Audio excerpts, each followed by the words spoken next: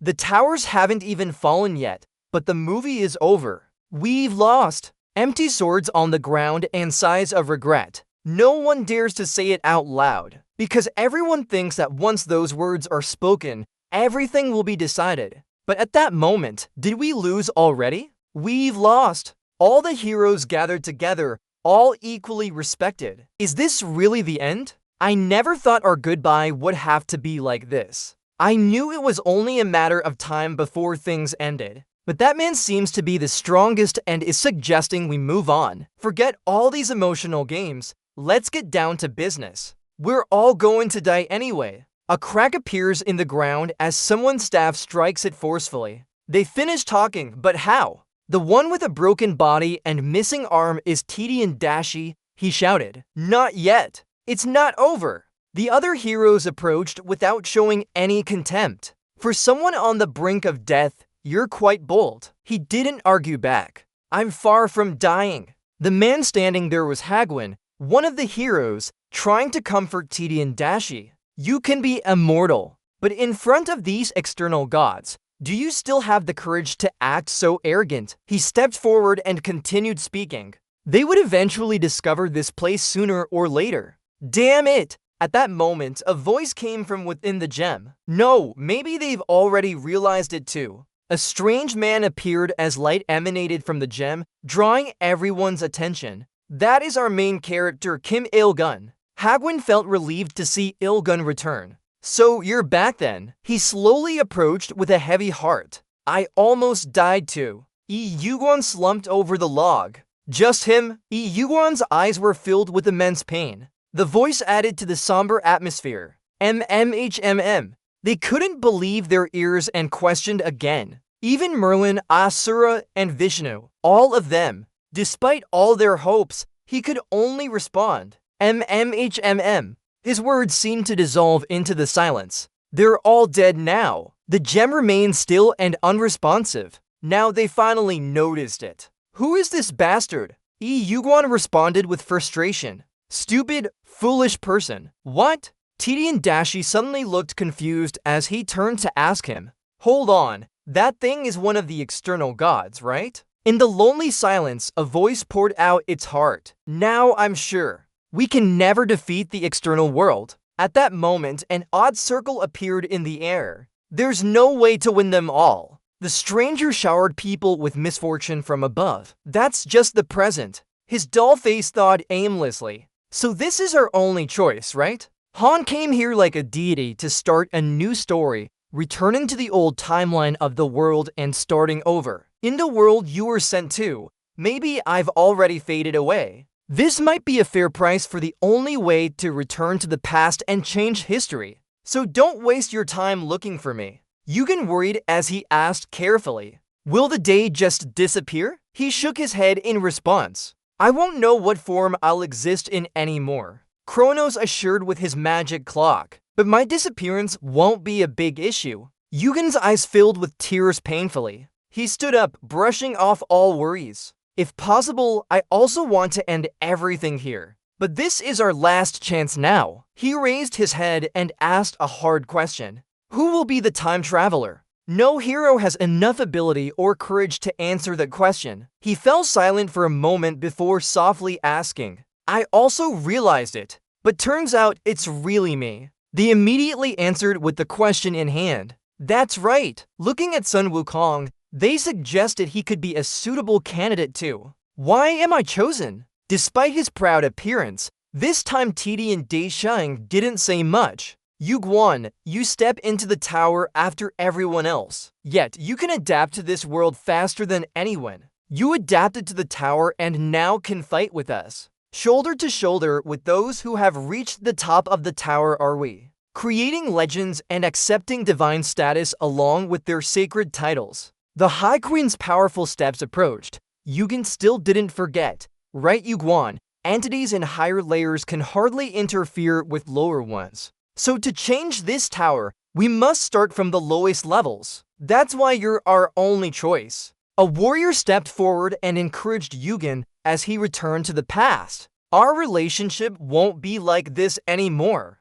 So if we don't recognize you, just let it go. TD and Daisheng stood up to advise. Beat him until he understands. If that doesn't work, just finish the job. I hope you'll be safe, my friend. So maybe we'll have a tough time here. Sang started glowing as he looked at his own hands. His youthful eyes lost their dullness. Yu-gun was surprised by this new form. My body feels so heavy. All the mysterious stats and energy that helped my body have vanished. Yu-gun clenched his hands, talking to himself. So is it that time has been rewound instead of me being sent back? Suddenly, something rushed towards him. I need to start from zero then. First, find out how long I've returned. Not even a moment had passed before getting punched in the face for not being careful. Because of carelessness, he pressed his foot hard into the ground to support himself. He's showing up uninvited and mocking us. Huh, he really took that hit well. He looks confused seeing you not resisting at all.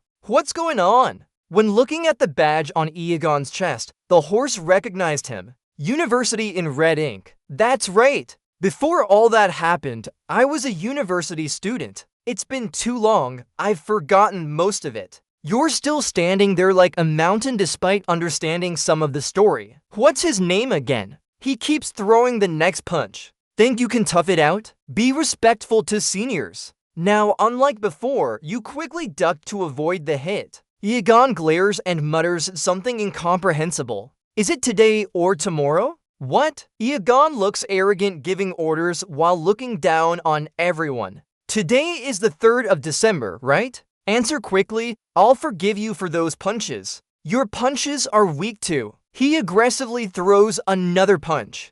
Damn this dog's son. What did you say? You're losing it, right? What the hell were you barking about? And you didn't even use honorifics. Yu-gun easily blocks the punch. You still don't show any remorse. While his phone is in his pocket, the small light starts flickering. Let's begin. It says today is the 3rd of December at 3 p.m. Kim Yu-gun, 9 hours before the tutorial begins. Soon, it gets dark. It's 8 p.m. on New Year's Eve, 2019, in a crowded bar area of District OD.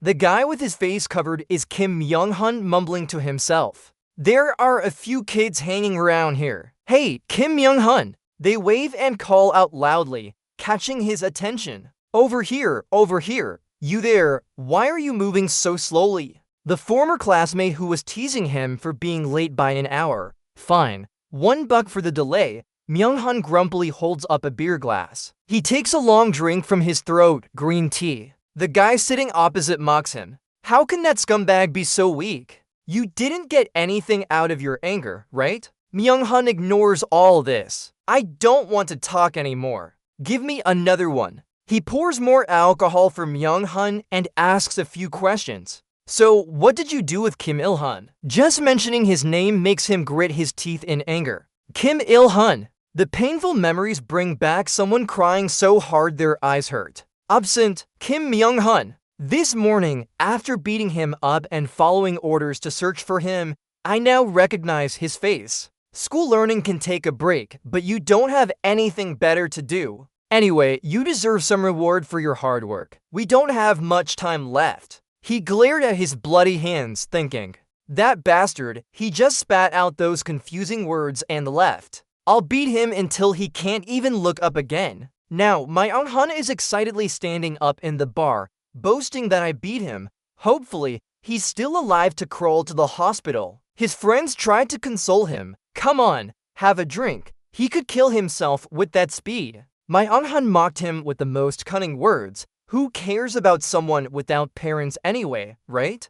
Who will replace us? The others agreed. Yes, if he's just beaten a few times and starts begging for mercy, it's his fault. After some time, Yu-gun and the group sat down to drink quietly. No more talk. Zoder, time passed until 11:50. Why so crowded? They ate and drank, then chatted idly in a corner. All in all, it's been a long, bitter weekend. It's almost the end of 2020. Should we go to a karaoke bar instead? Myung-hun exhaled coldly and said, if you want more drinks, hurry up. I'm still sober, let's have fun and get drunk. At that moment, someone quickly dragged a suitcase away from somewhere. Hey, isn't that? Yugen's hurried figure suddenly appeared. Kim Yugen! They immediately guessed his presence. He looks quite handsome now. What about the suitcase? Mi-eung-hun exhaled wordly, fearing the plan might be exposed. Why is that bastard here? He thought to himself. Good luck, it's finally my turn. Thinking so, Mi-eung-hun threw his mask away and charged forward. Greet him properly. Greetings, you scum. What do you want now? He rushed over like a gust of wind. Mi-eung-hun called out loudly to grab his attention. Hey, you Guion love prince. The young men surrounded him. He arrogantly asked, what are you doing here, you fool?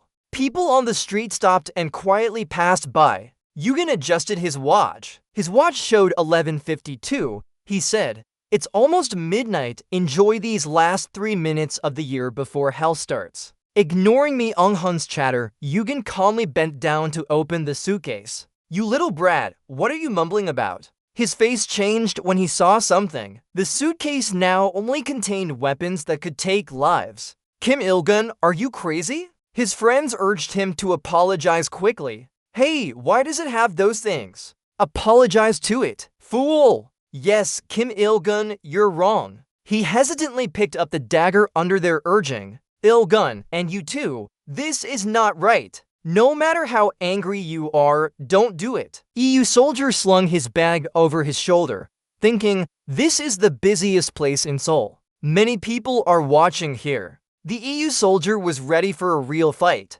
His face was as cold as ice. It's starting now. The clock on the floor showed 11 hours 59 minutes and 57 seconds. Just 59 seconds left. The clock precisely marks the start time of the battle. A deafening sound echoes from somewhere. The bright lights descending from above make the already bustling city seem more stable. The EU always leaves them with an incomprehensible message. 3 minutes for you are up. They cautiously eye him, worried and alert. The system shakes, everything is stirred up. Sector 20.131, population 12,014. Training will begin. Survive against the zombie horde. They'll be eliminated in 30 minutes. Those bizarre-looking zombies emerge, all in a state of shock. They are real zombies. What kind of pants are those? Their eyes meet with mutual suspicion. There are many zombies around here. That's because the difficulty level was set high.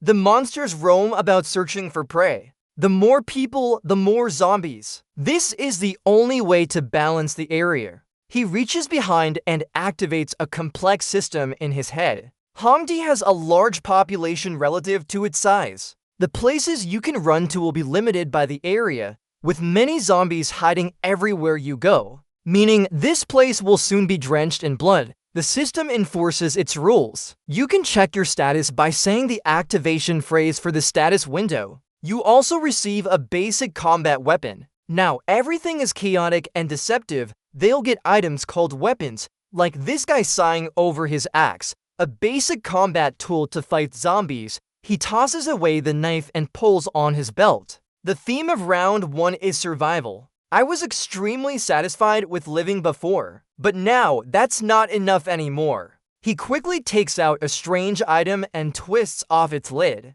Instantly, Yugen pulls out a sharper knife than the one provided by the system. His eyes are resolute as he looks at it. Alright, with that said, he rushes to kill the first zombie, starting the battle. Fight! After being eliminated, the system announces points. If you're the first to kill a living zombie in your area, you get 100 points and an increase in combat ability, and you'll be upgraded. One by one, zombies are wiped out. You've leveled up. You've leveled up.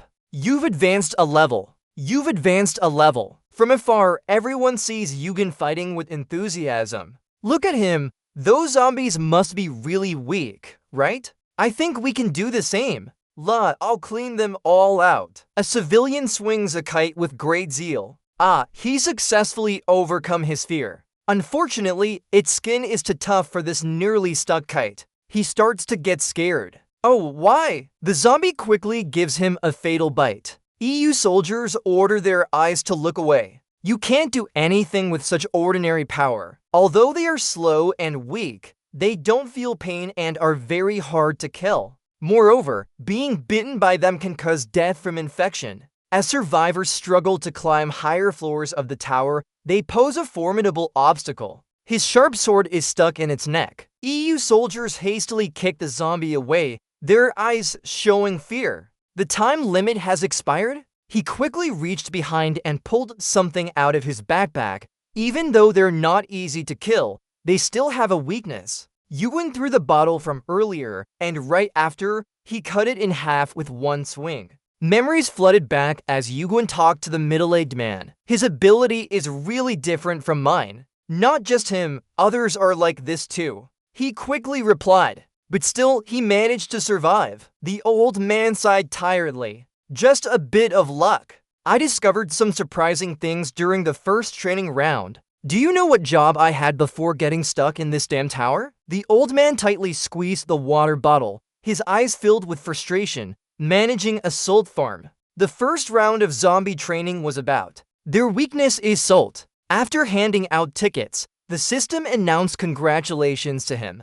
Unbelievable achievement. You killed 100 zombies in 10 minutes during the training and received 3 free attribute points. Free attribute points are different from random level up bonuses you get each time you level up. You can add them to any attributes you want. Currently, you have 3 points. They will be randomly distributed when the training ends. Yugen stood over the pile of dead bodies, calculating the free attribute points, so we can get it from future training rounds. He lightly touched the indecision board. Should he use it now? After some consideration, Yugen decided to leave it for later. We can't waste those points earned after killing so many zombies. The time display shows 10 minutes left in this hellish existence, EUWN. A new idea has formed. First, find a suitable location. Suddenly, an eerie sound came from behind him, catching his attention. There, that's Myung-hun trying to use the system's sword to survive.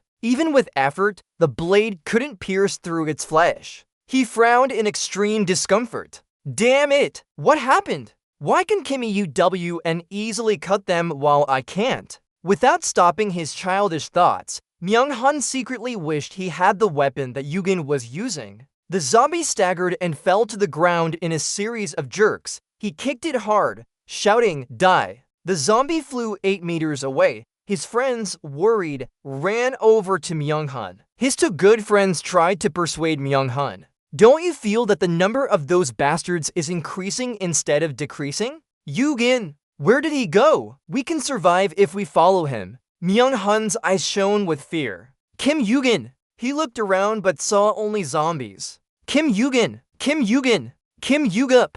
FCK! Where did that bastard go? While he was daydreaming, a warning cry echoed. Myung-hun! The old man quickly swung his sword to block the attack. The intense battle almost broke the blade. The demonic hands were reaching out. Me! I'm dead! Myung-hun raised his hand reflexively to shield himself.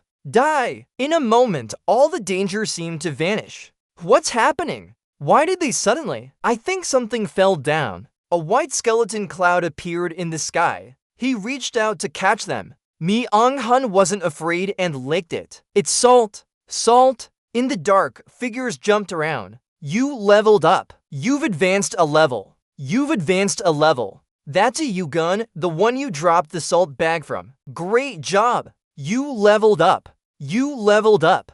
After dropping the salt, he glided across the field and ended. The system announced, the first training round is over. 4,077 survived. He assessed. Many people died. After the battle, system notifications kept coming in. You'll receive rewards based on the number of enemies killed. You'll get 1,427 points. You've gained additional attribute points. Strength +1. Endurance +1. Free attribute point 1. You're the one who killed the most enemies, earning 500 points. You received an unbelievable achievement. You got 1,000 points. There were so many that even Yuwon was helpless. I really did kill a lot. Wonder how many notifications popped up. Currently, you have 3,027 points. In total, you earned 3,000 points. I think I started with about 10 points before. It's ridiculous to get that many points in the first training round. The system is still counting points. The second training round will start soon. EU gunners are rushing. No time for a break. Maybe everyone is tired waiting for hell to continue, but that sound approached. Hello everyone. Congratulations to the survivors. Are there many survivors here? It was expanded, so everyone must have been surprised. Everyone's talking. Who is it? Did you hear that too? Where did that voice come from? A strange voice suggested, I have something to transport the survivors with. Usually, I'll announce this after the second training round ends. But this time it's an exception, because someone reached a threshold. EU always speculates briefly. A subordinate. I just want to say one thing about the method of using points. Alright then, let's all give a round of applause. The survivors are all in shock. What the hell is going on? Isn't this about how to get home? Hey, be quiet and listen up. That voice explained there are two main ways to use points. The first way is using them at the store. We've prepared items beyond your imagination. And the other way is to use them right now. Everyone loves money, right? You can exchange points with anyone as long as you shake their hand. EU always turns its back in utter helplessness. Yes, that's right. I know all of this. That's why they say you can even become a god with money in your hands. Especially when the store plays a crucial role in this world. From now on, it will be a battle to level up and collect points. It was fun saying goodbye to them. Okay, that's all for now. Have you had enough rest? The large yellow circle is casting a glow over the entire city. That's everything we wanted to announce. Time to start fighting again. Analyze the yellow area. At the center of each district, a safe zone has been created. Please enter the safe zone. You'll get 100 points every 3 hours. The second training circle begins. The safe zone is set up. They're wandering around clearing trash all over the city. Safe area. What the hell are they talking about? Light area, right? Myung-hun's friend patted him encouragingly. Haha, come on. Myung-hun, he couldn't believe his eyes. Damn it. What the hell is happening here? Someone approached and asked that name, catching Myung-hun's attention. Hey, I thought he was dead. They're just standing there discussing something, more like arguing. What's going on? Are you looking for something? No, nothing. Now, I remember Yu-won isn't here either. He should have died. They didn't expect that while he was sneaking around behind them, he fought like a monster. Should we call him that? Suddenly, Myung-hun ran quickly to where he is, leaving his friends bewildered. Get out of here. Where are we going now? He gave a strong pat on the back as if calling out. Myung-hun kindly advised him. Kim Il-hun, where are you going? This way is wrong. Didn't they tell you to enter the safe zone? He feigned kindness and said, come on, I'll take care of you because you're a senior student. In reality, he had other intentions, but being with this bastard was safer. If I treat him like this, he will surely go against my wishes. EU Gundap. I know! Myung-hun firmly pushed his hand away. There's a place I have to go. Goodbye. EU Gundap gently patted him, understanding the intentions from earlier. If you want to survive, don't cling to anyone. Be a good boy and wait in the safe area. And for goodness sake, give advice on your position. With that said, Yugen left, leaving Myung to sulk. What? Damn it! Myung clenched her fist tightly, shaking with anger. You son of a bitch! Kim Yugen! No more arguing. Myung-hun went inside. No one else can enter now. Alright, forget about it. There's never been a better time to be in the safe area, right? The sound of everyone behind them caught Myung-hun's attention. What? What is that? Is it blocked off? I thought they wanted us to go inside. He realized suddenly. It's blocked off. In just a few seconds, Myung-hun's face paled with fear. The system display appeared. Population, 2038 out of 2038. Myung-hun started to think. The population was over 2,000. Capacity 2038. 2038 is half the survivors. So what about those outside the safe area? Something's moving out there, swarming up. Myung-hun was terrified as she wondered. What? What is that? Outside, Huge duns are surging up to devour the defeated. Save me! A sword slices through them, spraying blood everywhere. Yuguan gracefully sliced his hands and the dun in half. Yuguan listened to the desperate cries of the foolish people. What is that? Save me! So it's happening. You're thinking. It's starting. The system congratulated Yugen before he could finish his thought. You are the first to kill a Dundas. You get 300 points to random stat points, strength +1, agility +1. He glanced at his stats with a sharp gaze. Duns hunt by emerging from the ground,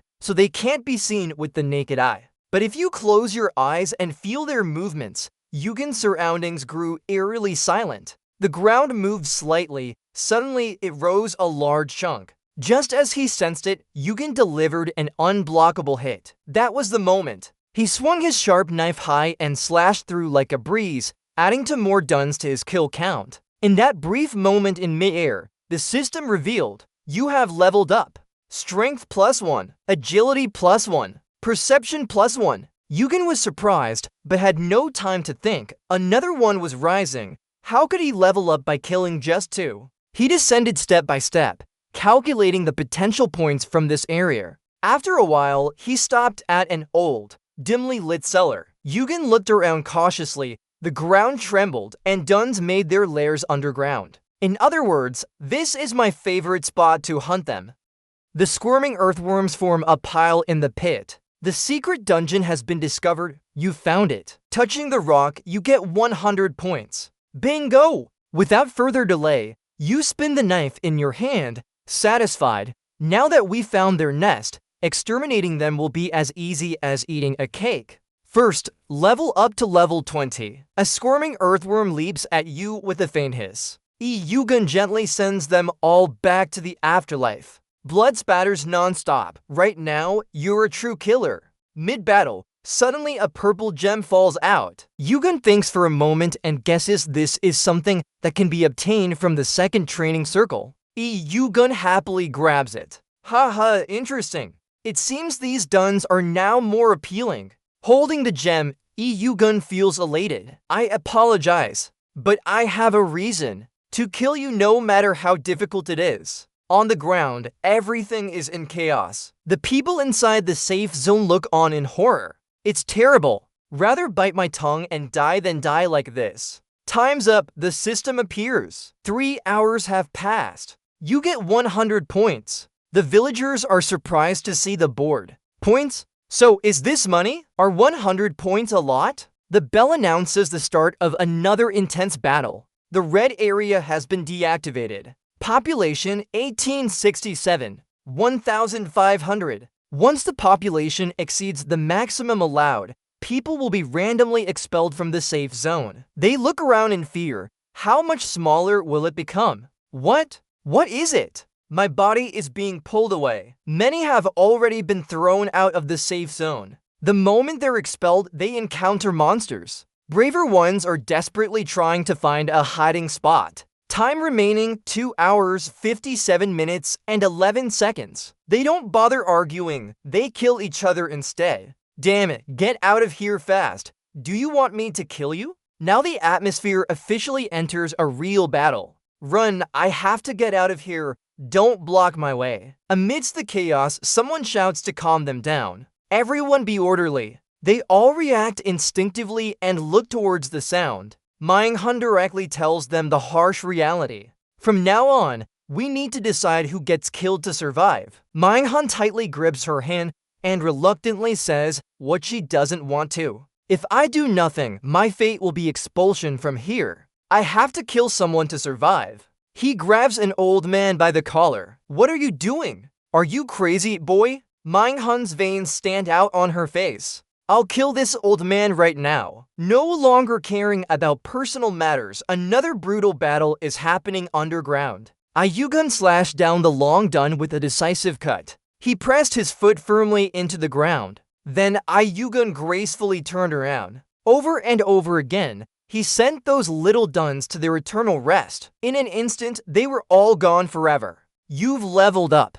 Yugen opened his bag and released the gems he had gathered inside. Your happiness increased by 1. Your constitution increased by 1. Your awareness increased by 1. You have reached level 20. Yugen ignored any system notifications. He just put on his gear to leave. The secret power strength was unlocked. We did it! After the long battle, which took about 3 hours, he wiped the sweat off with satisfaction. It was quite tiring, but thanks to the increased stats, his body felt much better now. I received a reward of random stat points for hunting those earth tremors, and there's one more individual point left unallocated. Not bad at all. I doubt we could get a better reward until we catch that thing. The system prompted with a question. Naturally, he chose yes. Unallocated stat points. Remaining points, 5. Do you want to use them? After clicking the button, the system screen disappeared. Distribute unallocated stat points. Yugen closed his eyes and felt his stats increasing. Secret power strength increased by 5. This secret power strength will be a fundamental stat for all future powers I acquire. No stat is more important than this one. Transmitted power strength, 18. Even those few who are blessed by the tower start with only 12 points. So we have a good start. I'm glad I've preserved these points. Now I need to sense if anyone is approaching. EU calls out. Hey, you're looking at me, right? It seems someone is hiding in the large hole on the ceiling. How do you know that? Yu Guan said proudly. You can see it too. Am I dazzling or what? Looking elsewhere gets boring too. Right, the creature responded. Honestly, you're right. A strange creature appeared partially from the side. Anyway, thank you for your help. You've made this tedious task more interesting. I am a subordinate manager with an unusual body like the ox. And wow, you really reached level 20. Eugon put his sword on his shoulder humbly. Just luck. I'll fly over here, Zasser. Look, you know, people who rely on luck to do their work are the scariest. So why did you call me? He replied briefly, store. Oh, what item do you want to buy? No, EU wants to request some skills. The jester seemed strange for opening the door but still asked to probe. I think you're the first one to buy a skill in this second training circle. Yugen didn't respond and quietly walked over to the bookshelf, reaching out to take something. Now choose what you want. Yugen enjoyed making his choice. Talked so much that even a quick glance would take forever. Small skill boards appeared. Slightly curious, he turned to ask, is this all yours? He spoke as if it was something noble. This is everything you can buy in the training circle. He probed to understand Yugen's intentions better. What's that about? Are you looking for anything specific? He remained cautious, not saying a word. Not really. Asking more would just draw unwanted attention. After some thought, Yugen decided to choose the eyes of a monkey from the peak of Huoguo Mountain. I'm going to buy this. The man seemed hesitant, showing some doubt. Eyes, but they're not really that great. Not wanting to pay attention to those silly words, he decided to purchase it anyway. You've used 2,000 points. I see the unique name. The man scratched his head in confusion. Right. System notification. You have acquired the eyes. Eyes. Total points 1527. Yugen quickly chose a few more useful items. Next is this one. Basic Transmutation Sword. It wraps your sword with transmutation power. Depending on how you use it, it can become an ultimate and reliable weapon. 1,500 points. You have spent 1,500 points. You have received the Basic Transmutation Sword. Total points 27. The man followed Yugen, praising him. Oh, excellent choice. The Basic Transmutation Sword will compensate for the attack power loss compared to those who joined earlier. Even though not said, he thought it was noisy indeed. After a while, he decided not to bother Yugen anymore. Goodbye. Hope you enjoy the rest of your time here. I expect great things from you. Hearing that made him suspicious, expecting what? Is it monitoring me like a special target? Fine, no problem. Even if they monitor us closely, we won't break the rules to get this far, so they can't punish us. The only thing I'm worried about is leaving. But will they notice? The timepiece used for returning is a crafted item by Kronos, Mimir with Odin and Kronos, an important figure in this item. It was punished and its existence was erased after being used. Even subordinates or managers couldn't find a way to bring it back. Although, even with the note, the skill Yugen just bought is the eyes of a monkey from Hyugen Mountain. When activated, it increases vision and strength by 5 points, rank F, proficiency 0.00%. His gaze was resolute as he moved forward. His goal wouldn't change. So these are the eyes of those guys.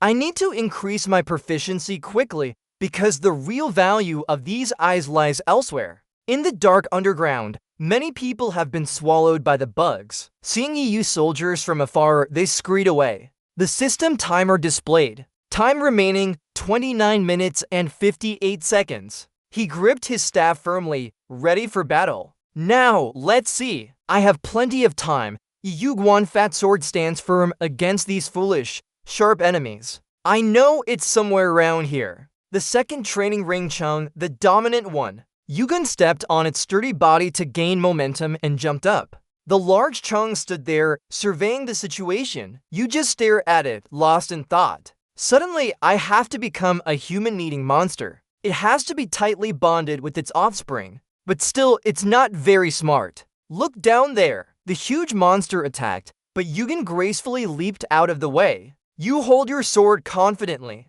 I'll take you down in one swing. A loud explosion echoed. Yugen still held on and charged forward. You slash at the monster, making it scream in pain. The giant body of the monster crumbled. Yugen swings his sword continuously, causing the monster to stagger. You look at it and chuckle. So, what are you going to do now? Are you going to flip over? That's not the smartest choice. You continue attacking it. Yugen stares intently at the monster. No head yet. The monster screams in agony, thrashing wildly. It goes crazy, roaring. You keep delivering blows. Just a little more, you raise your sword and charge towards the monster. Yugen charges straight at it with his mouth wide open. Thanks for coming to find me. The monster is quickly eliminated by your deadly strikes. Kangzi Ochin trembles, hugging his leg tightly. Please spare me. Please. That's not right. How could you do that to me knowing I'll die?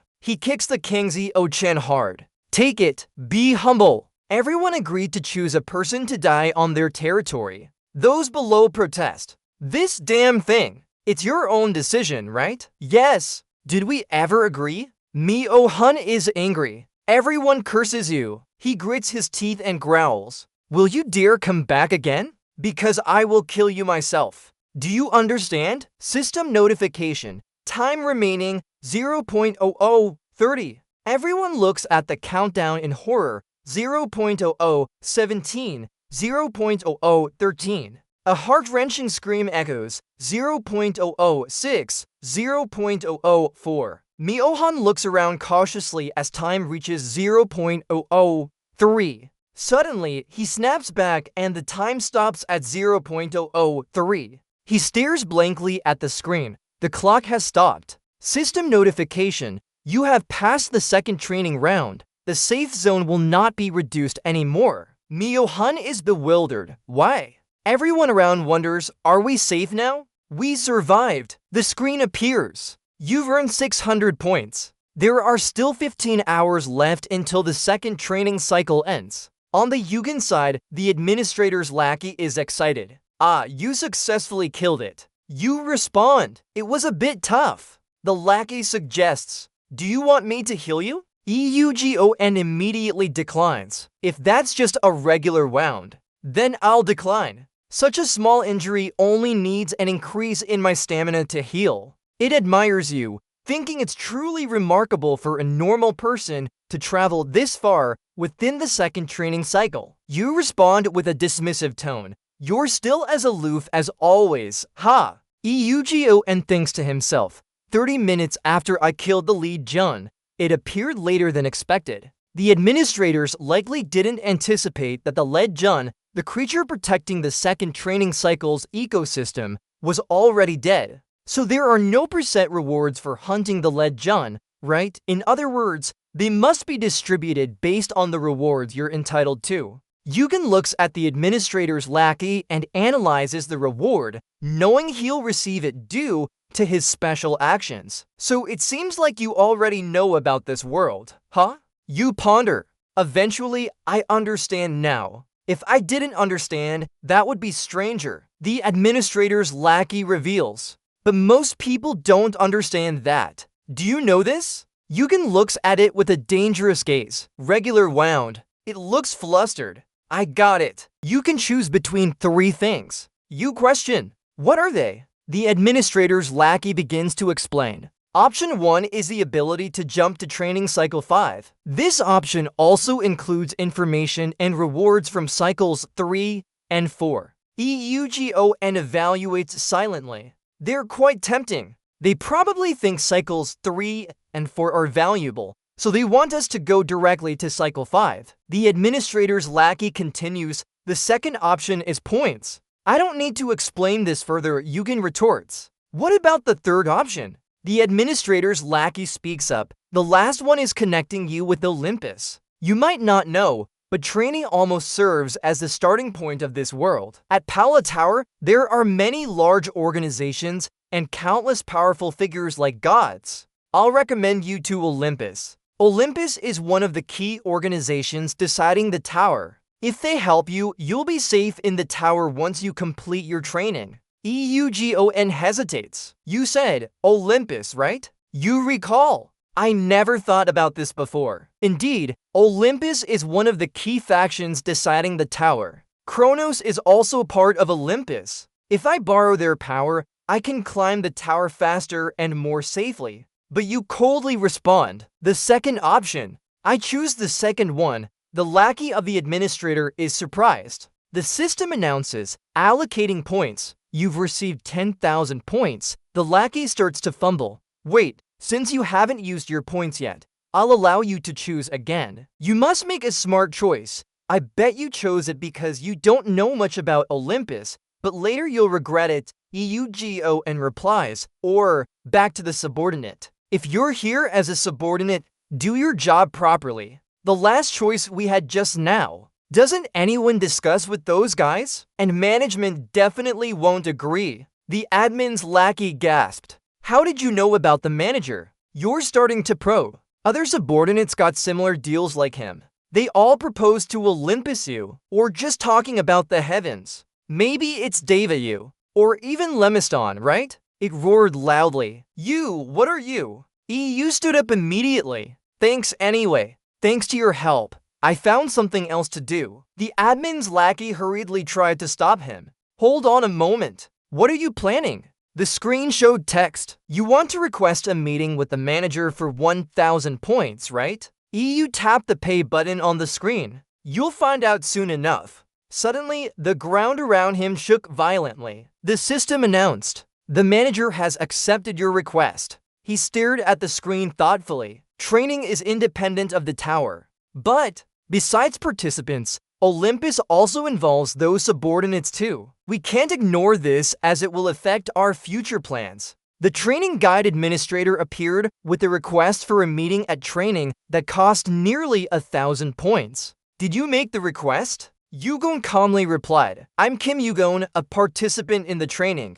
He smiled and said, I know, you killed over 1,000 zombies during your first training session, right? On the upper floor of the tower, the training manager spoke up. I've heard much about you, Kim Il-gon. The training guide administrator addressed Il-gon. Do you know my existence? And how did you know the meeting conditions? He repeated, recalling the first rule of training.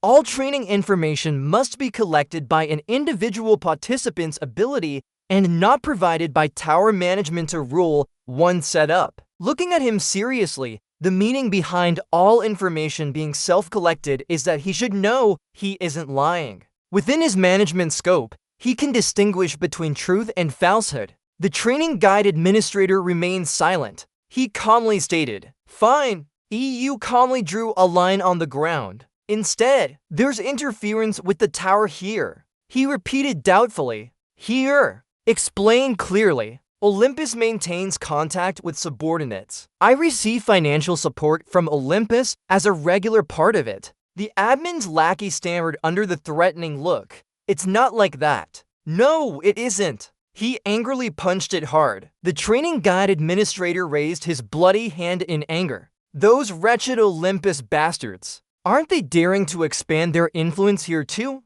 Thanks to you, I can now eliminate those corrupt elements and the traitors. The second part of the training. During the training period, all participants' achievements must be converted into equivalent regular points. The system administrator silently observed him. You boldly questioned me. I used quite a few points to call you here. What do you think about this? Everything is so difficult, right? I called you down because when my subordinate checked your information, there didn't seem to be anything unusual or noteworthy, but actually, that seems the most interesting thing about you. Fine, you might not have killed it personally, but it's not much different. One lucky, a near-miss entity was killed in the second training session. For an ordinary participant, Yugon stared at the system administrator. I'll consider that a compliment. He smiled happily. So you've made significant contributions. What kind of reward do you think is fitting? Look here, you have quite a few points now.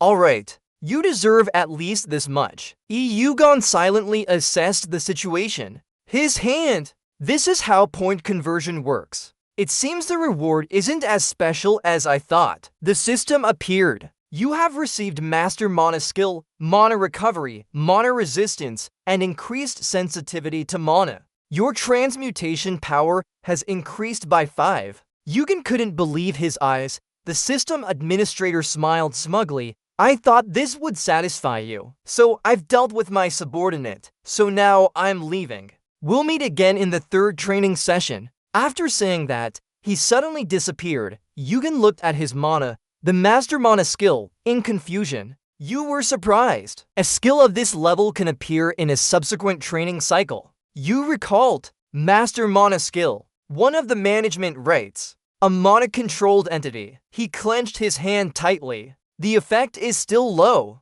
but it's a high-level mana control skill. Control power through transmutation strength. And more importantly, everything in the tower. Mana! Yugen raised his hand and lifted a mana block. Mana Bridge. The advanced mana control technique can be used once transmutation power reaches level 40. The screen displayed his information. Kim Yugen. Transmutation power 26. He tried to control the mana bridge in his hand. He threw it hard, causing everything around him to scatter. Yugon watched as the rocks and debris scattered, surprised by how effective the skill's compensation was. It's still unstable, but that's fine. Should I know about earning Olympus or something? But this is more than enough. I can't be satisfied with just collecting items and regaining my strength before time reversal. The system notified him of the remaining time before the second training cycle ends, 13 hours, 25 minutes, and 48 seconds. Yugon looked at the monsters approaching more and more. More and more elements will destroy those seemingly omnipotent outsiders. I need more. The screen showed the remaining time before the second training cycle ends. 10 minutes and 11 seconds left. The more he thought about it, the angrier he became. That's why I said we should wait a bit longer. Do you think the government will just sit back when Hongdi turns into this mess? Mi-Eung-hun shouted angrily, holding Kangse Ong-chan by the mouth. What if after the second training round ends, there are still third and fourth rounds if the safe zone disappears while we're waiting? Kangse Ong-chan pleaded urgently. Please, at the last moment, when time is up, let us. He didn't listen. Instead, he grabbed Kangse Ong-chan by the collar. You are really a pain in the neck. I told you to form a new supply team and go out there. If you can't do it yourself, should I send you alone? Don't be too sad. We were all going to die anyway, but thanks to you, many of us survived. That's what this world has become. So hurry up. Suddenly, someone hesitated and spoke out. Hold on. No, not that. It's a person. Everyone started talking excitedly. He must be crazy. He was wandering outside the safe zone? Is he brave or has he lost his mind? Suddenly, an alarm sounded. Hold on. Look out below you.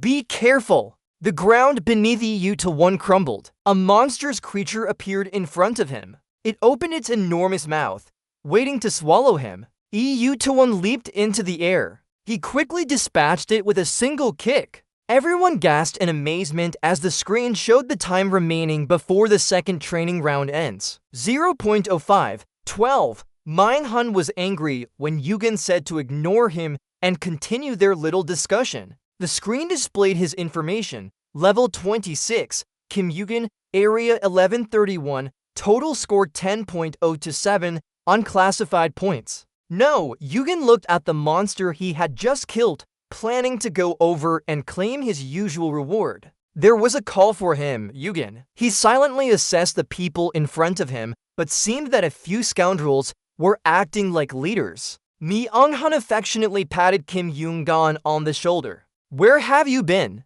I've been looking for you. I was worried about your disappearance. The screen showed 1427 out of 1500 remaining. Everyone murmured, are they close friends? He killed the monster with his feet. They looked fearfully at the others holding knives, forcing them. Mi-Eung-hun pushed U1 forward and went in. He asked, you forced them to take items under threat. He explained that they might have died anyway. That would benefit us all. U1 questioned, so you made them fight for their lives just to get food again? Something feels off. Mi-Eung-hun glared at him threateningly. Yugen, listen carefully. If you want to survive, you must be a coward. Do you think there's any value in rules and morality here? To survive in this world, we must be ruthless, selfish, and cruel. That's the way it is. No way, don't tell me that. Yugen looked at him challengingly. Oh, the system announced. Second training round ended at 0.000. 500 points and supplies will be deducted from those in the safe zone. Because of the deaths, the item components will be removed. The EU always turns its back and leaves. If you want to survive like that, just keep going. I won't join in. But it's not just for you to do so. Don't exceed the limit for any reason. You slowly kiss him on the lips. Limit. The system appears. Training session 3 will start now. He is annoyed. That damn guy. He's boasting again. Screen display. Kill 50 monsters in the area and collect 50 essence. Time remaining, 72 hours. The area will be destroyed when time runs out. The gate will activate within 70 hours. The whole city is in chaos with monsters wreaking havoc. People are struggling to resist. More monsters. Damn it! When will this end? But the safe zone remains safe. Wow, it really is like that. Is it really so? Just like a game, huh? You slowly kiss him on the lips. Kill monsters and collect essence. Do I really have to gather 50 essences myself? He's being cheeky. Did everyone hear that too, right? I know what to do. Elsewhere, mana crystals fall one by one. EU Gold takes the mana essence from the monsters. Screen displays 130 to 50th mana essence. You throw the monster's corpse down. You take another monster. EU Gold counts the number of monsters in front of him. There must be many here. Can I reach a mana threshold? You lift the mana on your hand. Screen display. Golden EU. Mana 30. You confidently approach the monsters. Screen shows. Master of Mana skill. Effect 0.5%. EU Gold thinks. I was lucky to collect a lot of essence in training session 2, but that's not enough for me. The mana ball in his hand grows larger. Screen shows. Mana ball.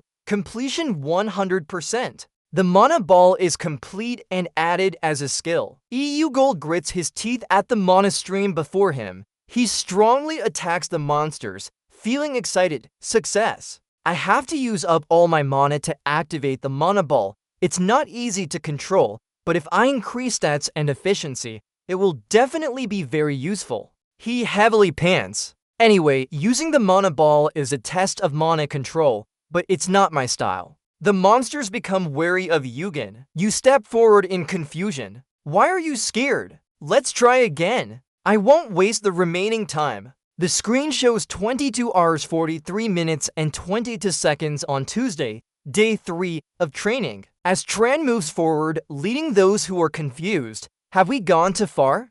There's a chorus of agreement. Yeah, it feels intense. Han Junho level 10 is frustrated. We can't do anything else. Initially, there were 1,400, but now only 400 remain. We need to hide wherever we can. Tran level 10 sighs along with everyone else. The murmurs continue. Has the Hongdae station always been this big? I don't know. With the world in ruins, it makes sense that everything is destroyed here too. Lim Join pretends to be calm while they panic behind him. Hold on. Guys, over there. Han Junho questions. Why? Chan also doubts. A convenience store, right? Lim Join is excited. Thank God. We can fill our inventory bags with food now. Han Junho rushes over. Let's go. I'm hungry. They probably have ramen, right? Kang Se-ong chuckles mockingly. We don't have water to cook with. You idiots. Han Junho smiles. It's fine either way. I'll eat it raw. Suddenly, he is instantly killed by a monster. The others are stunned at the sight. They scream in pain. Junho, Kang Se-ong grits her teeth. Damn, they're too many. Lim Joy-on thinks to herself. Can we defeat them? I've tried my best to survive. And my level is quite high. But why can't I move? Kang Se-ong screams. Joy-on. The monster attacks her. She swings her sword powerfully at the monsters. But they keep attacking, overwhelming her and biting her. Chen is furious. Damn it! The monster roars fiercely. It rushes to attack him too. Roaring continues non-stop. Lim Jin is terrified. No! This can't be happening. I want to live. And I've endured so much. Why must I die here? A monster attacks her from behind. She stands still. She looked around for the monster. A voice said, "You guys are too calm." It turned out to be Yugen. He held a can in his hand and now I'm awake. Lim Joy-on was surprised. Impossible, I leveled up. The stats were pretty high too. But he killed the monster just with one can? Yugen threw the can at the monster. They were annihilated instantly. You also grabbed a sword to attack. You fiercely chopped down on the surrounding monsters. The EU soldiers got ready, jumping into action. He stomped towards them, causing them to scream in pain. They were wiped out, blood splattering everywhere. Everyone witnessed that surprising scene. The EU soldiers sighed with relief from exhaustion. You approached the other two. Chan's vehicle spoke up. Thanks, Lim Joy-on, who was helping him, echoed. Thanks for saving his life. Suddenly he fell down. Lim Joy-on shouted. Chan's vehicle. The EU soldiers threw a bottle of medicine to them. First, apply this. It works well. How high are your physical stats? Chan's vehicle responded. Round 17. The EU soldier concluded. Not bad then. Just can't use that hand anymore. Lim Joy-on urged him. Hurry up and apply it. Chan's vehicle hesitated. I've slept for about 6 hours. Though I'm not tired now, a little more sleep would be nice. It's been for days since I got some rest. I pushed myself too hard. I need to buy odorless powder to get a good sleep. Display screen. Odorless powder. 100 poise. It's a type of odor-eliminating powder. It neutralizes the sensitive stench of the monsters. You glanced at the other two. Didn't expect to be interrupted. Lim Joy-on hesitated. Sorry. Still going hunting, right? There are more of these down here than on the surface. If unlucky, you might run into those underground beasts. EU. The EU soldier responded. I wasn't planning to stay here. This is my restaurant and resting place too. She was doubtful. Hide. Rest. You turn your head to speak. My hunting ground is elsewhere. They followed you to a deeper cave. There's even a water pond. Kang Se-ong looks worried. There really is an underground dungeon on this second basement level. Lim Joy-on agrees. Isn't it different? This is the real hunting ground. The EU soldiers question them. What about you two? Knowing it's dangerous, why come here? Lim Joy-on grips his sword tightly. Maybe they've been down here long and don't know what's happening outside. On the surface, gangs are forming. They always suspect each other and kill one another. Moreover, the competition for essence makes it look like hell even more. The EU soldiers turn away. You two should leave before you get attacked. Kang Se-ong replies that they won't follow us down here anyway. Lim Jong-un agrees. Yes, the EU soldiers continue walking but are now down here. They almost died up there too. They respond, but we're still alive. Thanks to you, Kang Zeo-chan is more alert. What's that noise? The EU soldiers keep a close eye on them. You said it was because of me. I might kill the two of you for the essence anyway. He secretly thinks they've been too careless, owing to his life-saving favor. Compared to those on the surface, he's much more suspicious. Kang Zeo-chan speaks up. You must have gathered enough of the essence you need. You don't need to kill us. Yugen looks at him with a sympathetic gaze. What if I say I want more? He replies, so what? You warned them, even though I didn't kill you too, you'd still die here anyway, right? No need for me to give reasons. Lim Jong-un is bewildered. Strange, if he wanted to harm us, why waste words like that? Lim Jong-un asks Yugen, do you want something from us? He smiles and glances at them. His words shock the two of them. This agreement isn't over yet. If you do well, I'll share the essence with you. Let's go! A monster opens its mouth to attack them. It chases after them, making Kang Zeo-chan fear. He looks like he wants to cry. This is what you call an unfinished agreement, huh? He remembers Yugen asking before, are your legs okay? He replies, how? You said then run. Kang Sehong runs in fear. Save me!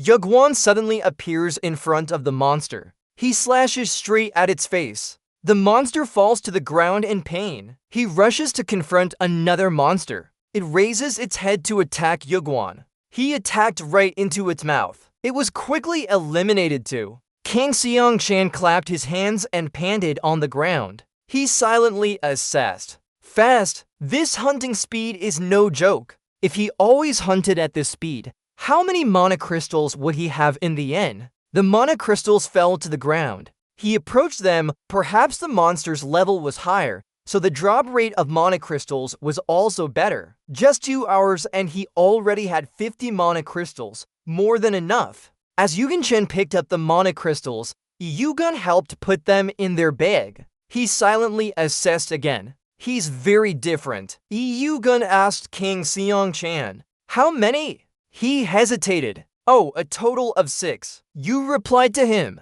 Here, take one. He recalled. They couldn't kill the monster fast enough for him to hunt it too. What's he going to do with these mana crystals? Kang Seong-chan was worried. Join took so long, right? Yugen replied. She'll probably be back soon. He curiously asked, oh, what level are you now? With this hunting speed, his level should increase very quickly. You answered his question. It's much slower than that. I have to wait for the next training session to return to normal levels. He was speechless. How could a high level not gain any more experience? Yugen wanted to explain. Moreover, level is confidential information of an individual. Don't ask anyone and don't answer even if someone does, just like stats. Kang Seong-chan was sweating as he looked at him. Earlier, he asked about my physical stats. Yugen always blocked his view, right? I should have let your hand get injured instead. He rubbed his head. I'll remember this. You need to flick the blood off your sword. Don't just give me monsters. Try hunting a few yourself. Besides collecting mana crystals, increasing levels is also important. Lim Jong-un ran over straight away. Yugwon, she brought a bunch of monsters here. Here I am. Kang Seong-chan was tired. Just resting for a little while. Yugwon turned around and looked at her. Here you are. You approached where she was running to. More sounds echoed continuously. Kang Seong-chan also eliminated the monsters that ran towards them. The system announced Yugen leveled up. He exhaled.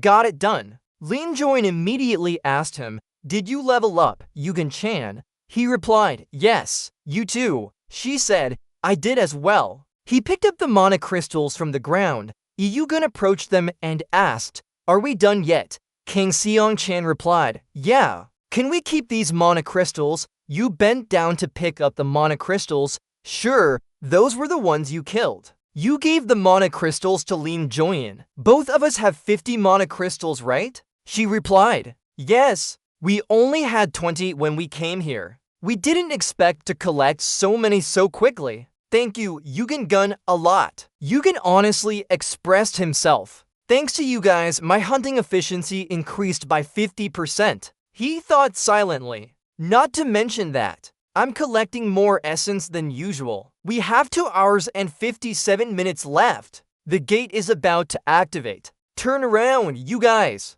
If it's done, let's go. Mr. Chen celebrated the unloading of the truck. Finally, we get to go up again. Lim Join muttered under his breath. Is there still chaos outside? Mr. Chen responded. It's even worse than before. The third training is about to end. I'm worried about everyone up there. A voice echoed in the space. Look over there. The gate turned red. We're going inside soon. Brown hair touched his pocket. Everyone is trying to hide their weapons. Just talk politely for future benefits. Screen displayed. Essence collected, 45/50ths. He peered at the group of people. The drop rate of essence is too low. Instead of desperately hunting monsters to kill others for essence, it would be faster. Brown hair was annoyed. Ugh. Everyone thinks so. Hedgehog is pondering, but they don't seem ready to act yet. Brown hair gritted her teeth. Things will be different once the gate opens. Han thought, once the gate opens, looting and robbery will erupt.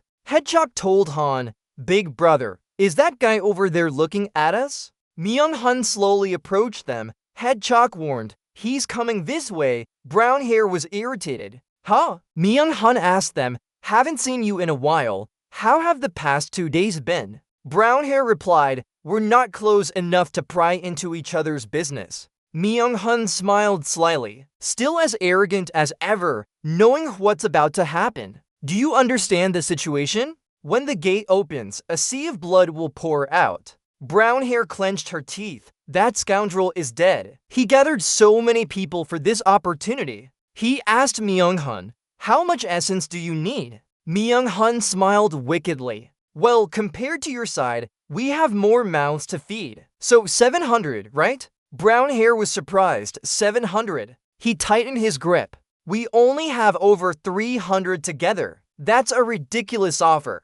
It seems we can't avoid conflict with him now. Myung-hun smiled. Then just 400 will do. I'll spare your lives. The rest of the essence will get ourselves. Brown hair looked at his grim expression. F*** him. If I refuse, I have to fight all of them. 50 against 20. Even a rat would steal. I should be grateful it's reduced to 400. Better to bleed with him than not. Suddenly, a voice rang out. Let me pass. Sorry about that. The group of people named Joy-on approached. Brown hair took notice. That's... He nervously looked at the person be arrived with. Kim Yu-yong. Yu-yong placed the golf bag down straight away. Mi-un-hun was puzzled. Haven't seen you for a while, right? Where have you been? He replied to her. I had something to do. He asked if she had gathered enough mana essence. Of course, she answered straightforwardly. She took out the bag and the mana essences inside fell out.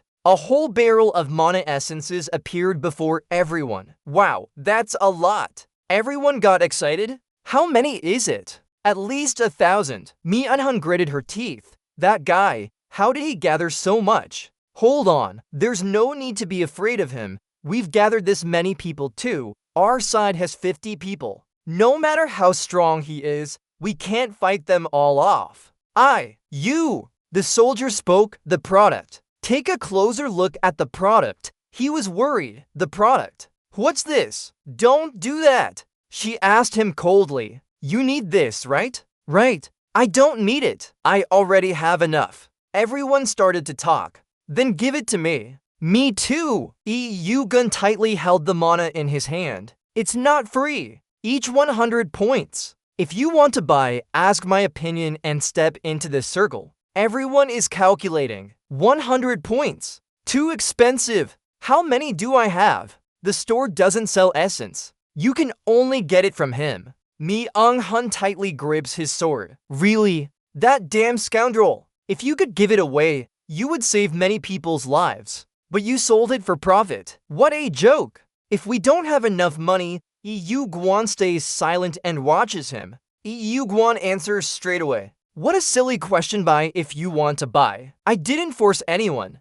come here to buy items with points. You can earn points however you like. It doesn't matter to me. Everyone discusses excitedly. Selling items. Is that allowed? Seeing his plan fail, Myung-hun clenches his teeth. He starts making a scene by refusing and then breaking the rules. How can you sell this essence after killing someone else to get it? Do you think people will accept that? In response to these criticisms, he remains unfazed. What if I didn't steal it? Myung-hun is determined to argue back. Who would believe that? At the same time, Join quickly rushes over from afar. You have no right to accuse someone of stealing. You killed my friend. Do you know how hard we had to run away from them? Xiong-chan also stands up to denounce him. If he stole as you say, we would all be dead. We were with him the whole time. It's both stealing and making a fuss about it. What do you know about this person? Myung-hun grits his teeth and suddenly trembles.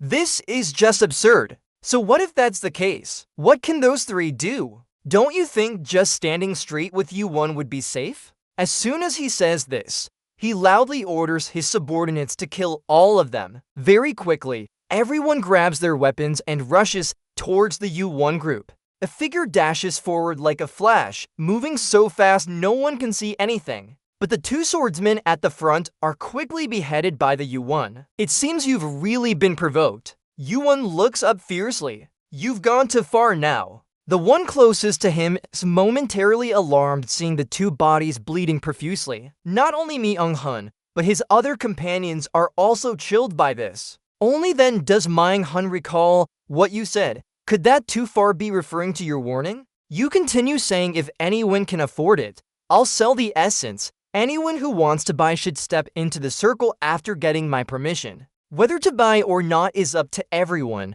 I don't force you, but if someone tries to cross this line with other intentions, you pause and fiercely look at Myung-hun, warning them they will die. The system notification activates basic trap. Ignoring your words, Myung-hun shouts loudly. Damn it, hurry up and take it out. Handle it well. They decide to fight you together, but Il-gun remains unfazed. You're fighting them alone. Anyone who charges at you gets a fatal blow from Il-gun. He glided a few rounds, and they fell to the ground like straw. Myung-hun greedily kissed him, disbelieving what she saw. He instinctively stepped back. Do it! How can that be possible? Even now, he felt utterly terrified. Was I the one who forgot the nature of this world? I must run along that line. It said only those who fail will die. I'll make it. I'll come out unscathed. I'll survive. Yugen fiercely stared at him. Do you think just standing there will keep you safe? He smiled wickedly at him. I remember every face of you all. Myung-hun suddenly felt a chill, her palms sweating. It remembered everyone's faces too. So what? Before he could find an answer, Yugen ruthlessly swung his sword and decapitated another one. Blood splattered all over the ground where he drew the line. Not only that, bodies were strewn everywhere, looking incredibly chilling. None of Myung-hun's people, including him, could survive to leave this place. Yu-gun was agitated and spoke up. It's really a mess. He walked past everyone's terrified eyes. They looked at him like they were looking at an alien creature. No one dared to speak another word. In front of his prowess, everyone suddenly automatically stepped aside to make way for him. The guy watching from afar couldn't help trembling. One who could kill so many people, a single individual with overwhelming power that could crush an entire gang. This is the world of such plot twists. I thought I had adapted well, but I was wrong. Thinking about this, he suddenly loudly said something. I'll buy your core. A dumbfounded underling. Here you are. He asked, how can there be a point? The other person spoke up. You've already asked the servants. This blade could sell for 500 points. The underling was still hesitant, but he explained, thinking carefully, Didosi's entire core supply came solely from killing monsters. The dumbfounded underling. How do you know? He patiently continued. He's so strong. Do you think how many monsters he killed? He didn't even take cores from the people he just killed. These show that all these cores weren't stolen, and this is a completely trustworthy transaction. Yu-gun turned his head to see him approaching with the intention of buying the core. Sell me 7. He thought silently. The rules and game here are set by those like you. They quickly shook hands, as if the deal was done. He got an additional 700 points quickly too. Everyone chattered. Right, if we buy cores, we can go to the next forging gate. How many points do I have? I only have 200 points. The crowd buzzed as he saw him succeed and disappear behind the training gate. Me too, I want to buy it. I'll take 7, I'll take 10. Anyone have extra points? I promise I'll return them in the next training round. The admin's lackeys are actively checking the items over there. These items are a bit damaged. We're buying them for just 300 points. That guy disagrees, he's trying to lowball us. It's now someone else's turn, and they're trying to lowball too. This item isn't common, I'll pay you 200 points. Everyone is getting frustrated. You're cheating, they gave us 1,000 points, but now we can get more for that. Another person comes over. Each attribute only has 100 points, so 3 attributes of perception are worth 300 points, right? EU keeps getting added all at once over 1,000 points. I'm helpless. This is unfair. There should be limits to how much you can pressure others. I think it's better than dying here, but later on we'll regret losing these attributes today. My total points now exceed the initial planned amount 167,400. At least this is beneficial for me. I thought 100,000 points was great, but with this, getting that many is as easy as carrying a hand. You can easily trade it for something else. Join shouts from afar, "Are you going now?" I wonder why they haven't left yet. She approaches and says we want to go with you. Thren refuses. I have no intention of forming an alliance. Chan sincerely says, think of us as test subjects like before. If we're not useful anymore, just discard us. Hearing this, he goes silent for a long time. Finally, Yugon speaks up. Unfortunately, it's time to part ways now. He continues, don't rely on anyone. If you do, you won't survive. Moreover, I'm not going. Chan is surprised. You're not going? Hearing this, both of them fall silent, glaring at him without saying anything more. Yugon holds up an empty bag. Look here, I don't have any left. As he finishes speaking, he throws the empty bag onto the ground. Chan is extremely shocked, speechless. Why did you do that? What are you going to do now? You should keep 50 for yourself, right? Fool! EU remains calm. I'm not going anywhere. Hurry up and go. This place is about to get chaotic. Join runs after him, calling out Yugen. He doesn't turn around as she watches his retreating figure, almost in tears. Chan has no idea what to say and can only pull her hand gently. Come on, Join. And so the last two left go their separate ways, while Yugon has his own matters to attend to. He tells himself that the next training round is defense, consisting of 4 rounds: survival, competition, hunting, and finally defense. A man quickly approaches him and asks, hold on, did you sell all your cores? He answers coldly, yes, I sold them all. The man trembles as he hears this. Desperately, he kneels down. EU doesn't care. Think about moving quickly now. This place is becoming a battlefield due to the core scramble. And so he wanders alone on the street, leaving behind a group of people in pain and suffering. Yugon calculates, only 1 are left. Suddenly, he notices a nearby store. The whole city quickly turns purple in the sky. That air pressure is getting thicker. This surprises him momentarily. Something makes Yugon suddenly alert. In his mind, he wonders, what's going on? Suddenly, a man named Zozia appears before him in a disheveled state. He looks at Yugon suspiciously and asks, you called me?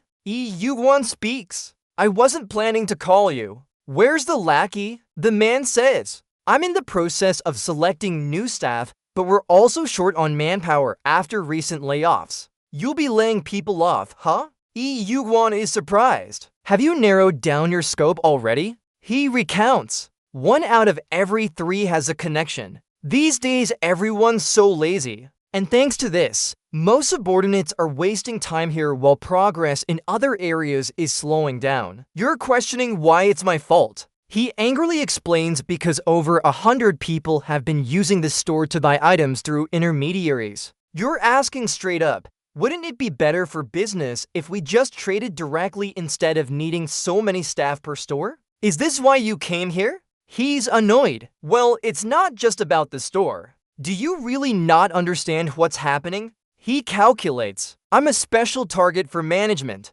If management can't control something, they usually ignore it. But this time seems different. He continues, you've completed round 3 with 160,000 points. Your level is high and your strength is enough to overthrow this training system. Yugwon nods straight. That's what I want. If there are no complications, I'll continue here. This is the path I will take. I'll use the store. You're really a stubborn person. As manager for a while, I've never met someone like you. He then reaches out and the store opens quickly. Above us appears a fully stocked store with everything we need. The administrator speaks, saying give me what you need. Yugen clicks, starting with this item. The system quickly displays a notification. You've used 10,000 points and received a mid-level player's bag. Your items will appear when you command them to. Dang! Yugwon continues buying a sword with the ability to emit northern cold air. He uses another 50,000 points.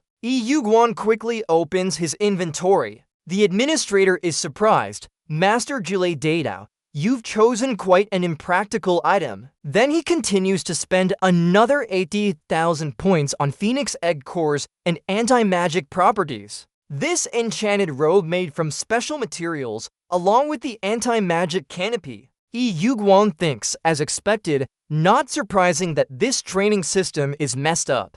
These items will be useful for higher levels. It's quite good to get them, and he spends an additional 20,000 points on for ice shards. This ice crystal forms below 0 degrees Celsius. He continues selecting. Finally, I want a sharp sword. And he spends another 2,000 points to get this sword. The administrator speaks. Your last item is an ordinary sword. It's not as impressive compared to the special items you got before. However, Yugen seems pleased. But I like it. You have 5,400 points left. The instructor continues. Now no one can challenge you anymore. No one in the tutorial section of players can pierce through it. But this only applies to players. Yugen was a bit surprised upon hearing that. After he finished his task, the guide quickly left, and we were very much looking forward to this. Once he disappeared, everyone here was just left with Yugen alone. He fell silent for a moment, thinking deeply.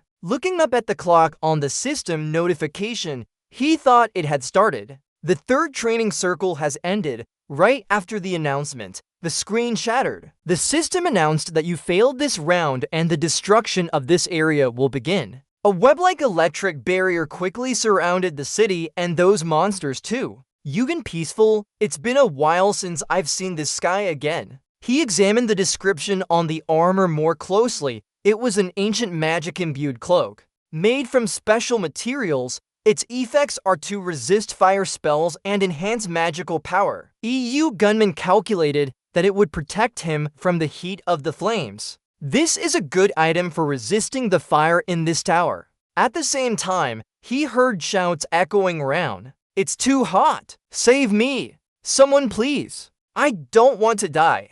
Following the cries, EU gunman walked over. He could hear that 3 people were still inside. They were trying to escape towards the front to get away from this heat. Looking at them, one of them couldn't help gritting his teeth. Why you? He was surprised to see EU gunman standing calmly as if nothing had happened. Suddenly, a large shockwave hit the ground. Cracks began appearing on it. And very quickly, an enormous explosion occurred right after that. The 3 people were burning in pain and screaming for help. Save me, please. The incident happened so suddenly that Yugen couldn't react in time. He could only stand there dumbfounded. The system displayed a message. The destruction of 176 giant monsters had begun. In an instant, the entire city was engulfed by flames. The scene was utterly devastated. From among those cracks, a skeletal monster emerged, its eyes glowing with strange infernal flames. But the problem is that there wasn't just one, there were many,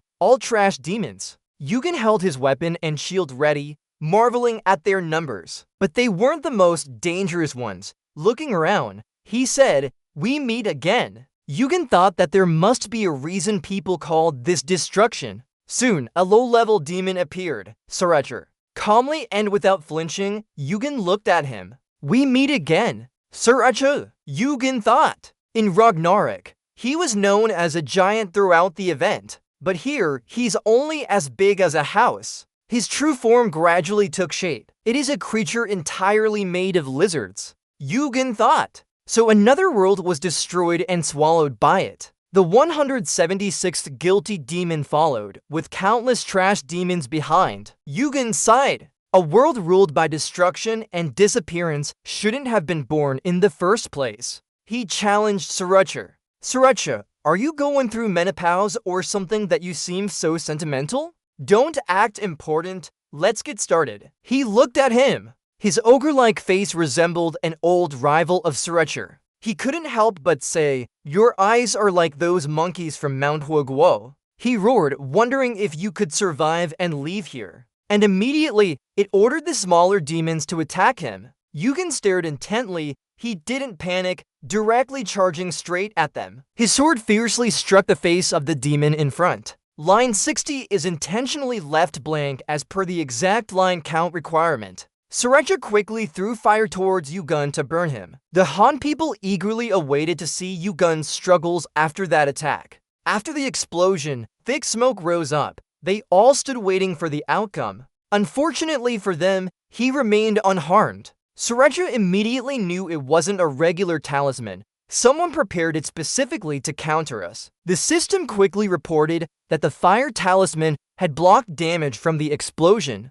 The fire talisman was added with resistance against fire attribute attacks. You smiled faintly at the monster in front. Everything has its price. He continued, "I didn't prepare this just for you. I will defeat you." He found it extremely amusing. "Defeat me? Truly arrogant and foolish words. Young man, how dare you say such things on your first visit here?" Yugen was annoyed. "Stop talking. Sriracha is tall and proud. Let's see how long you can keep that arrogant look." He doesn't want to argue with these monsters anymore. Yugen narrowed his eyes. "You talk too much." Immediately after saying this, he quickly leaped into the air and charged straight towards Sriracha's group. The system reported a level up immediately after he cleared a small group of monsters. But what infuriated him more was that the demon attacked from his side, playing a sneak attack. And in an instant, a loud explosion echoed. This demon's destructive power wasn't trivial either. Yugen is fine, but it seems his magic resistance has cracked after this attack. But he didn't give up. Yugen quickly ran forward. He charged straight towards Sriracha alone. A notification appeared. "You have leveled up.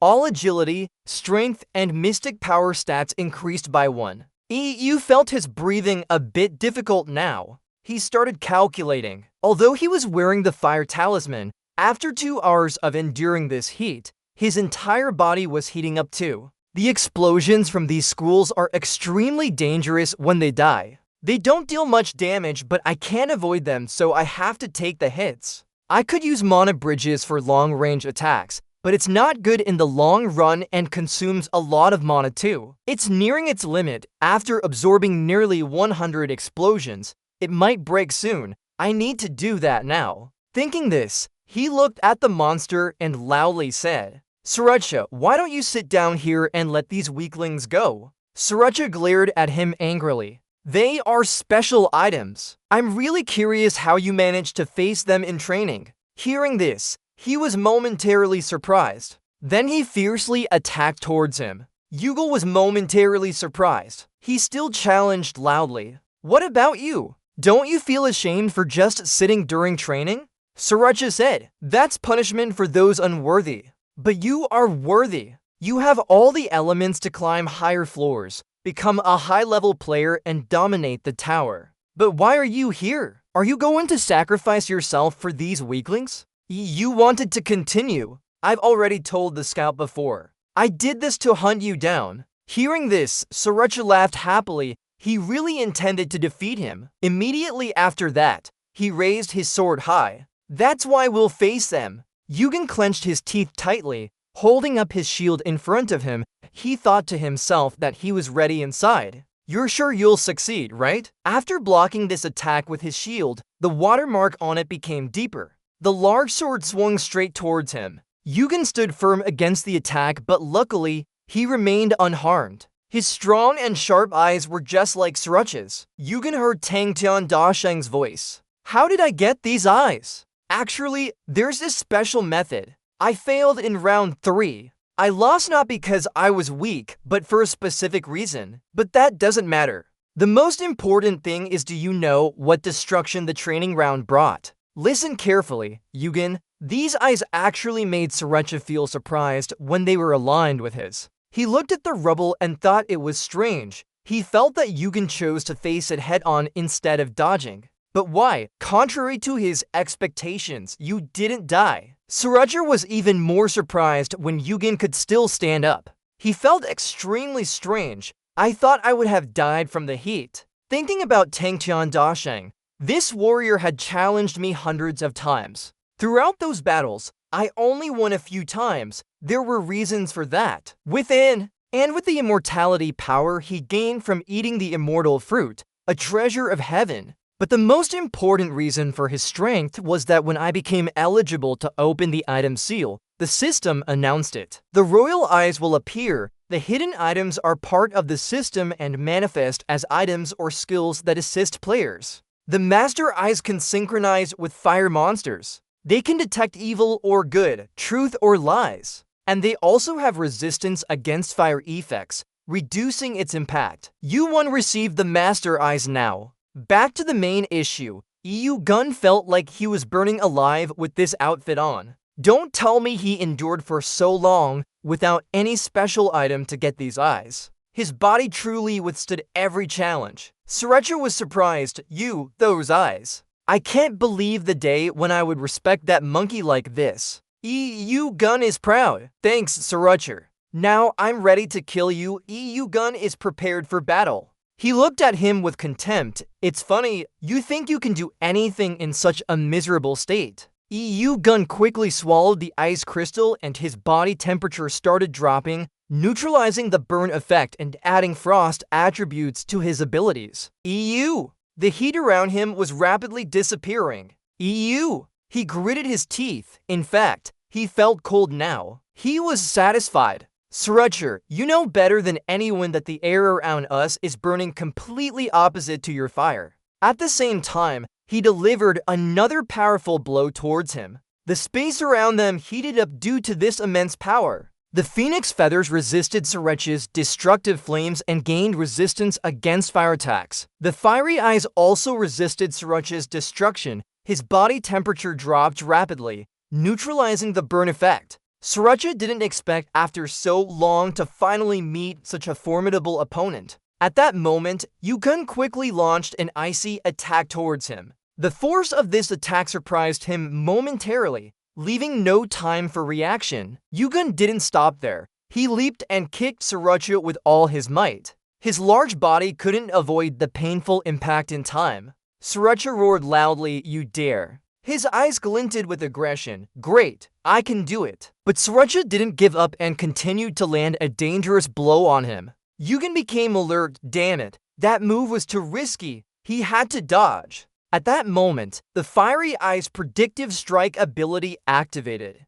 Sriracha didn't give up. He kept attacking, sending rocks and dirt flying around. Yugen's sword melted as the heat caused the surrounding ice to evaporate. After dodging so much, Yugen was starting to feel tired. He stood still, breathing heavily. He swallowed 2 ice shards, feeling a cold burn effect that rapidly cooled his body. He thought, I can't keep up with all these cold effects for long. I need to end this soon. Thinking about it, Yugen silently observed the situation, giving himself some time to think. Quickly, he leaped away to dodge another attack and flew upwards. He decided that now was the time to not conserve magic anymore. The pumpkin skill was quickly activated. He firmly held his sword, switching from a defensive stance to an offensive one. As expected, Yugen couldn't react in time and let out a loud cry of pain. Taking advantage, Iagon continued using the ghost skill to attack. It seemed he was eager to end this battle quickly.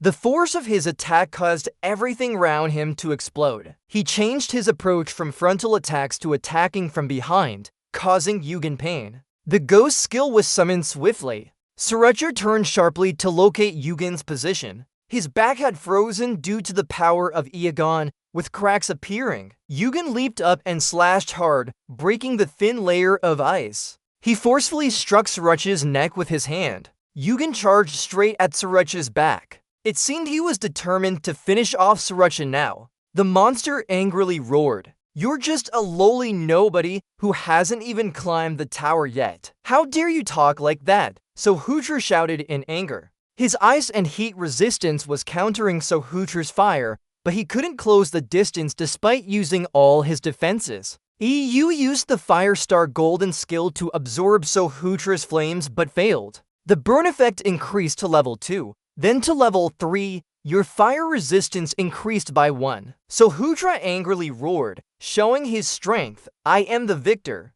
But he didn't expect Iagon to have used all his strength to stab him in the back. Due to the strong opponent, Yugen's sword had several cracks after this strike. Immediately, the system quickly displayed a notification. "You've defeated the destruction tutorial." Yuan was exhausted and panted heavily, his hand swelled from the cold burns. Finally, he leveled up. Yuan shouted tiredly, "I really did defeat him. But this is just the beginning of my journey." As he said that, he remembered the hard battles they had fought together with everyone before. Yuan smiled contentedly. What a tough journey it was. He thought about how he almost died for the Firestar Golden and all the trouble it caused. But the tutorial isn't over yet. There's still a long way to go, so no complaints. Looking at Surucha lying motionless on the ground, Iagon silently assessed, without fire, "He looks ugly, but this isn't just any corpse. Monster loot is usually inside. Sohutra's corpse should have something valuable." He started searching through Surucha's body to find anything interesting. As expected by Iagon, there was a truly unimaginable achievement. After a tiring battle, Yugen slowly opened his eyes. It seemed he had slept well. Despite the pain in his body, he struggled to get up and sighed with relief. Looking at his hand, the fresh burns indicated he hadn't been unconscious for long. His body was still cold but badly injured. Recalling the battle, he silently lamented how close he came to death just for the Firestar Golden. But the tutorial isn't over yet. There's a long way to go, so no complaints. Looking at Surucha lying still on the ground, Iagon assessed, without fire, "He looks ugly, but this isn't just any corpse. Monster corpses usually contain items. Since it's Sohutra, there should be something valuable." Thinking that, he started searching through Surucha's body to find anything interesting. As expected by Yugen, indeed, there were good things inside. It made his eyes light up. It was the giant's heart. Surucha the demon's heart. The giant was born in the land of fire. This heart is drenched with a giant's strength and emits a strong glow. Sorting potions, effects gain giant strength and an equivalent amount of magic power. He thought deeply, wanting to use it now, but he wasn't strong enough yet. It will significantly change his body.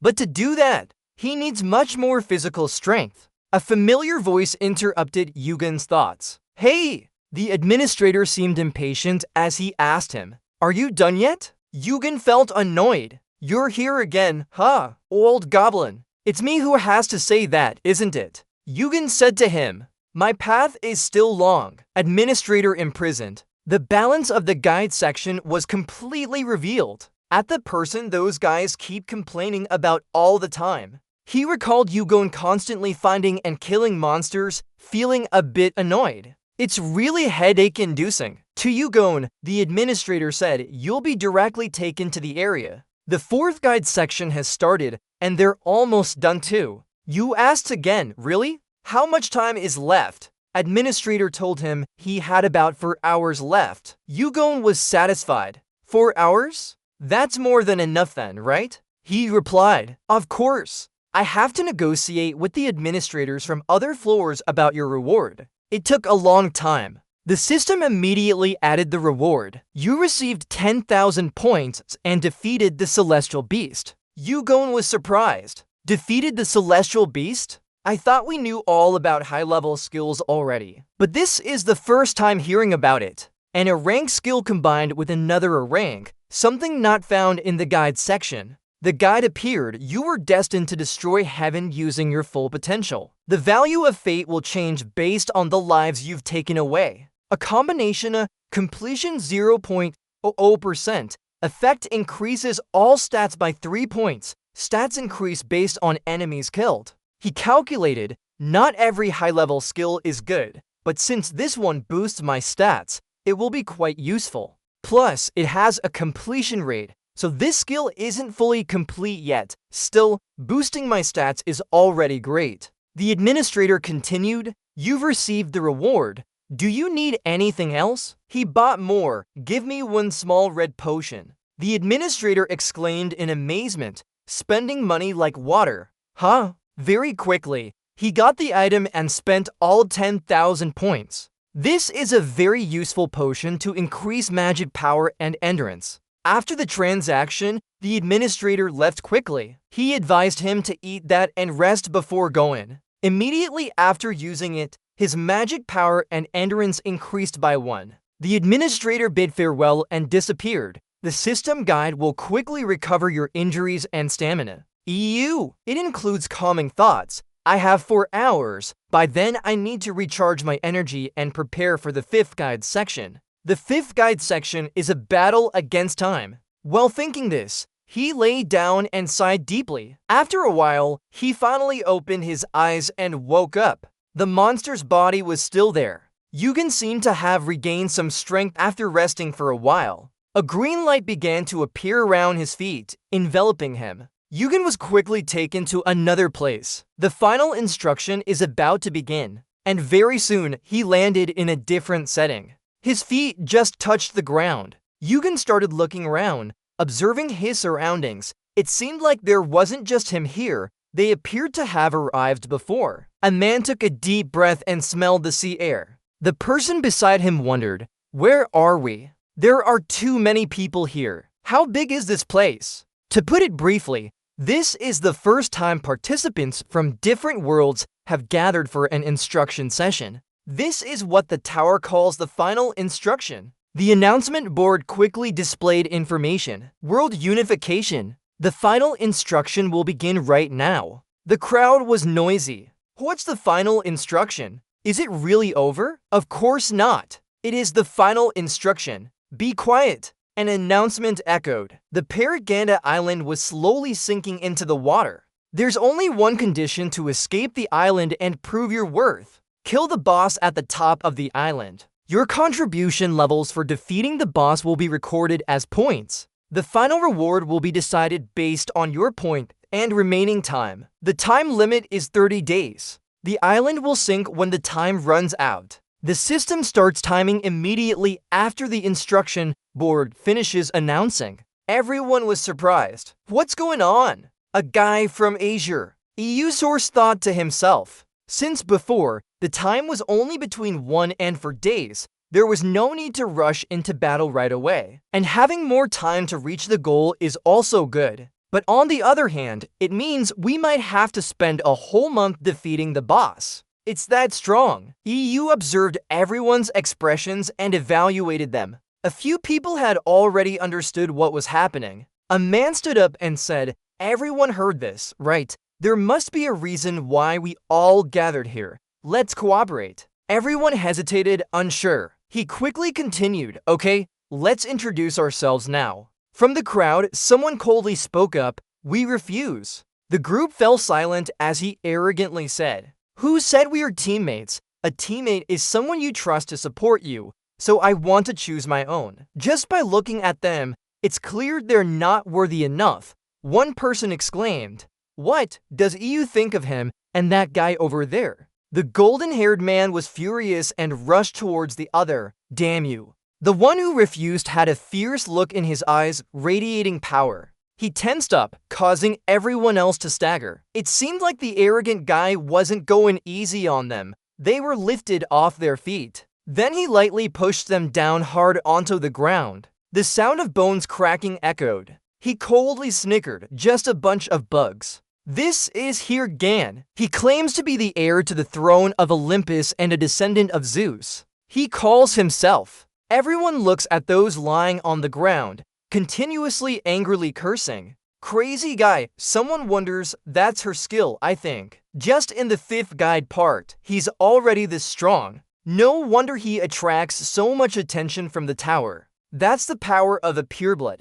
Purebloods are those born and raised in the tower and decide to climb it. They experience mysterious things within the tower since birth, so they're on an entirely different level compared to other players. This game is not fair at all. Before, he also contributed the most to the 5th guide part. EU1 silently left. There's no reason to with that guy. I hate noisy people so much. Suddenly, a voice shouts loudly calling you, that guy. It's fate. EU Gun looks over. For some reason, Hagen runs close and asks next, who are you? EU Gun still asks back, are you talking to me? You're surprised. When did he come here? He straightly asks again, yes, you.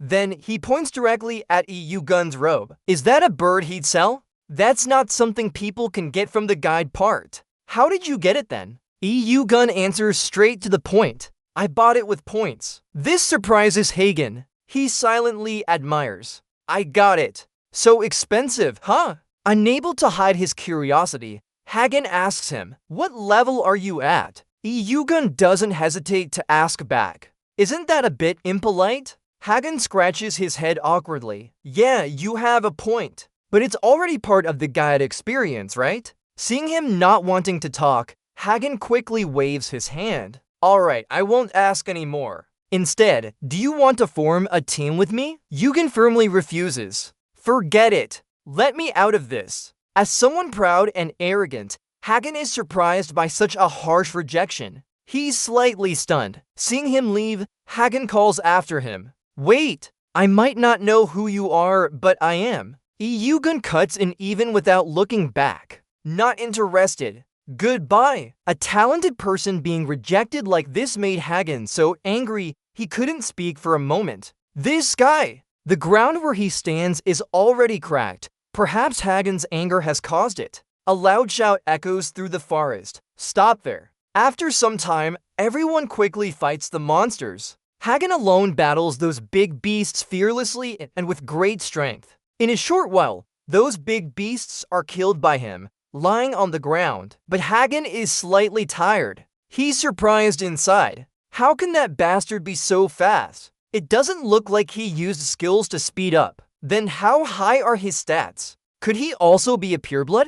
There must be a few quick ones too. He came from Alfrado or is a martial artist from the martial world. Could it be that Hermes Trang's descendant? Hagen had so many thoughts and questions about this boy. For a moment, he felt excited. I thought this would get boring, but it seems interesting now. Meanwhile, Yugen was running quickly forward. It seemed like he had run quite far, stopping to look back. Did he catch up with him? He's fast for sure, though his expertise is more about pure strength from electrical energy rather than speed. Thinking for a moment, Yugen lightly jumped down from the tree. Remembering what was said, the balance of this guide has been completely disrupted, Yugen guessed. So it seems the administrator didn't just say that because of him alone. But anyway, it's not relevant. As he thought, he arrived at a large store. Outside the moving store, blood was everywhere. A notification appeared. You have defeated an ogre. The completion of the extermination star increased by 0.001%.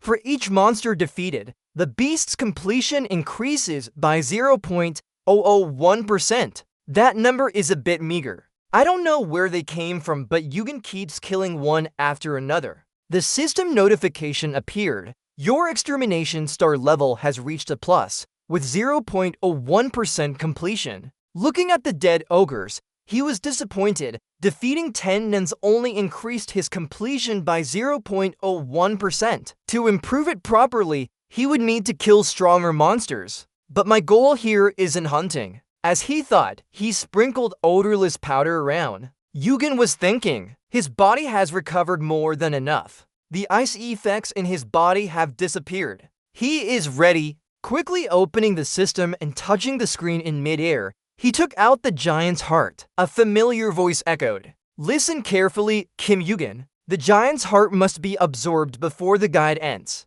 At that moment, he quickly put the heart into his stomach and bit down hard. He felt a significant change in his heart and blood vessels after eating it. The system quickly announced, "You have absorbed fresh blood from both demons and giants." Giant's blood began to flow through him. Demon's blood started flowing through him. Yugen always felt like his chest was being squeezed, causing immense pain. At that moment, a struggle between the giant, demon, and human blood began in his body. Yugen struggled to breathe as his breathing became increasingly difficult. He felt a burning sensation trying to scorch his organs. He gritted his teeth, enduring because the fire within him couldn't be stopped by the bird spirit's heat cells. Meanwhile, the golden fire eye resisted the giant's fire.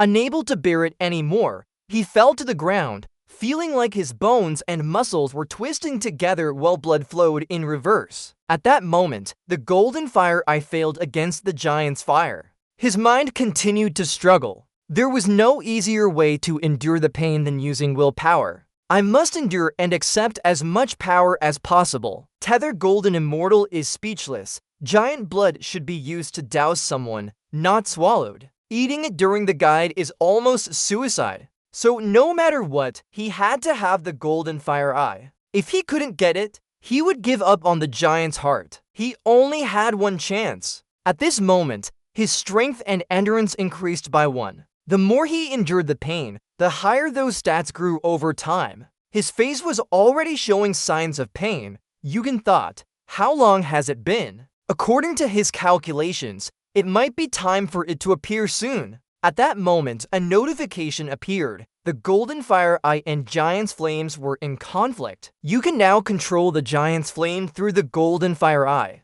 Because you have met the hidden condition, you have received the great heat flame. Yugen was drenched in sweat, gritting his teeth.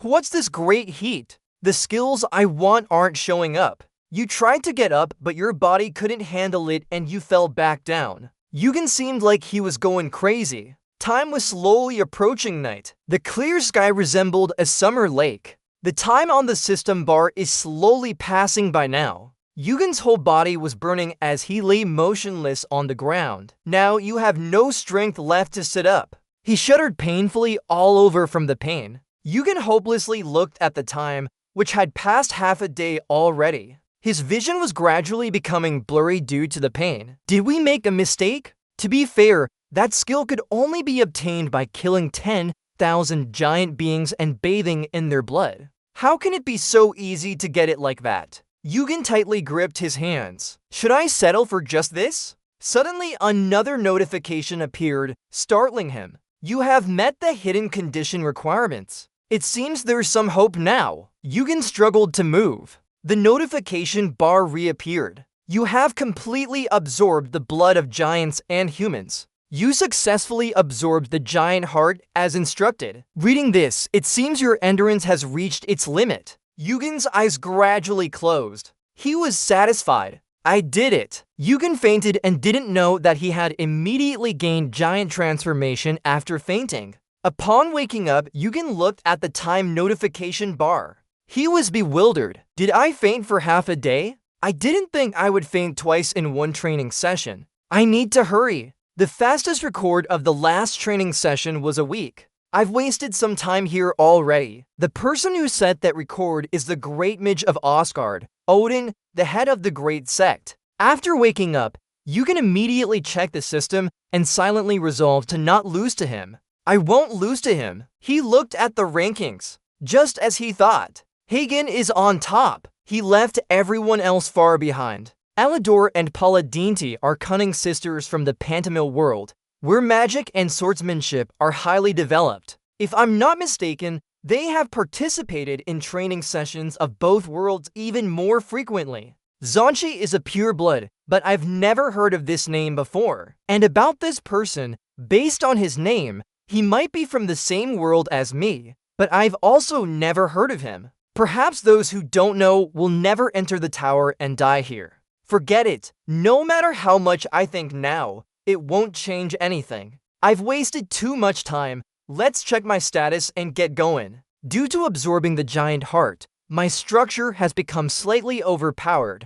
I need to be more careful and keep all stats balanced. Thinking about this, information appeared. Great Heat Flame, a skill that produces fire within its flames, even after death, maintaining for a long time, and passing on to future generations. The power of the skill will increase with efficiency and by transformation strength. Even after death, it maintains for a long time and passes on to future generations. The skill's power will increase along with its effectiveness and by transformation strength. Yugen calculated, not high level, but he guessed it could be used. I need a skill that affects a specific area. Thinking this, he didn't linger long. When Yugen stepped out of the cave, the sky was already bright. He quickly tested his new skill after regaining his mental clarity. The eye scanning skill quickly became effective in its new owner's hands. In his eyes now, Yugen could see the distance from where he stood. It was extremely quiet there. Yugen saw a group of monsters operating nearby. He quickly approached them. As soon as he did, they started shouting, "Humans, a human, prey!" Yugen raised his hand and thought, "Tribe arose, might be good for a trial by fire." Soon after, the Aros were surrounded by fierce flames. They panicked, yelling in chaos, "Fire! Heat! Humans, this is all the fault of humans." Yugen then charged forward with his sharp sword, attacking them fiercely. Burned by the heat and attacked directly, the Aros were in a chaotic mess. Yugen, like a demon, swiftly defeated them all. As he fought, he glanced at the time, only 6 days left. He silently resolved to complete this training faster than Odin. Hagen was also checking the rankings on his side. This name is him. I don't know what his name is, but he's definitely him. Hagen sneered with a sly smile. Interesting. I thought he was just another fast-footed guy because he never stood out before. But he quickly rose to the top. Another young man arrived at the same time. What made him so happy? Hagen didn't hide it. There's someone I want on my team no matter what. The boy smiled, guessing. Is it Kim Il-gun?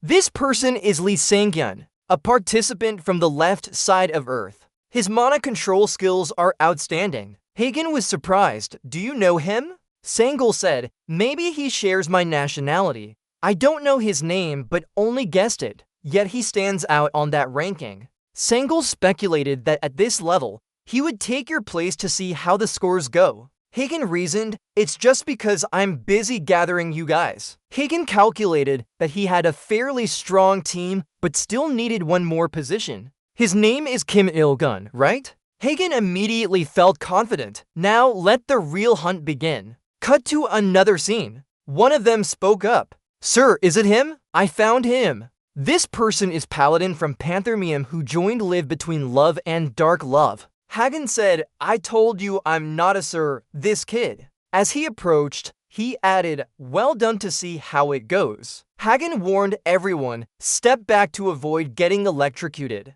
Very quickly, Hagen was enveloped by a large electric charge. He immediately fiercely struck forward. The ground and rocks exploded under the inner force. Hunt the evil dungeon. This is where you searched for so long yesterday? Hagen said, without Paladin, it would take us a few more days to find this place. Do you know that? Anyway, let's go in together. As they entered, one of them exclaimed, this place is quite spacious, like a cave. Paladin was cautious. We should check the area before acting. Seeing Hagen's attitude upon entering, Paladin loudly asked, what's wrong? What? Sir! He thought there wasn't anything strange. The announcement of finding the dungeon should have been made earlier. Why hasn't it appeared yet? Hagen curiously stepped in. Who is it? Have you found this place already? Sangul exclaimed in shock. Captain, check the ranking board. Hagen wondered but quickly followed. Amazingly, Yugen had jumped to first place while he fell behind in a short time. Seeing his name fall, Hagen's expression turned sour. The name Yugen and his top position kept echoing in his mind. Hagen's anger boiled over as he vented at the monsters. The giant worms were now severed by Hagen's powerful electric shock. The girl outside noticed Hagen's rage and commented, "He seems quite troublesome." Sangyu replied, "I'm not sure about that. For me, he's not a bother. He actually gives me motivation." She asked, "Do you think of him as an enemy?" Sangyu blushed slightly. "Yeah, I guess so," the voice from behind said. "But like this, we can't hunt properly. He hunts all the monsters himself." Sangji-un decided to split the team into two groups. Jonkai remained silent in agreement. Hagen spoke up. "It's just as we're at a crossroads. Alidor and Paladinti can each lead one group and stay in contact with each other. Jonkai, Sangjian, Alidor, Faile, Typhoon. You guys go right. With Jonkai, you'll be fine." Janji quickly drew his twin swords and spoke. "Got it." They quickly said their goodbyes. "See you later, everyone." Sangyan used Mana Surge to attack the monsters. His inner strength was strong. One strike sent them flying away. Janshi wasn't far behind. And Fist and Lit, Thin Man charged directly at the monsters. A gentle sword swing severed many of them. Hagen's team quickly eliminated all the monsters here. The black man behind was tired. Hunting for hours without rest really takes a toll. Sangyeon replied, "I agree. You think? I can only use Mana Surge to more times. I should save my mana now." "But what's that door? It's too big." One of them spoke up. "I'm not sure. Maybe something like a boss room." Alidor asked. "Boss room?" Sangyeon explained. "Like in video games. What I mean is in the world I used to live in. I've experienced similar places. And usually there's a boss behind that door. Stay vigilant. Don't lower your guard just because the hunt is over. When you're distracted and relaxed, that's when you're closest to death. Hunt happily, smile broadly, say yes and yes." Then he opened the ranking board to check it out. For some reason, his face turned pale and his expression was momentarily sour. Janshi saw his reaction and approached to ask, "What's going on?" Sangyeon hesitated, looking at the ranking board. Suddenly, a violent tremor shook the room, making everyone stagger. Everyone started talking loudly. "What happened?" "I think it came from behind the door." Janshi shouted loudly. "Everyone, be on alert. Sangyeon, go back to your position at the end." She surmised that this shock and her top contribution points are definitely related. The door slowly opened with everyone still on high alert. "Don't tell me he's inside." Inside the room, blood was everywhere on the floor. There were also some creature limbs scattered around. As soon as they entered, the system displayed a message. "The boss hunt is complete." Sangyeon immediately recognized him upon seeing the person in front of him. He remembered the guy who topped the ranking board and surpassed them. It was Kim Il-hun with an overwhelming 10,149 B points. He sat there, his eyes filled with a melancholic gaze towards the group hunting Jin. Beside him were the remains of the monster. The boss hunt is complete. His eyes still held a hint of ferocity and a glowing aura. Recalling how he had single-handedly defeated the boss in this room earlier, it was like a giant worm crawling around him. Its hard scales with sharp spines could cause serious injuries if not dodged in time. You couldn't help but admire his bravery, stubborn as always. He then leveled up immediately after that. His strength, agility, and transformation power increased by 1. He had tried all the weapon skills in his arsenal and defeated it with his current combat abilities. So this is good enough, but he should pay more attention to his physique before using Jauntization. For him, using it was still a bit difficult. He received 3,000 points for clearing the boss room. The completion progress of Sathian Shitin increased by 1%. EU secretly thought that the progress increase was quite slow. At least he got a full 1% for defeating the boss. It seems just killing a mountain of monsters isn't the answer. Maybe he should focus on higher level monsters or bosses instead. Since there's no way to determine how much each skill will affect, he needs to increase his progress further. Yugen coldly told Sunjul, "You're a bit late, it just died." Alidor was uncertain. The guy beside him cut in. It's impossible for you to kill all those monsters by yourself. Sang Ji-yeon was shocked inside. Even as the team leader, considered the strongest during training, could he single-handedly clear the boss room? Those wounds, how powerful must someone who grew up and trained in the same world be? He's a brutal monster. No wonder the team leader wanted him so much. Sang Ji-yeon politely asked, "Are you Kim Il-gun? Do you have any teammates around?" Il-gun calmly replied, "I went alone." Sang Yeon's mind warned that they definitely needed him in the team. No, he is a dangerous character if we're not on the same team. Sang Yeon quickly added, "If so, would you like to join our team?" EU looked at Sang Yeon and evaluated him carefully. The Korean, his name is Lee Sang-jeon. His eyes became deep and hard to read as he observed them. Based on Elidor's presence here, this must be Hagen's team. They split up to hunt separately and increase their meager points. I don't recognize that face. She is Junshi, right? She ranks right after Hagen. Given that she made it this far, she must be a big fish in this training session. That name chose good teammates. This team has a bright future. However, when Sang-gun spoke up, everyone noticed Sang-gun's silence. Yoo-hun, still the old EUW response. The lookout responded that he must say no. Sang Yeon looked disappointed. "I know." Even the captain was denied. Ji-on Kai spoke up.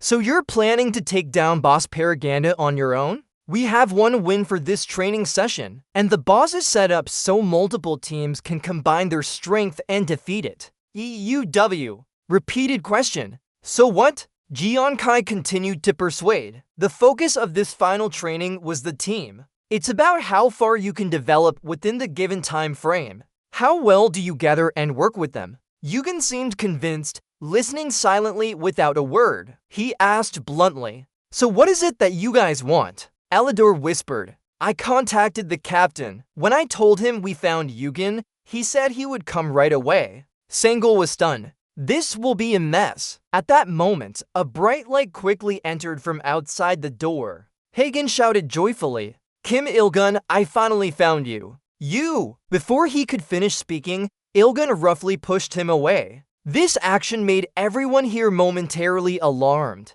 The lookout asked, "So do you want to survive? Or," pausing for a moment, he continued, "or do you want to become a traitor?"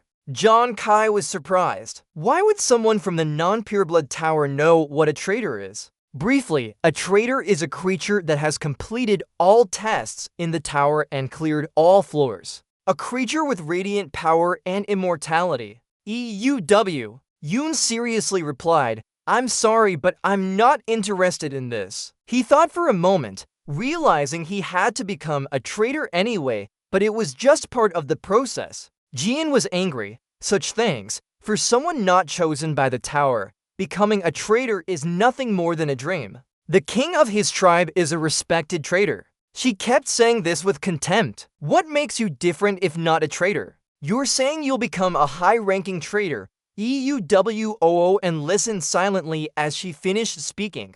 It was only then that the lookout spoke up. "Regardless of higher ranks, I will destroy the top of the tower." EUWOO and thought her final destination wasn't something like the tower's peak. Hearing this, everyone looked grim. John Kai couldn't help but argue. "It's absurd." Hagen suddenly jumped up and shouted, "Kim Il-gun, stop for a moment." He interrupted like a child. "What do you think you're doing? It hurts." Il-gun replied straightforwardly, "With that kind of force to climb here, I thought you were going to kill me." The Black Knight is upset. "I just want to catch you." Il-gun continues arguing, "If someone as strong as you came towards me, of course I would be scared." Hearing this, Hagen's anger quickly fades away. "Really? Then I apologize." Sanjun is speechless. "Is that enough for you?" Hagen continues speaking. "You said you would tear down the tower's peak. That sounds interesting. What a great plan.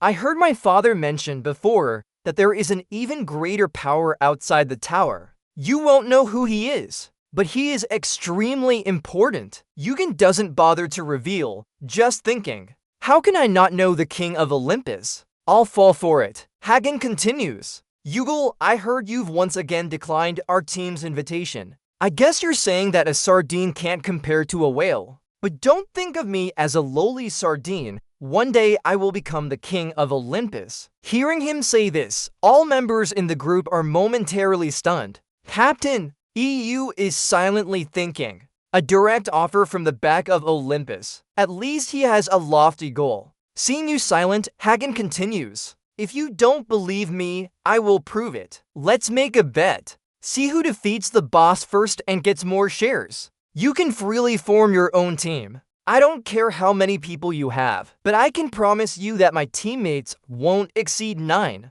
Yugen remains silent. This is a good offer. I could form a team with hundreds, even thousands of members, but they will only keep the 9-person team. Hagen continues speaking, of course, if I win, you must join our team. Yugen asks further, what if I win? Hagen honestly says, I will work for you under the name Hyungmin. Hearing this, Yugen feels a bit amused and smiles. Really? You can put Hyungmin aside. I don't need an elder like you. You think about it. After all, the future must change. Hagen could be a useful card in that event. Instead, if I win, just help me once when I need it. Yugen stands up and continues speaking. Only once, are you sure? Hagen confidently says, since the request isn't unreasonable, I will accept. If you want, even I can give you my items. Yugen is uninterested. We can discuss that later. Hagen slaps his hands together. Alright, it's a deal. I'll meet you on the first floor later.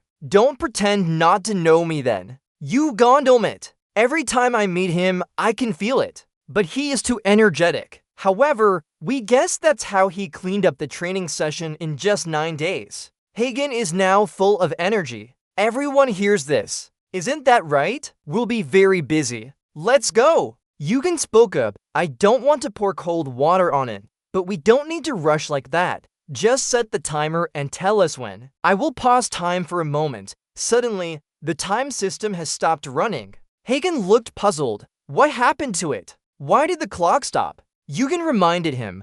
Paragander is not an island, it's a mythical beast. Hagen wondered, what are these? Yugen continued, they're parasites, clinging tightly to giant beasts and draining their power. Paragander sank because of them. If the sea water floods in, the parasites won't survive either. Hagen asked further, so is this the king of parasites or something? Yugen explained, it's more like a beast than a parasite. He was a bit wary. Should he trust what he says? This guy even knows things Olympus doesn't know, but he doesn't know who he is. Thinking this, the mechanical voice responded, alright, go on. The remaining time will pause counting down until the system returns to its original state. This happens when a manager or subordinate intervenes. EUW. Remember, Odin told me about Barakanda's secret. The 5th training circle is fighting against time. The remaining time after defeating the leader is key. Odin said then, how did you kill it in a week? It wasn't really a week, I paused time. Yugen calculated, he must make full use of this time once he gets stronger. And when time resumes, training will end. Hagen's subordinates were surprised. Wait, is it broken? Isn't it that not just me noticed it stopped? It'll reset completely after this, right? Damn, maybe it'll start counting down again soon. What are you doing? Hurry and increase points while we still have time. Let's go! Meanwhile, subordinates were panicking. The parasites were killed, right? This is the first time since Odin. And what about the manager? Does he know there was a glitch in this training session? He's arguing with Olympus now. He's busy with that. Someone contact the manager quickly. It's hard to find the parasite. Cut to an empty forest where the ground is cracking. A strong shock made 7 birds fly in panic from all over the canopy. The large monster was stabbed on its head by a sword. Fresh blood flowed non-stop, but it stood there with an evil expression. Yugen jumped onto it and struck hard. More importantly, they're not just one of them. Seeing their leader fall, the other 2 were shocked. His group had already killed the leader. Before they could recover, his sword slashed through. One of them shouted loudly, "Monster! He's a monster!" His eyes turned bloodshot and his face showed a fierce expression. Who are you calling a monster? The monsters screamed at each other in fear. Danger! Run! EU1 was momentarily speechless. He looked at the timer. It's counting down again. It seems the subordinates have fixed it. As I thought. The pretty girl can't help much either. You can't bathe twice in the same river. Even though I underestimated it, at least I got for days more than I expected. You're looking at the sky and thinking, should we go? Head to the Temple of the Gods. It's on top of a high mountain over there. Soon after, a loud explosion echoed atop the mountain. The shockwave caused the ground around it to sink into a large hole. Sangin observed as everyone started gathering. Alador spoke. They can only get good points by defeating the leader, so players with skills are trying their best to join in. He hesitated. Well, based on mana, I think most of them are above level 20. Zanchi said casually, that's good. They came here no matter what, and they have to be at that level if they want to enter the temple. Sangin wondered, do all players know how to use mana? Zanchi replied, only those who are temple residents. He was surprised. Residents. Zanchi explained, people born and raised in the temple like us or leaders those chosen by the temple will be blessed by the system and become pure-blooded. Sangul quickly understood after that. He felt a bit worried. So we just have to defeat the leader? Zanchi said, I don't know. I think there's no way around it. Meanwhile, Higgins slid down close to everyone quickly. Zanchi looked at him and continued, but we can't guess how strong our leader is anymore. Then she told Hagen, you're late. We were trying to make the most of the time. Sanjiun glanced around. Kim Il-gun wasn't here. Alador said he was already here. He wore a red blindfold and slowly approached everyone. He silently calculated his next move, considering how he might take down these monsters alone. Il-gun calculated. Alador and Lee Sang-hyun, their mana is much different from before. They must have leveled up a lot. Then he looked at Hagen and this bastard. As soon as he saw him, he happily shouted out, Kim Il-gun. He was excited. You're here. Where's your team? Are you going to fight the boss alone again? Il-gun. Honestly, my points would be higher if I did that. Hagen sighed in exasperation. Everyone says I'm crazy, and you're worse than me. He calculated. He was 7,000 points ahead of him. He would kill the boss before his team. At the same time, someone approached to greet him. Are you Kim Il-gun? It seems like you don't have a team, but we're all heading to fight the boss. If you don't have a team, then, before he could finish, Hagen angrily sent an electric shock. He was angry, looking at them as if they had stolen his girlfriend. You maggots. Everyone quickly screamed and ran away in fear. It's Hagen's team, Yugen thought secretly. I think I just need to stand still for now. Hagen looked at him proudly. Did I do well? What is it? Are you leaving now? Yugen didn't turn around. Time is crucial during training. Hagen laughed happily. It lasted a month, but you're clearing them in less than 5 days. You're amazing, Hagen shouted loudly. Come on, Yugen, let's go. Suddenly, he stopped before a cliff. Then Yugen quickly jumped down. As soon as he landed, the system announced, you have entered the first boss room. Inside, there are countless monsters. The mission appeared. Complete the mission to find the first boss. Sharp spears stood menacingly, waiting for their opponents to approach. They quickly formed a solid barrier in front of them. Facing such few people, they blocked the two in Hagen's group with sweat forming on their brows. What is this? There are many. Yugen thought. We need to clear all these before we meet the boss, right? All the monsters have come here to fight. Maybe it's not possible, but you can control them. Yugen quickly drew his sword and calculated. I know where the boss is. We need to hurry. The notification appeared. Magic Great Fireball Sword skill combined with 2 other skills. Both of them silently exchanged glances. Finally, we will see him fight. He's a higher ranked monster than the leader. If he is ranked high or if he truly is that strong. Hagen stood quietly behind and observed. He was eagerly looking forward to seeing him fight. He silently prayed, right? Show me, Kim Il-gun. Yugo quickly rushed forward. No one even got a good look at his actions. That guy is evil. He's gone. Where did he go? Sangul hesitated. There. From where he moved, a large fire engulfed the space fiercely. Sangul was shocked and his jaw dropped open. What is that? He broke through the monster encirclement alone. The monsters couldn't even get close to him. Yugol, with a fierce expression like a hellish demon, stabbed straight at the red demon. Everyone was shocked. He's stronger than the leader himself. Sangul realized his mistake and saw Hagen's angry face, flinching as if cut off. Hagen was excited, exactly as expected. He couldn't lose this battle. Right. Then he shouted loudly, "Wait for me, Kim Yugol." The monster's spears surrounded Hagen, but he didn't hesitate. Instead, Hagen seemed to gain more momentum. He leaped over the obstacles with ease. Suddenly, a metallic aura approached from behind Hagen. A bright yellow light quickly shot out. The EU troops arrived in time to support Hagen. They worked together seamlessly. No one dared to rush forward. Sanjin spoke up. "We shouldn't just watch, right? But there's nothing I can do." Zanshi said, "There are still traps. Don't be careless." Paladin and Elidor quickly joined to kill the monsters too. Paladinti shouted at Sangyun, telling him to clear a path while they would support from behind. He used his mana skill quickly and didn't forget to remind his teammates. "Be careful of that head, everyone." Meanwhile, Ilgun swiftly moved on the ground with his sword. He thought at least they were strong enough not to be a hindrance.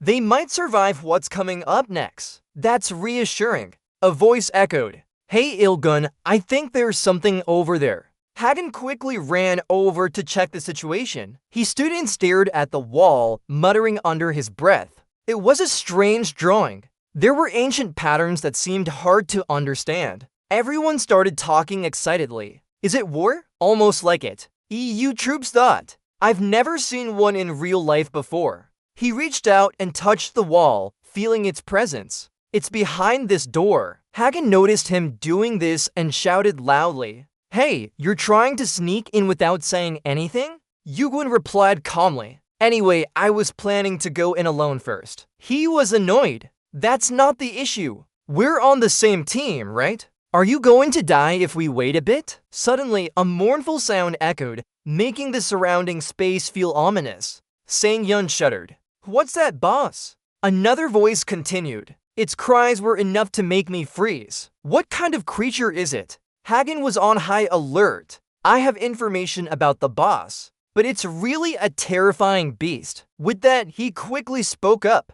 "All right, come in." For a moment, there was no significant movement inside. The boss hasn't shown up yet. Hagen began to gather power in his hands. "Everyone, retreat!" They were startled when they saw a chain dragon glowing brightly around them. It kept spraying the field continuously. It fiercely glared at those disturbing it. The system displayed a notification. "You've entered the room of the third boss." Though imprisoned, it remained very fierce. A mission quickly appeared. Defeat the imprisoned Chimera boss. Once the goal is achieved, the training will end. Hagen hesitated and asked, "This is the final boss of Training Ringyu." Yugen thought for a long time about his question. "You mean the last boss?" The system instructed that only one person could break Chimera's chains and get familiar with it. If you break the sealed glass sphere, the time limit will end and you can pass the training regardless of its requirements. The owner of Chimera will gain additional points based on the number of people they kill. Sunjo was surprised. Elidor, the owner of U Training Ring Chimera, also wondered, do we have to hunt Chimera while protecting the sealed glass sphere from our allies at the same time? John Kai spoke up, "With 10 people here, it's not hard to observe each other with this number, so it shouldn't be too difficult." She thought that even if someone tried to deceive us, there would be a leader here and no one could outdo the leader. While everyone was silent, Yu-1 stepped forward alone. Hagen stopped him abruptly. "What are you doing?" Yu-1 replied, "Let me go. Can't you betray us after going this far together?" Hagen was annoyed. "Have you forgotten our bet? You shouldn't hunt the boss alone. You should do it with everyone and finish the training, right?" Yu-Gun responded, "I will win that bet and I will be the only one to complete this training." Hearing this, Hagen was extremely angry. "What are you saying? Why do you need that?" Yu-Gun added, "That's why I wanted to do it alone." He couldn't wait any longer and drew his sword from the system. A loud explosion echoed. All the stones where he stood were blown away. Hagen was furious. He shouted loudly. Kim Yugon, the system announced. The sealed glass sphere has been destroyed. Chimera will be released from its chains. The owner of Chimera is Kim Il-gon. The chained dragon was quickly freed. The barrier imprisoning it gradually dissipated. The eyes of the monster glowed fiercely. Another notification appeared. Defeat the released Chimera. It's a 3-headed dragon. Upon release, it looked enormous and was trembling due to its immense power. Hagen was furious. He gritted his teeth at Il-gon. You bastard, how dare you? Il-gon didn't say anything. He only made a sound. Chimera heard the command from its master and approached to receive orders. He pointed towards that wall and ordered it, destroy this wall. As soon as the order was given, the dragon quickly used its foot to fiercely kick down the wall in one swift motion. Il-gon and Hagen stood silently watching the entire process. Everyone around us steps back due to these tremors. No one is surprised by the dragon's terrifying power right now. Yugen looks at everyone. I'm controlling Chimera and it won't attack you guys. From now on, I have to face another enemy. Hagen asks with a wicked smile. What? You continue. Chimera is a monster created by combining countless creatures from this island. Who do you think made it? Look at the dragon changing color from blue to purple. Hagen suddenly says with a wicked smile, if Chimera really isn't the boss. That's right, Yugen continues. Regardless of whether you fight me or not, you need to make a decision. He quickly leads the dragon and heads towards the cave entrance. Sangyeon hesitates as he steps forward. What are we? Leader? Hagen grits his teeth. Go check ahead first. And they all go into the cave with him. Proceed a bit deeper inside. There are some very eerie deaths around us. Everyone is scared. What is this? Those people are. Hagen remains vigilant. I didn't think there would be such a long path. This place belongs to which monster? Yu-Guan calculates. We haven't received any messages about room for of the 5th training circle's 4th floor. And you're sure this is where he hides? The system announces that you've entered the 4th boss room. Yu-Guan gasps in surprise. The announcement says the boss has been upgraded. Yu-Guan steps forward to see a hand making dragon skin on the other side of the room. And that person is none other than the one who created Chimera, defeating the creator of Chimera. The stream's members become more aggressive upon seeing him. I say, it's not the first time. The one creating the stream approaches. Even though you control Chimera, why didn't you betray us and come to our room? He smiles deviously at him. Interesting. And that guy over there looks like a descendant of some fallen queen. Maybe you're just a half-breed, but it's still somewhat beneficial. Hearing this, Hagen's anger flares up. He rushes forward to curse. Who are you calling mixed? Which bastard is that? Yu-Guan explains. I'm Emma-chan. He's a ranker who disappeared from the tower long ago. Hagen quickly recognizes Scheider as a ranker who used to be a guard at level 50. I think I've heard about him before. He took thousands of participants as test subjects to create Chimera by combining countless monsters. Why is there someone like him in the training circle? Yu-Guan says, don't be surprised. In the end, he lost a humiliating defeat, and because he broke the tower's rules, he almost lost all his power. For this reason, he had to become the boss of the 1,000-year training circle for 1,000 years, and he won't regain his strength. Hearing him say that, Hagen asks, how do you know about me? Yu-Guan points at himself and asks, do you remember this? His face is full of challenge as red eyes like Sun Wukong appear. I don't understand what you're talking about, but he angrily shouts, you bastard. Hagen is momentarily surprised. What kind of monster is that? I thought you said he lost his power. Yu-Guan explains, even though he doesn't have all his power now, if he still had the strength like when he was a ranker, we would be dead in one hit. Chan continues to shout, where did you get those eyes? You bastard, are you related to that monkey? He challenges directly. Why are you so angry? You trapped and experimented on participants even though you're a guard. He's going crazy. Answer our question quickly. EU gloves will never speak. Sorry, but we're not here to satisfy anyone's curiosity. I came because I couldn't stand that a lowlife like him is still alive. I'm so frustrated, I yelled out loud. Damn it! What is this? Sunjul continued. I don't know what these are, but we just need to take care of them. Right, leader? Hagen glared at everyone and ordered to clean them up. As soon as Hagen gave the order, his troops quickly engaged in battle with those corpses. Even though they're just a patched-up corpse, their strength is terrifying. Everyone had to fight these troublesome things with great difficulty. EU Gloves calculated, these are chimera that can evolve. They will start appearing at the tower in about a year from now. It seems there are many of them. But here, his experiment hasn't been completed yet. Thanks to Hagen's fighting ability, everything became easier for us. Suddenly, a sharp aura rushed towards him, making Hugin wary. It was a purple coffin made of stone. The system showed up. Skills, Dark Coffin. He sneered, this coffin can't be broken. Even Chimera can't escape once they're trapped in it. Even if I fail and lose my power, how dare those lowly participants look down on me? He continued, I was going to turn you into a Chimera too, so.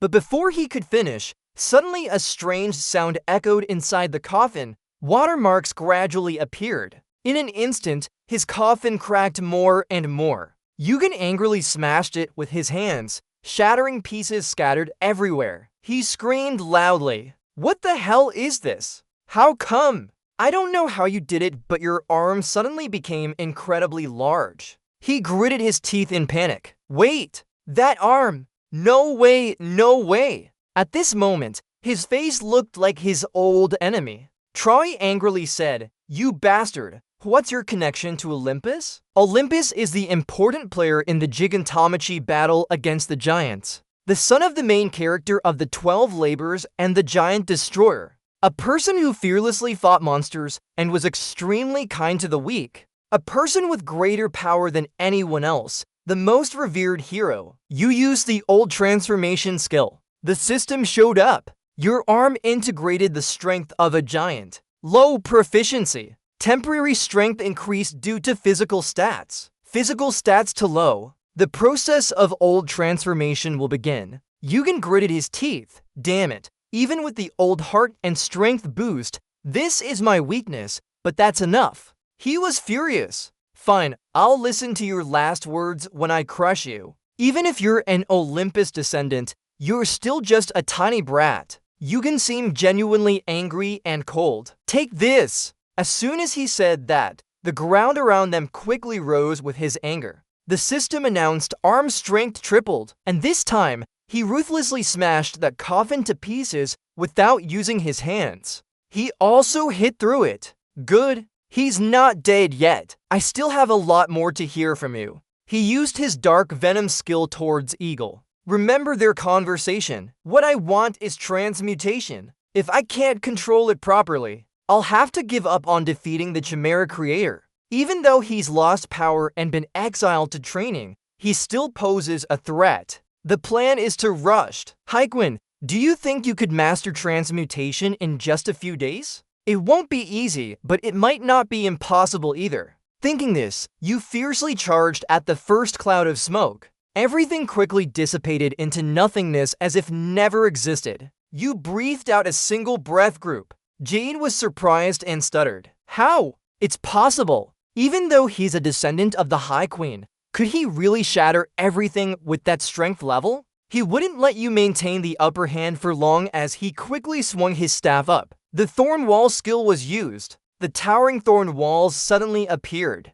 Jade seemed very satisfied. My ultimate defense skill. Let's see how they tried to break it. Before they could, his hand moved. He hadn't even finished speaking when a strange sound echoed. He didn't think his trump card would be revealed so quickly and shouted in shock. What the foolish fool is this? The thorn wall was struck forcefully by an immense power, leaving countless cracks. The old skeleton's bottle shattered loudly as it was flung far away. But he observed for a while and saw no significant movement, secretly rejoicing in his heart. He stopped. I bet he's exhausted now. He must have broken his hand trying to destroy the wall. Trang thought so and felt extremely happy at that moment. But surprisingly, as he approached, a hand suddenly struck out and grabbed Trang by the neck. Eugen, I don't know how you did it, but now you're rushing towards him. Eugen kicked Chait straight in the face, causing him to fall on his back. Even now, he still seems dazed and open-mouthed. Not giving Chait a chance to resist, Eugen punched directly into his face again, making his face seem to sink inward. A voice echoed, "Alright, go ahead. If he possesses both eyes and transmutation, don't try to fight him. If you succeed in getting one of them, we'll let you decide. If you get both, you must defeat the Chimera creator." The scene shifts to Hatch Queen's group. "Hey, what's going on?" There's nothing more to say. I remember correctly that it was you who defeated the father of Chimera when clearing level 50. Really sly. Say something else. I don't have much to say. As long as you get these eyes, you can see everything. At this point, Tangqian Dasheng's face became serious. The smile on his face disappeared. On the other side, the demon army had beaten the Imperial Court to a pulp. Weak and coughing, he still boldly challenged. "No matter how hard you try, you can't kill me. I'm an immortal. You know that?" Pause for a moment before continuing. His body has been reinforced through thousands of years of dark magic experiments to be stronger than steel, truly an immortal chimera. But with a body made from multiple parts, the remaining bite marks are inevitable. Eugen was completely confident. "As long as you have these eyes, I can see everything." You used pyrokinetic vision to see his twisted experiments. Eugen then viciously broke his arm. Chad screamed in agony. "Impossible! My hand! Stop! Don't!" Before he could finish, the pain quickly came. Eugen was confused as he kept telling me to stop. Eugen asked, "Why do you want me to stop? Have you forgotten how many people you've torn apart?" Cut to the god's side. This is really fighting Sriracha for pyrokinetic vision and gaining gigantification from absorbing the giant's heart. Eugen, in their eyes, was truly a superhuman about to be born. A notification appeared. "You've achieved an impossible accomplishment. You defeated the boss, the father of Chimera. Since you achieved an impossible feat, your reward calculation will be postponed. The tutorial is over and you successfully leveled up. Strength and agility increased by 2. Endurance and agility also increased by 1. Deity Tin's completion rate increased by 8.34%. Eugen was surprised. I actually became a human? Since he's considered a boss like Sriracha, the reward might be generous. I leveled up to more times and gained some stats from increasing Deity Tin's completion rate. A notification appeared. Deity Tin, you wield power and destiny to destroy heaven itself. From now on, your fate will change based on the value of life you kill. Grade adds 10.30% to completion rate. Your stats increase according to the number of enemies and yourself killed. All stats increased by 3%. You calculated, with each 5% completed, all stats will increase by 20 points when reaching 100%. I thought this rank wouldn't have any standout effects, but it seems pretty good. The others were puzzled and confused. What's going on? Why did they all collapse suddenly? Is the fight over? They won't just get up naturally, right? You quickly went out to announce good news to everyone. Don't worry, the boss is dead. They can't get up now. Everyone heaved a sigh of relief. So that's it, Sangle sincerely said. I thought this time I would really die. Alador worriedly ran to ask Han. Is anyone injured? Someone shouted loudly. Here, we need help. John Kai is hurt. Hagen's mood turned a bit gloomy upon hearing this. He silently watched his exhausted teammates collapse on the ground. An indescribable feeling rushed over him. Hagen spoke up. Let me handle it. Take care of John Kai, everyone. Everyone quickly followed his orders. Seeing you again, you're going to rush forward to block the path. Kim Il-gun needs to talk to you. Both faces showed seriousness. Get straight to the point. I won't ask who you are or why you know about that guy's connection, but because of your decision. Pause for a moment, he continued. One of mine is severely injured. Do you really have to defeat its father? Just by hitting that chimera, you could easily pass this tutorial part. EU always answers like that, it's usually true. He asked back. Normally? You've already set a record for all time without doing such things. How far do you plan to go before you're satisfied? Is it only when all your teammates are dead that you'll be content? Hearing this question, he closed his eyes and concentrated on thinking. He asked himself, was he really going that far away? Recalling old memories, the exo-gods, gods from outside the tower, beings who couldn't be born, their despair reaching up to the heavens, their pity trapped in a deathly swamp, and the chaos they created. And that sunset sky was just for killing one of them. How many lives were lost in the process? But even then, it's impossible to know exactly how many of those wretches there are. That's why I have to keep getting stronger. I need to cleanse the rotting parts of this world and make it a stronger place so it doesn't face annihilation. So to achieve that, how far do I have to go? Thinking about these things, he honestly replied, I don't know. Hagen angrily asked back. You don't know? He responded, yes, you're looking for a team that can stand by your side, right? That's why I'm not seeking teammates now, because they can't walk the same path as me. Hagen understood at this point. Thinking about it, his teammates must be incredibly strong to face all dangers together. Yugen, how did you choose such a thorny path? At that moment, he spoke up, giving up on cooperation now. If you drag me into this duo, who knows when something like this will happen again? And after we finished talking, he quickly said to the administrator, sorry, have you been waiting long? He hesitated, it seems serious, so I did. Hagen asked curiously, who is that? Homeless person, EU introduced. This is the guide administrator. This made him extremely surprised. Inside, he cried out in his heart, why would a high-ranking boss like him be here? He then bowed politely, I am Hagen from Olympus-sa. Pleased to meet you, sir. The administrator responded indifferently with one word. EU spoke up. Don't do that. You should greet properly. He has nothing to do with that matter. The administrator looked at him with a displeased expression. No! Just thinking about my current situation, I want to strangle that old man's necklace. And just thinking about having to listen to those complaints from them is enough. He sighed helplessly. The contract for creating the boss for Chimera's parent guide was 1,000 years. Yet, he died before they could prepare the next boss. The administrator couldn't look past him. Thanks to someone, my work will be much easier now. EU was always impatient. Are you here just to complain? Give me the reward already. He took out the items and complained. You look so impatient. How to use it is entirely up to you. How to protect it is your decision. This is a shard of holy crystal containing the essence of primordial darkness. It contains infinite dark magic. The shard hasn't been refined yet. Only a skilled artisan can unlock its true power.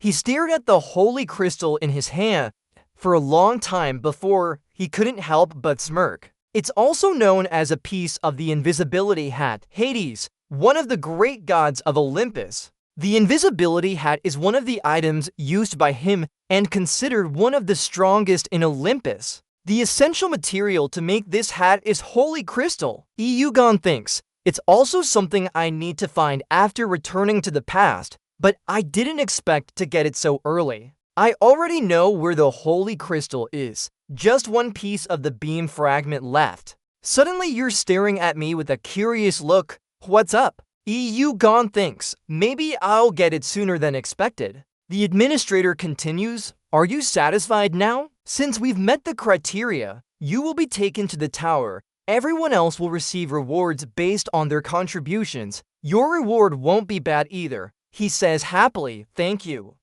Administrator. He looks at me and continues, this will be our last meeting up here. I'm sure you don't plan to cause as much trouble as down there, right? Yugen calmly replies, I'm not sure anymore. The administrator quickly understands my meaning. It doesn't sound like he's saying no. He judges, maybe with that, you'll create even more chaos than before. If you're going to cause trouble anyway, becoming a wave of change for the entire tower isn't so bad either. As soon as he says this, Yugen quickly disappears. I wonder if he heard what was said. The time notification appears on screen. The clock is still running and your ranking is still at the top. After this mission, You've received 67,488 points for setting a new record. You've also gained an additional 50,000 points. It seems one's inventory is quite well stocked now. Something is shaking. The system notifies you that you've received an egg from an unknown creature.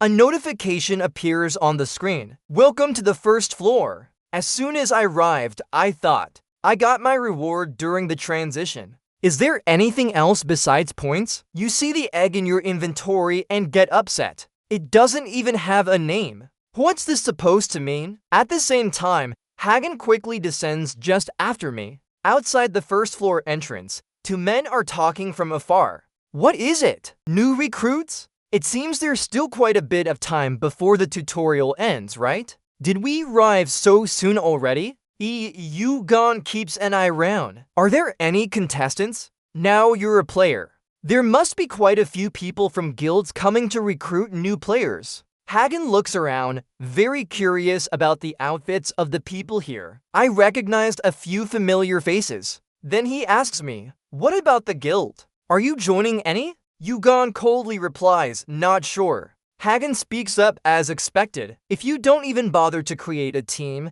there's no way you'll join a guild. But anyway, since I lost the bet, I will keep my promise. Remember what the administrator said earlier? He asks Amini about it. What happened between the administrator and Olympus? You're silent for a moment upon hearing this. Yugon asks back. Does Olympus seem to always operate for justice and maintain order within the tower? Hagen still doesn't understand, asking again. What do you mean by that? But he doesn't choose to say more. To know people's true nature, you should discover it yourself gradually. I said, maybe you won't believe me either.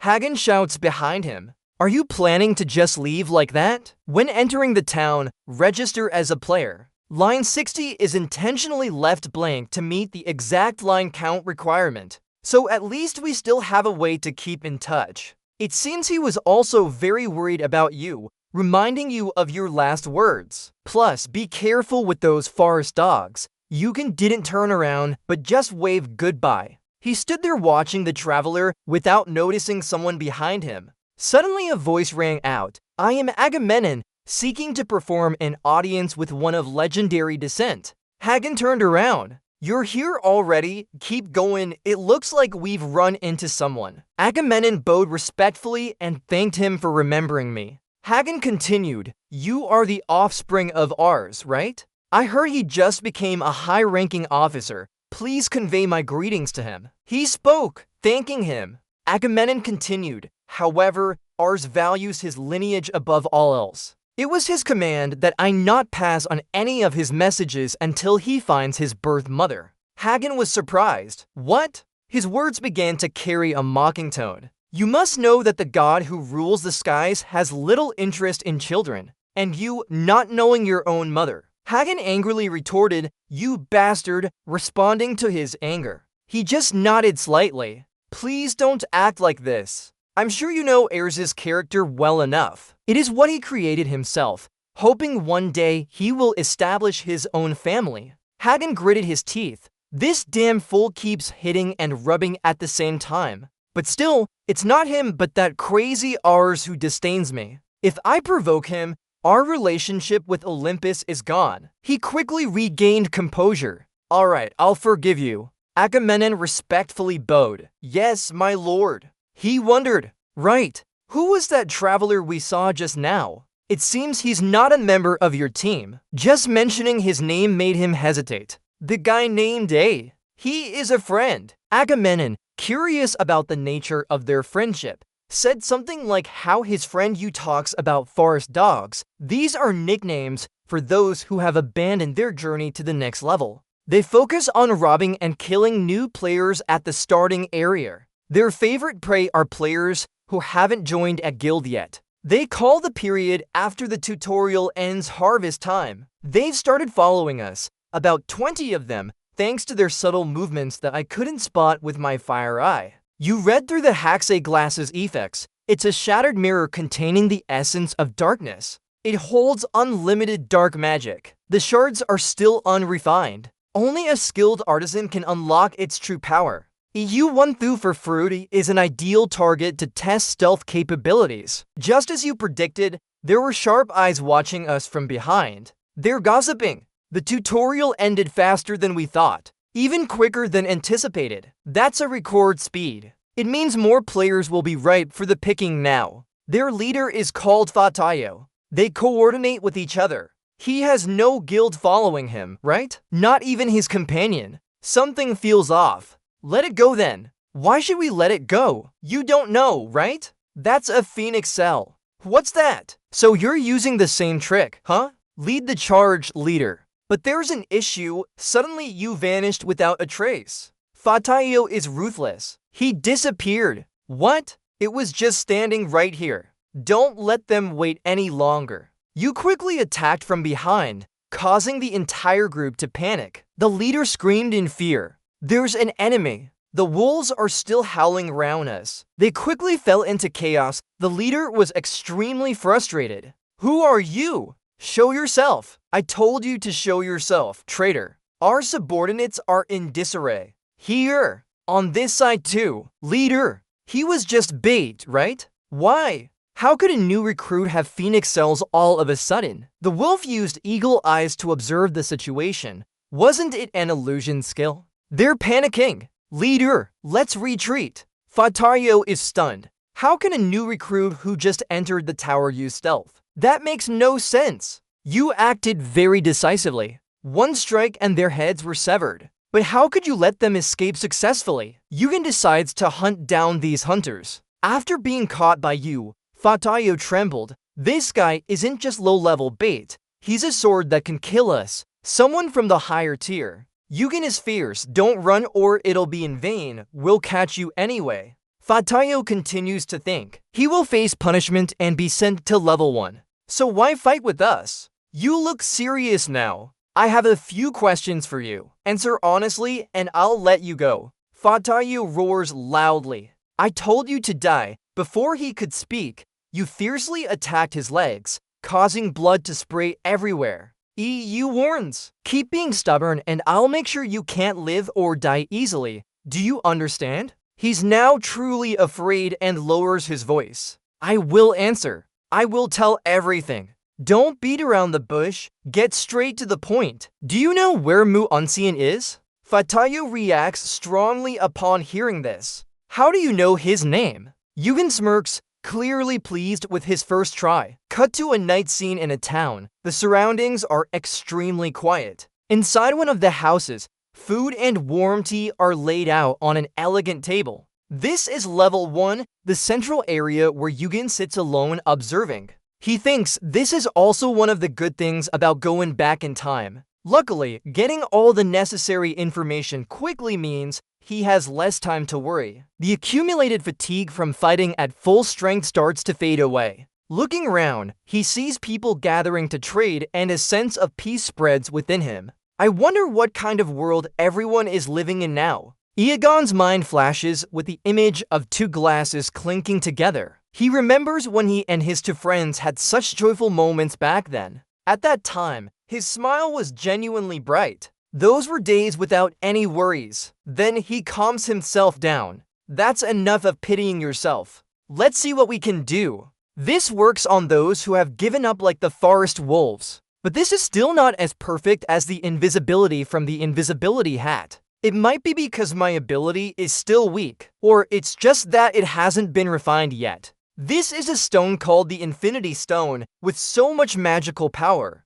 If this fragment's power were amplified, invisibility wouldn't mean anything anymore. I don't know what its limits are, but first, we need to refine it. The reason he could take over Olympus and to become king might be because he got the lightning bolt fragment. Hades never fights without his invisibility hat. These are treasures that ensure Olympus will remain strong in the present and future. And the only one who can refine something like this is. Thinking about it, he feels a bit happier. It's been a long time since I got to meet him again. The person you're talking about seems like a long time ago. He's still working hard on his project now. EU calls this person Uncle. The player's tools are used by transferring the user's magic power. After registering unique magic power at the ranking office, Information and numbers will appear on the equipment. Basic item types, internet browsing capabilities, ability to communicate with other players, very important items inside the tower. EU always holds an item in his hand thinking, I've registered as a player now. If I'm not mistaken, it should be around here somewhere. Is that path over there? Can't remember the exact location, so it's hard to find. A weak voice echoes. Sorry. Sir, please give me a little bit of points. He shakily moves closer. Please, my child is very hungry now. Seeing you still not responding, he finally loses patience and reveals his true nature. Hey, spit it out if there's anything to say. He turns around and hits him hard. Turns out they're a gang of robbers. The others see their comrade fall and shout in panic before attacking. Michael, what are you doing? Daring to cause trouble for our organization. EU grits his teeth and swings at the fat guy who was shouting. Try crawling up if you can. Don't get angry at others. He deals with all of them while talking. After handling the robbers, he continues on his search. Upon reaching a large alley, he sees a sign and thinks to himself, found it! EU steps inside and loudly calls out, is anyone here? Is there someone here? A hot feeling rushes over him as if this place is like a sauna. From the room, a voice echoes. Didn't you say you were busy with work in the morning? A man quickly steps out from that room. Seeing him, the man can't hide his angry expression. Huh? What's going on? You ask loudly in surprise. Those are fine bird cells. They're not around here. You've gone astray, miss.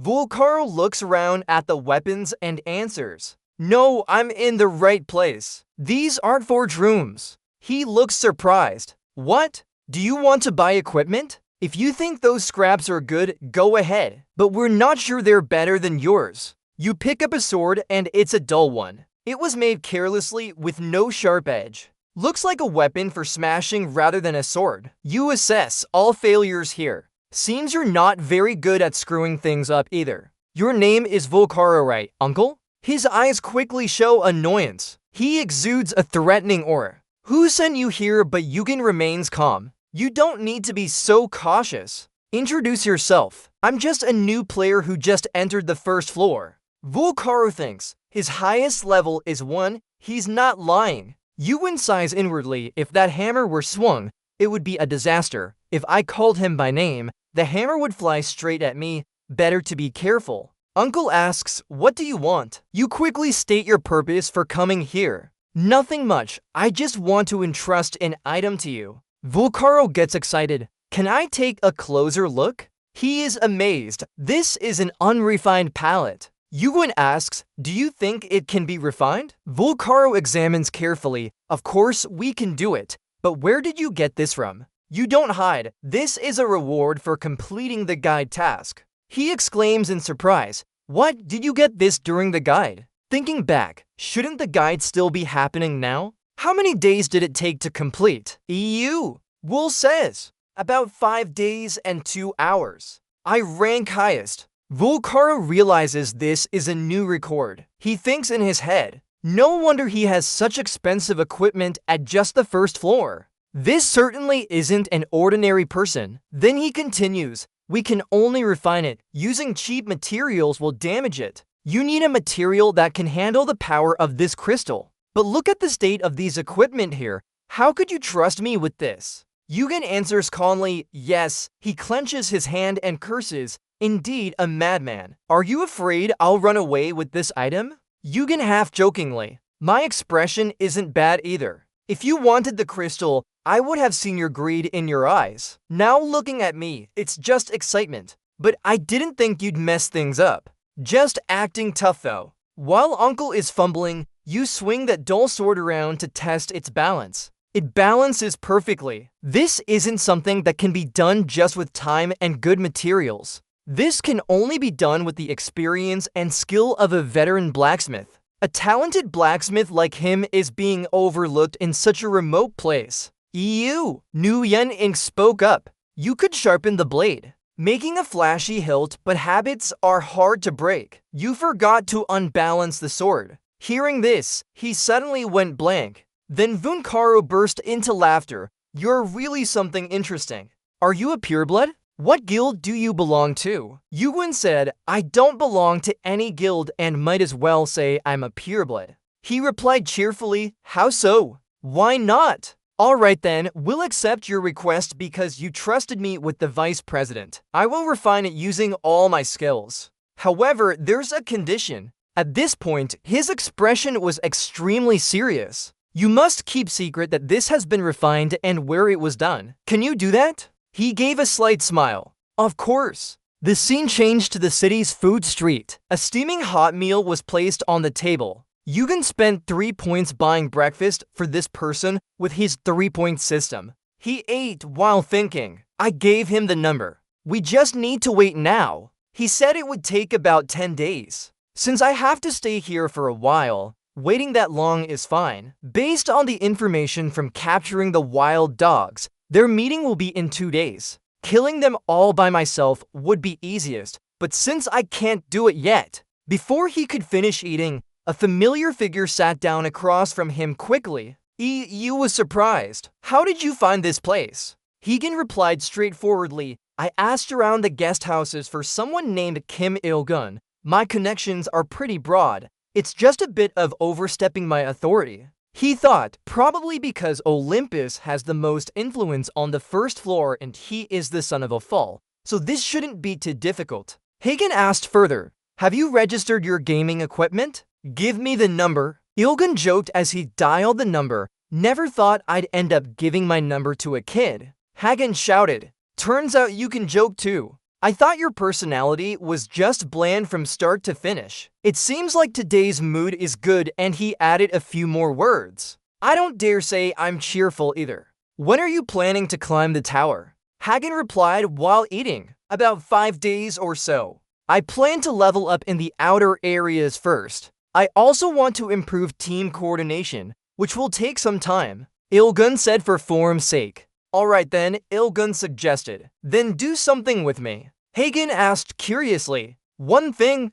What is it? He continued speaking. I want to root out the wild dogs completely. Hagen replied straightforwardly. The wild dogs, right? Let's deal with them first. But if we count our team, just 10 of us don't think this is feasible. You strand across. Not 10, just 2, me and you. Hearing that, he tried to calm down. Hagen hurriedly. Hold on, we need more info. EU Strand remained calm. It's still a bit early now. Go back here the next night. I'll tell you about it. If not, I'm doing this alone. Hagen tried to suppress his irritation. No, let's do it together. That night and day. Then he quickly stood up. Alright, see you later. Yugen was surprised. Coming so early? Hagen seemed very serious. To have time, we need to hurry. I'll leave early today. Yugen sighed. He values the team he built in the guide video. Keep pushing them and climb together. He really put his heart into it. You keep calculating. Seems like you made me wait. Yugen continued, I'm done here. Why don't you tell me what you need from me? The man spoke up, surprised to see Hagen suddenly appear. He approached and greeted. Is this our first meeting? Nice to meet you. I'm from Olympus. Do you have a moment for a chat? Yugen wondered why Hagen didn't greet him like the ruler of the sky's descendant should. Agamemnon sat down directly. His purpose here is to meet you so he can't be blamed. Yugen heard that you ranked first in this guide, while Hagen only came second. They say there's a huge gap between first and second. People even talk about it as if a monster entered the tower. EU guest replied politely, thank you for your sincere praise. He took a sip of tea, saying that Hagen described us like friends, which sounds strange. EU guest calmly replied, not exactly, you seem surprised. He wants to be friends. Probably wants to get closer to me. No harm in it. Agamemnon continued, yet you still didn't form a team with Hagen. That's a smart decision. Relationships built during the guide often don't last long. Few want to climb the tower, and even fewer can become Janji. But you're different. You have potential to surpass a Janji and become a powerful entity in the tower. So shouldn't you find someone suitable to climb with? Join Olympus. Under our protection, we can prepare anything you need. Ours is unlike those lowly beings who don't even know their mothers. That day was the son of Mrs. Hearer and Zeus. Great entities have long become high-ranking Janji. Become a part of ours. Better than joining that cursed Laestrigan. Yuwoon didn't look pleased. Stop! You remain silent, sipping your tea thoughtfully. Olympus really does put effort into recruiting new members. Thinking this, you set everything aside and continued. Thank you for the tea, I'll leave now. Agamemnon was greatly surprised by his attitude. He wondered back, are you turning down a proposal from Olympus? EU asked casually. Yes, I have no intention of joining. Even the personal request from ours, my son, I still refused. What about you? It suits me. Can't even show my mother's face. What else? Lie. Ours is the son of Zeus and Hera. Is that yours? Agamemnon didn't think his tongue was so sharp. He got so angry, his veins were popping out. What flag? Hold on. He continued. Olympus is. I quickly interrupted. I only have one answer. I'm refusing to join those lowly humans. Immediately after, Yugen left, leaving him alone there. His frustration rising as he sat in silence for a while, a worried voice echoed. Are you all right? Lord Agamemnon, he asked quietly, how many wild dogs can we call up? The voice was surprised. Those wild dogs, don't tell me you're planning to. That person reported in shock. Yes, the wild dogs are gathering now. We need to finish that matter before we can gather enough troops. He was furious, preparing for just one new recruit. It takes this much effort. The other person spoke up. Please reconsider your decision. I'm the one who set a new record and defeated Hagen, he said proudly. With only 2 wild dogs, what can you do to me? Agamemnon sighed and stood up. Then prepare about 100 of them. He harshly ordered. Once this harvest season ends, we'll kill Kim Yugel. 2 days later, Yugen and Hagen met. The young one asked him about the plan. So how are you planning to deal with those wild dogs? First, I need to meet someone. It took me some time to find his place. Hagen hurriedly followed, questioning, who do we need to meet? Yugen replied, just follow me for now. His eyes turned red at this moment. Hagen silently thought, those eyes again. He remembered what Ch said in the room. This rascal, are you a fellow monkey? Clearly, Ch was referring to Sun Wukong back then. Hagen knew he was one of the most talented fighters in history. Since starting his climb on the tower, it took less than 100 years to become a high-level mage. However, Yugen not only controlled fire like Wukong, but also like Apollo. Looking at his back, Hagen wondered, who exactly is this guy?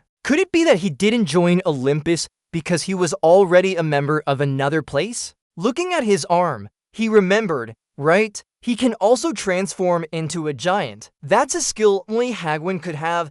Only someone who killed thousands of giants could possess it. But any giant has that ability. Could you one be from the giant tribe? If that was why he didn't join Olympus, suddenly a voice interrupted his thoughts. Hagen. He didn't know they had reached a door. Before opening it, Yuwon warned, remember to behave well inside. Hagen asked curiously, what kind of behavior? He didn't explain further and loudly called out, shop owner. Then he entered. The person inside shouted back, sorry, we're closed now. But if you're looking for something, please leave your name and number. I'll contact you tomorrow. He just said, Mu Anchan. His hand suddenly stopped. Yugen continued, I'm searching for someone named Mu Anchan. Suddenly, he jumped away and ran, cursing under his breath. F asterisk asterisk asterisk. F asterisk asterisk asterisk. Yugen quickly dodged the pursuer. The man wondered where he was going. Although he ran ahead, Yugen swiftly grabbed the other's neck. His hand snatched the knife from his opponent and lunged at him. But Yugen didn't give him time to react. He immediately kicked him down. His eyes red with anger glinted with cold intent as he ordered, stay there. As soon as he said this, a large hole appeared where the man fell. Unseen couldn't help gasping in surprise. How could he be so strong? Yugen quickly confirmed his identity. Real name is Unseen, alias John Namguna, martial artist who gave up climbing the ranks. His eyes glinted with a threatening look. He was the king of the forest dogs. Unseen shouted, why did you do that to me? You must have mistaken me for someone else, Yugen Vakin. What are you talking about? Why were you trying to run just now? He shakily explained in pain. It's because your eyes look so scary. Hagen stepped forward. Are you sure this is the person we're looking for? To conclude he was the king of the dogs just by running away seems a bit too hasty. He looks harmless, doesn't he? Yugen quickly explained. Does this look like an ordinary knife to you? Look down at where he fell on the ground. Hagen's jaw dropped in amazement. It melted away. Is it poison? You answer. Yes, this is a highly potent toxin from higher floors. Its use against other players has been banned. Getting hold of such an item was already difficult. Not to mention the license from the association too. Could an ordinary shop owner possess something like that? And he always keeps it hidden in his hand illusion, right? This is his true face now. Where did you get this info? How do you know my real identity? More importantly, how do you know my name? Hagen was slightly taken aback by his appearance and voice. A young man had suddenly aged. Yugen replied bluntly, I don't know. Why did I notice it? He fumed, typical of the deaf not fearing guns. You should know who backs me up. As he spoke, he suddenly scrutinized Hagen's trembling form. Your hair and eyes. Could they be? Remember what you were told to do. Act nicely. Hagen realized that acting nicely meant this. He quickly gathered his inner energy, golden rays spreading around him. Unseen understood. So Olympus has betrayed us then? Hagen was surprised by his statement. Yugen continued. You're saying it's too much to call it betrayal. We just want a favor. You received the request from Agamemnon, right? He quickly admitted, yes. So what? Yugen continued. Now that the ruler of the sky is showing some interest in issues on floor 1, the sun has just completed his guide. So you're still going to be a dog for Agamemnon on this floor forever? He's not one of the top 3. Agamemnon is merely a new recruit trying to become a high-level schemer. If things go well, the ruler of the sky will personally protect your pack. Hagen remained silent, still processing this information. What am I talking about? Yugen continued undeterred. If you do well, you might even get an important position in Olympus. Unseen seemed convinced by now. So what do you need then? What can I do to help you? Looking at the scene before him, he couldn't help feeling a bit scared.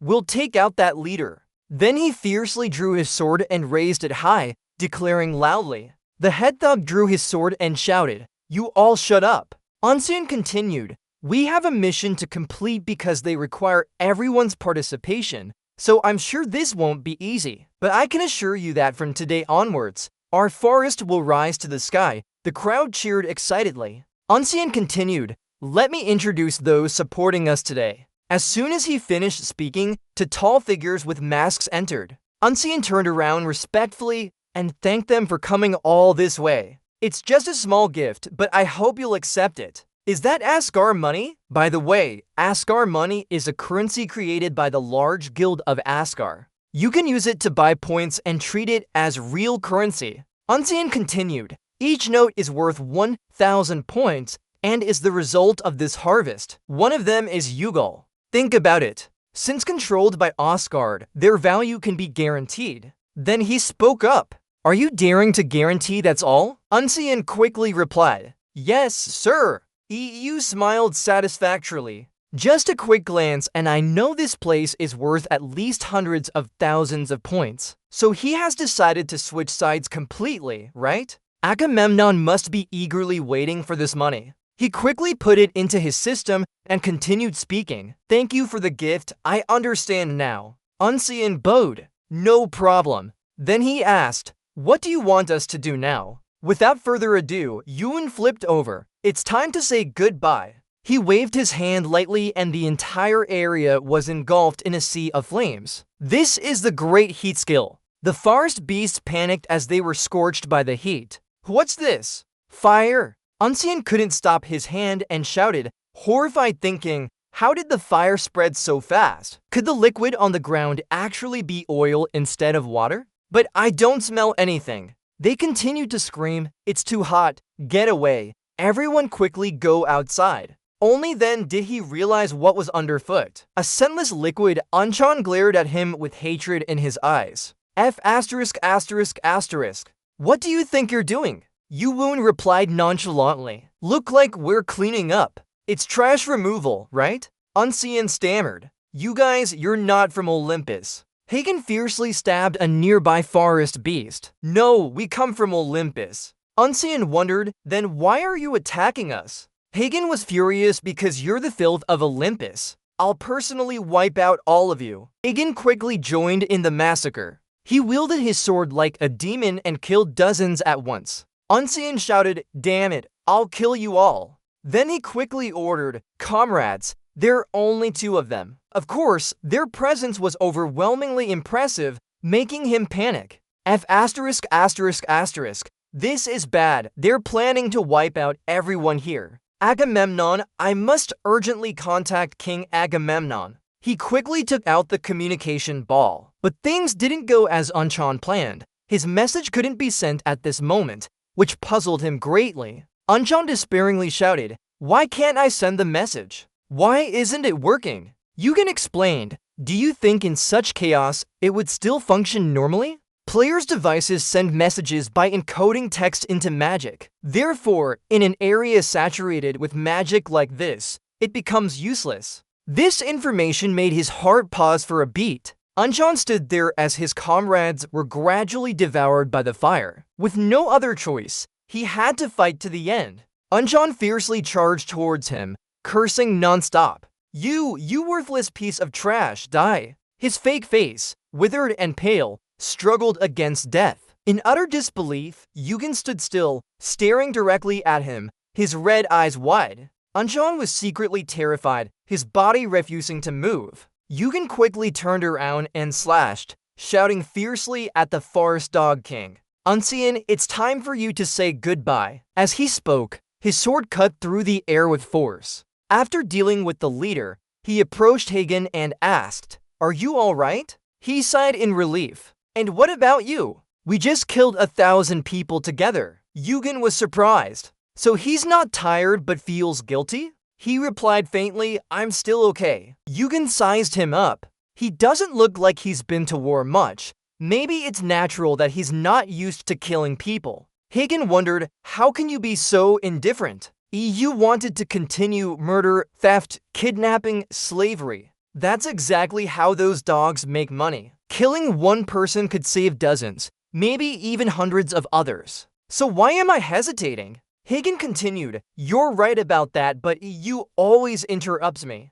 Of course, for some people, ignoring such a half-bad thing is more convenient. Hearing him say this, Hagen fell silent momentarily. He slowly stood up. You may look calm, but your words are sharp like a magic spell. Teasing someone isn't easy either. You remain composed. Is that a compliment? Hagen covered his head and laughed. Yes, it's a compliment. You're thinking. I've noticed this before. But the mental endurance of this guy is impressive. Just hearing me say a few words, he's already regained his composure. You can't help but admire him. You truly are a fit for a weary lifestyle. Hagen chuckled lightly. It's you who don't match your appearance. People who seem impressive aren't necessarily good people. You remain composed. I'll take that as a compliment too. Hagen continued, it is a compliment. Naturally, wasting effort on something without any benefit isn't easy. Just like in the tutorial section,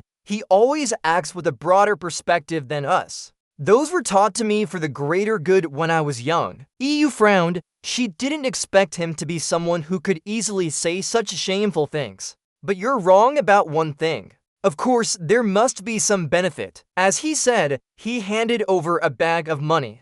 Hagen was taken aback. That is, EU continued, you played an important role in this matter. What? Do you intend to take it? If you have no interest in dirty money, just reject it. Seeing the money, Hagen's eyes widened. The machine responded, yes. In the end, he couldn't resist the temptation of those banknotes. Just give me a little bit. EU was satisfied. That's right. You continue. Alright, I have a question here. Are you ranked second in the tutorial section, right? Hagen glared. So what if I am? Suddenly his face turned serious as he spoke. What's your reward? Elsewhere, a hand fiercely slammed on the table and shouted loudly. Why? Agamemnon was angry. Why can't I contact him? His subordinate trembled and stammered. I don't know for sure. I sent a message to Unseen, but Agamemnon thought to himself. Horrible. Except for being mad. How could he dare run away with my money? At that moment, another subordinate rushed in excitedly. Lord Agamemnon, we found the forest wolves, but I think it's better if you come to check personally. He and his subordinate quickly arrived at the scene. Everywhere were burnt bodies, unrecognizable. Agamemnon was shaken. What is this? He secretly sweated, wondering if Magunshin was involved too. His subordinate quickly reported the fire. With weapons scattered everywhere, he himself was among them, drunk and in a hurry. Money, where would he store it all? Not knowing where his large sum of money was, he was furious, eyes wide open, turning towards Yugon, who was retrieving the DUOCC funds just now, totaling 384,000 points, a truly impressive number. Only someone with Ranji could dream of such wealth, and this is half the battle against the Black Gang too. And thanks to that, he wouldn't have to worry about food or accommodation anymore. He could go to Asgard right away and exchange these points. But then Olympus would find out who destroyed the forest wolves. Messing with matters already complicated on the first floor isn't a good idea. With just this, it might not be enough for crafting materials, but he could probably get some core ingredients for the black crystal anyway. This would allow him to craft items earlier than planned. The black crystal is currently the highest ranked item in his possession. By now, it might be taking shape in the hands of the greatest smith at the tower. Thinking about this, he extended his hand and felt for inner power. He observed an unnamed egg, unable to determine what creature would hatch or how to make it hatch. 0.00% hatched. Yugon pondered. The description sounded confusing. Where should he use this now? A half-finished item with unclear descriptions due to its unfinished state, but never before had an egg described like this. The second-ranked black crystal gave him a pair of gloves. These gloves were high-level equipment even the workshops used. By that standard, this couldn't be a common item. It was likely to match or even surpass the black crystal wholly. Frustrated, he sighed deeply, unable to figure it out. Suddenly, he examined the egg more closely and gasped. Hold on, what are these patterns? Clearly, he hadn't noticed them before. He turned the egg over again, scrutinizing it carefully. He had seen them before. Outer World Spirit. At that moment, a notification appeared. The egg welcomes you. Eugene remained puzzled, unsure what it was. After resting for a bit, he went to the smithy. It was still deserted with no one around. EU sighed deeply, thinking about recent events had been overwhelming. He wondered if whatever hatched from this egg would be an ally or another entity capable of destroying the world again. Most creatures that hatch from eggs recognize and stay with their first mother during incubation. That's why some Ranji go to great lengths to find legendary beast eggs to hatch as companions. If this egg develops like that, it would be a huge gamble. Don't overthink it, Eugene. Worrying about it won't change anything. Focus on the immediate tasks at hand now. After that, he stopped thinking and stepped inside. It's me! Seeing him, Volcaro greeted happily. You're here? Volcaro's hands didn't stop working.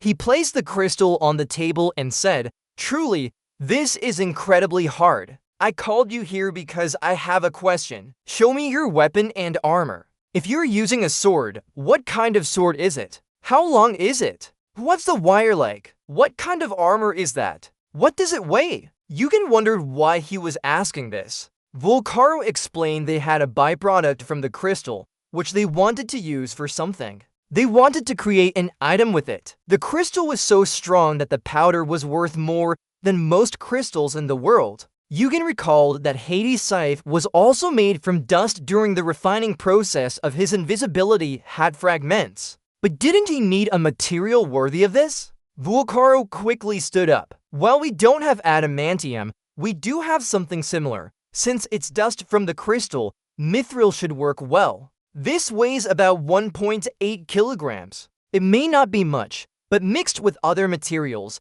it could suffice for an equipment piece. A note appeared. While mithril isn't the hardest material, this metal has very sensitive magical conductivity. It's a rare metal that can even possess magic depending on its refinement and affects item crafting classification. Yugen could tell it was quite expensive. Just half a kilogram mixed with other metals would be enough to make high-quality items. With 1.8 kilograms, it would cost at least 300,000 points. We have enough from the forest dog's money, but we can't use it now. It's a pity, but I think we can only afford 1/3 of that now. Seeing Yugen hesitate, Volcaro quickly understood and suggested, "I'll give you an account." Jan was surprised. "An account? What if I decide to run away without paying you?" Mr. Feng said it's because of our greed wanting something from this, and we even suggested the idea. So if you take an item without paying, there won't be any grudges between us. Moreover, what you left here for me is worth more than 100 times this worthless mithril. In fact, by now, that item can no longer be converted into points. Since you trusted and gave it to me, isn't it reasonable if I do the same? You wanted to hear Mr. Feng continue. Still angry at him, the old man was just as he remembered. Then Yugen smiled warmly and took out a sword from his system. Offered to show it to him. Volcaro couldn't help but smirk. He handed the sword over and said, "I need a sword, as long as it's not too heavy for me to hold. Weight doesn't matter, the shape and length like this one are fine." Volcaro laughed confidently. "A sword, that's my specialty." Time passed quickly. A week later, at Olympus Branch Guild Hall, Agamemnon was pacing back and forth, likely plotting something. He smiled triumphantly. He never expected such an opportunity to come his way. The downfall of the forest dogs was just a test from the tower to bring him to greater opportunities. As long as this task is completed, not only will past mistakes be forgiven, but even the ruler of the sky might pay attention to me. A subordinate approached and reported, "Sir Agamemnon, we have gathered all players from levels 1 and 10. There are about 200 people." He continued, "What about reinforcements?" The subordinate quickly reported after calculating the tower's limits and administrator intervention. "An appropriate reinforcement has just arrived."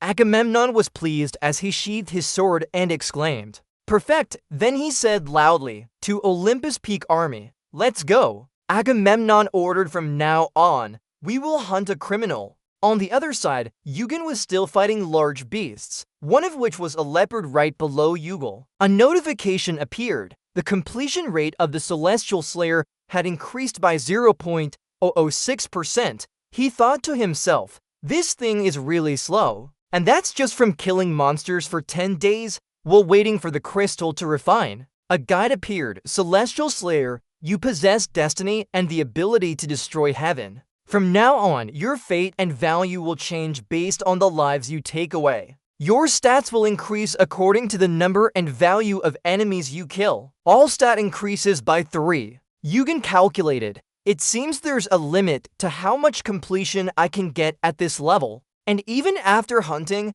I only gained 1 level. Oh well, at least I'm not just sitting around doing nothing." The communication thread interrupted his thoughts. He received a new message from Volcaro. Mr. Feng happily announced, "We're done refining it. Let's go over." On this side, he's extremely satisfied with his own masterpiece. It is indeed beautiful. No matter how many times we admire it, we never get tired of it. Who would have thought that I could see this light again? I wanted to create a truly perfect piece with this, but maybe not anymore. The crystal Mr. Lau polished repeatedly made it shine even more and look even better. While admiring the old carriage, a noise came from outside. Volcaro, you're in trouble, because he quickly noticed the sound. He immediately rushed over with his hammer, clearly upset. How could this happen at such a time? Even though I knew today would come eventually, an extra day wouldn't hurt.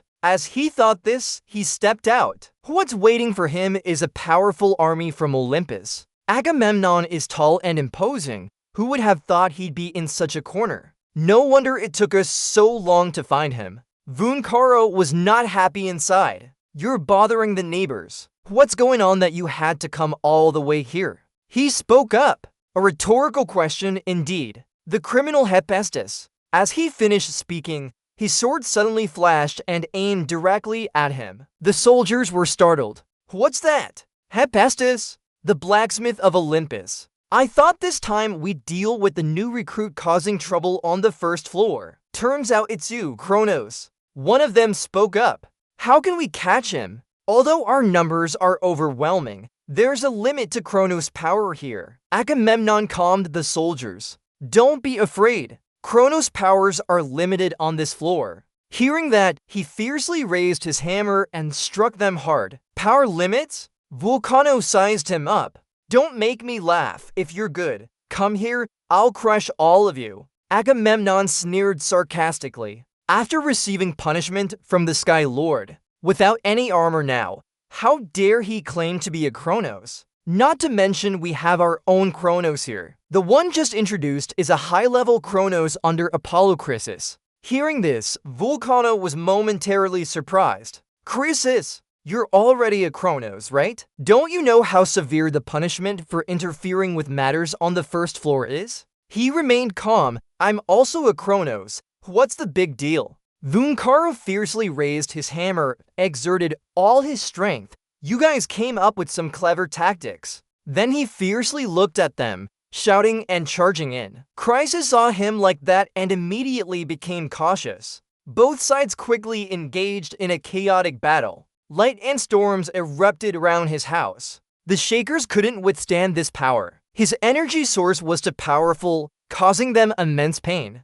Vuncaro looked like a mad god, fiercely retaliating. Under the wrath of an ancient trickster, Chrysis momentarily weakened. The bright colors quickly filled the courtyard, with countless casualties. Chrysis coldly stared at Vulcano. I used to admire you greatly. Thousands of years ago, after becoming a spy, you didn't crave power, but chose to wield your hammer and follow your beliefs. Vulcano despised that. Is it because of the admiration for me? As soon as he finished speaking, he cautiously leaped away, successfully breaking a part of the wall. But Vulcano didn't stop there. He continued to fiercely eye his hammer and began charging up his inner power to strike again. Of course, Chrysis couldn't withstand that fury, quickly getting hit. At this moment, Vulcano seemed out of control, his eyes filled with anger. It seems he decided no one could survive leaving here. The soldiers were also swiftly defeated.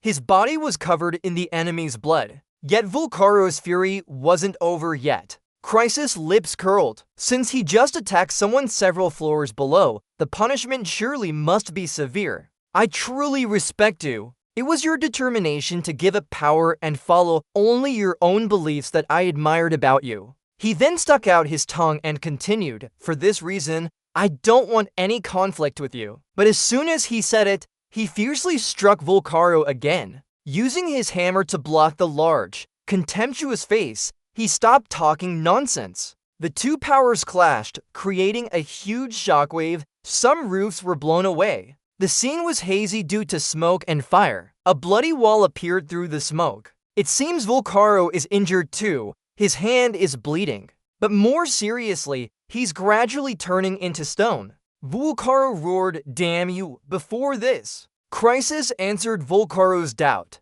This is a product of yours, Aegis. Though it's counterfeit, when you're exhausted, just this will do. They were satisfied watching him turn into an unconscious stone figure. Chrysis' face was cold, but his eyes showed sadness as he thought. Everything ends here. Agamemnon couldn't hide the disgust on his face. Finally, he turned and ordered, "Hurry up and take that criminal away." A frosty voice echoed, "That can't be done." Finally, you arrived. EU! Gun swiftly cut off a leg of the man near Agamemnon. The man screamed in pain. "My leg, quickly stand in front of Vulcano." EU! Gun asked urgently, "What are you doing here with such a group?" Facing high-ranking officials and Olympians, he wasn't afraid at all. Agamemnon looked at him sarcastically. Oh, so it's Yugen? He remained silent, staring intently. Yugen wanted to see what he could do. The soldiers were agitated.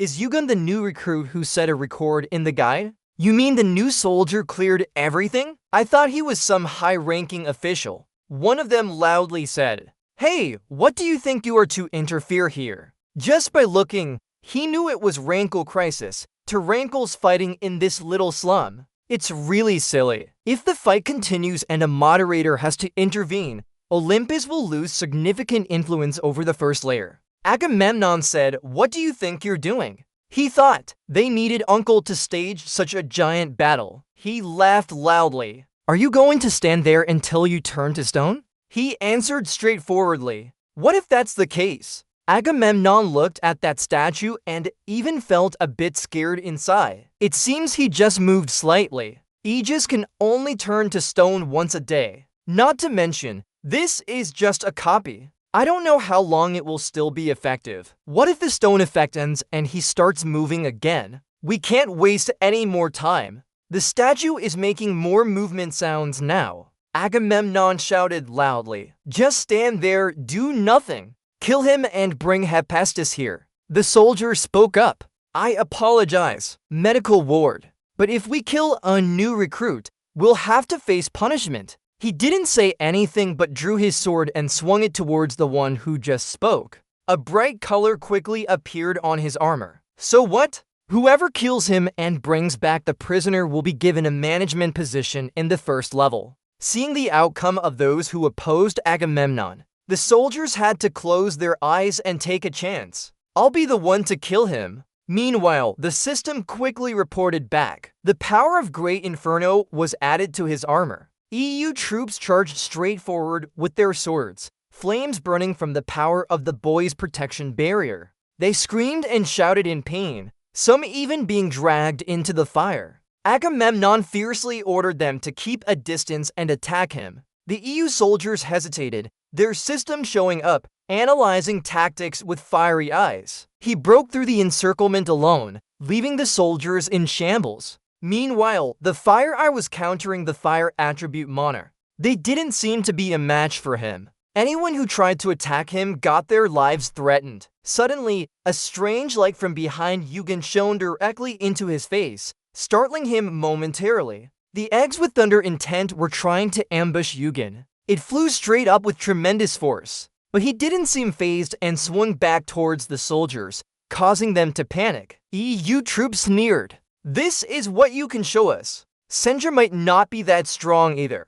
They said among themselves, Don't lose heart. Push him into a corner quickly. Agamemnon was trembling now. What's going on? Some of them even reached the 10th floor. I know he's at the top rank, and defeated Hagen too. But his strength and prowess surprised him. Is this a new recruit you're using? Great Inferno skill, Fire Tower, fiercely sweeping towards the enemy. The EU troops gritted their teeth, angrily looking at the statue behind them. Uncle, are you still planning to sleep all day? It doesn't seem like there's any good sign from the statue yet. You're still holding them back so he can wake up. The system notification appeared. Fire Eye countering solar shard fragments, thermal essence countering solar shard fragments. He silently thought that the solar shards finally showed some action. Crisis! He couldn't help but ask him, What's your relationship with Hephaestus? The EU troops wiped sweat from their faces and replied calmly, I'm a customer. The crisis is unbelievable. Customer? Only someone with a tainted relationship would interfere in this battle. EU thinks, despite his battered body from punishment, he still emits intense pressure. Our opponent is Apollo's right hand, the one managing the flames. If we're even slightly careless, we'll be burned to ashes instantly. Considering all my wounds and the punishment for attacking me, he can't attack me more than 5 times. I quickly used the jauntization skill. Luckily, our opponent was just right. My Fire Iris and Phoenix Feather resistances are quite good against heat. I can handle it. I've dealt with Srutch's destructive flames before. Crisis speaks up. Haven't you got any skills yet despite having so many? He sneers, but what can a new recruit do here? EU grits his teeth and tries to stand firm against the fire. The system analyzes power. Jauntization clashed with solar fragments. My fire iris and phoenix feather resistances are fighting against them. A loud explosion quickly occurs, shaking the entire area. System alerts failed to resist solar fragments. Burn effect activated. EU thinks, I knew it. Just having strength isn't enough. If I had some ice shards, at least my fire resistance could be boosted. I'm frustrated. He's not going to let me catch a break. Then EU uses the burst skill. 3 strange green circles appear from the large flames. Crisis's flames are so intense they can burn down an entire neighborhood. The surrounding houses have been affected by the battle too. Thick smoke quickly fills the air after that attack. System alerts again. Phoenix feather resisting solar fragments failed. Now, the burn effect is at level 2. EU gasps for breath. Damn it, I'll be burned to death like this. But having used all my strength, he won't take it lightly either. Just as expected, he's in such pain that he can barely contain his cries. EU calculates 2 more times. If I could hold on a bit longer. Before you have the chance to catch your breath, he quickly sends another wave of attacks, making you flinch. Yugen's entire body is soon engulfed by fierce flames. He can't help spitting out blood. Crisis's attack sent him flying several meters away. It seems Yugen has been injured, but he quickly spits out more blood, looking equally surprised. Crisis is covered in blood too. It seems he isn't much better off than Yugen. Yuwon's entire body is in intense pain, continuously vomiting blood. Yu-1 thinks, I underestimated him while fighting on the first floor. Despite being punished and injured, he's still very strong. I can keep fighting, but don't think I could defeat him if I have to endure 2 more times. He stands up, looking around, thinking he was thrown somewhere, only to realize it's his uncle's workshop. The black ice shard just crafted is still on the table. Its dazzling light draws his attention back. This item is a true and holy ice shard, containing the power of primordial darkness, an endless source of dark mana, a refined item indeed. Crisis remembers someone saying, punishment, you'll understand once you experience it. Crisis thinks, the tower's power flows so intensely. He struggles to stand up. As expected, the tower is alive, protecting lower floors from chaos. This is the tower's will and punishment. With this thought, he bows respectfully. Thank you very much. Agamemnon is impatient. Now, catch that traitor. Check the number of casualties and injured. The soldiers speak up. Yes, sir. Agamemnon looks at where Yugen was thrown. About Yugen, Crisis says, leave him be. He's surprised. What, but in the future he will. Crisis says the mission is completed. We broke the tower's rules by causing a disturbance on the first floor. I want to avoid unnecessary killing. Agamemnon continues, understood. Then, from within the wall, a loud noise resounds. Agamemnon is anxious, that half-dead guy. Crisis steps forward to stop him. Hold on. He's upset. You're going to let me spare him, right? Crisis observed and replied, no, he's very dangerous. The mana radiating from his dark attribute has changed everything. Even though he was unconscious, that mana flow. Agamemnon still didn't listen to him. It's okay. You're tired, please rest. We'll handle him. But what surprised him more was that you disappeared without a trace. Agamemnon startled, turning around everywhere searching, his voice echoing. Where is he? Quickly approach Volcaro's statue and take it. Agamemnon was shocked. Damn, petrification doesn't freeze the target's consciousness. He'll break through it. He urgently ordered. What are you guys doing, you fools? Just watching, Agamemnon nearly went insane shouting, kill him.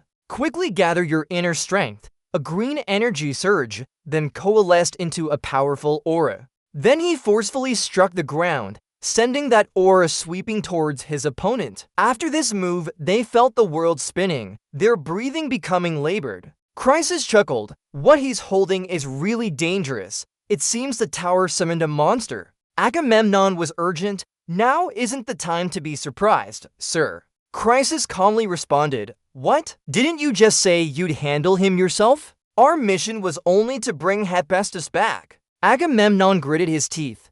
Are you serious, sir? Seeing him so anxious, Chryses reassured. Calm down, I can see everything too. His face then showed a fierce look towards him. Meanwhile, Yuan was relentlessly attacking everywhere, causing countless casualties among the troops. While fighting, he kept an eye on his surroundings. A strong aura was approaching. Crisis, here they come. Amidst the war, two formidable opponents stood facing each other. Crisis raised his hand and gathered inner strength. Black smoke surrounded him. Crisis thought, impressive. Controlling two different attribute manas simultaneously is still beyond current capabilities. If this guy joined Olympus, he'd be a valuable gem. I want him. Chrysis thought then spoke. You're Kim Yuguni, right? Why not join our group? If you're looking for equipment, I promise to give you something better than that one. He replied straightforwardly. This isn't everything we need yet.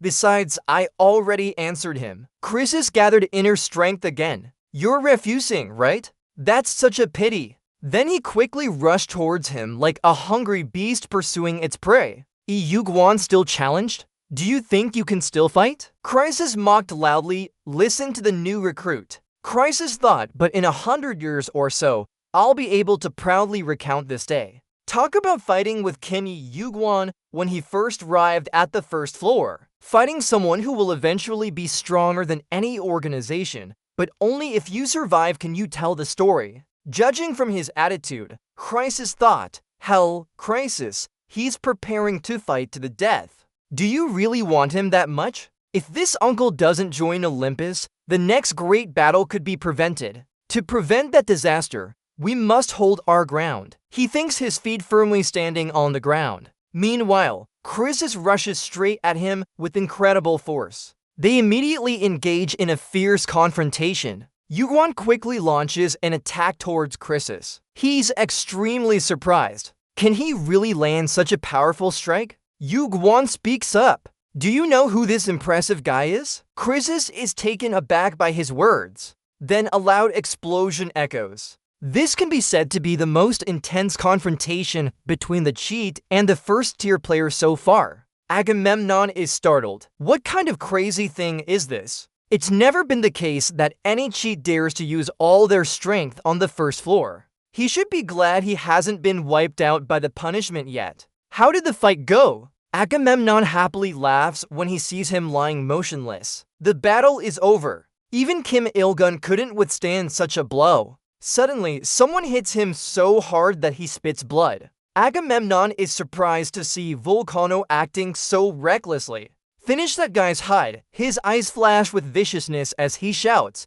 "It's not over yet, you little bastards." Agamemnon curses loudly in return. My father, are you not afraid of the punishment? The hammer strikes mercilessly. I don't care. Agamemnon spits out blood. Vulcano declares confidently, we won't bother with them, but this person must be killed for sure. Agamemnon trembles as he pleads to the man before him. Someone, save me. Suddenly, a tall figure steps forward to block Vulcano's deadly attack. A powerful voice resounds. You've gone too far. Vulcano is annoyed. Why does it have to be now? Agamemnon is so scared he can't speak, hesitantly looking at the man who saved him. Turns out, no one else but the first-tier administrator. The administrator is annoyed. What do you mean by that? So you want me to just let a large guild run rampant on the first floor like this? If you want to fight properly, go up and see. Agamemnon's voice is soft. There seems to be some misunderstanding here. I didn't intend to fight at all.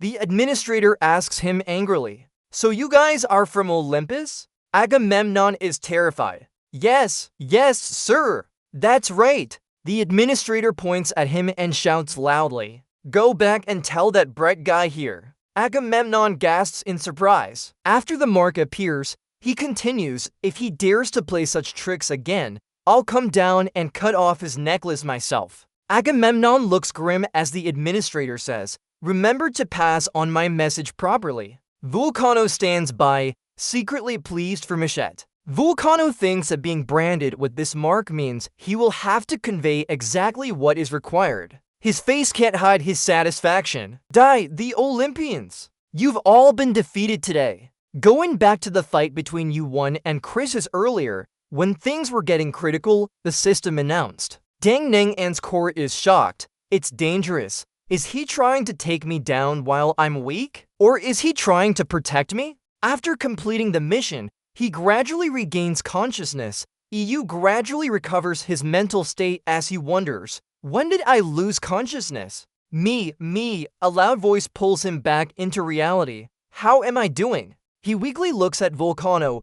Uncle Ha. Volcano gets annoyed. What's with you? Be careful with your words and address me properly. Seeing him sit up, he worries and asks, how are you feeling? Yugen replies, I'm okay for now. And how about you? Volcano questions, when are you going to stop calling me uncle? Yugen playfully says, oh, so it's Andy then? He gets upset and shouts loudly, still not giving up, huh? Yugen teases, but if I helped you survive, can't I call you whatever I want? Volcano retorts, shut up, you're really a fool. Suddenly, his lips tighten as if he wants to say something. A dry person suddenly starts speaking hesitantly. Oh, EU Guan acts like he didn't hear. What? Volcano gets annoyed. I said thank you. Are you going to make me repeat it 100 times before you understand? EU Guan looks indignant. Just 2 times, that's all. We're just saying thanks. I don't know who planned this. EU Guan smiles lightly, probably embarrassed. He speaks up. Honestly, Vunkaro isn't really my name. My name is Hephaestus. I used to be a blacksmith for Olympus. You probably already knew this. But seeing you so silent, it surprised me. Aren't you surprised? Eugene speaks up. How can I not be surprised? The cunning uncle. Honestly, it's hard to tell if he's lying or just doesn't want to. He looks at him thoughtfully. This brat already knows my real name. That's why we suspected it was an Olympian the first time he came here. But now I'm sure. He didn't come from Olympus, but isn't a regular player either. Thinking this, he continues, let's just forget about it for now. After this incident, the Olympians will have to be quiet for a while. That's why I decided to spend money and rent a good forge for a few days. Hephaestus hints, whatever debt or favor, I'll return tenfold. Just wait a few days, I'll make you the best sword. Hearing this, he just sits silently on the bed without saying anything more. It seems Yugen has a good impression of Hephaestus. Since meeting him again, he always observes him and then smiles warmly. Then Yugen steps down from the bed and says, I understand now. He's calculating. Okay, after finishing the sword, I'll start climbing the tower. Thinking this, he sincerely tells Hephaestus, I'm looking forward to it. Seeing his ragged appearance, Volcano gets annoyed and glares at him loudly. Go to the hospital first. After recovering, he immediately starts training to stretch his muscles. And what EUW aims for this time is that huge ape. EUW takes a deep breath and calculates. After lying in the hospital for several days, I finally feel like I can move better than before. I plan to face Olympus at level 10 or so, but it seems the plan has been slightly off. And that's quite beneficial for me. Olympus won't be able to interfere with level 1 for at least a few years due to the administrator's supervision. Moreover, my relationship with Uncle has become rather similar to how it was before. Especially since I have this now, it will be a crucial factor in the second giant war. However, this holy ash is particularly hard to control. Its power output is vastly different from Hades' invisible hat. But if it's not like the invisible hat, who knows what differences might rise with the user? After refining it, I found 3 major differences. The holy ash crystal is a shard holding the essence of darkness. It contains an endless dark magic attribute. All indicators such as resistance, amplification, and consumption have increased. And finally, the ability to summon hell. Hell is a symbolic term for Hades, something very similar to our Han power source. Judging by the limited text, it seems I can't fully utilize its power. But that's enough for me to grasp the true strength of this holy ash crystal. The holy ash crystal appears more like a summoning catalyst than a power holder. After using it for an entire day, I've started to understand how to use it properly. Thinking about it, he sighed in relief. Maybe it's time to go back now. At the same time, Hephaestus sent him a message. Come over here, EU. EU was amazed. He always shows up at just the right moment. The scene shifts to a large street. EU quickly followed the address to this place. EU stepped into the workshop and couldn't help but marvel. It's quite an expensive place. Any item he crafts with effort is worth hundreds of thousands of points. Moreover, since Olympus sells well and the profits go straight into his pocket, he might be among the top richest schemers. I'm a bit envious. Eugen quickly stepped in and spoke. Are we done then? Are you excited to see me? Hephaestus handed him a generous gift. Here, take it, Eugen thought. As always, straight to the point. I know what the sword is, but what else? He urged, open it up. EU curiously opened the box. He was curious about what Uncle had given him. He hesitated. Inside the box was nothing. He patiently looked closely at the foolish one. Eugen touched and felt. There's nothing here. It feels soft. Is it gloves? These are invisible gloves. A thin glove made from special material with excellent magical conductivity. The glove can be set to appear. Eugen judged this must have been crafted from Mitran mixed materials. Hephaestus was satisfied. You caught on quickly. He examined the item carefully. It feels like I'm not wearing anything.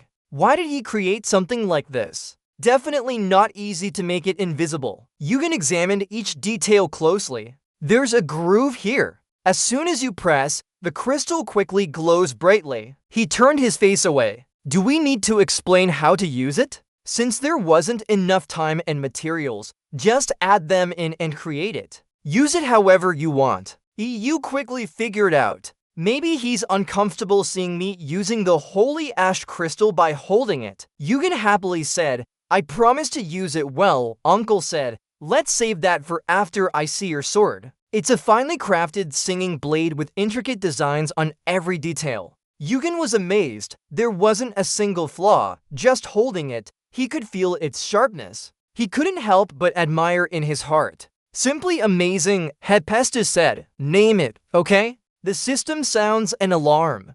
Then Hephaestus asks for a name for the sword. Please choose a name. Eugen thinks seriously. The deep black of the obsidian powder has taken on shades of Mitran green and the sword's effects. A night sword, you say. I'll call it Duskmark Chinir. EU happily hums Russian songs while Hephaestus stands still. What your naming taste is really unique. The notification appears. You have obtained Duskmark Chinir. Duskmark Chinir will now be permanently linked to you as Hephaestus wished. A sword with a distinctive deep black hue like the night. This name is not just for its appearance, but also for the sword's effects. This phantom blade was crafted by Hephaestus from Mitran and remnants of a special obsidian. It can accumulate dark magic, increase physical recovery by 200% in darkness, enhance major dark magic by 100%, and recover mana by 100% in darkness. Eugen Chumsho, the mana accumulation with this sword's recovery effects is quite impressive. We might never tire from fighting in the dark like this. It exceeds my expectations, but Hephaestus still looks gloomy standing there. The reason he's upset is that the name completes the final piece of a masterpiece, yet you gave it such an odd name. But seeing him happy makes me keep quiet. At least he seems satisfied with us. We fit together just fine. Hephaestus asks, are you going up now?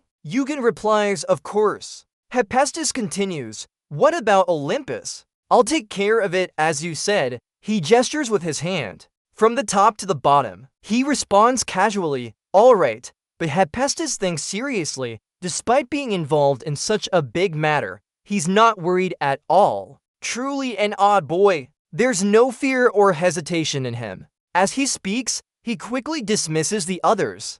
Go now! Our business is done here. I won't see you off. Eugen leaves quickly but still seems reluctant to part ways. He thinks silently. As usual, a quick farewell. We haven't met in so long. He reminisces fondly. This old chap, is this made from adamantium? Isn't there a shortage of iron? Hephaestus says bluntly, didn't you say you lost your sword? At least you need to have one against those outsiders. You were so moved then. Did I melt the hammer myself? Did I use my hand as a substitute for the hammer? Why? Hephaestus groans, tired of him already. Just take it and stop complaining. Despite his stern demeanor, he's quite emotional. Thinking this, he touches the sword. He dedicated his heart to me. To see you again makes me so happy. Bowing deeply in gratitude and farewell to this old friend. And Hephaestus doesn't see this. Cut to a library room. Everything here is neatly ranged. Inside, a girl hums Russian songs while eating chocolate. She's the head judge Suri. She bites into a piece of chocolate as she reads information. Kim Il-gon, a new player who entered level 1 from day 12. He set a new record in the tutorial section. This new recruit is quite impressive. Hagen's name also suggests he's strong. It's fun to watch him. Kim Il-gon managed to surpass his opponent and take first place. Despite knowing we can join our teammates, the judge seems to think no one on this floor can challenge me. The judge is reading the code, but he implies that there's no one here who can match my strength. This is a durable structure that can withstand attacks. Let's show off. Scene change. Colosseum level 1 testing area. EU always observes and tests his opponent's power, a key factor for warriors. The test is simple. Just defeat all the opponents. Look at the ranking board. Tong in Guo Kong is clearly in first place. His performance has improved significantly since he returned. I only made it to round 12 back then. A familiar name here too. Round 16A is impressive as well. It seems even higher than before, probably due to the new gloves. He's ready, though we don't know his exact floor. He'll get there soon. The system announces that the test will start now. Your mission is to defeat your opponent. This is a unique test no one has ever seen before. The more enemies you defeat, the greater the reward. Any player aiming for the Janji position will try their luck here. Thinking this, he opens the door. A fierce monster is waiting inside. It's enormous and looks terrifying. The noise from the door alerted him quickly. He roared loudly, standing still to wait for Yugen to get closer. Without hesitation, Yugen used the Baido skill to attack. Gripping his sword tightly, he kicked the ground, shattering it with force. The monster's head was split into instantly. As Yugen turned around, the heavy body fell down. The deity heaven refinement increased by 0.08%, and he passed level 1's test. Yugen thinks this is just the beginning. More challenges await. The system displays a survey. Do you want to try the next challenge? Yogol nods. Fight. The notification continues to appear. You've chosen to try the next challenge. Starting challenge 2. Suri watches him, unable to believe her eyes. She exclaims, "How is this possible?" It's not surprising that he could cut up the Oroses. Hagen did something similar too. But such speed hasn't happened in history before. He's even faster than Tengu Kong, who holds the title of Supreme Sage and has defeated Buder. Suri watches his fierce actions on the screen, feeling shocked. Many monsters were quickly defeated by Yuan. Suri shouts alone. He fights without rest to conserve his mana and strength, not using any skills. He's not focused on this challenge, but on a much bigger goal. That is, surpassing the achievements of higher-ranking warriors. The system notification continues. Do you want to try the next challenge? Yugen answers briefly. Fight! He grabs his sword tightly. The flame I controlled the Great Heat Fire, and Yugen activated the Great Heat Fire skill. Great sword! Surprised, he's won. It's good to end this battle now. At that moment, a fierce flame quickly struck through the space. The system displays your hand is covered by giant power. Your proficiency and critical points are too low, so jauntization will only be partial. The sword in his hand quickly cracked from the fierce flames he unleashed. He didn't stop there, swinging his sword viciously at that man's arm. His knight's helmet was swiftly severed by Yugen's attack. Faced with his bravery, the man fell to his knees, completely defeated. This is an older-looking man. He said, "This has been my second defeat." That blonde kid is quite strong too. He was the first one who wouldn't give up no matter how many times I cut or stabbed him. The battle was evenly matched, but there's still you. You're much stronger, Yugen said. If not for my worn-out sword, it would have been harder for me, he continued. It's a meaningless compliment, but in the end, you'll win anyway. But I'm grateful too. Thanks to you, I can fight again and enjoy this joy. Yugen concealed his eyes to complete his challenge. The system quickly announced, you've leveled up. Strength +1, Agility +1, Endurance +1. The completion rate of Heaven's Blade has increased by 4.78%. You have completed challenge number 19. Yugen thought, is my performance now on par with Tong Nuo Kong? Finally, I've reached challenge number 20 that no one has ever passed. The usual prompt appeared again. Do you want to try the next challenge? As always, the answer was a simple fight. Yugen cursed silently in his heart. Even when it's real, they don't give us any breathing room. And indeed, if we had more rest time, this arena would lose all its meaning. He quickly recovered his strength to prepare for the next round. EU1 began with the final challenge, showing no hesitation on his face. Suddenly, a sandstorm rose around him, wind swirling fiercely. Yugen was secretly shocked by the immense magical and spiritual energy. His skin crawled. Will that really come out? The system announced, your hand is now covered with the power of the Great One. After passing through those gates, a fierce aura radiates, causing the earth to tremble. The boss of the final challenge appeared, and ghastly whispers echoed. EU1 gritted his teeth, struggling against its overwhelming might. It attacked him fiercely even before he could see it clearly. Yugen was secretly amazed. Even after using giant form, I'm still being pushed back. It kept charging at him with great strength, now looking a bit desperate. He gripped the ground tightly to keep from being blown away. Great Sage Tang Tian spoke, recounting how in challenge number 20 of level 1, he was knocked unconscious and eliminated by that creature's tail. To survive, one needs strength comparable to mine. Most people don't make it through such a hit. Despite having only one head and tail, it truly is that. Even though this is the final challenge, we're still on level 1. He asked tiredly, did you confuse any other creature? Tang Tian was extremely serious. A goon thought, do you think you could make such a mistake? A snake with 8 heads so large could stretch across 8 hills and fill 8 valleys. A being close to mythological creatures or even dragons, a fragment from ancient times beyond the outer planes. It should have been sealed by Susanoo long ago. Who would have thought it would appear here? A goon cursed the administrators. These damn developers always do whatever they want. Your task is to defeat Orochi's 8th head. A goon was annoyed. What kind of ridiculous difficulty level is this? The fierce monster with glowing yellow eyes looked at him, if wanting to devour and swallow him whole. It then fiercely lunged towards him, roaring loudly. A goon thought, just like what I heard, it only has one head, the smallest too. However, its massive body means a single mistake could be fatal. Its huge body surged forward, trying to wrap around his body. EU1 struggled to move away from the monster's attacks. His body slid uncontrollably on the ground. He looked somewhat disheveled. So far, he hasn't had any chance to attack it. The snake just charged recklessly, but its size made it a bit challenging for players. A goon challenged. His attacks were unconnected. Orochi that I know wouldn't act like this.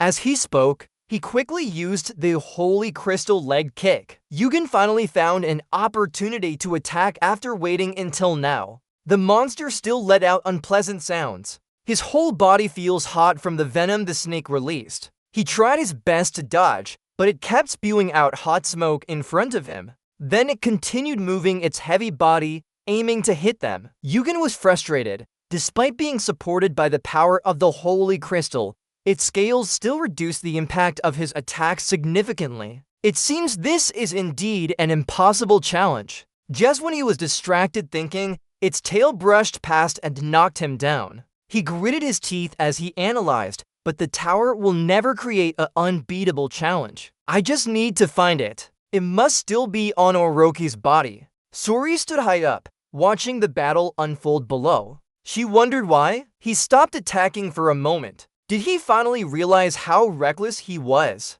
Anyway, he achieved something quite unbelievable. Give up, Yugul. You've already won Orochi's heart. Before she could think it through, he found it. Suri didn't expect him to find the snake's weakness so quickly. He then used all his strength to strike at that spot fiercely. He kicked off from its body and lunged forward. As soon as it saw him, it turned around with a hissing sound as a warning. His eyes glinted with determination. Who would have thought it was here? Suri observed his actions and realized he aimed for a small gap near Orochi's heart. And she knew this was the only place without scales on its body. Yugen guessed that this must be Orochi's reverse scale, the only yellow one. Once he identified the target, he stabbed his sword forcefully into that spot. Just as expected, the snake writhed in pain when it hit the scale. Soon, it stopped breathing and its eyes lost their shine. Seeing no movement, he slowly withdrew the sword, unable to help but breathe heavily. Its heavy body fell, causing the ground to crack under the weight, splashing water everywhere. Yugen was frustrated. Even at the end, it made a loud noise. Suri gasped in surprise. It's unbelievable. This has never happened before. A snake monster so large that it could cover 8 mountains and valleys, using strange magic and spells. The one who stopped an entire layer from destruction by such a disaster was the high-class trickster Susanoo. Susanoo used an indestructible magical sword to cast a seal on any entity pierced through by it. Thus, he created a wound that could never be healed on Orochi's chest, forming its reverse scale. Suri concluded this was the reenactment of a legend. The system announced, "You have defeated Yamato no Orochi's Head 8. You have leveled up. Sharpness and endurance increased by 12.85%. Agility and stamina both increased by 1. You've completed the final achievement. Your achievements will be recorded in Lan Arena," he thought. I also leveled up at level 19, but looking at my current rank, it would take a lot of hunting to gain another level if this was level 60. Another 31 levels until I reach level 100. My leveling speed is faster than expected. Suddenly, a voice echoed, startling him, the player Kim Yi. He looked at Suri and assessed her swift and clever movements that concealed her true intentions. A six-knife elf woman named Venturi. She asked, "You defeated Yamato no Orochi. How did you do it?" Yugen explained that the tower wouldn't set an unbeatable challenge. So even for the final challenge, I felt the difficulty was too high. That's why I came to check and found the answer. She observed him. Those eyes must be the fire eye of EUW, right? Not exactly a fire eye. Suri deduced, so it's a combination of dragon and ancient transformation, a player using skills from top-tier tricksters. She found it interesting. Olympus, or you're on the side of heaven, like a successor to the celestial great sage. He replied, I would have figured out why anyway. Suri continued speaking. Don't worry, the challenge supervisor can't reveal the challenges or any player information. You're thinking, she must have misunderstood something. It's probably not that important. She pulls out a sword. This is an additional reward given by the administrator for you. I was told to give this to the player who completed all challenges on level 1. But I thought I would never have to take out this sword because of Orochi. But eventually, the owner of the sword has arrived. You check it yourself, because I don't know what it is myself. Suri was extremely surprised when she drew the sword. What? Is it broken? Yugen examined it for a long time. It turns out to be this. Information appeared. This is Tosca's sword. Fragment. A long time ago, Susanoo used this sword to seal Yamato no Orochi. A special power was sealed within it. However, since it's broken, you need to collect the other fragments to uncover its true power. Are you satisfied? Great! With this, my plan can proceed smoothly. Suri continued, if you have any complaints about the reward,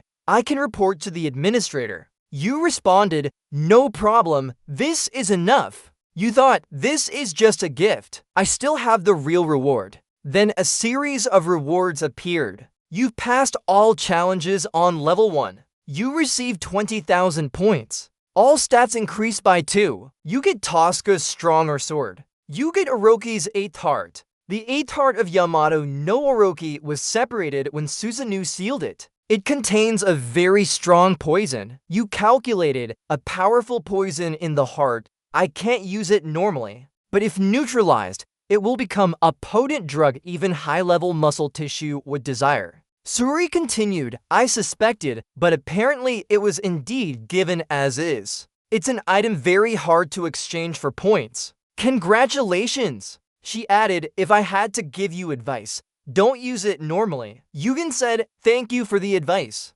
Just as he was about to press the system, a sound stopped him. The system alarm sounded, evidence is reacting, evidence is hungry. Hearing this, Yugen was taken aback and realized he didn't understand what was happening. The system announced, evidence revealed. At that moment, a strong aura enveloped him. Suri was also surprised. What kind of power is this? Yugen thought the fruit doesn't bloom. So it's revealed. His face showed some confusion. Surrounding him appeared countless spines like those on a scorpion. Suri wondered how they entered through the tower's protected area. Orochi's body was moving on its own. Yugen was alarmed. Hold on, please wait a moment. Before he could finish, the system announced, evidence chewing the 8th head of Orochi. Those sharp spines were currently devouring that Orochi. Suri was extremely surprised by this scene. She shivered and shouted, it's eating the corpse? I've never seen a creature like this before.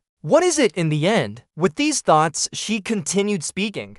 I won't ask any more because the rights to that body belong to you. But isn't that also your skill? Ichigon was also surprised. I think it's similar. Stop for a moment and continue. Honestly, I'm not sure either. That egg keeps absorbing the massive decay. A while later, Yu asked, are you full yet? The system announced, the egg nodded and started singing. Yuwen thought to herself, it looks like a wicked creature but acts like a child. What is it in the end? After finishing the decay from the large monster, it began to fall asleep. EU has always wondered why the egg showed no reaction for so long and suddenly started growing. Suri curiously approached and asked, do you know what that was? EU is always honest. Yes, a little. Ms. Jinghai thought. I thought he was just another level to enlightenment, but after seeing his strength, I'm not sure anymore. Because heaven wouldn't hide such a bizarre power. Thinking this, she continued, maybe you have many secrets, so I won't reveal today's events. I hope to hear about you from somewhere higher up. You silently smiled. She still acts the same way, saying goodbye to those who've passed the challenge. Recalling her past, a knowledgeable and honest warrior, quick-witted and beautiful. EU gently took his hand and said, it was very nice meeting you. On the ranking board, your name is prominently at the top. Everyone is buzzing with excitement. Did you hear that? The person who's always ranked first for over 1,000 years has changed. I heard too. They say his name also topped the trial rankings. Is there another creature like level 2 enlightenment? He is pureblood moon. Where does he come from? A man answered, it seems to be Earth. We've never heard of that place. The other person continued, Han always wins the top rank in any challenge they participate in. Maybe Han will become a judge in a few years. Cut to a large maze for level 9's challenge. A loud explosion echoed. The rocks and earth here suddenly kept exploding. It's you! EU Guan is constantly breaking things around. The announcement appeared. You have passed the level 9 maze challenge. A new path has opened up. Another reward will be added due to your first achievement. There are exits in this maze challenge. So many fake challenges exist because of its difficulty, but it can't be avoided as the rewards are substantial. He smiled and thought, should I go meet him now? Cut back to Hephaestus Lozan. His face was extremely tense with sweat on his body, while he tried his best to look cute. Finally, he greeted. It's been a month, uncle. His smile grew even more radiant. I'm here to get what I left at your place. Greetings! Calling me uncle again? You really don't know shame. Wait there, I'll be done soon. Be good and wait patiently. Uncle is still focused, his hands never stopping working. Sweat dripped from him like a bath. His face was extremely concentrated now. Hephaestus looked up at him. Hephaestus asked curiously, don't you feel hot? Yu Jan remained calm. Is it hot? You can't help but wonder. He's not affected at all by the extreme heat in the workshop. How high is his fire resistance? Thinking this, he suddenly remembered that it took 10 days for the test on floor 9. Why so long? What did you do with it? Yugen said, I don't know. Hephaestus was annoyed and threatened. Tell me then. Or are you not willing to accept what you requested? Eugen obediently began recounting. The maze isn't just one exit. I had to take some time to create new paths. Hephaestus thought, not paths but path networks. He's doing something crazy again for more rewards. He was speechless. Why don't you do it the normal way? I'm curious what he'll do in the next test. EU laughed loudly. I'll come back and check on this later. Hephaestus guessed. Is this also something you need for your next test? I've never made a weapon like this before, instead of having high monoconductivity. This item is an unnamed sword, crafted from various materials with very low monoconductivity but extremely sharp edges, suitable for cutting meat. He explained that its monoconductivity was the worst, but low monoconductivity means strong monoresistance, so I made it primarily using crafting materials. EU secretly guessed, probably made from fill, obsidian, and other minerals. Hephaestus said this is his worst failure, with extremely poor monoconductivity, but according to your requirements, it's quite successful. We can guarantee that. He quickly activated the secret sword skill, but failed to activate it. An unknown power blocked the mana flow. EU was pleased. Good, even better than expected. Eugen replied honestly, I like it. Hephaestus was happy too. I found this challenge amusing as well. Who would think to create a weapon from armor crafting materials? As he spoke, Eugen grabbed his hand tightly. Then the system announced, you have given 10,000 Ascar points to blacksmith Hephaestus. This surprised him so much that he stammered. What's going on? Eugen smiled sycophantically. Keep it if you're used to using patched items, or I'll get into trouble. It was finally time to say goodbye. He said lightly to him, I'll see you later, uncle. The scene shifted closer to the workshop. Eugen's portal device had arrived quickly. The system announced that the record for Floor 9 test completion was confirmed. He paid 10 points to use the portal and was asked to choose a destination. EU thought, finally reaching the level with 2. He immediately requested to go to the 10th floor. Layer 10 bring me to the martial world. The task prompt appeared again, confirming eligibility, moving to the 10th floor. Welcome to the martial world. This is where the 10th floor begins, the city of swords in the north. A vast continent surrounded by sea, the martial world is an ecosystem where the strong rule. Unlike other floors, the test for layer 10 starts as soon as you step onto this floor. The swordsmen here keep shouting non-stop. We're welcoming new members to our sword sect. Join if you have passion. If you're a swordsman, come join our sword room. The iron door is where you train your body as hard as iron. Any martial arts skill will do as long as it's one of ours to climb the tower. Meanwhile, the system announced, now the test for layer 10 will begin. Please choose a sect to join. Please pass the trial of the chosen sect. Over there, people are still shouting non-stop. Join our sect. This test requires passing their sect's trial by learning their martial arts skills. Due to the difference from previous tests, many players have stopped here, never making it past. Eugen looked around for a while and said, sounding frustrated, it's like a chaotic market in there. A voice echoed. Hello, young man who's just arrived at the martial world. Your outfit suggests you're quite skilled. Do you use a sword? This must be destiny. You have to join our merchant sword sect. Seeing him silent, he continued explaining about their sect. Actually, the merchant sword sect was established before that tower. The major sects probably don't care much for this place. They won't actively seek out people like you even if they go to the ends of the earth. He continued saying, so the Blade sect. Seeing him indifferent, he spoke up. Are you listening to me? EUWN. Speak. Sorry, but I've already decided to join a sect. I request permission. He got angry. Do you think you can look down on our sect and me? You calmly replied. That's not what I meant.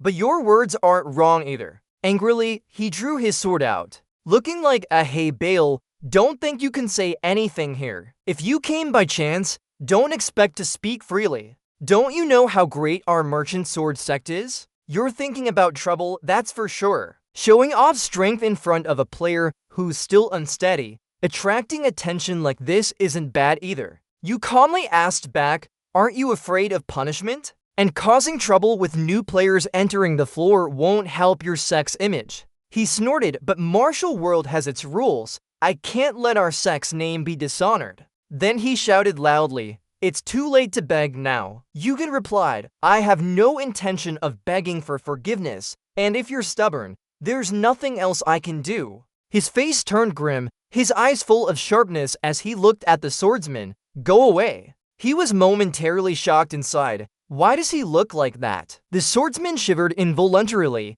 gritting his teeth and staring intently at him. The crowd buzzed. What's happening there? Isn't that Yang Gunan from the Merchant Sword sect? The pride of the Merchant Sword sect in Asia. I heard he's caused some trouble recently. What is he doing here? You know how different our sect leader is from others. He must have been sent to welcome new members. Why does he act so strangely? The crowd continued discussing. You just saw a weirdo. Yang Gunan was extremely embarrassed and stood up to shout loudly, "Get out of the way," before running off quickly. Yang Gunan gritted his teeth in anger, cursing, "Damn monkey, if we ever meet that scumbag again, it'll be a shame." The scene shifts to show Yugen running through a large forest. It's day 10 since he arrived at level 10, and he looks slightly exhausted from the long journey. In just 10 days, I've traveled more than 4,000 kilometers. EU-1 seriously considered his options. This is a problem for martial artists. There's no good way to teleport, so we have to run around everywhere. You're here very quickly. From the top of the mountain, EU-1 couldn't stop marveling at the scenery. Turns out this is Heavenly Mountain. This is level 10, Western Heavenly Mountain. But it seems I'm close to my destination. I need to hurry up. The police scene shifts to evening. The sunset in the forest is incredibly beautiful. Yugen still wanders alone through the forest, surrounded by endless wilderness and scattered plants. Yugen walks lightly behind the trees, his footsteps echoing in solitude. He stops suddenly, sensing someone watching him from behind. Yugen seems to have noticed about 20 people, not just a large group, but very skilled ones. He couldn't help but marvel. Sure enough, this is Heavenly Mountain, the lair of monsters. A dark voice emerged from the bushes. Who are you? You don't look like a lost traveler. Do you know why you came here? Yugen speaks up. Don't be so on edge. I'm not an enemy. Yugen speculates, asking. This is the Western Heavenly Mountain and also the base of the Eastern sect of the demon god religion. The group no longer hides but steps out. One of them speaks up. So someone knows. EU. Thinking to himself, this situation reminds him of encountering wild dogs, but this time it's different. The demon god religion is always in conflict with the Martial Arts Alliance. It's a sect that can't leave Heavenly Mountain, yet it's fitting for its title as the supreme sect under heaven and earth. He is the pure-blooded Huang Haomuk of the demon god religion on level 40. Huang Haomuk says, looking at the energy emanating from you, you're not just an ordinary person. Which layer are you from? If you want to join, tell us your name and layer number so we can check your skills. Yugen interrupts. No! Hearing this, he looks at Yugen with a scrutinizing gaze. Yugen quickly introduces himself. Kim player Yugen, I want to take the Demon God Religions test. The system displays a notification. The Demon God Religions test has begun. Wang Haomuk summons an animal. It's been a long time since we've had a player come for our test. If you made it this far, you should know why players avoid our tests, right? Yugen replies, isn't it because the pass rate is very low? He argues, no, that's not correct. It's not a low pass rate, but an inability to complete it. No player has ever passed our test, hence there's an unwritten rule against conducting tests. Yugen thinks, apart from accepting players from higher levels, there's no other way to join this sect. So even if they are powerful, their influence is gradually weakening. Wang Haomuk leads the way as he walks ahead. This path. Yugen quickly steps into the barrier. The system announces, you're resisting the barrier's effects effectively. You failed to resist the barrier's effects. If you deviate from the designated path, you'll fall into an abnormal state, hallucination. EU always observes. This path seems different now. I have to find the right path among all these paths. One hammock warns, be careful. Take one wrong step and you're lost. If the demon doesn't intervene directly, there's no way to find him. So be cautious. He just finished speaking when he suddenly turned around. Looking around, nobody was there and he vanished. Clearly, he was right here all along. The scene shifts back to a quiet area in the forest, thick fog enveloping everything. This area is surrounded by an enormous network. Yugen used his eye-racking skill to find the path. He wondered where this path ends after passing through over 10 trails. The forest around here seems covered in dense fog. Yugen focused all his hearing and sight to find the right path.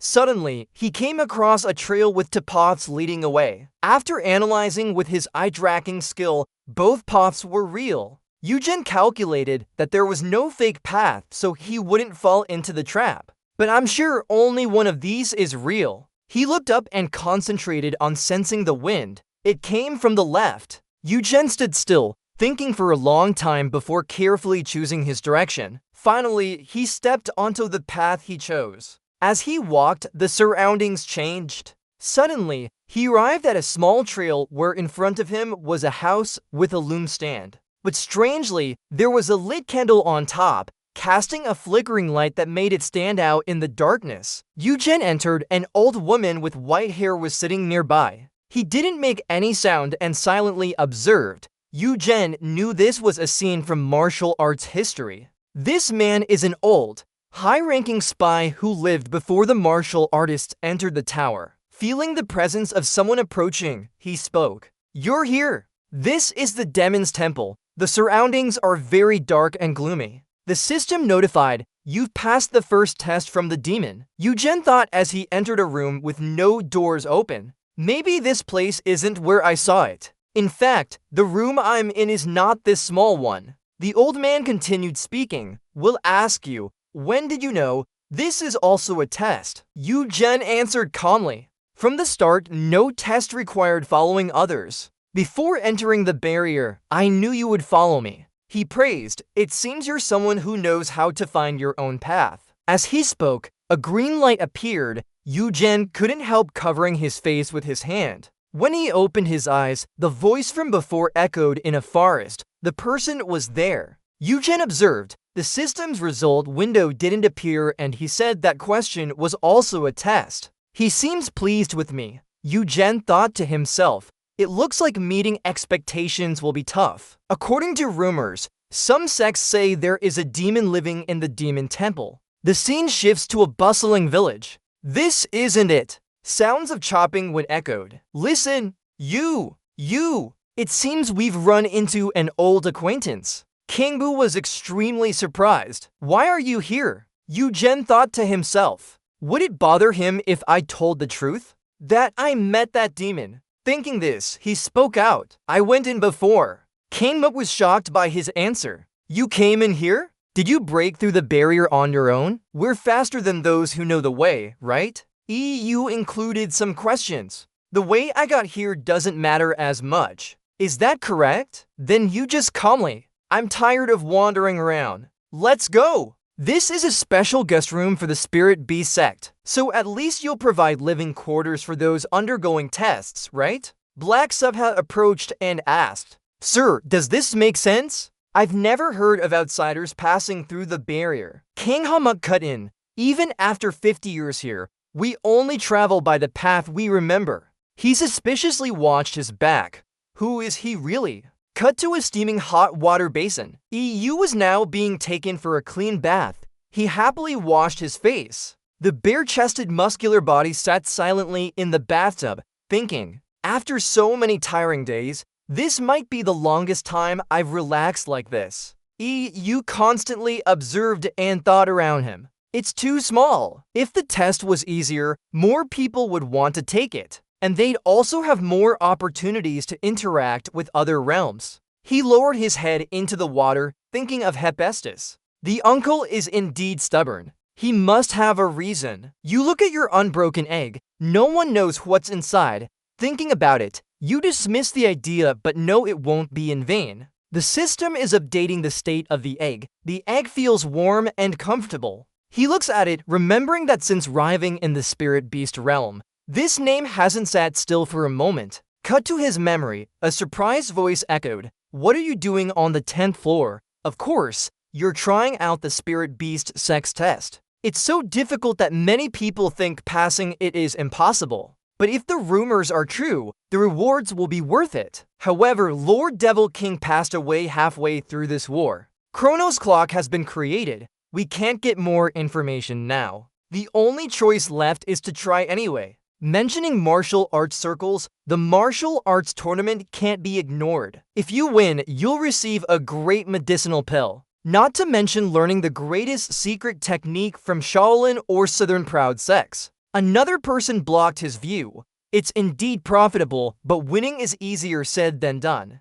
At that time, he wondered, hasn't anyone won this martial arts tournament? Tangchan Dasheng is fierce. Are they trying to provoke me? Tournament? Why didn't they tell us about something like this? Who organized it? Has such a fun thing always existed since the beginning? At that moment, the other person sweated and explained, "How can I know? It's shocking. Why am I the only one who doesn't know about this?" Tangchan Dasheng made a big fuss. "I told you I don't know. Why are you so surprised that only me is clueless about this?" Thinking of this, a warm smile appeared on his face. With such a personality, he couldn't bear to miss the martial arts tournament. He silently thought, though not knowing what's there, it surely won't be boring. The egg continuously expressed its emotions. It's moving, feeling warm. Since stepping into the spirit beast sex territory, this hasn't been still for a moment. Remembering about a month ago, after trying out the first floor's champion on the first level and then going to the second level, it had grown several times larger than before. An enigmatic fruit with signs of external deity influence, seeing Orochi, a fragment of the external deity, made me feel an eerie certainty. This might be evidence of an external deity. Our eyes and sharp teeth are everywhere. I wonder if it will look like this when it hatches. No, even after fighting them for so long, I can't guess. External deities don't have a fixed form. They're mysterious entities reflecting the emotions of each person, such as fear. Thinking about this, he remembered his friends. If they were here, at least we could discuss it. Suddenly, a voice interrupted his thoughts. "Hey, are you sleeping? You blurted that out. I'm not sure if I should let it live or die, but it seems to understand what the king said." The system announces a notification. The shaking head symbol appears. EU21 is annoyed. "You only reacted when I showed my intention to kill. So you've been hearing me all this time but ignoring me, huh? You what? You're so close to it," frowning and cursing loudly. "What a monkey's egg. Well then, I don't have any other choice. This isn't some kind of trap or anything. Seeing you draw your sword startled it, causing it to retreat into the system." EU21 asks confusedly. Thinking you would fiercely strike towards the egg feels shocked and yells out. A thick cloud of smoke quickly rises in your room, but everything seems fine. Nothing happened, it's hugging itself. You think, even though it can manifest physical form like with Orochi, does it consider me its master? I'm not sure if it attacked on purpose or couldn't attack anymore. I'll just have to observe for now. Back at level 10, the egg is relaxing in a hot bath with you. It feels warm. EU21 asks innocently, "Do you like me?" The egg quickly nods. You ask curiously, "Have you finally reacted?" But very soon, it falls asleep again. You're unhappy and say, "Mai has been sleeping for a whole month, waking up to react briefly then falling back asleep. At least give me some hints." The outer god and the demon sect hope they didn't just step into a tiger's den. Time quickly passes. The next day at the demon sect, in a room, people are meeting to discuss an interesting topic for today's meeting. King of Mercenaries speaks up, a new challenger. From John Garon onwards, he is the first one, 30 years now. Heavenly King Power King adds, "Actually, it's been 30 for years." A deep voice asks, "Who is this Kim Il-gun?" King of Doug tells him, "You know he always stays in the Heavenly Mountain. But I've been angry with you countless times for being blind about issues outside the tower." Old Silver-Haired says sternly, "Always nagging me doesn't solve anything. Tell me who he is." He's the Heavenly King Sword King.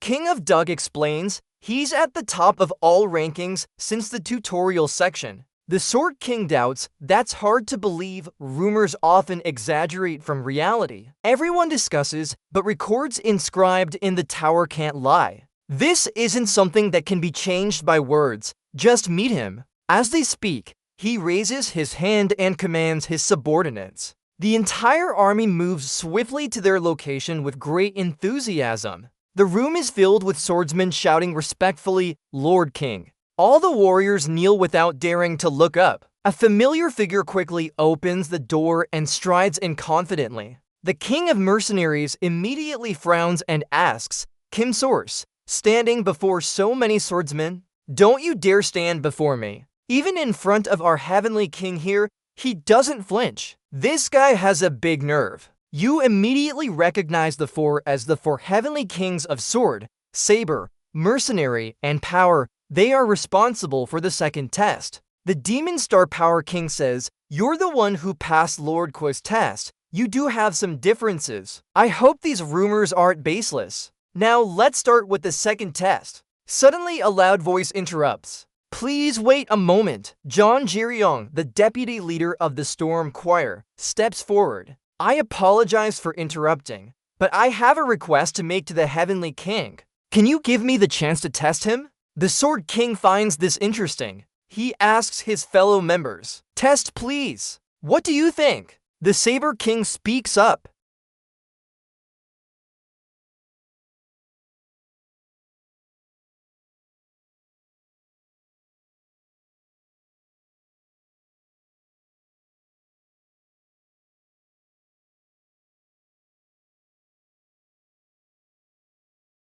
I didn't expect him to be so strong before mastering the sword. The King of Swords is happy too. What if there's no punishment? The King of Power intrudes. What use would that be? People watch him go. The King of Swords is extremely excited. Reward him with a ringed blood pill. The system quickly shows an alert. You've passed John Jiryong's test and received a ringed blood pill. The King of Swords speaks. The item isn't much, but take it anyway. EU is always satisfied. That's enough for now. I didn't have to work that hard. The King of Power says, "Sen, do you know the true value of this pill? Most new players haven't seen anything like it even by level 10. The King of Sabers is surprised. He looks at Jiryong's test as if it were a child's game. I can't tell if he's showing off or really has the guts. The King of Sabers curiously asks, "Have you ever learned any martial arts? I'm not sure which school this sword technique comes from, but how you misdirected his sword is impressive." EU honestly answers, "I just predicted it." The King of Swords laughs loudly. "You've left us speechless. Alright, let me tell you about the next test. Your Majesty." The King of Power steps forward to introduce. The second test from the Demon God sect will be against Tapung Beshlem. Of course, it's not a normal one-on-one fight. You only need to endure 3 of his moves. The test will take place in 3 months. Until then, besides high-grade elixirs and martial arts, we'll provide you with everything you need. Training grounds, pill-making facilities, clothes, lodging. Just let us know what you need. You calculate Pung Beklem. His skills might be the weakest among the 4 great pillars, but his attack power is on par with the others. There will definitely be a punishment, but this is still a risky battle that makes one think they don't want anyone to pass the test. But 3 moves if only 3, Yagan says. Let's start now. Hearing his words, all the disciples here are astonished. No one dares to breathe right now. The Merchant King reminds him, Yuguan, unlike the team leader you just defeated, a king is a judge. Saying without thinking sounds like you're belittling the Demon God sect. Yuguan sincerely apologizes. I'm sorry if that's how you perceive it, but I absolutely don't look down on the Demon sect. The King of Regulars was about to speak when the King of Sabers interrupts. It's fine. Beshlem starts emitting a killing intent. If he wants to come, we're ready. The King of Swords stops him. Stop! Your Majesty! This is the test set by the sect leader. It's different from the previous one. He continues, only those who can change this test are the demon gods themselves. The King of Swords says to Yuguan, We'll give you 3 months. During that time, train and find a way to withstand 3 moves from the king. Yuguan knows he has no other choice, so he doesn't say anything more. I understand. After the fight ends, everyone on this side looks at each other with mixed expressions. It's him, right, the ignorant outsider who underestimated the king. I thought I heard wrong. He doesn't seem like a weakling. He is who he is, not knowing the skills of the 4 great masters. Yuguan felt a bit sad at the thought. They're giving out too much praise. Mugek asked for the treasure master. I didn't expect the second-ranked person to personally guide me. Was it curiosity or malice? You asked curiously. This is also an order from the sect leader. He spoke frankly. People shouldn't treat this as a personal hobby. Mugek continued. It's been a long time since I met outsiders. After meeting you directly, I'm very eager to see more. The feeling is like you might pass the sect leader's test. Yuguan secretly evaluated. He spoke as if wanting me to succeed. But for some reason, it sounded different from what most sects hope for. They want people to join their sect and help it flourish. I wonder what made him speak so seriously. After thinking, we arrived at the destination. The Sword King continued. If you need to prepare, go to the armory or martial arts library. Why are you here in the bedroom? Yuguan replied. I'll visit the armory and library after this. You suddenly asked again. Didn't you say that besides alchemy and high-level martial arts, you would provide anything I need? Mugek confirmed. Absolutely. Then he went to his room without forgetting to leave a final message. You'll regret this. In the courtyard in the morning, everyone was drying herbs together, all busy. Valuable herbs were neatly placed in baskets and jars, with labels on them. Actually, they weren't drying herbs. They were preparing to transfer items for him. The herbalist was extremely surprised. At least a few hundred kilograms. That's enough to challenge the Martial Alliance of Demons. How does he plan to use all this by himself? And Tianning Heen said, I'll remind you, any remaining herbs after 3 months must be returned, and only those who can use them. What about the damaged ones? You quickly cut in. I have to pay for this with my own money. I remember now. The courtyard was now filled with empty herb storage racks, all emptied by him. After gathering everything, he said, see you in 3 months. The herbalist almost cried. Don't forget to return the excess. You pondered silently. Never mind, I told you before. There won't be anything left. The demon sect's encampment was on a distant mountain, isolated from the outside world. Planes could be seen flying overhead here. In a large cave, this is where the demon sect conducts their training. It can't be broken into from the outside. Perfectly suited for him. Yugen came alone and took out all the herbs he just plundered. These places could fit a whole shop in the lower town. He laid out all the herbs on the ground and slowly ate each one. It seems like Yugen wants to consume everything here. Yugen is about to vomit from all these herbs. He hesitated for a moment. I've never eaten until my stomach was full before. These are too strong. It looks like some of the herbs mixed together became toxic. But I avoided combining deadly substances, and I can endure the stomach cramps. Earlier, he had Orochi's heart. That was also a very potent poison. He thought to himself, I was still thinking where to find enough herbs to neutralize Orochi's extremely strong poison, but I didn't expect to meet you here. At the same time, the egg opened its mouth. Yugen grimaced at it, making the egg momentarily flinch. He was annoyed. What? You've already done this and still. No!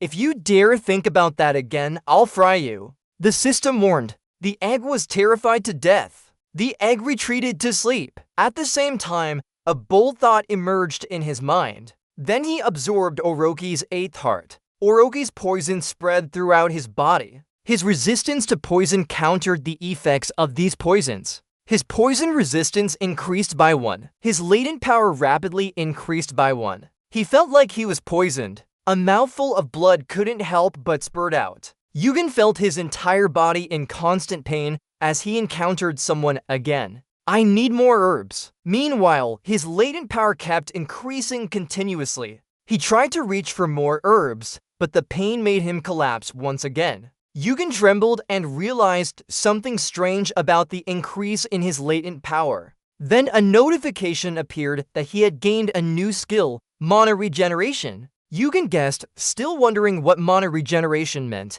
as if mana was actively following him. Maybe I can absorb every last drop of mana from Orochi's heart. He struggled to get up and chew the herbs in his mouth, not realizing how far it had gone. His latent power continued to increase. He thought this would take quite some time. A month later, still at the training cave entrance, two people were already waiting there. Zorion wondered, a whole month has passed and he hasn't done anything. I thought he would come out with something like a secret technique or something, but it seems he plans to stay for 3 months. Hammock seriously pondered, anyone who climbs to level 10 wouldn't miss the chance to learn a martial arts secret technique. He should know more by now. What is he doing? To relax his muscles, the master sealed himself and trained diligently. Qianshan shook every day. And what about Kim Yuen? He was too quiet last month. I thought he had died. Zorion couldn't help but wonder. I don't know what he's doing with all those herbs. Hammock shuddered. Hold on, the cave door is open. Both held their breath, watching as Cham waited by the door. Yugen quickly stepped out and asked directly, "Yuta came to pick me up." Their faces showed surprise. It seems they haven't recognized his human form after being in the cave for so long. They led him to a restaurant. At this moment, Yugen was chewing on a chicken leg as if he hadn't eaten in years. Both sat silently watching him, while Yugen kept stuffing food into his mouth without caring about anyone else. Jerry couldn't resist asking, "So you haven't eaten for a whole month, huh? Did you train a lot inside the cave and eat lots of medicinal herbs?" He picked up a chicken leg and continued, "I wanted to go out at least once, so I didn't want to eat anything too bad tasting." Jerry was surprised. "Still eating, huh? Do you have 3 stomachs or something?" He wondered, "Did you really only eat medicinal herbs all this time? Why is that?" Hammock and I haven't seen anyone injured or affected by any poison. Hammock suddenly remembered, poison, right? The antidote. There are rare concoctions with amazing effects, but they're very hard to absorb due to their strong toxicity. Most wouldn't try to absorb such herbs, but if someone is given free medicine, it makes sense. But how potent and toxic are these herbs that a person needs them? After finishing his meal, he quickly stood up. "Thanks for the meal. I'm heading back now." Hammock was curious. "Where are you going? Back to the training cave?" Yu Woon replied. "No!" He returned and asked seriously, "Where is the Martial Arts Academy?" The scene switched to the Dragon God Martial Arts Academy. The atmosphere here was very fresh and peaceful. Yugen arrived and observed, noticing two guards by the altar, guessing they were on tight duty. They seem like players. Some of them might be as skilled as a chess grandmaster. A martial arts academy is undoubtedly the most important place for any sect, preserving its roots and foundation. And producing the strongest warriors here is even more crucial for the Dragon God sect. Suddenly, someone approached, respectfully interrupting his thoughts. "Are you Kim Il-gun, sir? I was informed that you would be coming. I am your guide." So it's Il-gun following this person to the place he wants to go. It wasn't long before they arrived. He quickly opened the door and respectfully said to him, "We have arrived." Il-gun was impressed. "Can I read any book here?" The person answered, "Yes, you can." But he reminded, behind that door are books you're not allowed to read. As long as you remember this, you can freely use this place. Please take your time. After the guide left, Il-gun stood in a large library. Yugen was amazed. He quickly found books suitable for him. There are many lower-level martial arts techniques available for outsiders to read. Today he probably read 3 times as much. Don't rush him. It's not for times as much. I've visited many martial arts libraries, but nothing compares to this one. We'll just have to wait. I have 2 months until the experiment. I need to find it in a month. Dealing with the 4 great masters of the Demon God sect is also among the top martial artists in the martial arts world. It must be around here somewhere. The root of the demon god sect. The way John Nugent mastered heavenly demon spirit arts began. Cut to the library, where the Sword King was surprised. Someone reported he spent a month training in the cave and another month reading martial arts books in the library. I checked, but it seems he plans to read all the books in the library. It's hard to understand his hatred. Really, if 3 years couldn't accomplish something, how could 3 months? He did some strange things, like when he went for herbs too. Zori added, not only that, what he's doing seems like a waste of time. I can't imagine him being worth your attention. The Sword King sipped his tea calmly. That person is right. It's hard to fathom or predict his actions. Pausing for a moment, he smiled lightly. This makes us wait with more anticipation. Iagon's voice echoed from the side. It's only midday and you're already out? You always stay late. Step out. I just finished my work. You look better now than when you were in the cave. I found everything I needed. The Sword King is still thinking and challenging our expectations. Another one has passed in his private room. Someone said, one meditating, one reading in the library, and he spent another one training in the cave. This place is the Demon God Sect's training hall waiting area. Bic Lim wondered, is this all for nothing? He needs to do these things in the last 3 months. But everyone seems to be waiting for a new student, so we'll try not to kill him. Cut to the training ground. The atmosphere here is incredibly quiet. People around are whispering. It's rare to change the atmosphere like this. Well, it's a great opportunity to see the skills of the Heavenly Masters. I've heard that the Golden Love King is quite famous too. The major guilds are making a fuss to recruit him. The king is ready now. He stepped out from the changing room with an imposing presence. Everyone was amazed and excited. Here comes the king. It's the first time I've seen this in person. That day was terrifying. You can't joke about it. He looked around. The power has weakened. I didn't expect there to be so many like him. Finally, Bic Lim couldn't take the noise and shouted angrily, everyone, quiet. This upcoming match isn't just a regular fight. It's a test of the demon god. You must know how to follow the rules. As soon as he shouted, no one dared to breathe.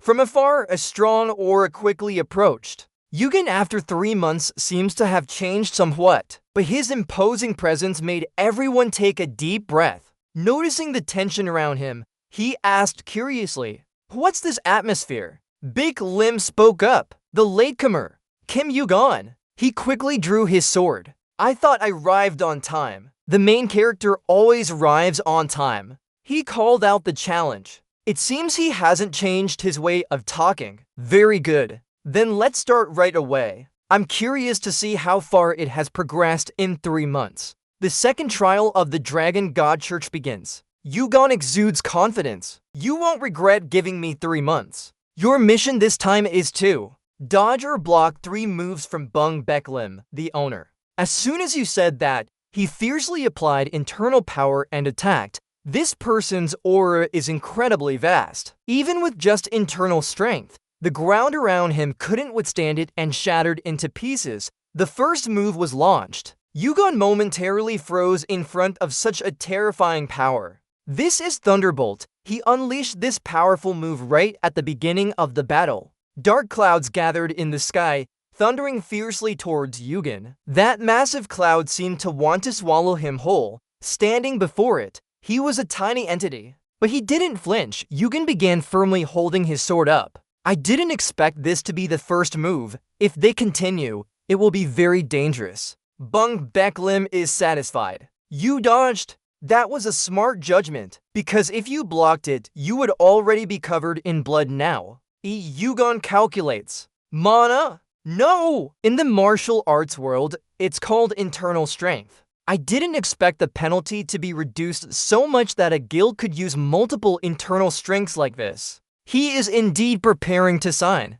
This is my second time fighting against a guild, but he is at an entirely different level. Crisis was injured when fighting his uncle and received a heavier penalty. Assess 1 round. Moreover, compared to the owner, you are much weaker. The owner doesn't give you any rest. He continues to apply internal strength, preparing for the second move. His hand moves swiftly in the air. The movements are very agile and hard to see. Try dodging this one. This is the 100 Steps Thunder Fist. Yugon used his keen eyesight skill to predict the battle. 5 fists aimed straight at his face, but Yugon quickly avoided them. Behind him, the ground shattered like a hurricane swept through. Bung Beklim says, "You dodged again." He thinks that guy not only is his movement fast, it's as if he can read my movements. Bung Beklim looks closely at him. The red eyes indicate a skill, one that allows him to see through attacks. That's why he has the confidence to be so sure of himself. It seems he thinks you can only use this move and starts shouting across. The martial arts world is vast. Relying on just one skill to fight isn't enough. The bloodthirsty hand of the Fist King raises to deliver a straight punch towards him. He smirks, "This time, as long as we are under the same sky, you won't be able to dodge it." The Sword King observes from above. This move might even affect outside the arena. We'll have to set up barriers so that spectators don't get hurt. Bung Beklim is agile. "I'll do it right now." Looking at how the ground beneath has been crushed by the Fist King's terrifying internal strength, Yugon observes from above. The dragon gods are acting. Is there something different about this move? He carefully assesses. With such scale, it will cover the entire arena. I can't dodge it. Yugon judges. But with such a large scale, its power is likely to be weaker. He decided to block this move himself. Then he proceeded to use it. The power of the veteran covered his arm, initiating partial veteran transformation. Beklim wondered, "You're not dodging anymore. That might be a wise choice, but..." "Kim Il-gon, you've met your match." At this point, his eyes revealed a vicious look as he quickly delivered a decisive strike. This is the third and final attempt. Heaven-shattering lightning, as its name suggests, it's incredibly powerful, like a bomb falling on a city. On the balcony, one of the spectators was knocked back by the effect. He struggled to breathe. "I'm done for." Everyone was in shock. Is this the Lord's skill level? Everyone looked curiously at the wreckage. How about Kim Il-gon? "You're still okay." The system displayed a notification. You successfully blocked 3 of Bung Lim's moves. You've passed the second test of the Dragon God Church. You seemed a bit scared. He is a martial arts master. Also, he's both a player and a tower climber. The power matches the rumors exactly. EU always marvels. I successfully blocked it, but his combination of martial arts and skills is truly amazing. Bethlehem was equally surprised on this side. So who managed to block it? He seriously evaluated the situation. I thought he couldn't do it, but he blocked it without any injury. With that in mind, Grandpa Beklim exclaimed loudly, "Do you want to continue playing?" The opinion poll appeared. Will you continue the test? You're calculating. The punishment is increasing. Now he will use all his strength. This is what I've been waiting for. Without saying, he began to channel internal energy into his sword. Bung Lim was extremely surprised and stuttered. "How did you get the Dragon God Spirit?" Yugwon explained, "That's still not a true Dragon God Spirit. It's just an incomplete shield." The Sword King spoke up. He spent a month in the library learning this. Right. It seems the master is also quite impressed. The Sword King carefully observed. The basic principle of the Dragon God Spirit is form and mana expression. Form creates something with its own will, even if it's just the basic principle to form a shape, but it's still considered a Dragon God Spirit. Who is Kim Il-gon? On this side, you started raising your sword. It seems he has no intention of attacking, so I'll strike first. At this point, the evil-looking Yugwon's face revealed a hint of murderous intent towards Beklim. He sighed in relief. "Lucky me, it seems to have some effects." If it's truly a Dragon God Spirit, it would only make him easier to deal with. Poor guy. You successfully blocked move 47 of Bung Lim's master just now. He cursed loudly in frustration. Damn it, Bung Lim thought. Even as a shield, it still made the martial artist of the Dragon God Church tremble with fear due to its extreme difficulty. But surely it will weaken over time compared to the first attempt. An incomplete Dragon God Spirit will gradually become weaker. Bung Lim shouted loudly. "Now fight me fairly, Kim Il-gon." He calmly said, I didn't think I'd hear such words in a player versus villain battle. He kept throwing punches, but he quickly used his sword to block them. By now, he successfully blocked move 59 of Bung Lim's master. He's starting to get tired. This is truly terrifying power. Time passes, but he keeps recharging his strength continuously. Is he getting used to the Divine Beast energy, or is it weakening? Baek Lim continues. 59 techniques. This is impressive. He glares fiercely, but it seems it won't last much longer. Kim Il-gun's hand tightens into a fist as he says this. The punishment is increasing. This time for sure. Before he could finish speaking, Yugen received a powerful punch to the stomach. Blood splattered everywhere. He quickly used the Gigantification skill. Gigantification power envelops Il-gun's arm. Partial Gigantification due to low stamina. He continues using Mana Summoning, attacking fiercely. Baek Lim grits his teeth and continues cultivating internal energy. It seems he is also being punished, but he doesn't give up. His arm quickly moves to deliver a punch into the air. A large explosion occurs as if the ground is being torn apart. Dust and smoke rise thickly, but he stands firm like a statue. Bethlehem looks surprised. Although he has learned some Divine Beast energy, he didn't expect a new recruit who just reached level 10 to be fighting for so long. He's in an entirely different class, but I think we're enjoying this fight and won't easily be bullied. As he says this, another fierce blow is about to land. Baek Lim shouts loudly, "Come here, Kim Il-gun." Yugen curses silently. Damn it! He taunts. What's wrong with you? The calmness from before is gone. He turns round. At the same time, he prepares to strike. Each attack becomes stronger now. No matter how strong he may be, in the end, he's still a regular person facing the power of a giant. He struggles. Yugen successfully blocks Technique 89 from Baek Lim, but he doesn't stop and continues attacking. Baek Lim seems to be enjoying this game. It's much more fun now. He thinks the Divine Beast energy time is over. If I get hit by another blow, that will be it. But he doesn't leave any openings for an attack. Yugen honestly says, but I don't see anything fun about this. Baek Lim continues, this is just the beginning,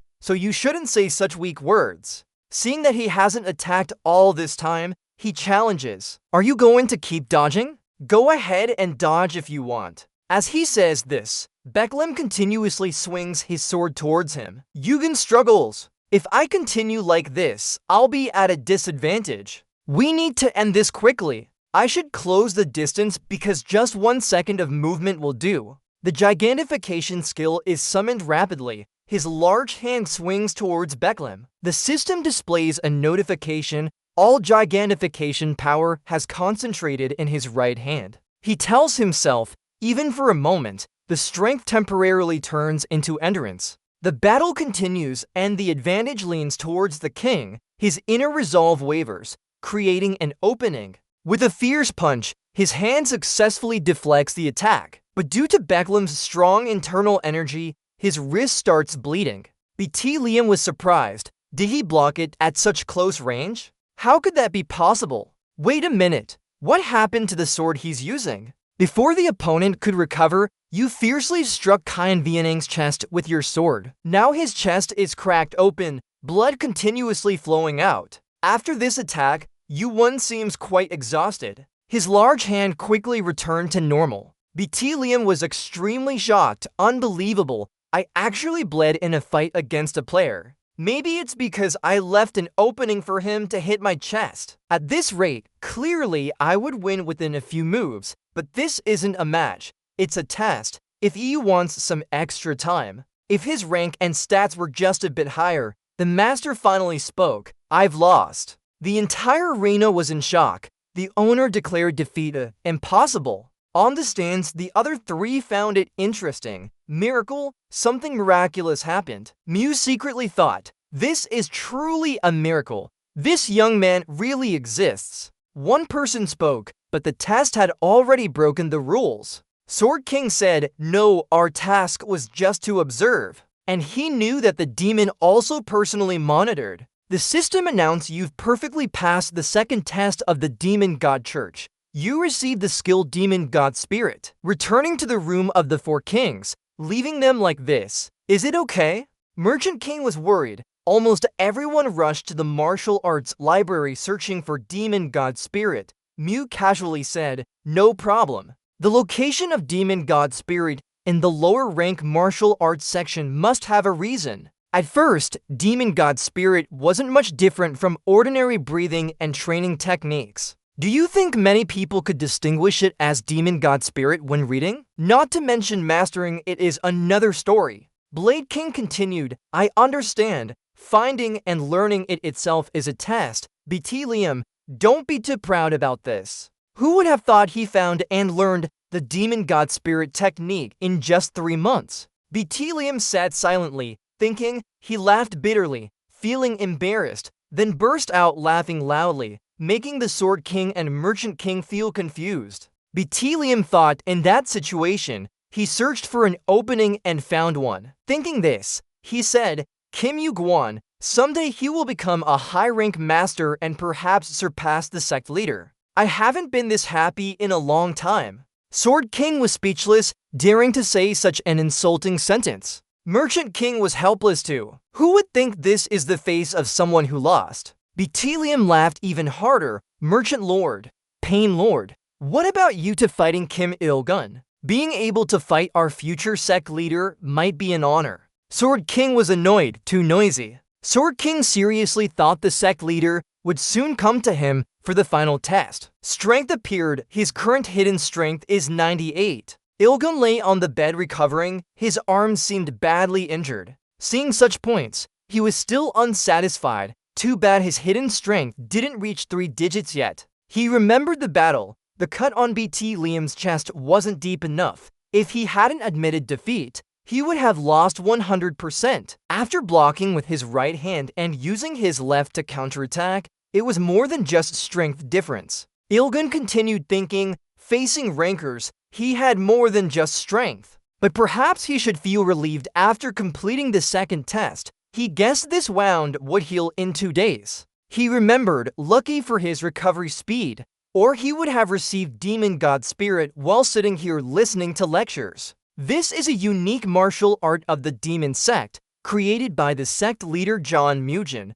dominating lower-ranked techniques. He silently evaluated. This skill was self-discovered. Not ordinary, not bad, even high-rank skills are still desired. This is the skill that John Mugen had mastered almost perfectly. Wondering if in the final test, instead of seeing him in an illusionary realm, he would directly meet with him? A voice suddenly broke his thoughts. Is Il-gun here? The demon god called for you. He quickly arrived at the demon god church headquarters. Subordinates respectfully bowed. Only on that day, they were allowed to enter. Il-gun quickly entered a dark room inside. Where is he? I can't sense his presence. Maybe not guessing the presence of a high-rank master is normal too. It seems like the egg feels uneasy, the egg of flames. Il-gun looked around to confirm his position. You think this must be the way. A misty aura emanates from above. A hoarse voice resounds from the darkness.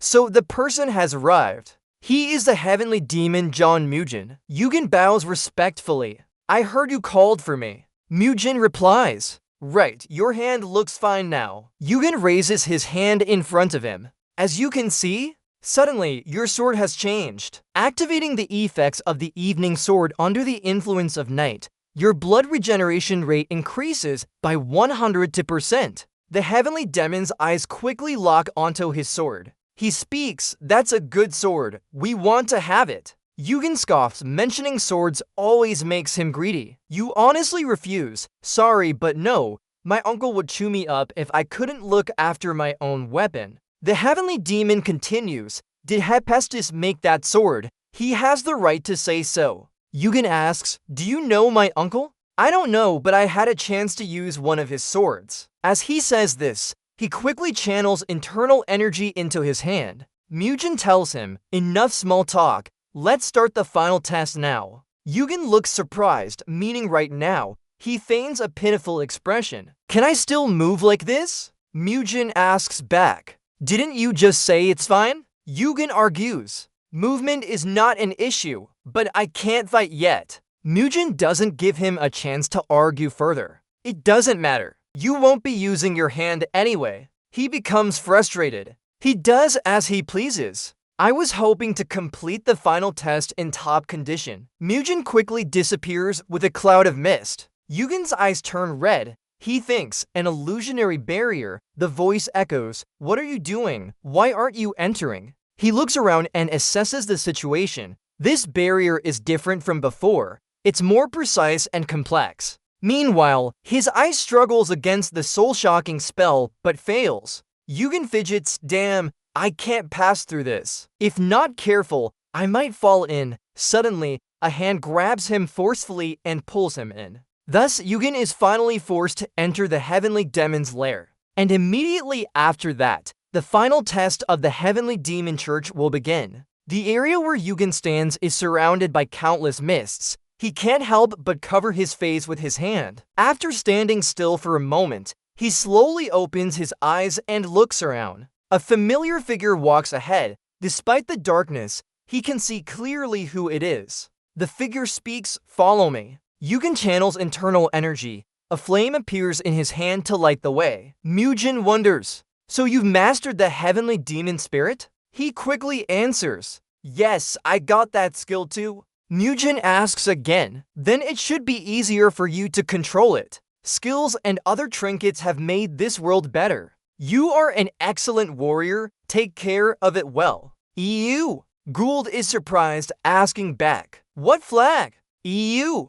Gould thinks to himself, "Are you taking care of it well? What does he mean by that?" Quickly catch the egg, then let it hatch slowly. Its expression made him slightly startled. You look again. In front of you one is a purple flame spot. This thing illuminates an entire area around here. He thinks this power comes from outside the tower. Although faint, he can feel the might of an outer god. That's why the holy fire reacted when we entered the Dragon God Church. He looks at what is in front of him blankly. There it is. The message appears. The Great Fire skill is being shaken by the mysterious power. Muji explains seriously. Holy fire, that's what we call it. A prophecy from long ago was passed down, since the church settled on Heavenly Mountain and discovered this flame. The dragon god exists to protect this flame and find its master. The first dragon god, the second dragon god, even my own master. They all died after their entire lives for this purpose.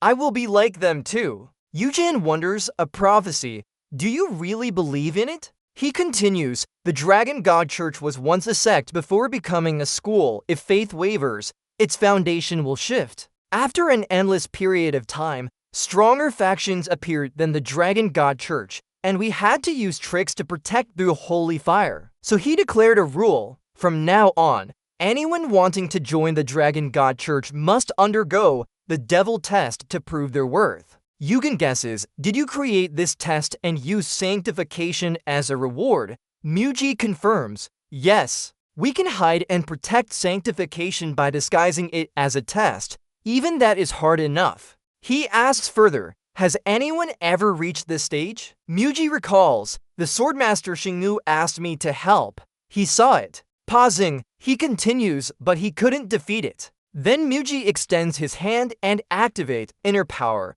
Then the final test. Endure this fire until you are recognized as sanctified. He can only stand and stare at the rapidly encircling red flames. System prompt. When you surrender, this test will end. He frowns in thought. Even for him, it's very difficult. I told him to dive into the burning flame. Even the great sage Tongnu endured over 40 days in the 8 trigram furnace. But that was a test for when he nearly reached the top of the tower. Muji wonders, instead of enduring, could he survive? Even with the dragon spirit and defending against the Fistmaster's punches. Before this mysterious power, all achievements are meaningless. You'll be no better than a lowly human. He silently observes his expression, but Yugen hasn't changed yet. His eyes have turned red. This fire ignites by swallowing fear. The fiery eyes are resisting the holy flame. The Fire La Robe is also fighting against the holy flame.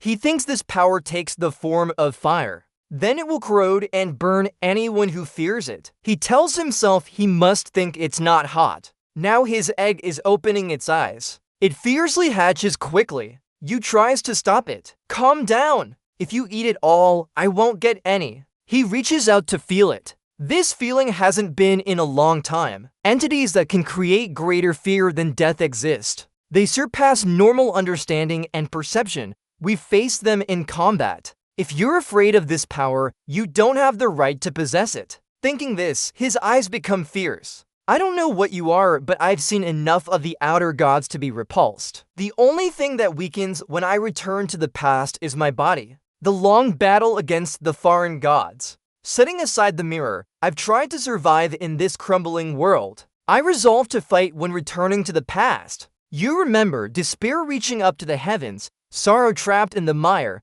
a being unable to be born, senseless calamity. Every time battling endlessly against them, I resolved countless times alongside my comrades who bled with me. And after returning to the past, climbing from the first floor, instead of becoming weak, my heart grew stronger, much stronger. Yugon shouted loudly, "I'm here for one reason only. We must return to win against you." As soon as he finished speaking, the flames attacked him even more fiercely. EU-1 showed no weakness. His eyes became even firmer. At that moment, a crystal holy relic in his hand suddenly glowed. The system notified, "You have passed the trial of the Demon God Sect. From this moment on, you now hold the title Deputy Sect Leader of the Demon God Sect." Immediately after, he received a higher skill, Holy Fire, and his stats also increased. Now that he has completed this challenge, he can teleport to the next floor. Yugen thought, "I passed the trial, so it doesn't want to fight me anymore. I really have this flame now."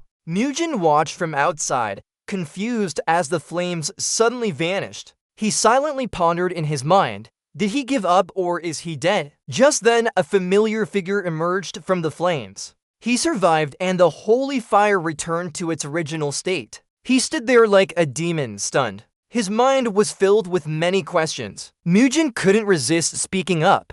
How did the trial go? But Mugen was taken aback by his appearance. He didn't know how to react at first. A little about the Deputy Sect Leader position of the Demon God Sect. This is the one who holds absolute dominance and commands the followers of the Demon God Sect. This title can be revoked by the Demon God himself. Holy Fire, on the other hand, is an unquenchable flame. Depending on your opponent's emotions, it can emit greater power without expending more mana. It won't harm any target you don't want to injure. A few days later in his private room, Mugen couldn't stop thinking about him. He silently recalled the images he saw long ago. Only now did he truly believe that Yugen had really obtained the Holy Fire. The door of his room quickly opened. Yugen looked at him slowly. Mugen spoke up. "You're here." Together they walked to a small courtyard. Mugen started speaking. "You woke up fast and don't seem to have any burns anywhere."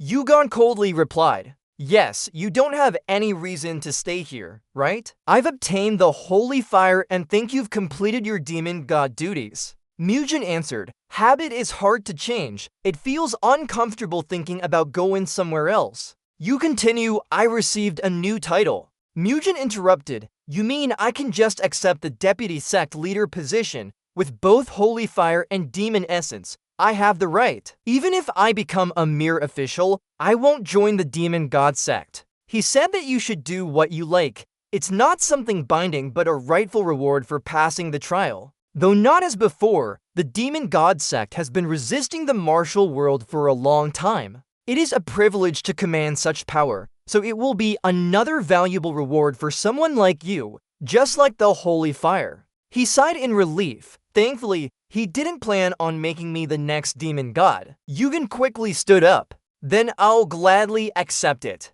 Mugen spoke. "Are you leaving right away?" You said, "I must go now. I'll return when the great martial world conflict starts." Mugen looked at him curiously. "Do you plan to join in?" Yugen smiled slightly. "If we can. So I'll go then." You watch his back. After this, have I really fulfilled my duty? The old heavy chains are gone. Thinking about this, your mood becomes uncertain. What should we do now? There's still something else. The Heaven Demon Sect's desire. Before the holy flame appeared, It seems we have to return to the martial world. Scene change at level 11. The surroundings are incredibly clear and blue. A man is shaking violently. Please, please, please. He's praying nonstop. His name is Halliman. It finally appeared. Turns out he was waiting for the ranking results. He thinks to himself, Lad and Melly from our team must be here. Who else could it be?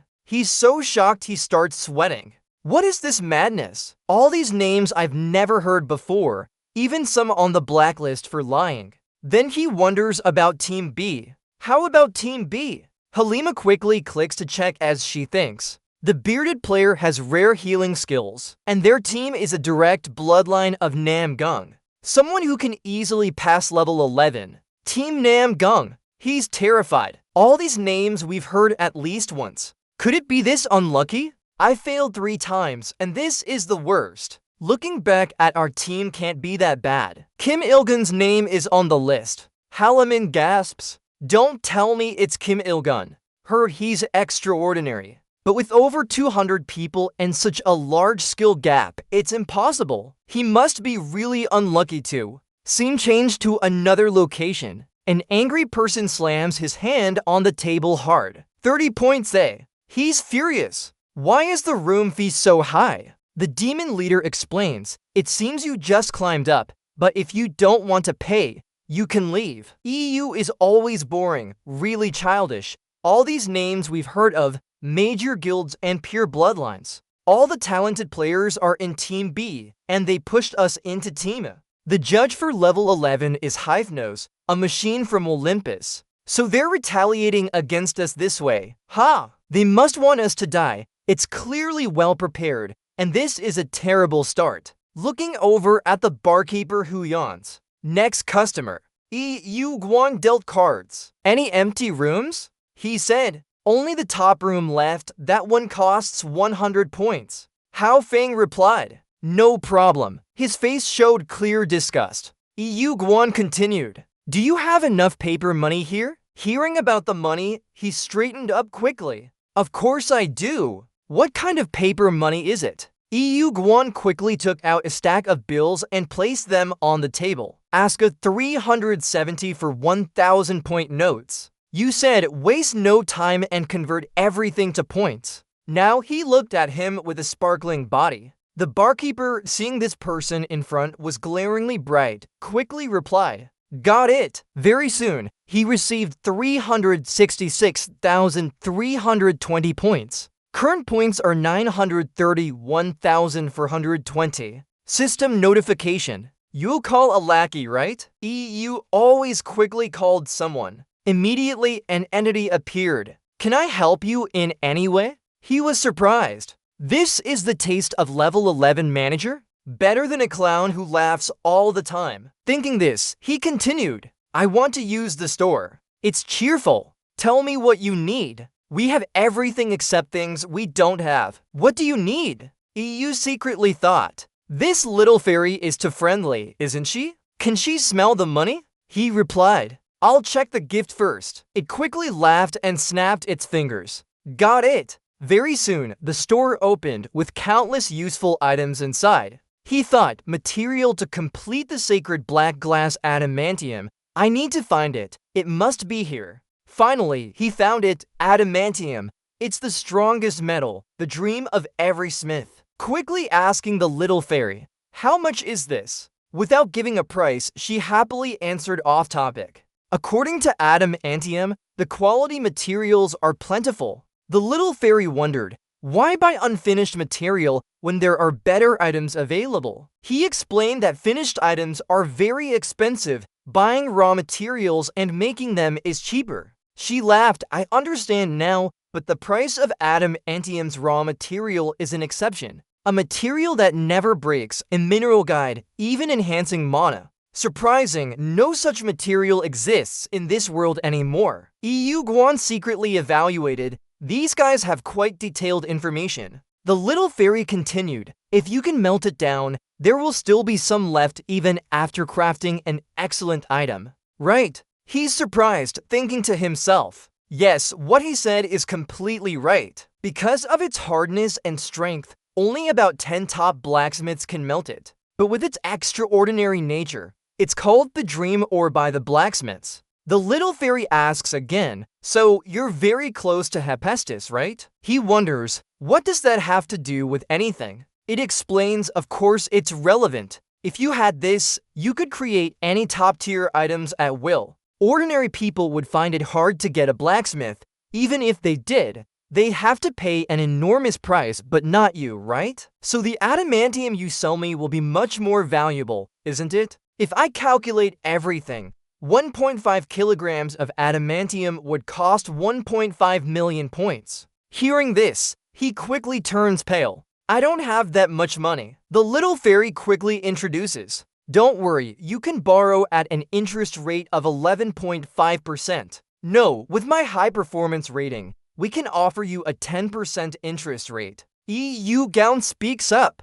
Alright then, there's no other choice. It's happy. That's the right decision. So we'll record the remaining points and interest. He interrupts it. I'll buy from somewhere else. The little fairy starts sweating. So can we give you a slight discount? You might not know this, but this is a rare item hard to find elsewhere. Yu Gaon speaks calmly. It's fine. Even without it, I'll still climb the tower as usual. I have plenty of time. And there are more minions on other floors too. Oh, there's an auction too, right? If that's the case, I can buy something else. Too bad, but forget about this deal. Little fairy hesitates. Oh, wait a minute. Yu Gaon cuts in. Heavens, I said, forget it. I'm not buying. The little fairy looks sad and disappointed at him.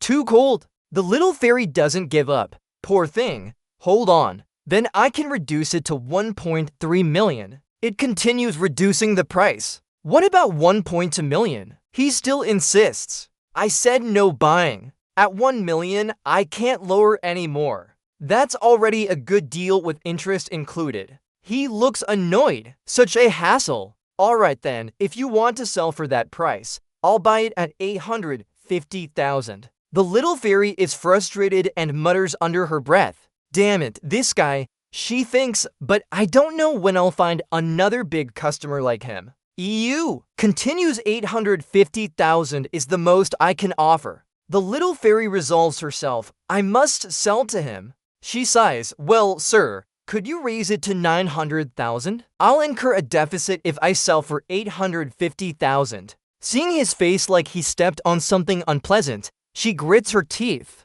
Alright then, I'll sell at 850,000, so don't make that face anymore. He thinks if it's 850,000, the little fairy smiles weakly. I'll start the transaction. Yu Gaon is satisfied. He got a slightly better price than market value. It asks again, do you need anything else? He answers coldly, that's all. Excited about closing this big deal, it whispers, if you need anything else, just call me. You won't say goodbye. That's really disgusting. Take a look at the item you just bought. Now I need to deliver this letter to my uncle. But I'm not sure what that Olympus group will plot in the exam, so I can't risk leaving the sacred black crystal here. It might take about 1 to 3 months to complete it. Zen isn't easy. You just have to wait and be patient. No rushing things. I need to meet him right after finishing the exam. We still have a week. Plenty of time. Maybe we can go for a walk instead.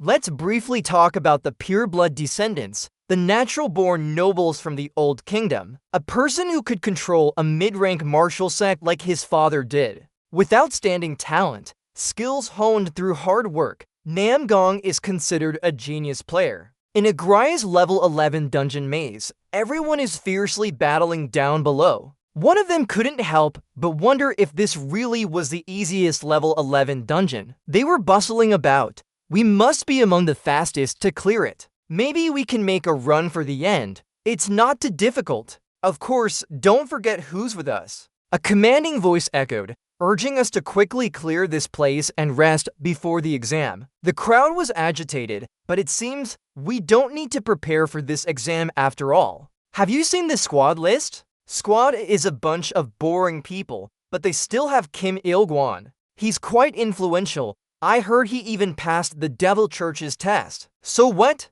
Still lucky to be in his squad, Namgong said. Stop chattering and move your feet. No matter what situation we're in, just do our best. That's all. Hearing him say that, no one dared to contradict him anymore. Yes, sir. Indeed, very reliable. Namgong thought. Kim Yoo-gwon is someone I've never seen but have heard a lot about. I don't know where he comes from, but that means he's very talented. Hopefully, I'll get to face him in the exam. Just thinking, Namgong suddenly noticed something. He was momentarily shocked before quickly giving orders. Hold on. Stop.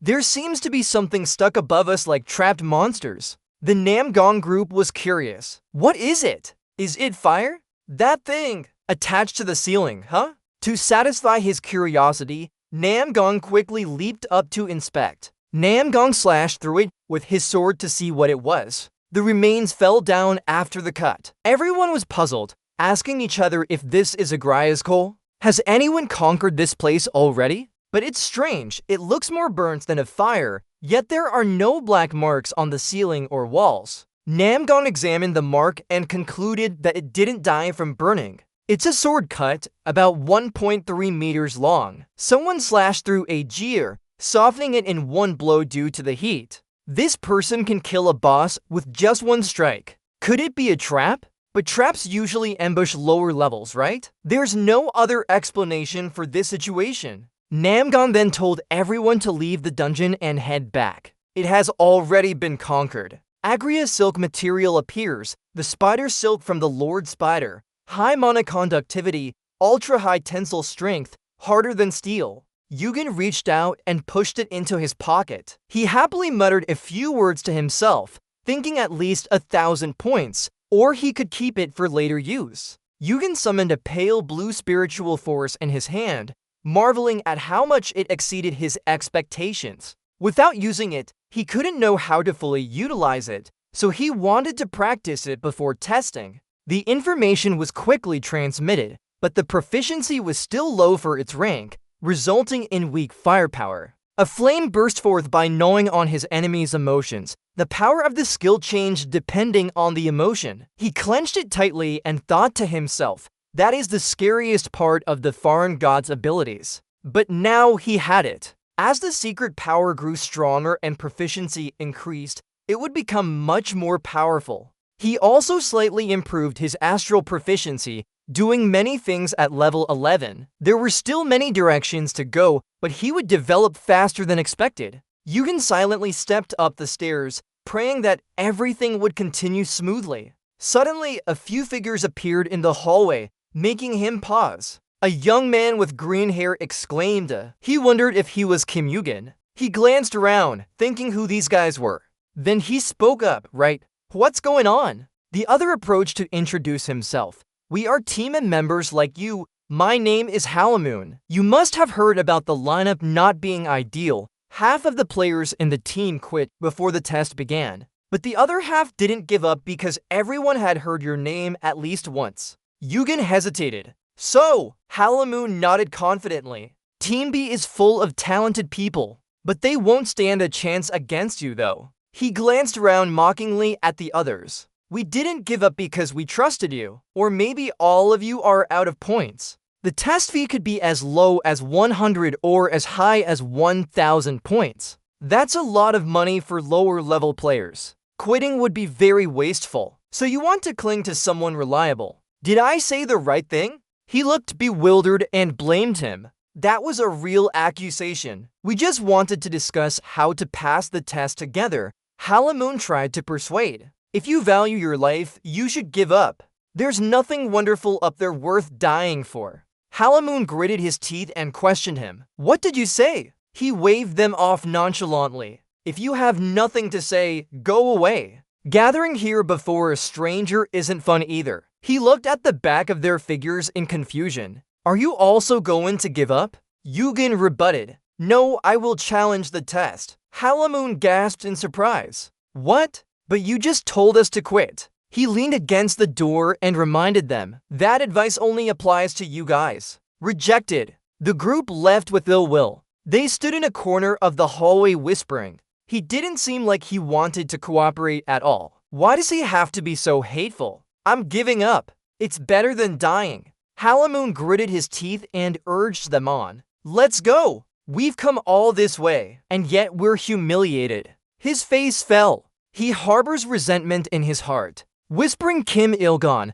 the scene shifts to a luxurious room where a man sits deep in thought on a chair. He calculates and sees a huge gap in power between our teams. This guy must be incredibly unlucky to end up with such an unfair test. He ponders deeply. How can someone like Kim Il-gun, with such a bright future, be put on probation? This person is the Hypnos administrator for Layer 11. He recalls the order given to him. This is an order from Olympus. Eliminate player Kim Il-gun. After completing this, you will be rewarded handsomely. Hypnos sneers at the thought, ordered like a dog. As soon as he finished thinking, he mounted his steed. The preparations must have been completed. Suddenly, a message pops up on Hypnos' screen, surprising him. Who would send a message to me while checking its hearer? The scene shifts to the dark forest of Elalum. The atmosphere here is extremely ominous. Iagon looks at the report list and sees only 51 participants. He observes his surroundings, noticing more players have quit than he thought. Hypnos is surprised. He actually participated in this trap-like challenge. After a brief pause, he continues speaking loudly, greeting everyone. He begins to introduce and briefly explain the situation. I am Hyphos, administrator of Layer 11 challenges. Team seems short on members, but that won't change anything. Let's proceed with the two existing teams. We'll start once I finish explaining the challenge content. Then he raises a flag. This week's challenge is to cut flags. Hypnos continues, it's simple. First, when you get these flags, combine them. The number on your flag will show how many flags you've collected. Cool, right? Thanks to magical technology. The question is, where do you get these flags from? This forest has been sealed off by the administrator for a long time to conduct this challenge. There are many monsters of various levels. The flags will be scattered everywhere in the forest, on paths, at the base of cliffs, on treetops, even on monster bodies. You don't know how much effort we've put into creating this challenge. Just collect as many flags as you can. The team with the most flags at the end wins easily, right? However, this challenge is called flag robbery, not flag gathering, right? In this challenge, you can steal flags from your opponent's collection. The method doesn't matter. Stealing, threatening, or killing are all acceptable. Hearing this, some players feel a bit scared. Hypnos hasn't finished yet. Finally, there will be a king in this challenge. One player from each team will be randomly selected as the king, and the numbers on their flags will count double. But it's not the king of chess. Don't worry about that. You won't fail just because your team's king dies. But having a strong king would be great. So good luck to you all. Isn't luck extremely important in this challenge?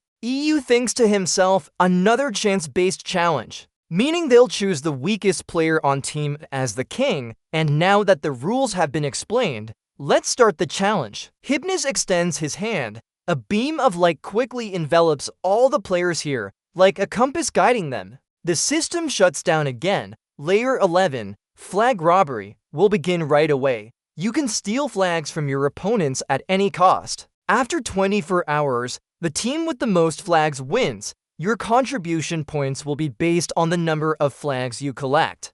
If you hand over the flag to the king, you'll get double the contribution points. But if the king loses the flag, your contribution points will vanish. Rewards will be given based on your contribution points. Team A has no flag. Team B has no flag. Halamoon stared at his glowing body in shock. What's going on? Am the first the king? He was extremely confused. What should we do now? What am I supposed to do? Yugwon stood from afar, observing. Of course. He sighed helplessly. Yugwon wondered what he was doing on the 11th floor. At that moment, Halamoon followed him. Where is Kim Yugwon going? Yugwon replied coldly. Are you asking me to protect you like this? I'll protect you. Just calm down. You won't be fighting any of Team B members. His eyes turned red, so let's start then. Namgong on the other side watched silently. A complex look appeared. The people around them were talking excitedly.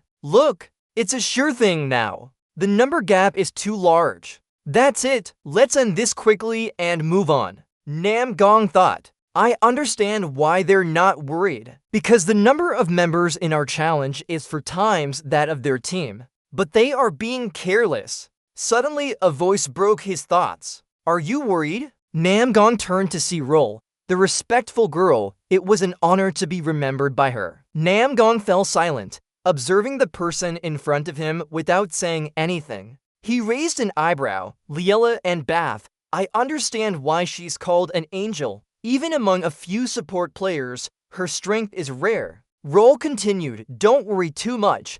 It's clear that the gap between the 2 teams is significant. You can relax. Nam Gong finally spoke. Isn't it strange, even if it was by chance? Roll said calmly, a large strength difference like this isn't just a coincidence, right? Nam Gong cut in my world, there's no such thing as coincidence when it comes to power. Roll thought seriously, oh, by the way, who is our king then? No one knows. He seems like an ordinary player, Nam Gong said. Do you think they'll be interested in seeing who our king is? Nam Gong thought and recalled that there was someone emitting a golden light when the challenge started. Something feels off. I can't forget what I saw, but I can't remember his face. He wondered about himself. What does he look like? Halaman sat in silence, staring at the scoreboards of both teams. Another player spoke up. Fewer flags were scattered than expected, and we got them from monsters. However, we collected quite a few. With these maps, we can defeat their king and take the lead. Halaman thought, right, one of our team members could do that. The one who found the most out of Team A's 5 to 9 flags. During the last encounter, he didn't seem like a cooperative type, but as long as I'm the king, we can't win if we focus on protecting ourselves. He left me alone coldly but told me to wait, so he'll come back soon, right? Another player spoke up, but this forest is vast. It's hard to find a way out. Everyone wondered where Team B started from. No one knows. Let's take a break now. We'll meet at midnight. Suddenly, an eerie sound made everyone here pale. A sly voice echoed. I has been caught. I warned everyone to be careful, didn't I? The players from the opposing team are on a mission to protect their flag from the enemy's attack. Team members speak up. Kim Il-gun is among them. Even if it's Kim Il-gun, he can do nothing if the king is defeated. Moreover, capturing the king would give us a lot of contribution points. So one of team gritted his teeth and charged forward. Hell, we only have 10 people here. Just as he finished speaking, a swift sword cut his neck. The man who just spoke no longer breathes. The others are in shock. 10 of them? Now it's 9. As he said this, the man sneered at Team A players. Team A is like a beehive that has been shattered. Everyone quickly dispersed to avoid the killer. Team B capitalized on their momentum and charged forward. One of them laughed loudly. Where are you running off to? The shout echoed loudly. I give up, I give up. Save me! Seeing him, someone quickly dragged him away. Halaman over there. But then blood splattered all over his face. The man who was leading Halaman was cut in half. Get out of the way, that's my spot by the king. Halaman was so scared he fell to the ground. That guy, like a hungry tiger, raised his sword and aimed at him. Halaman closed his eyes waiting for death. But luckily, Il-gun arrived just in time. You successfully rescued the king. He's angry. I told you to stay put. Don't wander around. Why don't you listen at all? Halaman was so relieved, he almost cried. At this moment, he looked like a savior. It's clear that only you could save Halaman here. He exclaims. And Eugen, Team B players are in shock. Eugen, Kim Eugen-yu. Damn it! It must be the real one. K.I.L.E. falls in just one strike. Seeing you approaching, one of them shouted, retreat first. A swift sword cut down 2 of them. They continued shouting to boost their morale. You fools! We have more numbers. Just kill him. As he said, the masked man raised his dual swords to attack. But as he climbed up, a sword sliced through between them. The man was momentarily stunned and looked surprised. And like that, he was cleanly decapitated by you. Other players were shocked. Facing your momentum, Team B members couldn't help trembling in fear. The other side woke up and shouted, stop. Please spare me. Of course, you won't agree. He's a demon. I might only have 2 flags, but that's more than most people here have. I'll give them all to you. So please spare me. The EU noticed him begging and paused his actions temporarily. And finally, he agreed to take the flag and spare the guy's life. Team U1 got to flags and received 20 contribution points. Then he glanced at the remaining people. What about the others? Give them all to me. Or do you want to continue? Hearing continue, their bodies couldn't help trembling. They had to compromise with him. How many should we give? Very quickly, Team U1 received a lot of flags without expending any effort. Halaman shivered. Lucky he's an ally. Truly, truly lucky. I'm sorry for glaring and gritting my teeth at you just because you spoke frankly to me. U1 spoke up, so half the battle is over. Halaman was stunned. Right, we've only been here for 4 hours. You wondered where his teammates were. Halaman said everyone dispersed. They said they needed to collect a few more flags first. You praised the wise decision. Just don't get robbed. You counted their flags. Halaman was amazed. 27, huh? How did you manage to get so many by yourself? Too many? You calmly said. There are plenty more. You're questioning the numbers. Tima has 60 for flags. If we got that many, it should be around 67. Yugen thought it's time for flag stealing in this challenge. Then he told Halaman to listen carefully. Now that they've collected quite a lot, they'll start thinking that hunting players from the opposing team will be more effective than hunting monsters, and there will be many direct messages to the king. Halaman was shocked. Me? Yugen replied, which king other than mine? Halaman worried, you're right, but he warned, from now on, keep at least 20 meters away from me. Without the king, even I would struggle to win. His name is Halamani. Stay close to me. Don't forget the 20 meters, okay? He nodded obediently. U1 thought internally, the real battle has begun. Cut to Namgong's side. He was surprised. So you ran away after giving the flag to him, huh? The group recounted in horror. He just hasn't seen my skills yet. Kaile, and he was defeated in 1 strike. His sword's so fast it can't be seen anymore. His eyes are like demons, making me shiver and the others powerless. Truly pitiful. Although most of our team are skilled players, they ran away before King Yugal. In a 10-on-1 fight, they were still talking loudly. So even in a group, we could still be eliminated. Yes, we have 10 people, but it's still useless. Roll spoke up. Did Egon gather with the king of Tima? It's likely he will continue to protect their king. Let's contact everyone right away. Salamith, Kekel, and other skilled players. Namgong guessed, are you planning to use that strategy? Roll said we still have plenty of time. We can't keep running forever. We've lost a few people, but Team B still has many skilled players left. Not to mention, we have him and me. 1 decisive number. Or do you have any better idea? It seems no one else has a better idea either. Everyone is silent. She continued speaking. It looks like we've decided. Now let's go capture the king and Yugen, right? At this point, her face showed a hint of cunning.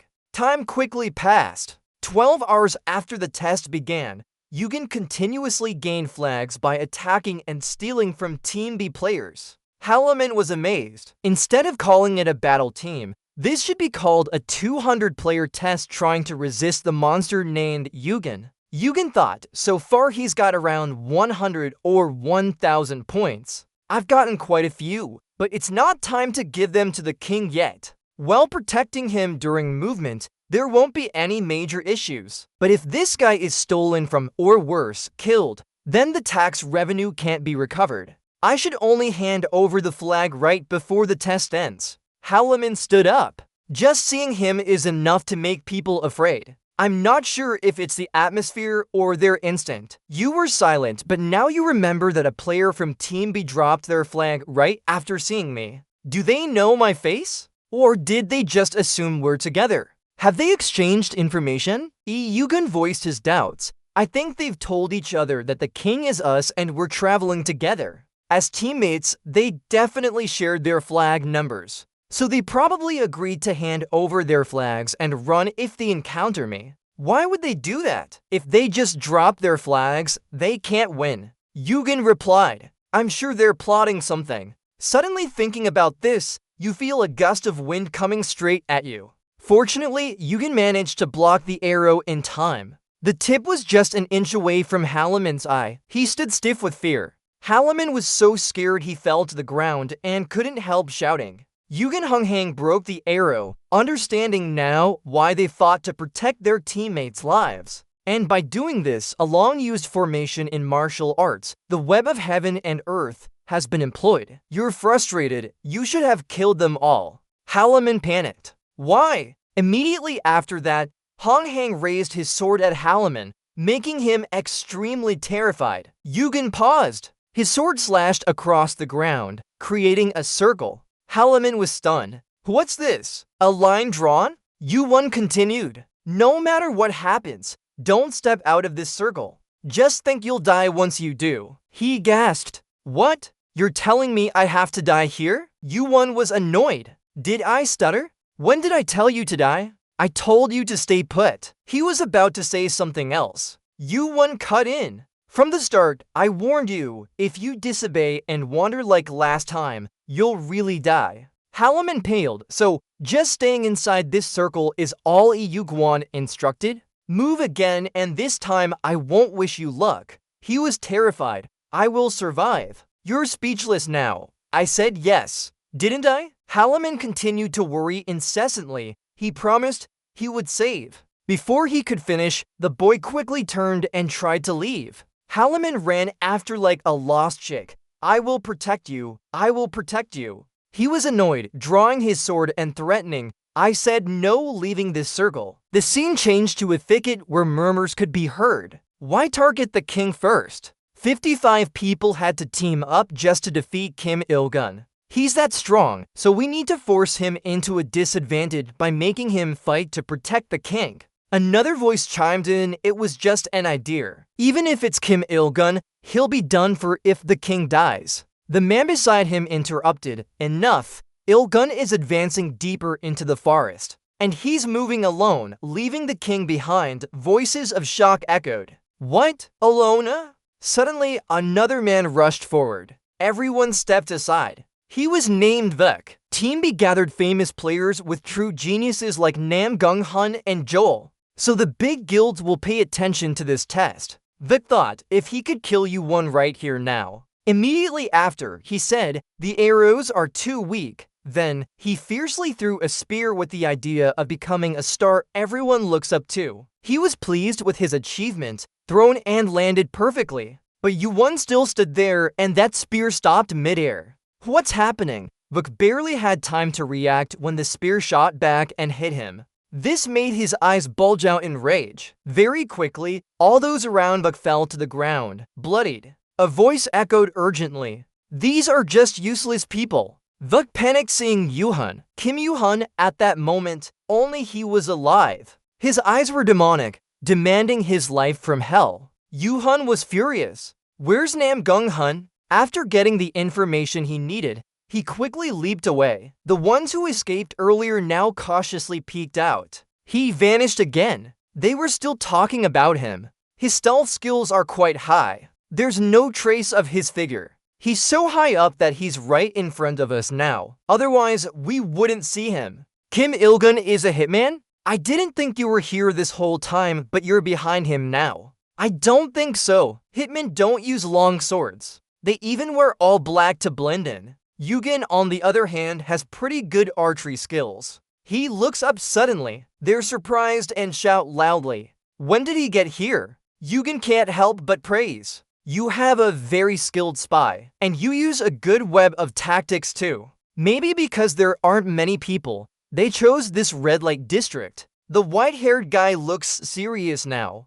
There aren't many Asians here. Yeah, that's right. You follow his gaze and think to yourself. Finally, he arrives. Namgong kisses the pig. Namgong speaks, leaves the king behind and wanders around. You decided to skip the test to fight. It's a pity this happened. He stays silent. He continues unintentionally. We have a very capable team. Not many people though. Of course, that doesn't mean I'm embarrassed by this situation. This is a test. Just that luck wasn't on our side this time. You don't understand. What do you mean? Namgong answers. Get straight to the point. I like it. Give up now. I don't want to fight like this. EU Gun suddenly smiles lightly. So that's what he meant. Then you raise your sword. You talk more than I expected. Namgong is surprised. I predicted it, but he really didn't follow my advice. Maybe there's no other choice. Thinking this, he quickly shouts loudly. Everyone step back. I'll fight him. EU Gun is always a bit surprised. Do you want one-on-one? Because I don't care how many people are watching. Namgong responds. Thank you for the suggestion, but I'll decline. After saying this, he quickly gathers his inner strength and rushes towards him. A sword swing is already launched, but he also blocks the first attack very quickly. Yugen finds it quite interesting. Look, a level 11 player with such power. It makes me wonder what his stats are like. His eyes flash with a fierce light. Sword attacks like a storm continuously hit him, but Yugen hasn't made any move to retaliate yet. The King's sword form of Namgun. The swordsman's sword can create pressure around it just by swinging it. It's heavier than any other sex sword. He wonders, what is this difference? Using this sword, I'm still losing to his strength. The fight is extremely tense. Zeal quickly transferred more power to him. Namgung exudes a powerful inner energy. The Archangel's blessing grants you strength, enhancing your body's agility and mana regeneration speed.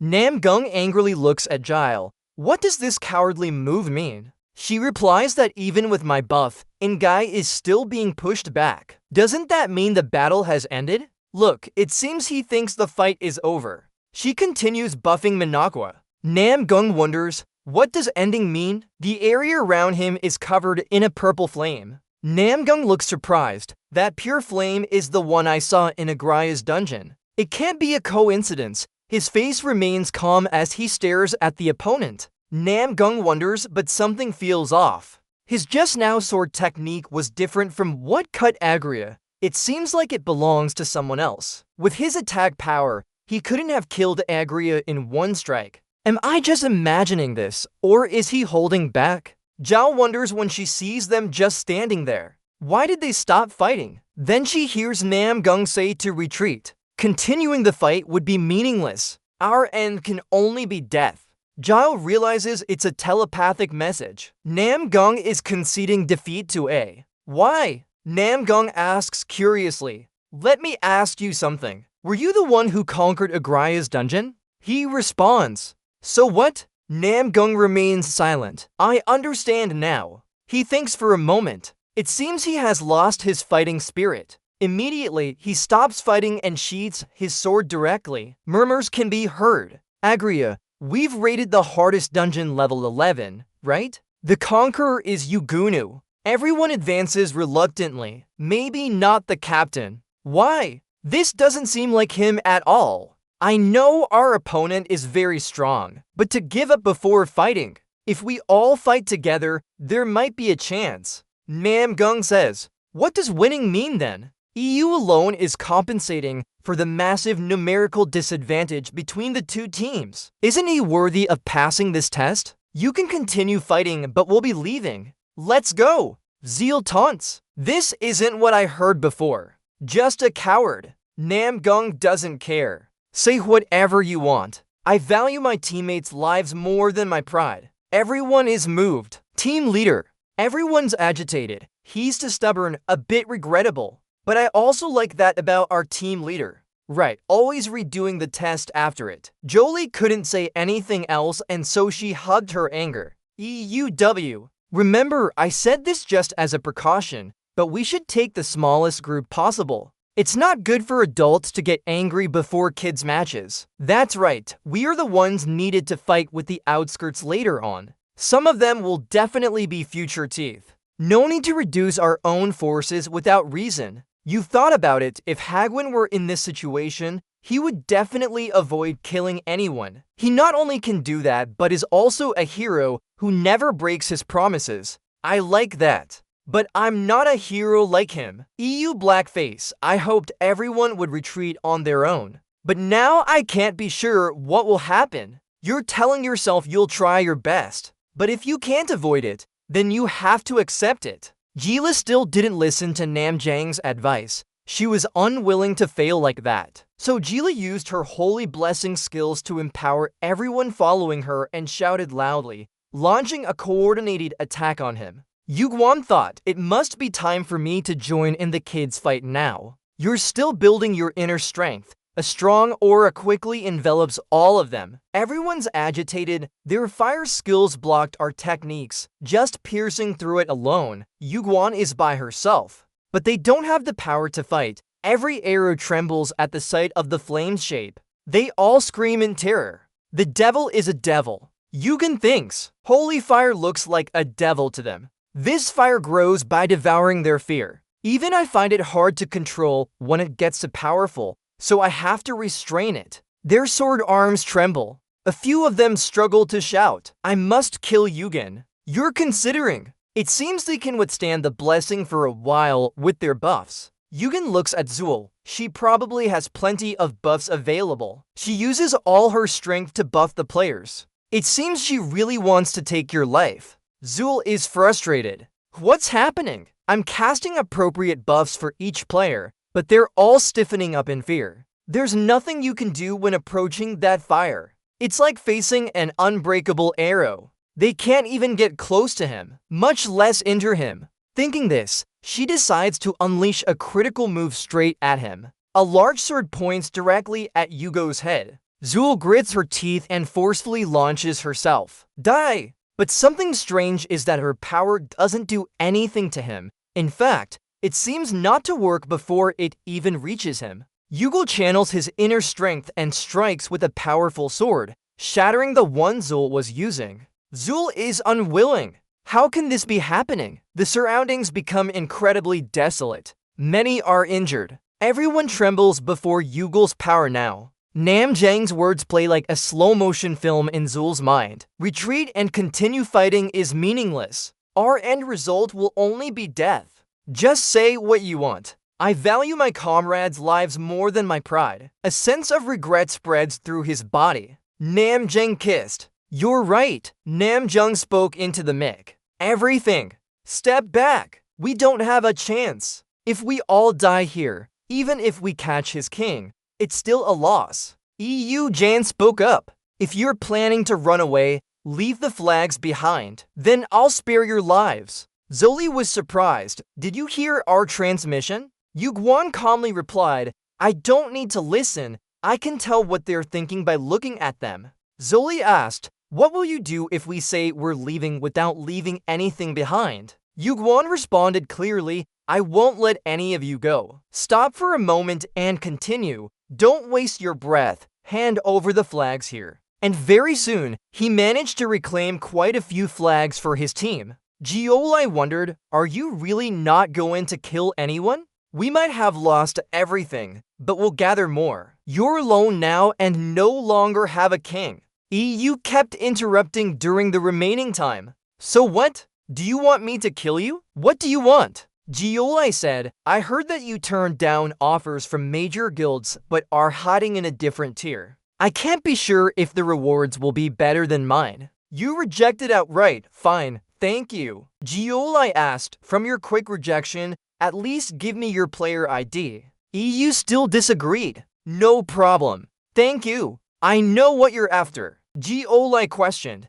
Why? I'm asking for your future benefit. Your refusal to give up despite the unfair test shows you have a clear goal. You can't climb this tower alone. Good allies, a strong guild to fully support you. Even with all that, it's hard to reach the top. A person like you should know you need more than just your skills when entering this tower. Why are you trying to walk this certain path alone? She doesn't know what giving up means. Maybe that's why she can climb so fast, but guilds and sponsorships will only hinder her now. Guilds competing for benefits in the tower might destroy everything due to pride, greed, and distrust. So I can't accept their help. I have to become stronger on my own. In case of the worst scenario, I can be the core support for this tower. EU chimed in. Why does everyone want to know? There's nothing big about it. You just need to know that I can climb the tower without a guild or allies. I can do it.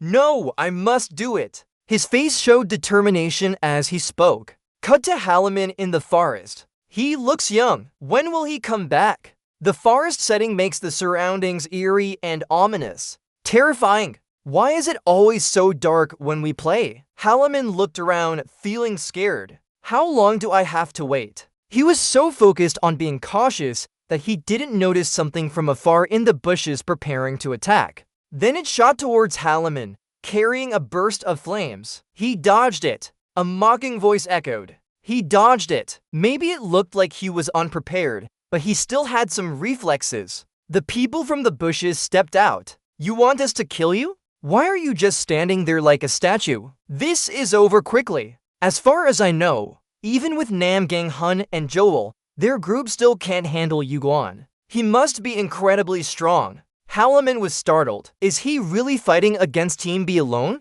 Against those experts, right? Halaman remembered what Yuguan had warned him. If you move, I can't help this time. I told you not to leave the circle. He thought about it. Even if he ran, he would be caught soon. There was no chance of winning against them. But staying in the circle and buying time, Yuguan will definitely return. The only choice is to trust and follow his advice. Halaman swung his sword and shouted loudly. Come on, you scoundrels! They laughed at him. What's this guy doing?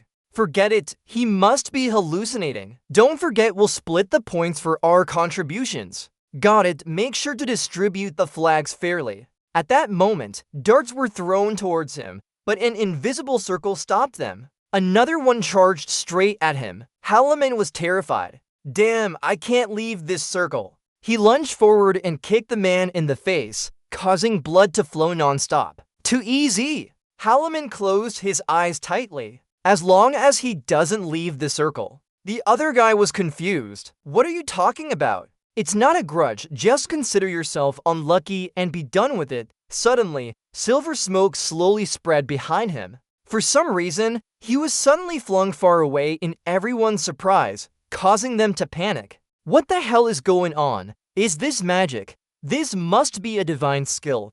Halaman screamed, not understanding anything, but at least he was still alive. Cut to Joel's voice reminding him, seen from all angles, you're truly amazing. I hope we meet again next time. We'll be on the same team. EU was annoyed. I wasted too much time and money with this conversation. At least it ended well in the end. As long as Halaman keeps his promise, there's no problem. Suddenly, his eyes revealed a sharp glint. Now that everyone has left, you're here. A voice from the bushes echoed. You know when? EU replied after a moment. One by one, they stepped out wearing full body coverings, just as rumored. He observed him thoroughly, using such a large flame without any burns. This power is not only impressive, I've never heard of a skill that can burn specific targets. A flame with its own will, if he sees it, he'll want it. EU, Gould asked, what's a monitor doing dressed like this?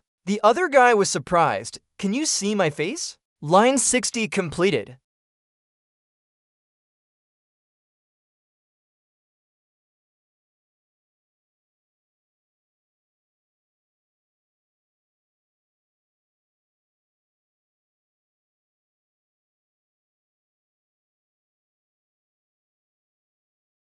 The fire keeps spreading like he's in a volcano. It's not just that, the flames seem to have a soul, targeting him and attacking. No matter which way Hypnos dodges, the flames always find his position. Hypnos was momentarily shocked. What the heck? The flames suddenly became more intense and hotter. But he's no ordinary high ranker. He quickly realized the theory behind these flames. Actually, it's not hot, just a feeling. I thought it was just a flame with willpower reading my emotions and responding to them. Its power changes based on fear levels, quite a tricky skill. Realizing the key, he quickly gathered his inner strength and forcefully pushed the flames away from his body. EU! He muttered in awe, he's really something. I didn't expect him to blow away the holy fire like that. But before he could revel in his victory, The other quickly drew his sword and charged. The two swords clashed fiercely. This fight would be intense.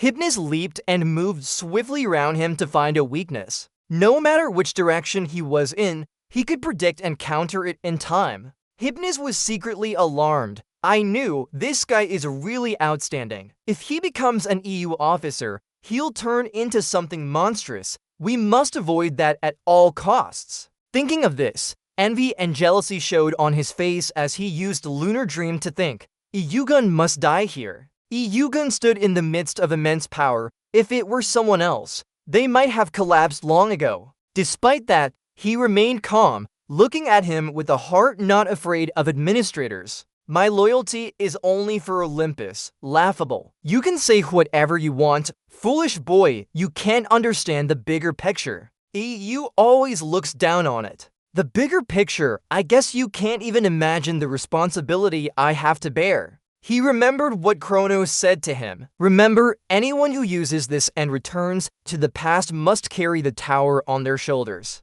So when you return, you must be able to shoulder that burden and fulfill your duty in a place with hundreds of worlds and billions of lives. This coexistence can't fall into chaos. He thought even someone who had sworn an oath to those left behind couldn't talk about the bigger picture without hesitation. Thinking this, Iyugun spoke. You know, at least I'm sure of one thing. The bigger picture is when you sacrifice yourself, not others. Hearing that, Hypnos gritted his teeth in anger. He thought to himself, I return only to relive those hellish battles again. EU always mocks itself. It sounds cooler this way, right? As he spoke, the other fiercely struck him, causing rocks and earth to fall down. It seemed like all his memories were submerged in that large rock pile.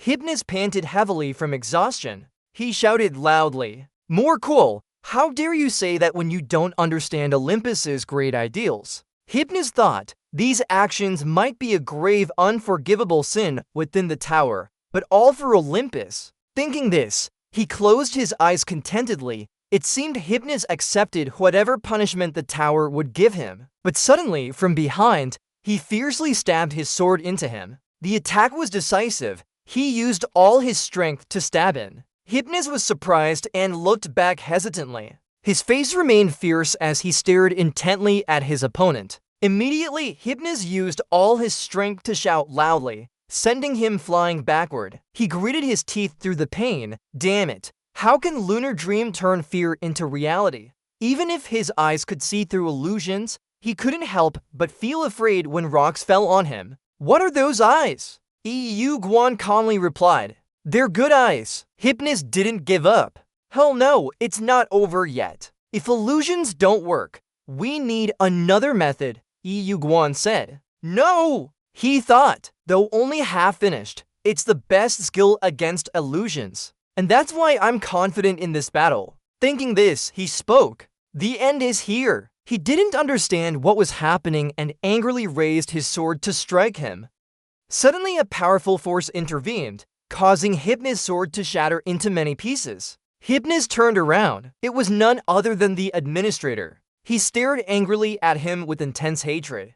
Hypnos trembled in fear. He kept babbling incessantly. He shouted in frustration, Enough! Explain now. Since he started the fight himself, he couldn't think of what to say. Hypnos stammered. In the end, there was no choice but for Hypnos to admit his mistake. Please forgive me. Administrator, you are angry. It seems Olympus ordered someone to do this. Seeing him unable to respond, he suggested, It's the order from IRS. Here, Hysert. Hypnos trembled. It was all my fault. Upon hearing that, he knew it was just a sarcastic lie, trying to take the blame for everyone else. Hypnos stammered. No, no! He cut him off. Even if it is like this, we still need Olympus to take responsibility. From now on, Hypnos will lose his title as a test monitor, and all of Olympus privileges on the 11th floor will be revoked. He was unwilling. The administrator did this. The administrator glared angrily at him, daring you to speak up. His powerful aura made Hypnos stumble back. He was forcefully thrown to the ground, a painful shock spreading through his body, causing Hypnos to stagger. He declared his judgment. As a test monitor who fought against participants, this is unforgivable and you will suffer for thousands of years. Hearing this, Hypnos was frightened. He struggled to get in front of him and begged, "Hold on, administrator." Before he could say anything else, his body sank into the ground. Hypnos glared angrily at him with red eyes. At this moment, whether from anger or internal injury, all he could say was Kim Il-gon. His entire body quickly sank into the ground as Il-gon continued to mock him. After settling things, the administrator stood in front of him again. "It's you, Kim Il-gon. As I heard, you fought with a machine even though you're supposed to be a test monitor. Why are you so confident?" He accused, "Due to management oversight, I had to deal with some complicated issues." He thought the administrator's power is comparable to that of a top-tier machine, those who rule the tower. But unless they break the rules of the tower, they fear nothing. EU spoke up. "There are many strange points in this challenge. Starting with my team, I believe the monitor was acting on your behalf." The administrator was surprised. "You mean it's my responsibility?" He didn't mince words. "There must be someone to take responsibility." The administrator looked pleased at him. "You are a straightforward person. You're right. I promise to compensate you after the challenge ends." He asked again, "Will you break your word?" The administrator declared firmly, "As an administrator, don't equate my words with others." Realizing someone was hiding behind him, he said, "There are quite a few spectators now. Let's end this conversation here." Before leaving, he couldn't help but remark, "It seems a new wave is rising in the tower, a big one." As they left, Nam Gung thought, "I followed him because I saw my king, but what I saw was unbelievable." He realized everything was planned out. The two of them wondered, why would Olympus do this even for something as simple as a test monitor's work? This is too big an issue. Nam Gung was shocked inside. One person couldn't cause such a commotion. There must be more involved. What should we do if too many people know about this? The tower will fall into chaos. Nam Gung hinted, "Don't you think the VE Lam and Olympus war is enough?" One of them responded, "Right, but how can he fight a monitor who's so strong that he became one?" Yu nodded but thought to himself, "I heard that." Nam Gung Han thought, "This isn't the first time a machine lost to a T-Thine Dayton Enga player, but if the opponent is Olympus Kim Il-gon, it will have an even greater impact than the Great Sage." Thinking of this, he said, "Kim Il-gon, what will you do? Olympus is in urgent need due to this matter, so from now on, that huge guild will see you as their enemy." Nam Gung Han continued, "Kim Il-gon, because of the current emergency, your guild will consider you an enemy. You tried to face them alone without even finishing your sentence you covered up. I'll fight until I defeat the king of Olympus." Really? Nam Gung Han was surprised. What? Why would you go into Olympus when it's dangerous? EU included recounting, "I only helped a blacksmith create a weapon that Olympus didn't want to make. That's all from then on. They've always wanted to kill me." He was so terrified his body couldn't help but use himself once. A blacksmith with connections to Olympus? Hephaestus, right? I didn't expect the main character of those big events happening recently in the tower would be standing right in front of me. Nam Gung Han spoke up, "I understand now." He turned and left. "Be careful. No matter how strong you are, your opponent is still Olympus." Someone approached. "Brother Hun, where are you going?" He looked at the message. "The martial arts summit will start soon, so I'll return to Namgung."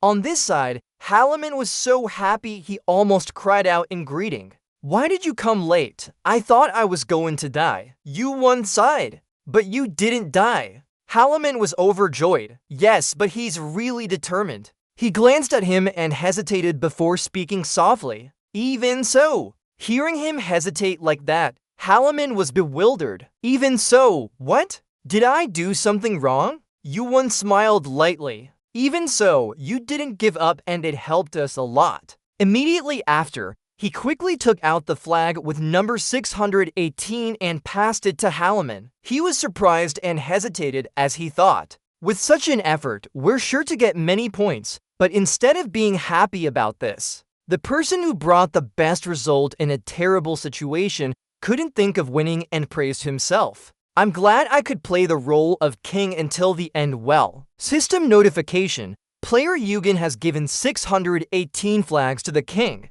You received 618 flags. The total number of flags will be doubled. You received 1,236 flags. Team received 12,360 points. The challenge has ended. Total flags for Team A, 1,236. Team B with 2 flags is the winning team. Not stopping there. For an unclear reason, additional points were awarded. Eugen received 10,000 points. From now on, you can use the point store. The level 11 ranking board has been updated. You have permission to move up to level 12. On the level 11 ranking board, you still hold the top position with 22,360 points. Cut to a small room on level 12. He is sitting observing the ranking board. You can't help but be more satisfied. 20,000 points, just over 10,000 makes me happy, but getting double that. The additional bonus points are from the administrator adding everything together, so I received a lot of rewards. He looked up at the second place, whose name is now ranked 36th, having surpassed countless high-ranking players. He risked his life to complete his role, so he deserves it. His level 11 asset ability is a bit low. Team challenges are not his forte.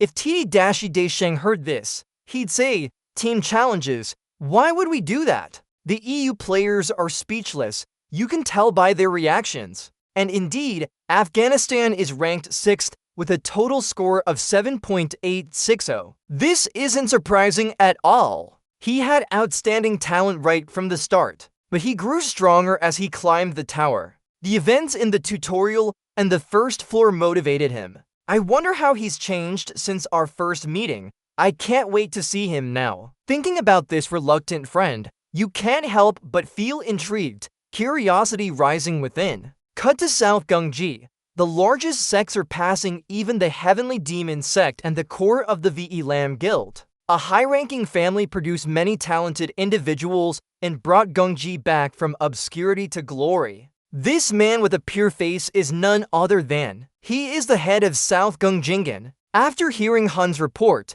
he pondered. He didn't expect the 11th floor challenge to be so chaotic. Hun respectfully. Yes, even the administrator appeared. I felt it wouldn't look good if this story was relayed through a player and left a trace, so I returned earlier than planned. Jingan said, Olympus is preparing for the Gigantomachia War. They found Hephaestus, but failed to recruit him due to Kim Il-gun. He poured himself a cup of tea and spoke fiercely. He's truly an irritant. Didn't you say someone on your team got support from Askar? Hundup, yes, it was a guy named Gibbons. Jingan continued, we guess Askar will hear about this soon. Kim Il-gun seems to be a small star on the verge of facing a storm. It looks like the VE Lam tournament will be quite lively this time. Back to Yu's side, he was holding a sword focusing his strength. This seems to be a throwing challenge. After carefully observing, he threw it forcefully, and its power turned into bright purple rays that flew straight. The stone plaques shattered under the powerful impact. Everyone was shocked. Despite being thrown from such a distance, he hit all of them without missing, his speed increasing as well. He must have broken many more than intended. It looks like he'll set a new record. How many stone plaques will shatter in an instant? The system displayed a notification. You've eliminated 1,000 targets. EU was satisfied. This place is perfect for practice. I'm quite confident with my throwing skills, but this is the first time using Holy Fire to create the projectile. And so he passed the 19th floor challenge. You can now move on to the next level. The system quickly upgraded his bridge and gave additional gift points. EU thought, with about 5 minutes left and no more plaques visible, it seems they're all gone. The passing criteria is 100 targets. I've done 10 times that, but the rewards are too little. Outside, everyone was bustling.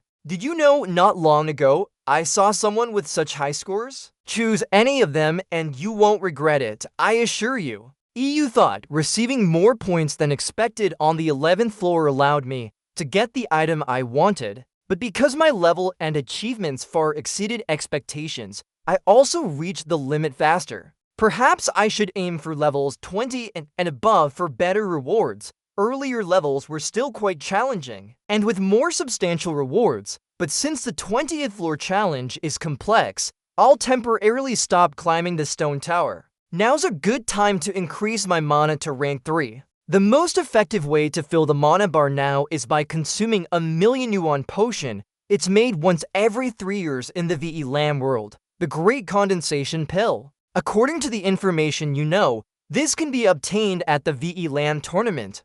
After finishing the mission, he quickly went somewhere while still thinking, just a few days left, I should go soon. The scene changes to one day before the start of the 10th level martial arts summit for the martial arts community. A young servant is excited. This time, there are many people gathering too. Someone nearby speaks up. No wonder it's the biggest event in the martial arts world. Feels like a festival. The winner this time will definitely be Namgung Hun Ni. Heard he's often called a genius in the Namgung family. Come on, even though that he only belongs to many martial arts sects, can't compare with huge guilds. So the final victor will be Hagen. Oh, I heard he climbed up to level 25 and is waiting for this competition. With his speed, he'll become a merchant in just 10 years. To people sitting by the roadside shouted loudly, "News, the martial arts summit is coming soon. Kim Il-gun will also participate." The other person was startled upon hearing this. What? I thought he only focused on climbing the tower, but he's interested in these events too. Yes, he turned down invitations and sponsorships from huge guilds. But why would someone who doesn't want to join a guild want to participate in a competition where people usually compete for attention? Is it because of the prize money? Looks like he's confident he'll win. His name is always mentioned in these events lately. I bet many guilds will come because Kim Il-gun is participating. How much effort they'd put into recruiting him can't compare to points. Let it go! Back to where you were, all the invitations from martial arts guilds were rejected one by one, and everyone was surprised. The last person rejected was the leader of the 12th branch on Land Guild, a merchant named Brand New from the Long clan. He spoke up, "That's quite rude. We shouldn't have come out here to talk. This isn't something we can discuss in public." EU was annoyed. Too much trouble. A voice echoed. 12th branch on Land heard the guild situation these days is not good, but it's surprising that their leader came personally. Quite considerate. Hearing a familiar voice, Brand New turned around. It's Soriel. He didn't care and looked directly at him. Turns out you're Kim Il-gun from the Zion Guild. Are you going to kick me out too? You questioned. Who would have thought even archangels like him came? That impressive, right? Here, Ni spoke up. Today is the 13th time I've done this. Soriel cut in. I understand. But if you change your mind, please contact me. Zion always has a place for you. In his head, EU muttered, that arrogant jumpster. EU Goon said, even if he gave me something like that, I wouldn't contact him anyway. Soriel was surprised. What? A familiar voice quickly cut in. Of course, Kim EU Goon would say that. Hagen smiled confidently at him. And what about you? Are you going too? Hagen quickly burned the business card. Long time no see, buddy. EU glared. He's also leaving then. The appearance was grandiose indeed. I can't believe what I'm hearing. What? Really? EU Goon wasn't showing any respect. It's true. Brand New looked blankly. Even Hagen from Olympus. Now that you mention it, they were teammates in the tutorial. EU always felt helpless seeing him yell like this. Joking around, Hagen made a pouty face. What a boring guy. Then both of them quickly went inside. The door slammed shut behind them. Someone from behind spoke up indignantly. The guild leader is really overstepping his bounds. He couldn't believe that even after not inviting us, he still closed the door in our faces. The guild's reputation will suffer. Brand New cut him off. Enough already. We're not the only guild treated this way. Let's just leave in a huff. As soon as Hagen stepped inside, he couldn't help but marvel. This room is amazing. How many points does it cost here? You must be rich, huh? Kimmy, are you there? Let's chat for a bit. Just keep planting those points. I stopped climbing the tower just to come down and rest properly. As they were talking, a loud voice interrupted them. Kim Hagen, is EU Kim here? Let's talk for a moment. EU Kim responded calmly as if it was no big deal. Don't mind it. If they really needed to, they would have broken the door down by now. Hagen offered, I'll help you with that. Just like this. All you get is a fancy room but no rest at all. Seems like these things happen often. It was the same just now too. I guess it's because of the martial arts grand meeting today, so maybe he's a bit more agitated. Hagen sat down on the chair. A well-known person is easy to find where you live to. Yugon continued. If you asked me, I would have told you already. Hagen whispered quickly. So there's no fun in keeping it a secret just to surprise you when your expression doesn't show any signs of being surprised at all. Yugon was curious. Where is your teammate? Hagen narrated. While we hid and said we would meet you, Yugon asked. Nobody got eliminated, right? Hagen said, no one was eliminated. We all will become candidates, each with skills that match the requirements. Talking about this enough. I heard you caused a huge commotion today. Did you stop Hephaestus from being captured, even if I'm overlooked? You know who my father is, right? When I heard the news, I thought you were crazy. Why did you do that and turn Olympus into an enemy? Yugon asked, so why are you still here? Hagen sincerely said, people who don't need to be taken seriously and those looking for opportunities are Hera's people. Ours too. The relationship between ours and Hera is not good. I don't need to. Yugon interrupted. What if someone falls? Why does he know about this? Hagen was surprised. For the first time, I heard someone call my father's name carelessly like that. Father is focusing on attacking the last floor of the tower now. He has long let go of Olympus, so I'm not sure. Yugon thought. The top floor, no one has ever passed level 100. That's why it's called that way, and players who reach level 100 are called geniuses. What their expressions will be like when they know there is a higher class than level 100. Hagen continued, Olympus is extremely angry for saving a criminal. We should be careful for now. I'll try to talk to my father if given the chance. I wonder how they will react when they know about this higher class existence. Yugon cut in. Seems like you also call him a criminal too. Hagen was surprised. What? Continue. Am I going somewhere with you? He looked confused. What's that about? Suddenly, where are you going? Yugon replied. Go to where you call the culprit. Meet Uncle Hephaestus. The image of a blacksmith with a rugged face but a warm heart appeared in his mind. In Lozan, which is still glowing red, Uncle is still tirelessly forging weapons. He tightly held the hammer in his hand, something he had used for a long time since Vuncaro. Sweat poured down his body, but it seemed he didn't care. The hot firelight from Lozan illuminated the area, and Vuncaro's face showed some signs of fatigue. He thought, it's already the 4th day. Am I pushing myself too hard? But if I do nothing, what will my hands just be doing? Honestly speaking, more than half of the items I want to make are weapons, but I can't stop here. The weapons I made for that brat, no, for my benefactor, will be my last weapon. Looking at how rumors spread all the way down to the 1st floor, it seems he's climbing up the tower again.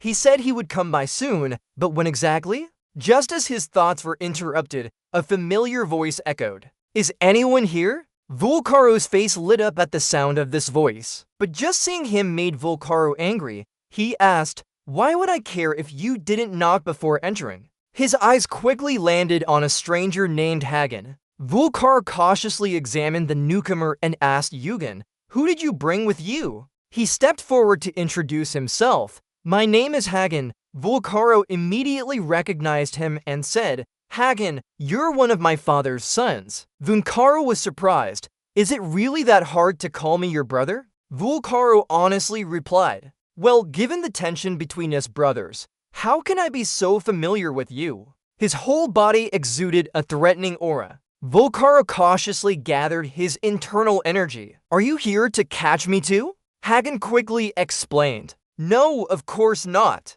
I don't have that strength. I just came to see you. Volcaro was surprised. To see me? Why?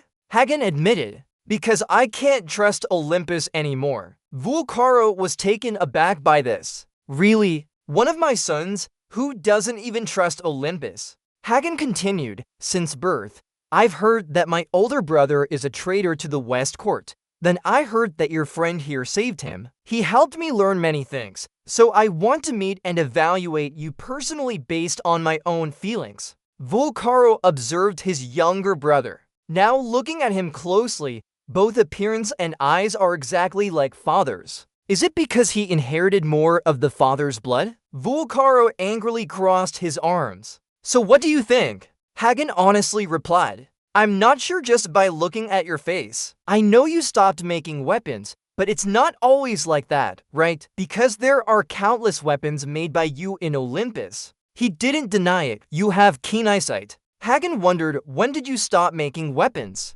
Hearing this, Hagen thought deeply and his face darkened. Meanwhile, Yugon was also a bit unhappy. He repeated the question, when did I stop? After the Giants' War. Speaking of giants, they were one of the races that ruled due to their innate strength and robust bodies. Some people had accused them out of irritation and fear of their abilities. But Olympus reached its current position thanks to those giants. So Olympus once stood by them. Is it because the giants saw Olympus as an ally, or not? They see us as new friends, and I also consider them my friends like any other friend, killed by the very weapons I made. The war between the giants is the name given to the conflict that Olympus initiated when the giants were expelled. The reason behind that terrible battle is incredibly simple and related to politics, because the public's reaction to Olympus wasn't good, and now Olympus can monopolize power that was once shared with giants.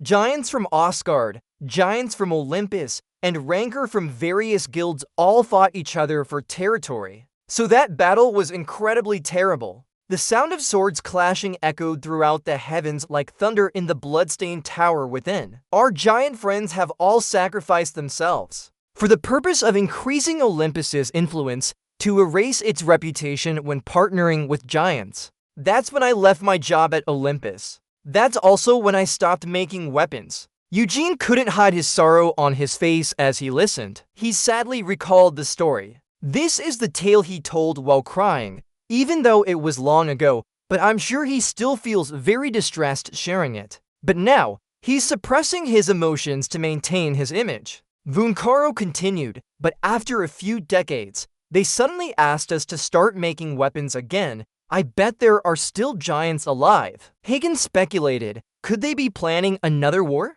Vulcaro said, I'm sure they're just preparing, but it seems 90% likely. This is how I see the story. You can choose whoever you trust. You might think I'm wrong, who knows if I could be right, but I'll still fight against Olympus. After saying this, Vulcaro turned and went inside. Then he said loudly, come on, don't just introduce him to me. Follow me. There's work for you in the warehouse. Before leaving, Yugen glanced at Hagen secretly, noticing his sudden silence and contemplation. A person who was always calm suddenly became silent and thoughtful. Yugen decided not to bother Hagen because he knew he needed time alone to think. I don't know what he's thinking, but his hand suddenly tightened as if trying to control the chaos in his heart. Inside Lezin's warehouse, Vulcaro spoke before Yugen stepped down. He seems like a well-behaved child. I know why you brought him here. Hagen wondered, are you going to continue with him? Yugen said, I'm not sure anymore, but maybe I should try because someone rarely compliments another person and is saying good things about him. He looked at Yugen, hoping he would do it. You're overthinking this. EU, including fighting to win. Isn't he like an uncle? I knew you weren't completely trusting him. Vulcaro shared his thoughts. Still in his early teens, hard to predict the path he'll choose, so there's no other choice but to continue observing. By the way, you always try to win when talking, right? They arrived at a room, and Vulcaro quickly removed the lock. The binding chains were already unlocked. He said, I did as you requested, but there were some complications during manufacturing. After hearing your name suggestion, I couldn't let you continue with it. So I named it Kini. You stepped closer to the item. This is Kini in his previous life. He also named Hades' helmet Kini.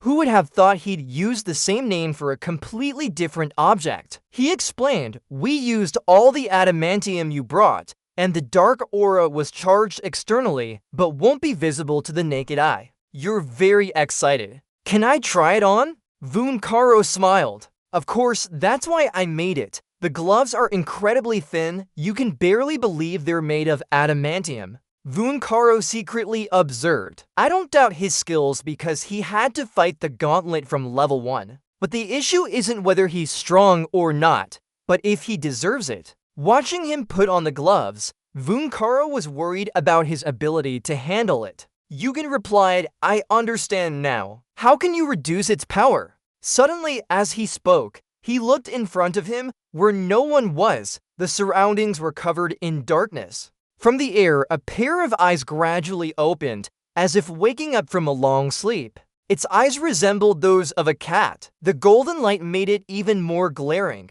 It widened its eyes and stared at him. A low voice echoed, "Who are you?" Yugen thought to himself, "You are who? That's the question I should be asking." He stayed silent for a moment, then quickly understood. "So this is Kini's challenge. Got it. Introduce yourself." "Kim Yugen." The eye looked at him for a while before speaking. "Coming from another time, really? You're surprised. Don't tell me you think I'm from the previous timeline." Yugen was curious. "Who are you? What are you?" It quickly answered without hesitation. "I am the eye that cannot speak." Yugen felt a bit discouraged. Kini was created from holy black crystal, right? The 3 Olympian artifacts didn't have much information either. It disappeared during the invasion of the outer city, and all we know is it used to be Hades' helmet. Now it's a glove sealed in the holy black crystal. Kini could be just that glove or even the crystal itself. This time I want to know exactly how powerful Kini is, but like this,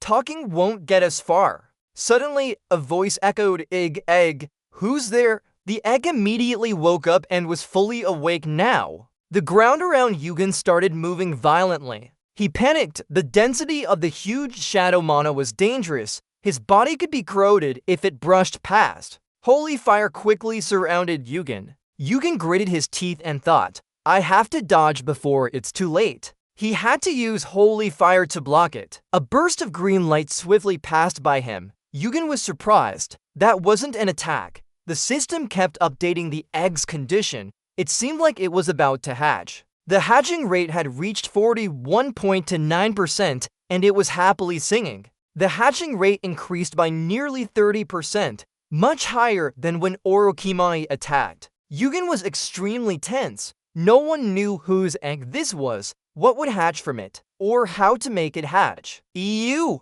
kept asking, "Did you wake up because you were hungry?" He remained silent for a moment. This egg definitely came from the outer gods if it's one of them. He might know where they came from. The eye significantly increased the hatching rate. Yugen spoke aloud. "Do you know what this egg is?" It looked at him like a strange object without saying anything. Seeing it not talking, he shouted loudly, "Say something." The eye gradually closed and said 2 words, "Observe." Finally, the eye completely closed. Suddenly, a tremor echoed around them, causing everything to shake. A familiar hammer struck down with intense sparks. Yugen quickly realized it was his uncle who had created this. He was startled and came back from his daze. His uncle's hammer hit Yugen, waking him up. His uncle's face showed concern and urgency. Yugen was fully awake now. Vunkaro was worried. "Are you okay?" A strange mana flow enveloped him. His uncle smiled in relief. "Good, he's fine." Yugen was slightly startled. "I just came back from the dead." Vunkaro continued. "How does it feel to use it?" Yugen spoke up. "Ah, yes. Great material, very soft, feels like nothing's on." Think about it. It's interesting. Instead of focusing on the feeling, we get distracted by what we see. We'll keep observing for sure. I'm certain it spoke to us. The Black God Fragment, also known as Kini's Shattered Piece, seems to hide a surprising secret. There are 3 pieces in total, including this Black God Fragment. I need to collect the other 2 to uncover the truth. And with those 2, we should be able to find them. Yugen looked pleased at his glove. Next target is Chad Yang's piece. Seeing the two of us come out from the warehouse, Hak Gan immediately panicked and ran over. What happened here just shook everyone. Volcano frowned. I don't know. He fiercely raised his hammer. Ask that name there. I'm only going to hit him with the hammer. Hak Gan panicked. Hammer it. Afterward, he couldn't help but wonder and looked at him. Kim Il gone. A glove, new item, right? Are you okay, brother said that way. Yugen remained silent. I don't know. Hak Gan turned his face away. You also say so. Don't fight each other, do you? Yugen spoke up. Not now. If that hammer hit me, I'd be dead.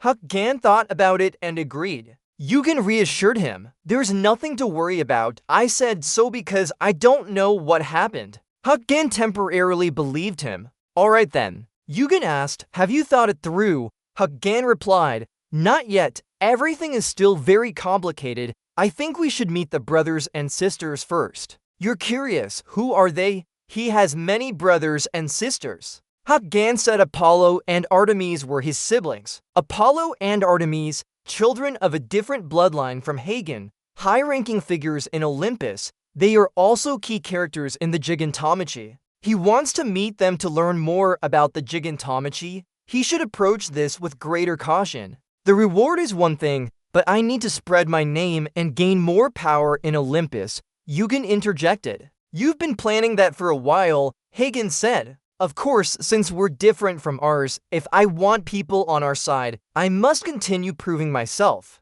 Plus, there are more talented contestants in this martial arts tournament than before. It's rumored that many famous martial artists will come to watch. We can't miss such a big stage. Do you know that most of the martial artists are paying attention to you? Yugen thought to himself. Is he excited and getting pumped up? Hagen continued, there's talk about someone amazing coming.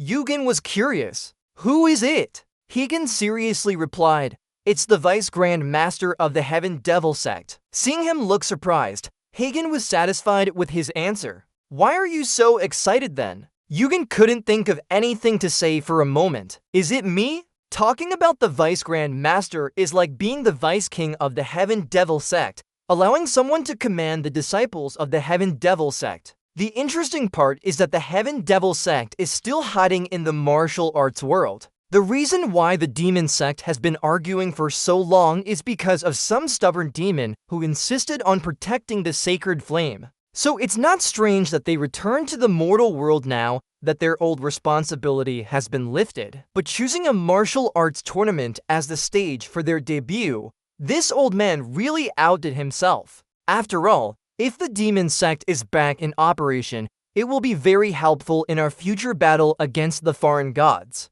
Hagen continued, the Vice King of the demon sect must be very strong. Could he be a trap? Hold on. Then how could he meet the entry requirements? He must be a player. Yugen interrupted, it's me. Hagen asked sarcastically, what did you say? Yugen repeated, I said that the Vice King of the demon sect is me. He's boasting, not to mention that the title of Vice King in a noble family is equivalent to being a vice head of household. Is this the reward after completing the demon sex test? Volcano was annoyed. WatCon is too noisy. The main reward for the test is the Sacred Flame Core, but theoretically speaking, the title of Vice King is included as well, so he wasn't wrong in saying that. Hagen sighed, damn it, maybe we should give it a try too. Hagen said, if this gets out, his value will skyrocket, EU straight up.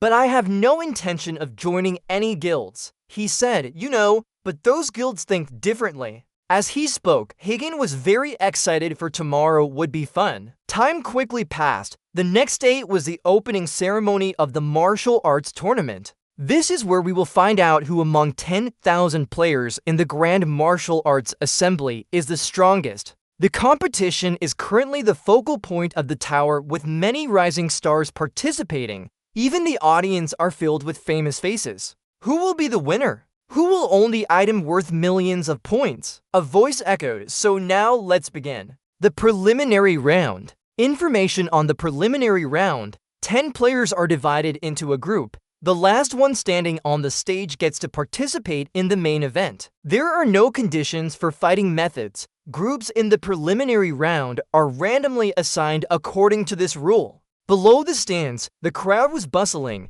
Those players have appeared. That guy isn't from the Shiomon clan. He still participated even though he only reached level 10. That's Ian Gunnan, the scoundrel of the Sapphire Sword School. What? Gunnan? Where? Scoundrel? He thought. Scoundrel you, a not so great nickname, but it doesn't matter. Someone recognizing me is good enough. Finally, I've made it to level 18. Only players below level 25 can stay alive, so 18 is quite high among the candidates. I'll achieve a high position in the tournament to boost my school's reputation and gain favor from the headmaster. Hanan saw a familiar figure from afar. That outfit, that face, it's the scoundrel on. Scoundrel, Kim Il-gun is the real person. From far away, someone shouted loudly. Oh my god, it really is Kim Il-gun. Hanan was unwilling to accept this. What? Kim Il-gun is here. Damn! Just in the preliminary round, and I'm put into one of the worst groups.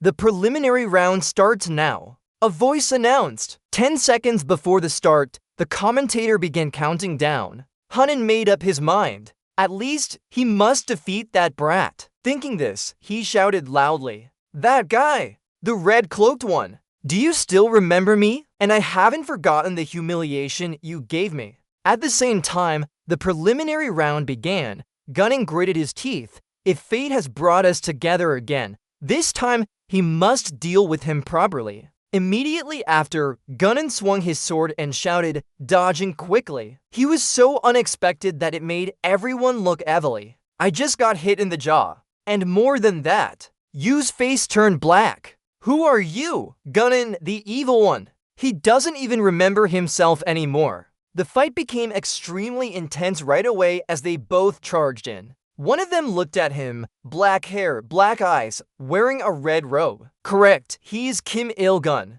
This person belongs to the Seo-mun clan. Seo-mun, Il-gun spoke. You can either go one by one or all at once. Let's end this quickly. Then he turned pale and cold. If you don't want to fight, let me handle it then. The fighters hadn't even reacted when he moved swiftly. Yuan's speed was so fast that no one could react in time before being hit. Everyone shouted in alarm. He's coming! No! Wait! He is here already. Yes! No! Left! Seo-mun's expression changed to one of shock and fear. Too fast! He was too fast! My eyes can't keep up! After everyone was defeated, he quickly shifted his target. Why did Moon Chang flinch? Is he coming here? His hand hadn't even gripped the sword tightly when he swiftly moved in front of him. Why did Moon Chang flinch? Use a banned sword. He's not taking this seriously. Is he just playing with us like children? Before I could finish thinking, he was already knocked away. The arena is now empty of any opponents. Moon Chang couldn't help spitting out fresh blood. A painful sensation spread through him. He quickly got back up. ******ing. Can't move. My ribs are broken, but none of us died, right? This can't be just coincidence. Il-gun must have held back on us. A loud voice echoed. The next contestant to advance is Kim Il-gun. You think? Now we wait for his match. If I'm not mistaken, it's the one after this. Meanwhile, Hagen was quickly overpowering all the contestants with his momentum. That loud voice echoed again. The next contestant to advance is Hagen. Il-gun stood from afar and observed. He has truly grown stronger. I can see his rank increasing with each tower climb. His speed and strength are unbelievable. They say he just climbed the 25th floor recently, and his skills are on par with those in higher floors. If he fully unleashes his potential, he'll be even stronger. His power, ability to control electricity, skills, and even his appearance, everything is exactly like a clone. Someday, he will surely meet the criteria to stand alongside me, said another voice. Here it is. Partly familiar, that voice shouted loudly. Found you, stand still for me. Il-gun stood up and sang. Who are you? I feel like I've seen you somewhere before. Gunnan was annoyed. I'm Ian Gunnan from Sword Mantis School. You just met me in the preliminary round. Not to mention, we also met when you stepped into floor 10. Why did you dare do that back then? At that moment, a deep voice sounded out. Pardon my intrusion. It seems one of our sect's disciples has been rather rude to you. Yugen thought privately, when awakening this person, is it some kind of trap? You speak up, what do you need? He introduced himself. His name is Moon Sobek, and he is the head of the Moon Sword Sect, also a spy. He continued, I came here hoping for your cooperation with our sect. Yugen asked back, Mantha means that you want me to stop and remain silent so you can probe me. Yugen thought, got it, if he's the head of the sect, it wouldn't be strange if he were a spy, but still, I'll speak up and decline. I'm not interested. Sobek wasn't surprised, indeed. I heard you've turned down all invitations from other major guilds. Yugen wondered, then why are you here? He said, essentially, the Moon Sword Sect isn't a guild. While we belong to the Martial Association, we remain an independent sect. Moreover, our lineage has a long and glorious history. Although we're currently weak, the Moon Sword Sect is still the first sect to carry on the traditions of martial arts. Yugen thought, I didn't know them, so this isn't a major sect. He's probably their only spy. Sobek continued speaking, so I hope you'll consider cooperating with us. Yugen cut him off. Just continue. I'm leaving first. He said with a frown, it seems like you misunderstood my intentions then. This isn't an offer. His hand gripped my shoulder tighter. Yugen thought privately, I guess sooner or later someone would challenge me to gain my favor. You're sure you fully understand what will happen if a spy provokes a contestant in the competition, right? So are you not afraid of the Namingong clan? Provoking a contestant is equivalent to directly declaring war on the organizing committee, Sobek and the Namingong clan. Is it because of them that you dare be so arrogant? The head of the Doge clan is my blood brother. Why am I not afraid when I have someone backing me up? Yugen understood, no wonder he's acting this way. He has support, I'm still not afraid. Does the head of the Doge clan know that his blood brother is everywhere boasting about his name? Sobek sneered. Don't be so upset though. I just want to get to know you and make friends. You'll see how good the Moon Sword Sect can be if you listen to me. Yugen repeated, I haven't been clear enough. I'm declining. Sobek was surprised. I've heard a lot about your skills, but I didn't expect them to be so formidable. This is tough. I need to prepare before facing the punishment. Yugen continued. Do you believe in the Namingong clan? No! I only trust myself. As he spoke, his grip on Yugen tightened slightly. Sobek quickly used his internal force to push him away. He said calmly, not bad. I was planning to use force if you declined, but it seems it won't be easy now. Fortunately, the competition is at its peak, and people will take a while to leave the stands. Considering the punishment, we shouldn't prolong this. We need to settle it in one strike. EUW. He added, actually, I trust something else too. Just as he finished speaking, a low voice echoed, I was wondering why you took so long. What are you doing here? Deputy Sect Leader. The person who arrived is none other than King Pungbok Lim of the Demon Sect. I was surprised, Deputy Sect Leader, but I thought he didn't belong to any sect. Hold on, only one place in martial arts uses a sect leader title. Could Yugen be the deputy sect leader of the demon sect participating in this competition? I knew Kim Yugen was the only one to pass the demon sect's test, but didn't expect them to grant him the deputy sect leader title. Pungbok Lim continued, it seems like he provoked you. What should we do now? For example, kill him. Yugen said, we haven't started yet, so whatever works. Sobek was a bit scared. This isn't an ordinary magic shop. If I fight him, I'll lose for sure. Even if I win, I'll be seen as an enemy of the demon sect. Damn it!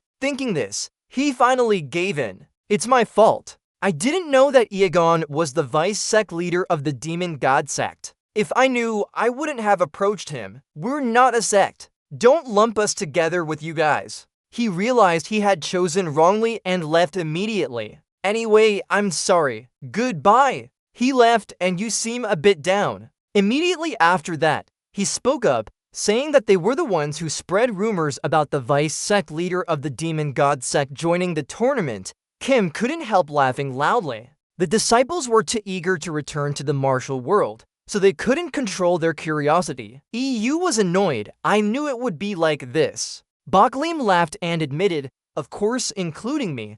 Don't take it to heart. EU always has nothing to say. Is he always like this? You ordered. Seems the head of the Doozy family is supporting the sword merchant sect leader. We should keep a close eye on them. Baklim spoke loudly. Understood. Baklim continued. After the tournament ends, we'll have dinner with the Namgung family. I'll bring this up to them. Any covert actions should receive appropriate punishment. Do you want to join? EU of course declined. Forget it. It's just for socializing anyway. As soon as you reached out to knock on the door, a voice replied quickly from inside. Come in. The demon god Mujin seemed to have expected your visit and was waiting. He poured some tea and couldn't help praising. Good job. Yu Lin wondered. Take a look at my preliminary round results. Mujin said, knowing you'd win anyway. I didn't watch it. When he saw you remain silent, he asked again, did I guess wrong?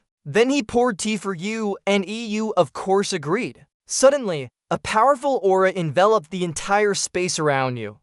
You're testing me. You clenched your teeth and told yourself, I have to endure this. At this moment, the cup couldn't withstand the force of the power and started leaking. Can't let it break. EU of Guan felt. Demon God's mana was flowing into his cup with the tea like a waterfall. Too heavy to bear, your mana from Kini was leaking out at this point. EU of Guan wondered, it's reacting to my emotions. After a while, the demon god suddenly spoke. Then he stopped his actions. Mujin asked, why did you join the martial arts tournament? Your skills are far beyond these childish things. EU of Guan honestly said, recently, I've been a bit short on funds, so I need a major medicinal pill. Since I'm not a real martial artist like you, my system stats are very important to me. Mu in situ, I understand now. Major medicinal pills, they are indeed good medicine. Thanks to them, the martial arts tournament has developed so much. EU of Guan wondered, which wind brought you here? Mujin said, it's time for the demon sect to leave Heavenly Mountain. We plan to accept new disciples, organize tests, and strengthen our power to stand firm in the martial world. Thanks to technological advancements, traveling from Heavenly Mountain has become easier, so we decided to officially appear before the martial world. EU of Guan was satisfied. Finally, a reasonable test. He continued, do you think this is alright with you? As I said before, I'm not suited for the Vice Patriarch position and don't intend to be bound by any organization. I won't fulfill my responsibilities while utilizing my power. There will definitely be disciples who oppose this. Mujin remained obstinate. I am the devil of the Devil's Church. Once I recognize you, no one can defy your wishes. Eugene asked back, even if I could destroy the entire Devil's Church? Mujin paused in 5 falls and then continued, so it's a war against giants. I've been in the Heavenly Mountain for too long. I haven't personally experienced it, but such an event is significant enough that everyone in the tower has heard about it. Are you planning to stop the second battle? Eugene replied straightforwardly, that's how it is. He asked further, so you call yourself an enemy of Olympus then? Eugene countered, I'll ask you again. Will you accept being an enemy of Olympus? Mujin said, you shouldn't stop sailing just because of the stormy weather. So there's no other way but to face it. Why is that so? To be frank, we're like strangers to each other. Moreover, this path for his beloved family in the Heavenly Mountain is still extremely dangerous. Then why did he agree so easily? Mujin seemed to guess his thoughts. He continued, if you don't understand, remember this. Nothing else matters. Only one thing must be deeply ingrained in your mind. Kim Il-gun, from now on, you are the Devil's Church. The scene shifts to a luxurious room with priceless porcelain inside. A voice echoed, head of the sword sect. It seems your expression has been grumpy since the beginning. Why is that? This tournament not only attracted many viewers, but also revealed numerous promising young talents. Acknowledging them, like the Prince of Olympus, the fallen heir of Asgard, the Angel of Xion, and even Kim Il-gun himself. He's truly strong. Inviting him to join our sacred martial arts school is a good move. They say he passed the Devil's Church test after climbing the tower. That's quite impressive. Among all sects, he chose the Devil's Church test in the end. Sobek interjected, Kim Il-gun, he is the vice patriarch of the Devil's Church. Everyone was surprised. A vice patriarch? What do you mean by that? So big. He quickly recounted, while I was trying to greet him, I got a bit excited about meeting such a promising young talent. Suddenly, they attacked me and chased me away. Oh my! How could this happen? Just exchanging greetings should be easy, right? You know those sects of demons too. They always act like that. I guess the foolish disciples are no different. Indeed, the alliance between martial arts and Devil's Church can never coexist. Sobek calculated, for those who have held political power in the martial arts alliance for so long, the existence of the Devil's Church is a significant threat. Kim Il-gun is the strongest contestant and has the best chance to win this tournament. How can we allow the vice patriarch of such an odd sect to be the champion of a historic tournament like this? That's true. But do you have any plans? Sobek stabbed his knife into the meat on the table firmly. Indeed, I have an idea. Why don't we handle this during the main event of the tournament? 2 days later, here was bustling with activity. Everyone quickly gathered in full force. Hagen wondered if they were delaying the main event, and even changing the tournament format to a survival battle. I guess martial arts finally had to change too.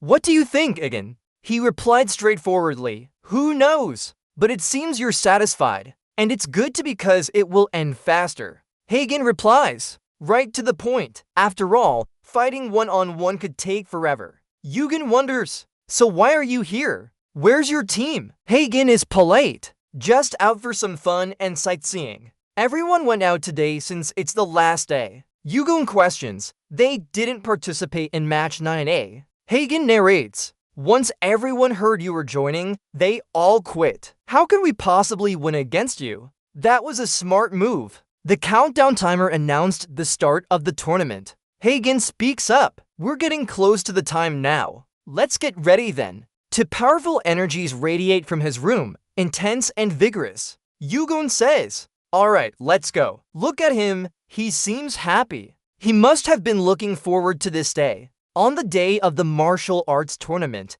everyone gathered here quickly to watch the exciting match. The two green figures moved in unison like a well-coordinated pair. Surrounding them were murmurs, look at Kim Yeo, Hagen, what's going on? With his flashy companion by his side, it was hard to avoid attention. In fact, the fact that he, who usually talks a lot, hasn't said anything shows he is getting into the zone. Suddenly, a voice interrupted their thoughts. Goon, long time no see. Do you remember me? It's none other than his old rival, Goon from the prestigious Nam-gung family. He steps forward and says, you have a hard-to-forget face. Hagen Chenning, do you know him?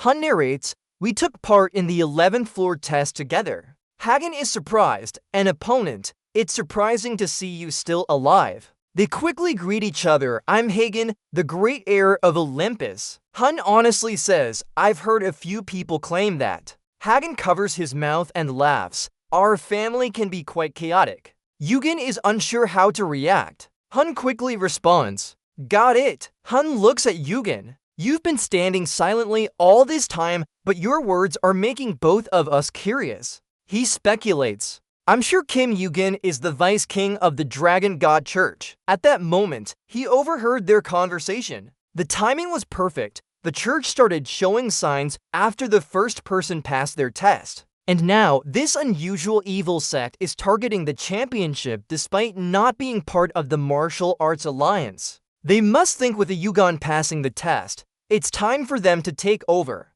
Those damn villains. Recalling what was said back then, perhaps the sudden change in the tournament date and format is due to. At that moment, he spoke up. May I ask something? Has the Dragon God Church ever broken any rules? Have they ever used dirty tricks outside the arena? There's an issue with not being able to exclude someone just because they're not part of the martial arts center. That's neither fair nor right. At that moment, one of them quickly responds, "You really know how to play the good guy. If you're that scared, just leave." Hun, he's a member of the prestigious Jujinshin family. Hanbok boy, Jinshin, the venomous snake-like villain, his proud gaze at the snake suggests he's from the Juj family. For a second-rate family in the martial arts alliance to act this way, most schools must be siding with them. It's hard to believe that both seniors and juniors agree on such dirty tricks behind their backs. No matter what they do, they're just asking for it. Seeing Hun remain silent for so long, Yegan spoke up. "What do you want to say now?" Hun thought he should still warn him first. "I'm not too worried because I've seen your skills firsthand, but we should still be careful during the main event." Meanwhile, an announcement appeared on the main screen. The tournament will start in a few minutes. All contestants, please proceed to the arena. Please repeat, all contestants, please proceed to the arena. Hagen wondered, why did he say that? Yugen reassured Hagen, don't worry about it. Amidst the bustling atmosphere, everyone started lining up for their turn in the tournament. Upon entering, Hagen exclaimed happily, "Now I understand why he said that." Seeing countless hostile eyes staring at him, Hagen teased, "You really are famous, Yugen." He quickly understood, got it, so this is how the tournament works, kids these days. Hagen spoke up, make sure to focus on your opponent, don't let anyone else beat you, take care of yourself. EU quickly drew his sword and prepared for battle. There's no way that will happen. The chatter grew louder. This tournament is bound to go down in history. Why not seize the opportunity to change its format? Sobek agreed, good idea, Ingai did well, you're now the head of your family. We almost handed over the martial arts tournament's glory to the demonic sect. The man next to him was the head of the Jujinjin family. He modestly continued, what did I do? Everything you've arranged is perfect. Z-Bik! When this match ends, I want to visit your sect. Another man chimed in, me too! Z-Bik laughed easily, always ready to welcome everyone. On the other side, they were all chatting and laughing except for one silent man. Jingen thought, a bunch of troublemakers in the martial arts world. Words are more important than sword skills. Despite being a second-rate family, Jing, who is corrupt, has expanded his influence even wider than his own family. It's all due to my shortcomings. So I took responsibility and brought about a turning point for the martial arts world. No matter what happens, I'll use this tournament as a stepping stone. Suddenly, someone entered, startling everyone. Who is it? Jingu was momentarily surprised. Kim Yu-gison still. Those on his side quickly left their seats. One of them angrily asked, why only one of you couldn't handle it? Mujin has been here for a while now. Looks like our vice headmaster is doing well. I apologize for the late introduction. I was invited by the Namgung family. I am John Mujin, the head of the demonic sect. One man panicked. John Mujin. Wait, why is the demonic sect here? Jingen asked. Welcome, we've been waiting for you. He continued, thank you for traveling such a long distance, head of the demonic sect. Everyone in the room instinctively stepped back. Some even touched their swords. Mujin's face darkened. I assure you, if you draw your sword, you'll die by my hand. Sobek quickly retracted his sword, a bit wary. Mujin is coldly silent. All right, that's a wise decision. As we know, if the tournament proceeds as planned, the Vice King of the Dragon Clan will surely win. That's unacceptable. Right, how can the Dragon Clan dare to win this martial arts tournament? Seeing everyone silent, he speaks up. What expressions are you all making? Mujin sneers maliciously. Am I looking angry? You misunderstood. Why should I be angry? Because the matches that you've been preparing for will all be ruined. Outside, he's still fighting non-stop in his hangar. It seems no one has found a worthy opponent yet. And another opponent quickly falls to Yugen. Yugen clenches his teeth and thinks about the mysterious sword technique called Chi of the Sword. In this martial arts world, someone who can use such skills must be very skilled. They're now starting to attack us without much force. Immediately after that, Seo Moon Chang attacks fiercely towards him. But Yu Won's strength makes him shiver uncontrollably. Feeling the situation is not right, He keeps his distance from him. Yuwon doesn't hesitate either. It seems like they're only targeting me. Or am I imagining this? He retorts. Don't say it's a personal vendetta. Just that the Dragon Clan and the Martial Arts Alliance have been enemies for a long time. EU thinks, we know, so they changed the format of the tournament just like that. I wonder who came up with this plan, but it's indeed simple yet effective. In a fight where thousands are battling each other, it's normal for people to team up against someone stronger. No one sees it as unfair play. It was well calculated. However, you continue saying that none of this affects me. After all, they're just insignificant pests using mystic skills and secret swords. A mysterious energy blocks the mana, reducing the power of the secret sword by a fraction. Jinshin quickly realizes the atmosphere, so it's no wonder he's a formidable opponent. To create such a large chi of the sword, his mystic ability index must be at least 60, but not as powerful as rumored, so the rumors were exaggerated. We can defeat him. Alright. The plan is set. Thinking this, he quickly gives orders. Everyone, now! Capture him! Launch a full-scale attack on him. Following the order, everyone rushes at him like hungry tigers. Meanwhile, Hagen also attacks swiftly. His powerful beams make the crowd fall in chaos. The two are quickly surrounded by dozens of others. Round them are several dozen more. Hagen angrily says, "You weaklings, don't you know shame?" Jinshin speaks up. "I can assume your actions are on the side of the golden EU to zero." Hagen angrily replies, "So what? The crowd is in an uproar. My clan wants to build a good relationship with you. Who came up with such a stupid idea?" Hagen continues, "So, you're turning into black hearts now, coward. I guess only the Rouge Snakes support them." Another one was surprised. "How could you say such crude things?" He didn't bother to maintain his image and continued to curse. "I'm just talking down to your brainless bunch, that's all." Right after that, Jinshin quickly flew straight in front of Jinshin with incredible speed. A powerful punch aimed directly at his face came flying. Jinshin's hand trembled violently. He was terrified and thought, "The strength is truly terrifying." Immediately after that, Jinshin roared loudly, "I'll deal with this guy. Quickly take down Kim Il-gun and come support me." He charged at Hagen like a madman, his eyes showing an evil glint. Of course, he couldn't compare to someone from the Olympics like Hagen. Jinshin wondered, "Didn't we say Olympus and Kim Il-gun were enemies?" He quickly asked back, "How do you know that?" "The Judge family must have colluded with Olympus. I've already recognized Kim Il-gun in prison." Looking at the guys standing here, Jinshin couldn't help but think, just how rotten are they? He brought all his anger onto Jinshin.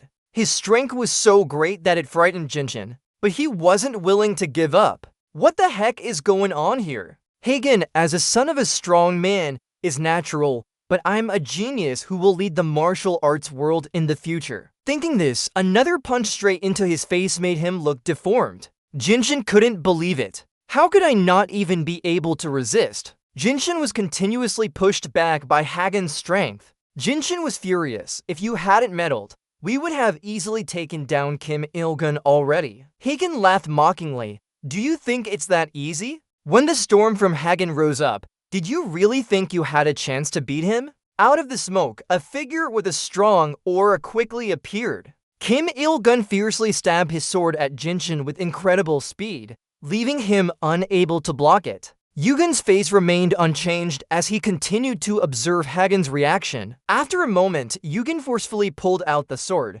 sending Jinshin flying. Hagen was fierce on this side. "Too bad. You prepared very well, but you were defeated by someone using only half their strength." Jinshin was furious and trembling. "What do you mean?" He thought he couldn't win against him. But is Yugen really stronger than that? By now, Jinshin was nearly exhausted. Sitting on the ground, he cursed fiercely, "Damn monster." Not giving him a chance to recover, Hagen quickly landed another hit, causing Jinshin to completely collapse. He painfully struggled to speak. "I'm done for. Please, stop." The people around were terrified and trembling. They all lowered their weapons and shouted loudly, I surrender, me too." Immediately after that, everyone fled in panic, No one dared to challenge these two monsters anymore. Yugen stepped forward. Looks like it's just the two of us now. Do you want to start? Hagen cheered excitedly. Of course, I've been waiting for this. At that moment, a strong aura quickly emerged. Hagen repeated what he said before. The sweetest fruit is picked when it's just ripe.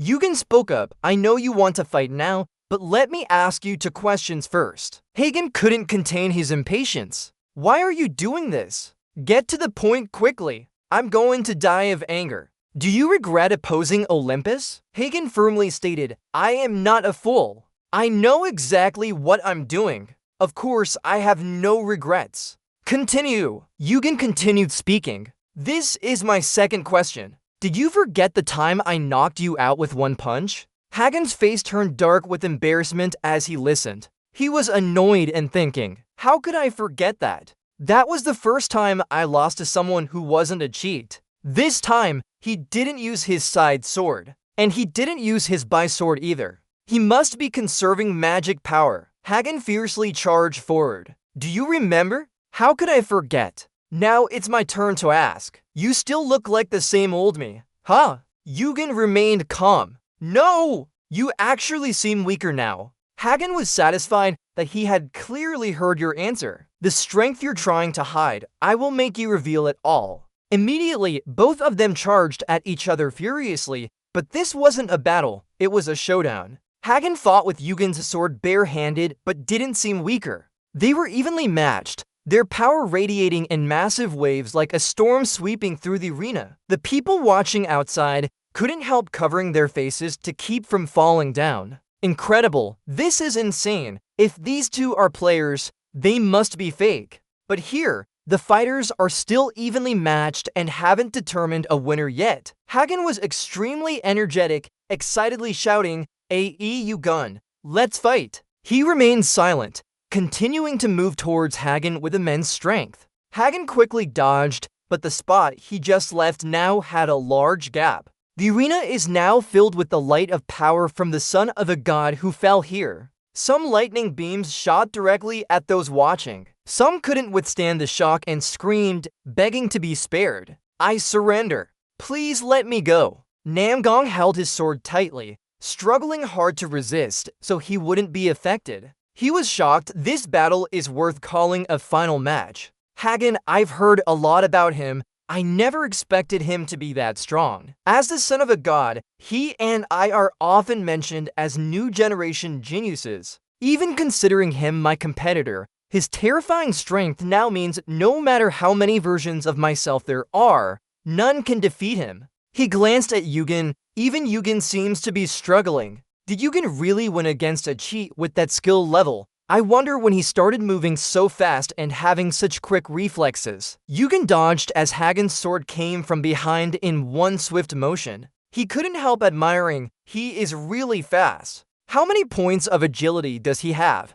But before he could think further, Hagen quickly attacked again, leaving him no time to breathe. The battle has been ongoing, but Hagen doesn't seem tired at all. One more hit, Yugen raised his shoulders so that Hagen's head slammed into it with great force. He was frustrated and angry, damn you. Yugen sneered with a cunning smile. Hagen seemed to be annoyed as another explosion shook the arena. Yugen's sword showed signs of cracking. He sighed. He's really strong. Yugen mocks. Look at that useless stick you call a sword. It's about to break. Is everything okay? I can't believe this. That's all you've got? What have you been doing for all this time? Suddenly, he looks at the blood continuously flowing from his arm, startling Hagen. Yugen smirks. I didn't just stand there and take hits. Hagen feels annoyed now. Hagen is amazed. He wasn't hurt at all after taking my Thunder Fist attack. Although I don't want to admit it, Yugen's physical strength is indeed higher than mine. But in terms of mystical abilities, mine are better. So let's keep going then. Yugen remains calm. Up to you. Hagen firmly steps on the ground with force. First, I'll break that stick. Thinking this, he forcefully swings towards Yugen's sword. He clenches his teeth and emits a massive electric current around him. He won't back down either. His sword quickly rushes towards Hagen. Finally, Hagen's 5 punches successfully shattered Yugen's sword. He can't help but cheer in his heart. I did it. Yugen leaps up, quite impressive. This straightforward statement surprises Hagen. I should be the one with the advantage. Why does he sound so relaxed? Then Hagen suddenly realizes that his magic is being blocked. By the time he figures out what's happening, Yugen's fist has already landed. What the heck? It's too late now. So Hagen receives a punch from him. A loud sound echoes. He shouts in pain. The force of the punch knocks Hagen to the ground. The surrounding earth shatters. And at this moment, Hagen is completely defeated. Yugen sighs with relief. He looks over at someone lying on the ground foaming at the mouth. There's still one left. I don't have time, so I need to be quick. And it goes without saying that everyone knows the result of this match. Referee Ho Wong, a judge from the Kim Il-gun martial arts tournament, appears on all sides. The nameless sword broke, a sword made from various materials. Monoconductivity is poor, but the blade is very sharp and suitable for cutting meat. I regret it. I acknowledge that this sword is good for mana control practice, but it broke sooner than expected. The monoconductivity is the worst of the worst, just as my uncle requested. Remember what he said because you asked me to do this. Ensure the monoconductivity is at least the worst. With mystical abilities suppressed, I'm sure it's on par with Harkarn. It wouldn't fool the rankers if not for acting. Maybe I did a decent job deceiving them. I'm a bit worried about that last punch though. The referee quickly announces, "Gentlemen, the champion of the 834th Martial Arts Tournament is player Yugal. How do you feel after winning the tournament?" Yugen remains calm but feels pleased. His indifferent attitude surprises the referee. That's all, and Yugen answers briefly. "Well, it's as dull as can be," Judge Ngang said harshly. "Ah yes, thank you for your answer. Now I would like to present the award. As everyone knows, the prize is a great silk pill, produced by Shaolin Temple every 3 years. The alchemists say this product has particularly good effects. You're deep in thought. It will take some time for you to absorb it. Next level is level 20. There's so much I need to prepare, but first, I must reach the target stats." Speaking of the prize, the Great Silk Pill, a divine bird created at Shaolin Temple every 3 years. It's made from hundreds of different ingredients and a unique family recipe only found in Shaolin Temple. When used, users will receive a large amount of mysterious power. The award ceremony was clearly seen by the dragon and everyone here. He smiled contentedly. The palace trembled with fear. Why did Hagen join that scoundrel's side? He's not Gitsun, the enemy of Kim Il-sung. Everyone around laughed joyfully. So the top contender has won, right? This competition was indeed a great success. Indeed, V. Lam is so lucky. Even the dragon can't help but despise it from within. Just minutes ago, he was still cursing the dragon sect, and now he dares to call the deputy sect leader of the dragon sect the luck of V. Lam. It's ridiculous. Jin couldn't hold back anymore. "Namgang Jingu,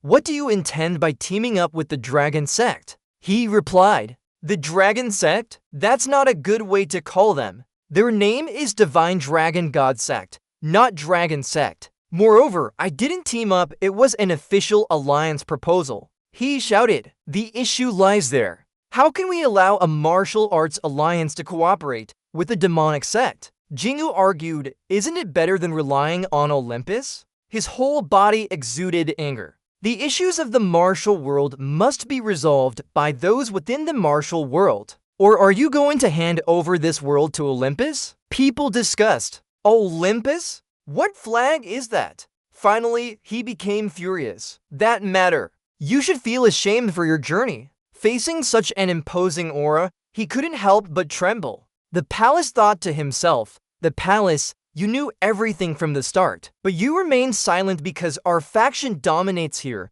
so you can't confront us directly. But now with the Divine Dragon backing you up and your absurd logic, the situation is heavily tilted in your favor. Has their time come? I, Zushin, leader of the factions in the Martial Arts Alliance, strategist of the martial world. And like this?" Jin spoke, "Let me try to mediate this conflict between you all. But before leaving, I want to ask something." Then he fiercely glared and asked, "Who here is Mun Sobek?" Hearing his name mentioned, he remained silent until now, slightly startled. Facing the imposing aura of the divine dragon, he trembled in fear. I'm done. Time passed quickly. A few days later, at Namgong's training grounds surrounded by large mountains, there was a cave entrance that looked very discreet. Yu thought to himself, not everyone can use this place. I'm so lucky. Usually, renting it for 10 days would cost an arm and a leg. Previously, Hun said such treatment is natural for the winner of the martial arts competition. Don't underestimate the Namgong clan. He thought to himself, when he first returned to the tower, he dreamed of becoming a clan member of the Namgong clan because it seemed so vast. But now, it looks much smaller. He took out the Danja pill, a divine bird created every 3 years at Shaolin Temple. It's made from hundreds of different ingredients and a unique family recipe only found in Shaolin Temple. When used, users will receive a large amount of mysterious power. EU was calculating. He still had 1 point to reach 100, but it wouldn't be easy. If I'm not mistaken, I heard about this before in my past life. The effectiveness of the Danja pill heavily depends on the user. Yes, those in the martial arts world say it depends on controlling chi and breathing. But the most important factor is concentration. I guess the barrier here is how much mana I can control. He quickly swallowed the pill and began to enter cultivation. Now, I feel a thick, pure stream of mana filling my body. Its energy surges fiercely. It seems easier thanks to master mana skills, but that's not enough. Suddenly, he starts sweating. In fact, I was 50-50 on whether my stats would increase. But at this rate, it looks like a failure. Scene change, level 20 of the Portuguese Ocean. There's fighting sounds all around. This is one of the 12 islands of Portuguese Neptune. A frightened voice echoes. Please let us go. We didn't do anything wrong, did we? Why are you doing this to us? Another mocking voice chimes in. You're big and tough, yet cry like a child. Do all giant people have such cowardice? They haven't even reached 10 years old by human age, yet they are at least 4 meters tall. Go away! A person as big as you won't be hard to catch, right? You shouldn't have betrayed Asuka and collaborated with the demon race. Are you stupid? Stop wasting time now. Tell me. The frightened boy stammers. What do you want to know? The cunning one replies. Portuguese legends. Sea Stone. He is a member of the Horong gang. Legend has it that in the Portuguese Ocean, whoever gets the Sea Stone will become a god of the sea. The boy says, that's just made up. Horong speaks up. Of course, I don't fully believe it, but then I heard a confirmed rumor that the giant race hid the Sea Stone somewhere. Olympus is a well-known name, so they have good reputation. You're scared. He knew about our relationship with Olympus, but still. He cut me off. I know that. If lucky, I can force you to confess. But if not, the 20th floor is under Olympus management. They won't care if I kill 1 or 2 giants here. If you don't want to die, just spill the beans. A voice echoed. How dare you play hero in broad daylight? They turned around in surprise. A familiar figure stood there, stunned. Horong shouted loudly, Who are you? Stop playing the hero here. Get lost. Suddenly he looked closely. Hold on. This guy. EU Gun closed his eyes tightly. Eye tracking skill. Activating combat prediction ability. Your senses are constantly increasing right now. You remember when in the cave, mana was flowing into you at an extremely fast rate. I couldn't stop absorbing mana. It felt like mana wanted to become mine. Finally, a secret ability increased by 1. Your mysterious power reached 100. A latent innate skill awakened due to reaching a certain stat milestone. Back to the present, your senses are gradually increasing. You now have the tracking perception skill. Activating tracking perception skill. This is the tracking perception skill. You can get information about all living individuals and creatures within a 50-meter radius. He was silent. I'm sure he's this year's martial arts tournament champion, Kim Il-gun. The 2 giants were silently observing you. Their faces kept tensing up. Kim Il-gun continued, acting like a hero. Do you think so? Then I'll show you that I'm not joking around. You appeared like a demon in the sky, making them panic. How strong is he? Damn it! What sect do you belong to? I don't know what sect you belong to, but you're going too far. There's always a code of conduct everywhere. Hwoarang hurriedly stepped forward to block his teammate. Hold on. He looks familiar. He loudly asked you, aren't you Kim Il-won? EU Gun sneered. I didn't expect to meet the vice chief devil of the devil sect here. The little guy was surprised. He's famous as Kim Il-gon, right? His sister hid behind him in fear. They're causing a commotion. Just some no-good sniffer who recently made it to floor 20. Do you think we're like those insignificant shrimp who've ever faced off before? Let's go! Ranghu whispers, his face turning dark. There might be guards from the Church of Devils lurking around here. Go over there and vent your anger while cursing them out. That bunch of scoundrels. Lucky for you guys. Ranghu smirks. Kim Il-gon, he's a thorn in their eyes. As long as we take this opportunity to fish in troubled waters, we'll gain Olympus goodwill. Truly lucky. Once he calculated it all, he quickly left. I have to head to the 20th floor headquarters right away. Immediately after they leave, let's get moving. Yeah, thank you for saving us. You wonder, even though both of you are young and newly married, dealing with a few of them isn't too difficult. Why didn't you resist? Speak frankly. It seems like you know something about our giants. Which side do you belong to? Olympus or Asgard? The little one, my brother, was still our savior back then. Speak frankly. So what? He's just a human. Do you think he helps us unconditionally? EU-won doesn't hide it either. Clever. BUA speaks loudly. I knew it. Are you also searching for the ocean stone?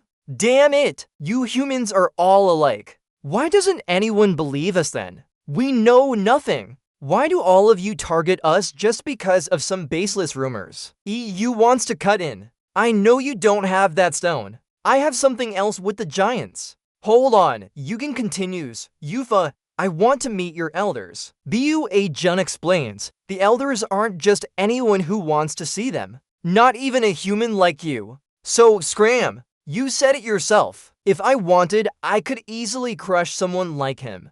Yugen thinks giants are not weak. They're born with superior strength. Even though they can fight, they deliberately yield because they know that conflicts with humans might lead to our annihilation once again. He's young but so perceptive already. BUA is angry. Let's go! No, The little one runs after him. My brother, transport the stone. BUA looks at the communication ball in Noah's hand. Did you contact the elders? The girl replied, yes. He saved us, so I think we should at least pass on his message. The girl sincerely handed over the message in front of him. The meeting with the elder. It depends on you now. Enwia silently looked at the apple, waiting for the elder's response. Suddenly, the message appeared quickly and finally, the elder agreed to meet him. Very soon after, everyone was taken by 3 large wolves deep into the forest. BUA clenched his teeth tightly,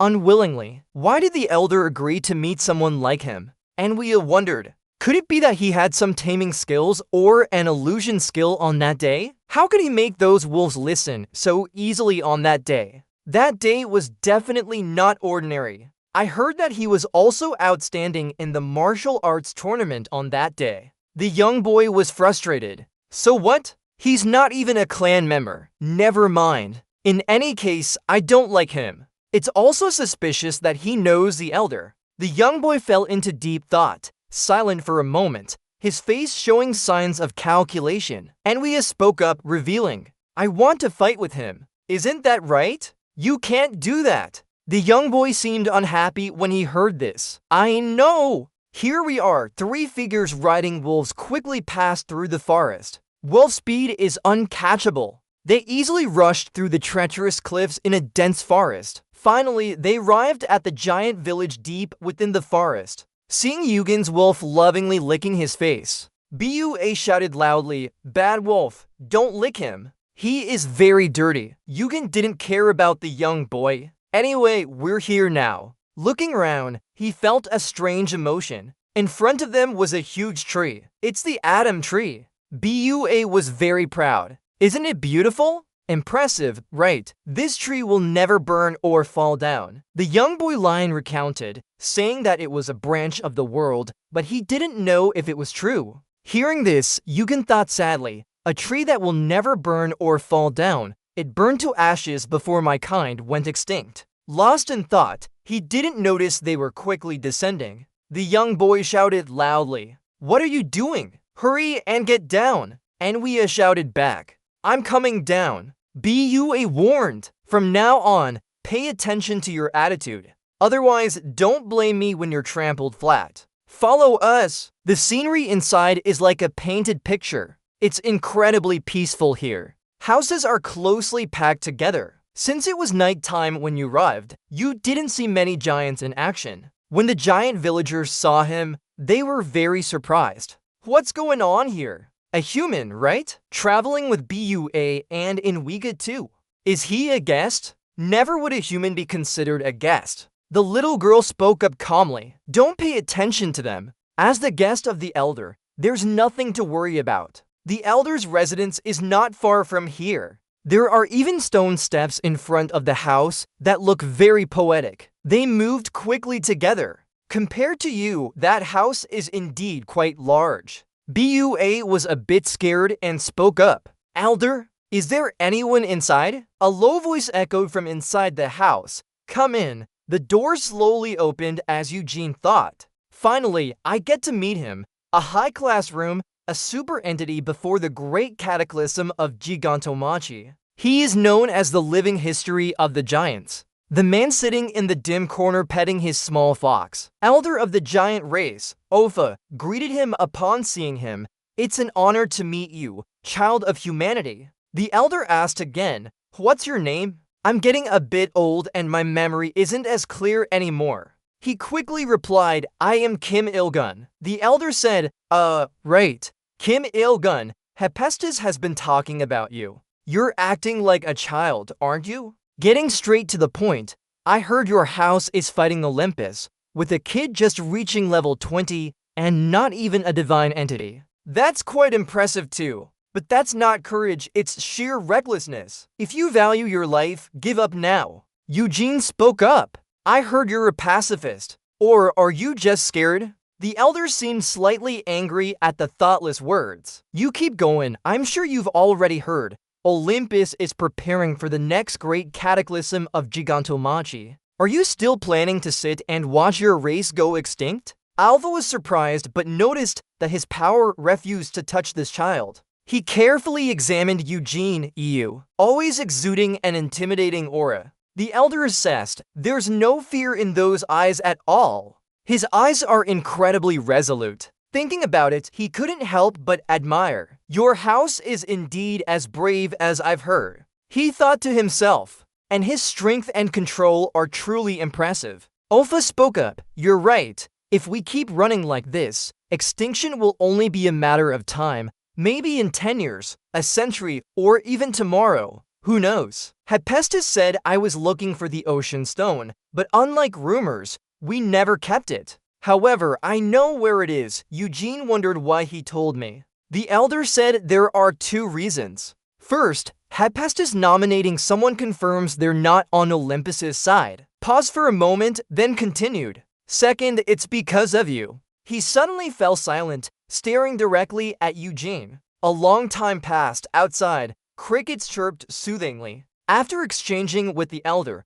he quickly went out. He walked past the steps of the demon. He raised his hand and thought. At that moment, he noticed him looking at it. He recalled what the elder said. "The second reason is because you are the strongest player in this era." Eugene thought, Hephaestus must have spoken highly of me to Opha, but it seems he overestimated me.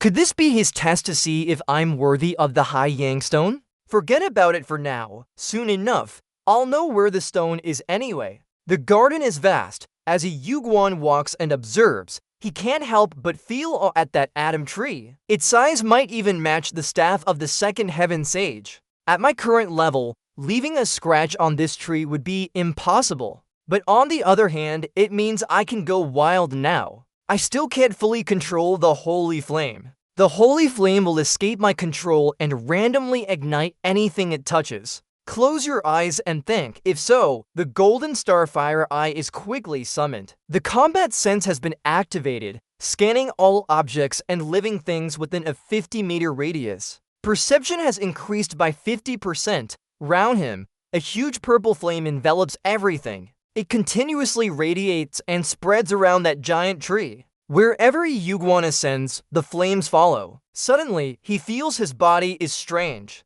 Could it be from using too many high-level skills at once? My head hurts so much. At this moment, his body suddenly drops. Fortunately, he quickly recovers and rolls to avoid falling. Suddenly, that purple flame seems to have been doused with gasoline. It erupts into a massive blaze. Yugwan barely dodges the flames. They almost engulf him. What I did was combine the field sense strength with the Golden Starfire Eye vision. I didn't expect to see the world so clearly. Just as I thought, the synergy of these two skills is truly outstanding. The problem is that increased perception will overload my brain. I must practice a lot to get used to it. Suddenly, a voice rings out. What's going on? Why is he here? He frowns. Human scum. No, that damn insect. He's also a member of the giant race. Quan, I've heard much about you, that you are an outstanding warrior.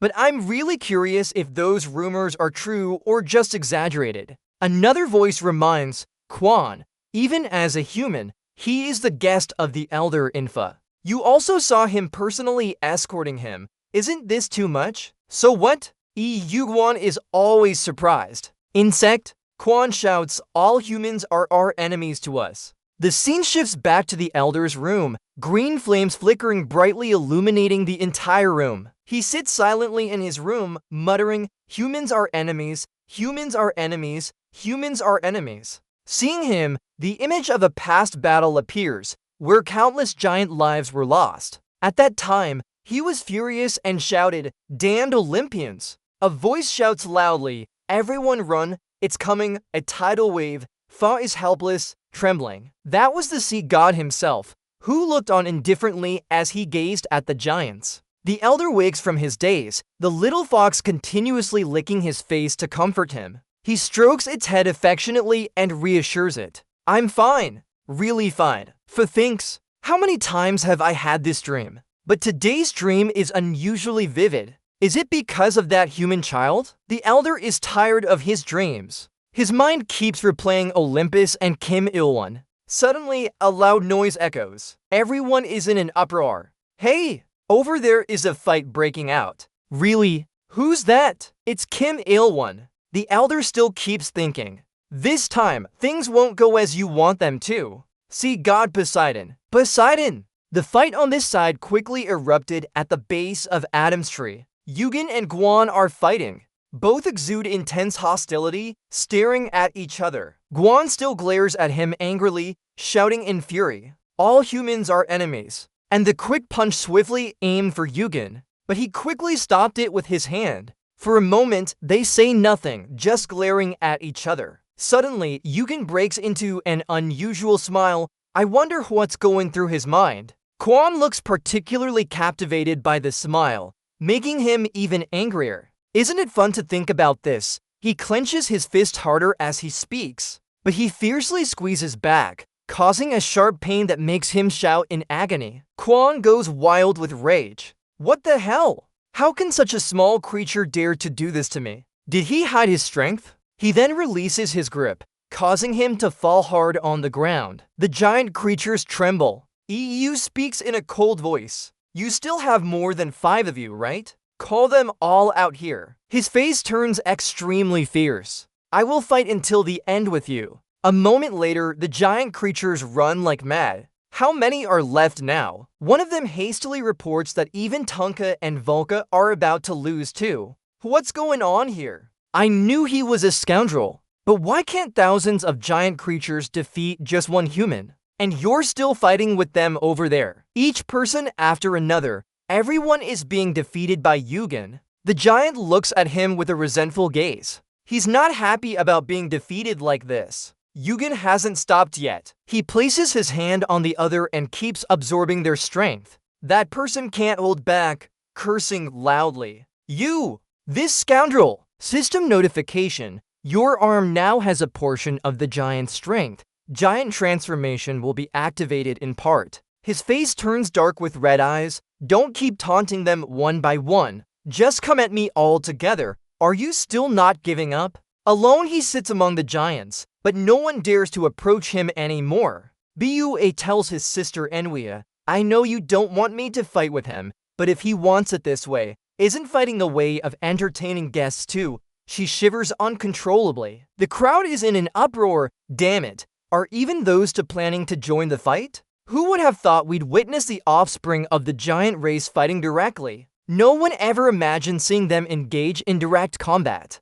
EU thinks, I've never heard about them before. Turns out they hold a more important position than I thought. Bua loudly says to his sister, since the first time I saw you, it's been itching all over me. It's time to test how famous Yu-Won is for strength. Swing your sword and go at it freely. Yu-Won smirks, as long as you can handle it. Bua excitedly says, that's the spirit. He then fiercely rushes towards Yu-Won. His speed and power seem not to be underestimated. System notification. The fiery eyes of the Golden Star are active, activating field perception. His eyes quickly identify the attack coming from the direction of the spell. The fierce punch came, but Yugun quickly dodged using his skills. The spell turned around and attacked towards the bridge, but Yugun could easily dodge it again. Suddenly, he kicked back powerfully, and Yugun swiftly raised his hands in front of him. He was surprised, realizing this guy is faster than he thought.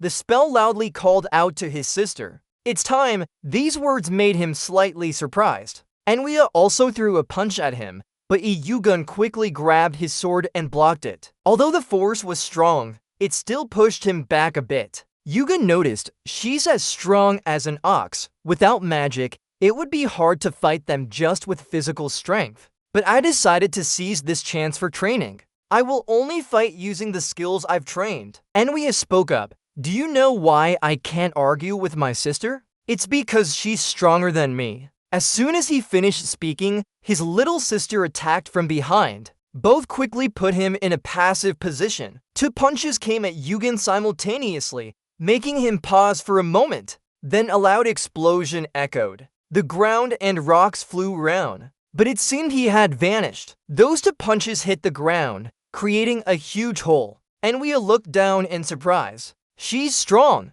Where is he? Yugun suddenly appeared far from them, having used Hermes' step to fly away. His Hermes shoes were long gone. They had been soaked with divine power. They increased his jumping ability by 50%, allowing 2 jumps in the air and 1 use of void step per day. This is what I need to practice today. Ranked at level 11. The ranking will be based on items, but using combat strength points from floor 11. But since I've already tried the double jump, only this remains. Void step skill. Enwia, quickly cut her hand. Pain quickly spread and blood flowed non-stop, making Enwia tremble slightly. Seeing his sister like that, he was extremely angry. Are you okay? Enwia shouted, FCK that bastard. Enwia, get him into a corner quickly. The little girl replied, yes, mum, and then a figure rushed at incredible speed. Her speed and strength amazed the giants. Enwia shouted,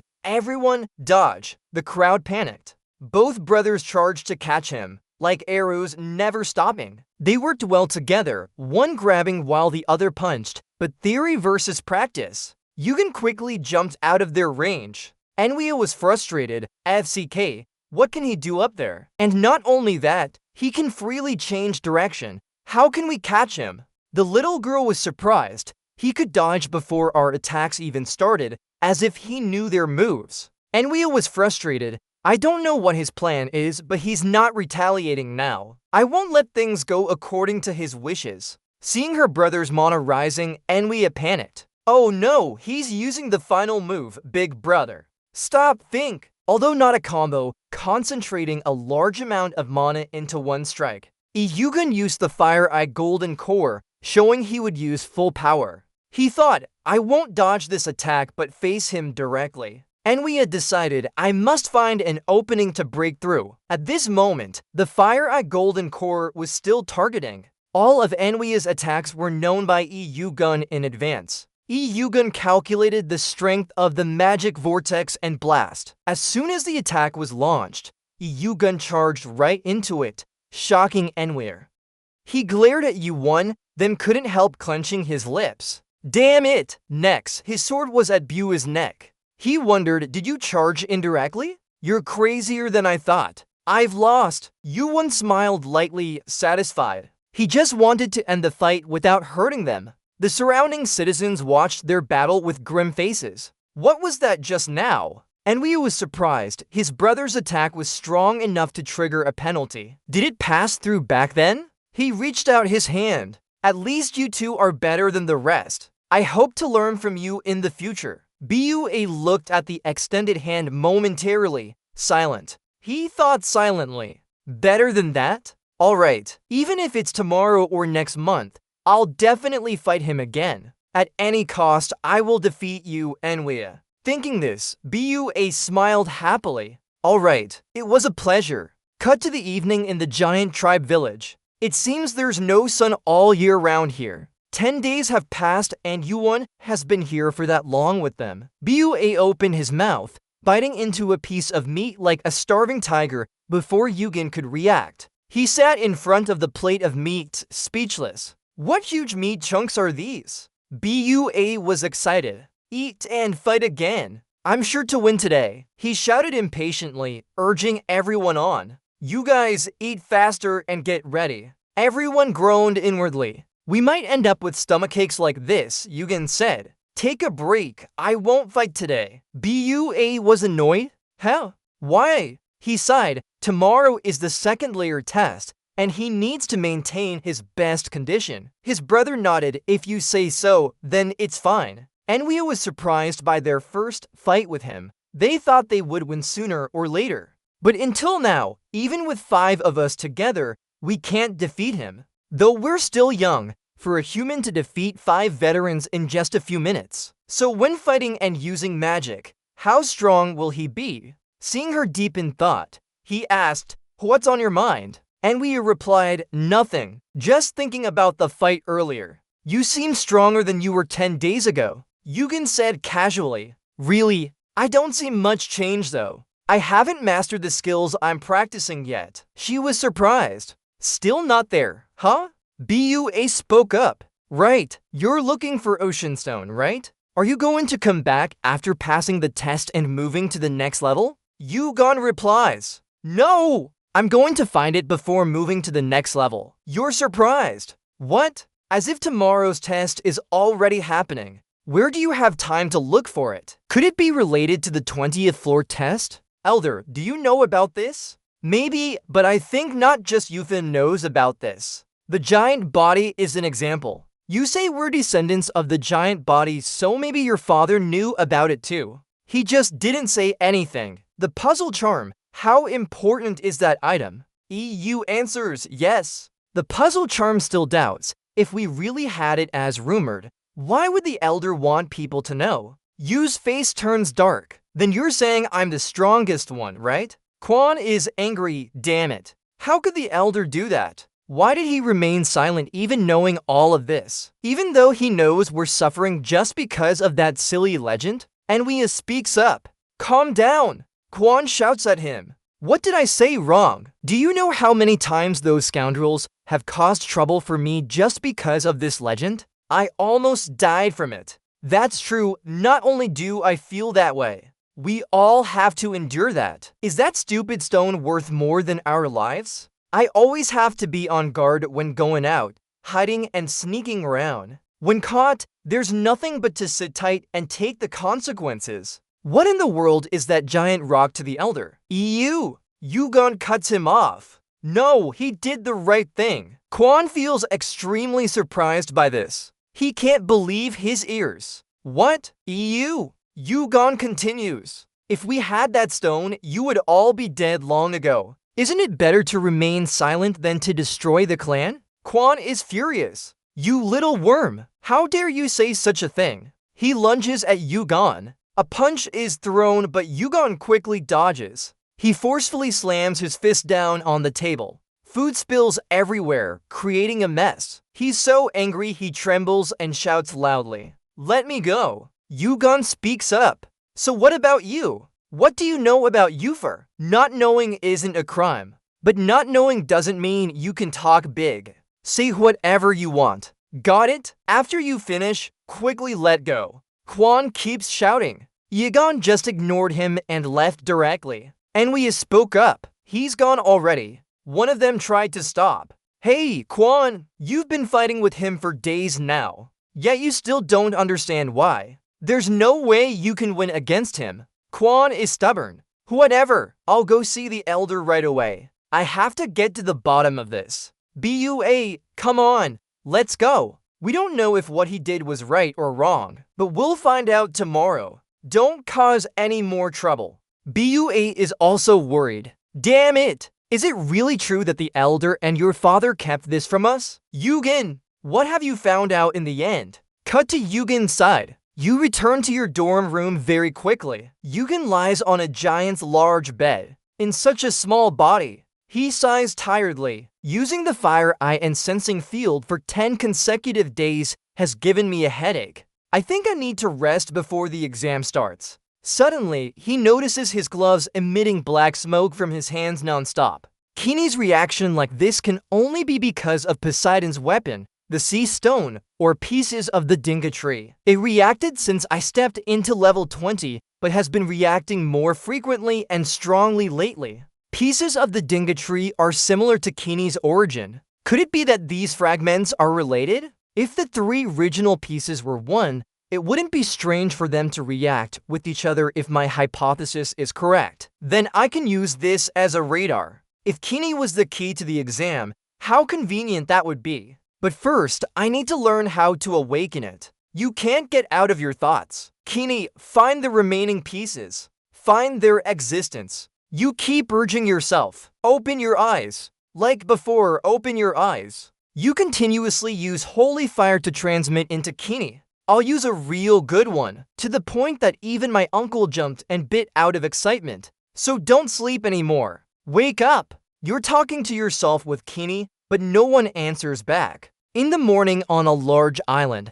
the sea here is incredibly clear and cool. And this place is also where level 20's island summoning exam takes place. Moreover, there are many huge beasts living here. EU is amazed. This small island has so many monsters. BUA marvels. It looks just like the Guide Island, right? It seems that the Guide Island was created based on this one. Enwei happily reminds him, "Do you remember when you almost died from a chimera back then?" The boy blushes shyly. BUA explains, "Anyway, we came with you because the elder told us to lead you to the exam area. But I think there's nothing here that can threaten you, even for us. Passing this exam was as easy as eating a cake." EU side, "Who knew this might not just be a regular test?" Enwei said, "I heard even huge dragon tribes are interested in this test. But few came because they feared it would turn into a battlefield. Maybe this test is bigger than usual?" EU Gaunt thought Yurfa made a big decision.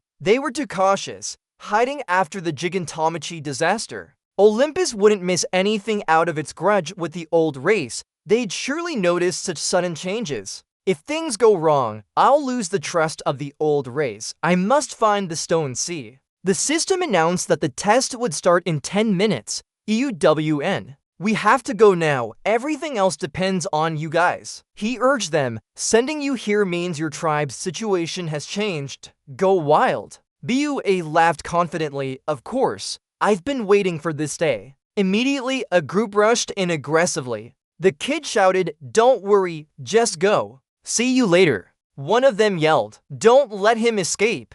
Capture Kim Il-gon. We can't allow him to reach the test area. Quickly deal with these big fish and head to where Kim Il-gon is." Before he could speak, a swift kick to his stomach sent him flying. This attack was so powerful that a massive explosion soon followed. Rocks and dust filled the sky. He trembled but still challenged. "Are you really that scared?" BUA asked. "Scared? I don't know, but it seems like things have changed for you now, right?" The man was surprised, but before he could finish his sentence, the girl hit another guy hard on the head, causing blood to spurt out. Anwea, usually so gentle, looked like a bloodthirsty monster when facing her enemies. Her face glared at them with an extremely ominous expression. Black trembled. What kind of terrifying eyes are those? They were completely different from before. Bua spoke. With great sorrow, he announced the sad news. But now we'll fight with all our might. Therefore,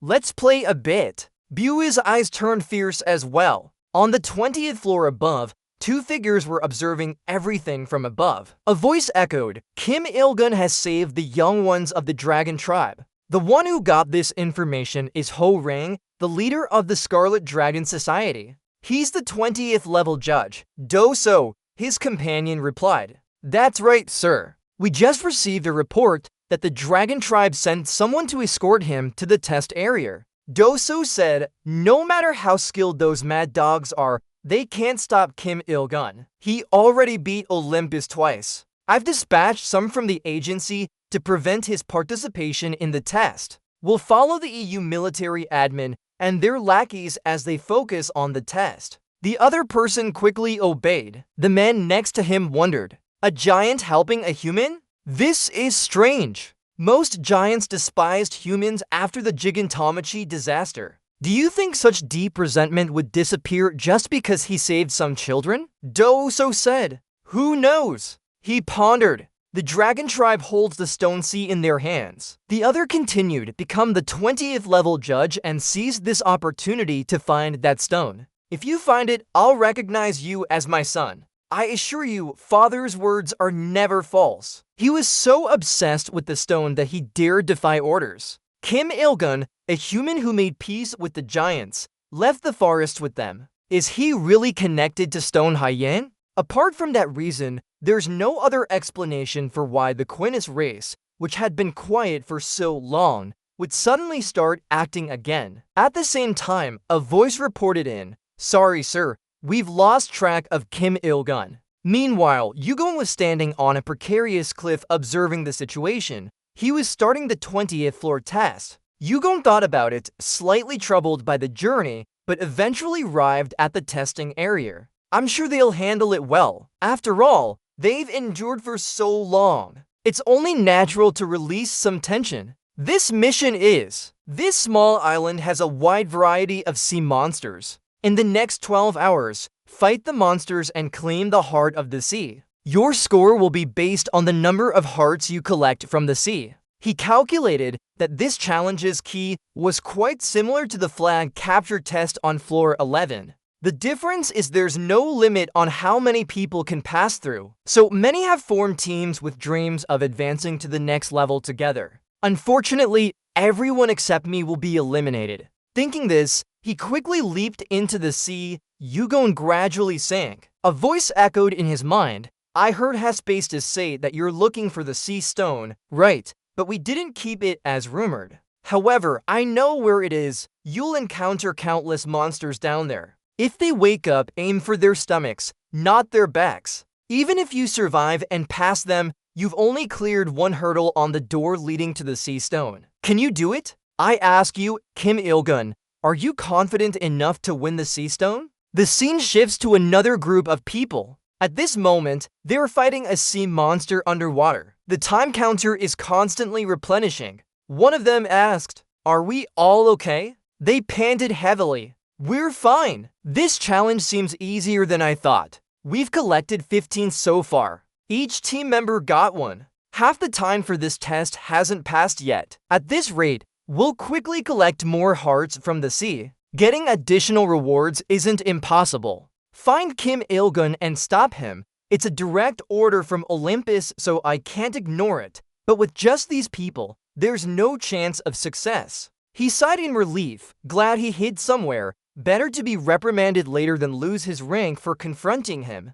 Just stay where you are, Yugon. Then he loudly said, if we're rested enough, let's continue then. We'll split into two groups. Split up and collect more. Suddenly, a large shock came from underwater, startling everyone. He looked at the water shooting up in fear. What is this? They shouted loudly in confusion. Is it a monster? Something's coming. Prepare for battle. Suddenly, Yugen jumped from underwater behind them. Everyone sighed in relief. Startled, it's a human. Is he one of the players? Wait, he just popped up from under the water, right? One of them quickly recognized him. Hold on, that's his name. You're a bit tired, exhaling deeply. Yu glares like a demon, staring intently at them. You guys, did Olympus send you? The leader is surprised. What? How did he know that? Could the information have been leaked? I've heard EU Guan is in conflict with Olympus.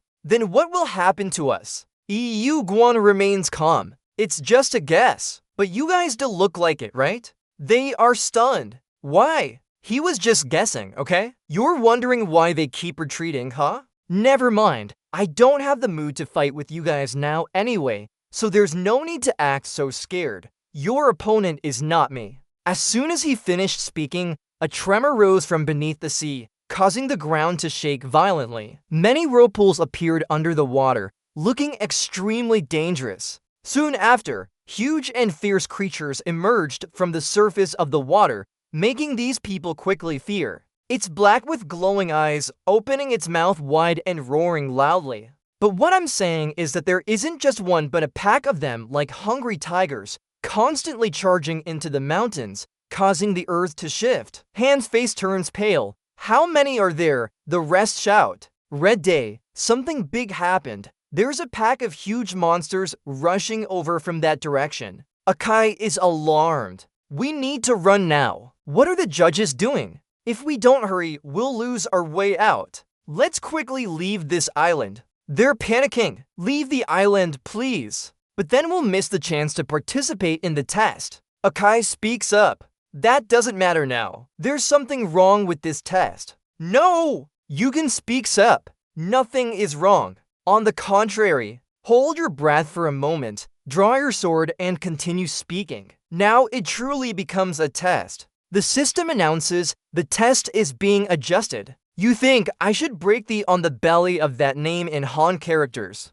When it rises from the deep sea after breaking free from that's also when the difficulty of the test changes. At this moment, Akai is surprised. Adjusted? So all our efforts were for nothing? A voice suddenly panics. Run, Akai! EU World recalls. It will even tell you to defeat it. At that time, the reward will be changed to Sea Stone. Once that happens, the test will be adjusted by the administrator. Then even Olympus can't intervene. How do I know this? Because the one who raised the golden dragon and made it swallow a spirit crystal and fall into sleep is me. Your giant race will ensure that Olympus cannot interfere until the test ends. So Yugen, your task is to prevent Poseidon from getting his hands on the Sea Stone. You must seize it and protect it at all costs. The monsters have sensed the stone and are rushing to find it. You think if they had detected it, Olympus would be in big trouble by now.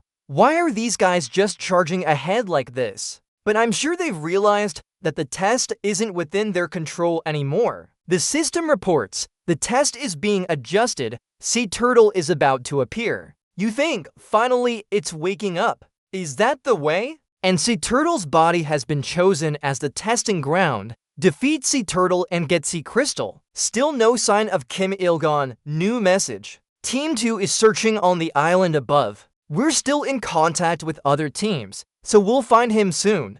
How can they not have found him by now on this tiny island? Doshi is anxious. He couldn't possibly escape the island already. What's going on here? Is something wrong? The ground is shaking and the monsters are in chaos. He grits his teeth. That damn creature. What is he plotting? His system reports the test is being adjusted. You've been forcibly expelled from the testing area due to failing to meet requirements. This surprises Doshi greatly. Perhaps he couldn't have anticipated this. They are quickly being driven out of here, unable to do anything about it. In an instant, they're standing in a different place, not the mountain anymore. Doshi looks up at where that guy was just standing. His face still shows surprise. And the system continues. The test is being adjusted. Sea Turtle will appear soon. Sea Turtle's body has been chosen as the testing ground. Defeat Sea Turtle and get Sea Crystal. From underwater, a huge creature slowly rises with fierce eyes. It opens its mouth wide and smashes into the mountain. That sea turtle, the only turtle that failed to become Black Turtle, ruling level 20 and one of the strongest creatures in the ocean. Doshi is furious. Damn it. Breaking the seal on Sea Turtle has changed the difficulty of the test for the admin? I didn't expect defeating Sea Turtle would reward me with Sea Crystal. The size of Sea Turtle must be due to the influence of Sea Crystal. This is definitely EUGON's doing. No one would be foolish enough to do that. I need to report this to my father and ask for support. Once the test ends, you won't survive. As he spoke, a figure quickly fell from the mountain. They're all members of the Red Wolf Society. All defeated and in terrible condition now. Doshi frowns. It's been a long time since the Gigantomachini disaster. Long time no see, Suda. Suda is a huge giant, the 21st son of Surtur. He says, I didn't think we were close enough to discuss this kind of trivial matter, Doshi. I heard you're the examiner for this level's test. If so, shouldn't you be in the testing area? What are you doing here? Doshi says something happened. How about you guys? What are you doing near the testing area? Suda replies, I just happened to catch these guys bullying our kids. A bunch of big heads beating up to little kids. So I decided to lend a hand. Do you have a problem with that? Doshi is annoyed. This is ridiculous. One thing after another. The situation has spiraled out of control. He tries to stay calm. If your family wants to challenge, I'm not afraid. But remember this well. Doshi continues, no matter who you are, I won't let you interfere with this test. His men quickly move into a defensive position. Zu speaks up, look at who's talking. A new guy who got into trouble has the audacity to say such things as you do. Do you think our giant tribe will ruin this test? It won't happen in 100 million years. Listen carefully. By the order of the Giant Elder, from now on, we officially join the Yugen player faction. Cut to Yugen's side. You keep fighting monsters without stopping. Each river monster falls to your swift strikes. You fight while observing your surroundings. Some loud noises have attracted attention here. Yugen guesses it's Suda. Some big shots have joined in. It seems Ofa has decided to play big this time. Then I can't let him down either. The sea stone will be mine. Yugen silently resolved and charged towards the underwater giant monster's mouth. And so, he decided to jump toward the large sea serpent. Yugen boldly dived into its huge mouth without hesitation. All surrounding sea monsters stare with malicious eyes. Inside, it is pitch black. The Martina ore activated by darkness enhances your recovery speed. Your stamina recovery rate increases. Your stamina recovery rate plus 112% due to darkness influence. Your mana recovery rate increases. Your mana recovery rate plus 56%. Under the darkness, your magic amplification increases. Your magic amplification plus 56%. On this side, you continue fighting the monsters. Kim Il-gun used his purple flames to fiercely burn towards them, causing the monsters to cry in pain. The system displays a quest. Your mission is to kill the sea turtle for the ocean crystal. Il-gun thinks to himself, great, I'll recall UWN. Whoever controls the sea stone will become the god of the sea. That saying has been passed down as a legend in level 20. The more you fight it, the more enthusiastic your face becomes. It seems UWN is gaining control. The sea serpent swallowing the sea stone isn't just a legend. At least during this era, its existence was that of a sea god. I don't know where you are, but it's very dark here. Not even a ray of sunlight can penetrate inside. EU thinks many monsters have followed me in, mostly because they were attracted by the sea stone. It's like this, including those living in here too. This place is no longer just a turtle's stomach, but has become its own ecosystem. As he thinks, a pile of water rushes into it from outside its mouth. Inside, the monsters are howling fiercely. Yugen grits his teeth. With this size, every time it opens its mouth, it swallows a lot of water. He quickly ascends to escape the deep vortex. Yugen lit up the sacred flame at the tip of his Dune Blade under the influence of darkness, activating the Dune Blade's special effect. Immediately after, a purple-black shadow dance in the air scares the monsters away. He leaps and tightly grips his rescue sword, fiercely stabbing them. One by one, the monsters are gradually subdued within a short time. His body rushes towards them, but there are many here. EU is satisfied, though it can't compare to Hades' absolute invisibility. At least with this, he can temporarily avoid their sight. One of them fiercely charges toward him, if wanting to devour him alive. The rest continuously use their sense to sniff out the prey. It seems their eyes aren't very good, so they rely on their noses. EU is now invisible, and the stench of the sea is something the scavenger people are too familiar with that it almost makes them sick. Am I a virus or what? At this moment, the completion rate of the Slaughter Star keeps increasing continuously. He calculates. He thought he would achieve maximum completion for the Celestial Wheel if he completed this challenge, but things are tough now. Everything has turned out like this. I need to change my hunting strategy. I'll ignore those snout monsters. I wonder where the sea stone is. Don't tell me it's lying bare on some corner of its stomach. The most dangerous place might be the safest. The core of a giant like a sea turtle is where Mana Heart is.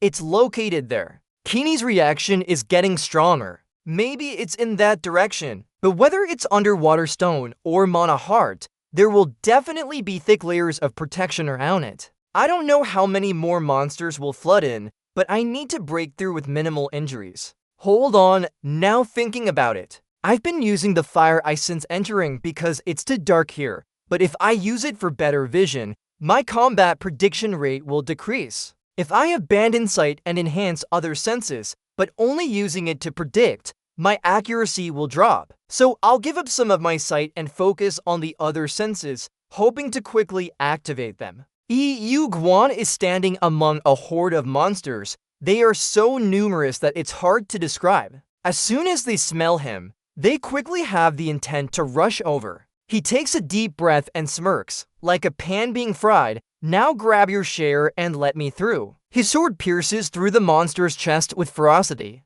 He decisively wields his sword to slash at their bodies. One strike can split the monster in half. Eowyn is a bit tired. Don't appear anymore. This group of monsters is actually more than all the monsters I've encountered since climbing the tower. Luckily, my recovery rate for endurance and mana has increased due to the desert sand effect. They are countless. No one knows exactly how many there are. Just kill them and they keep coming back. He calculates. My stats are increasing, but if I continue burning mana like this, I'll exhaust myself before finding where the underwater stone is hidden. My mana is now only half. I feel like we're close to the destination.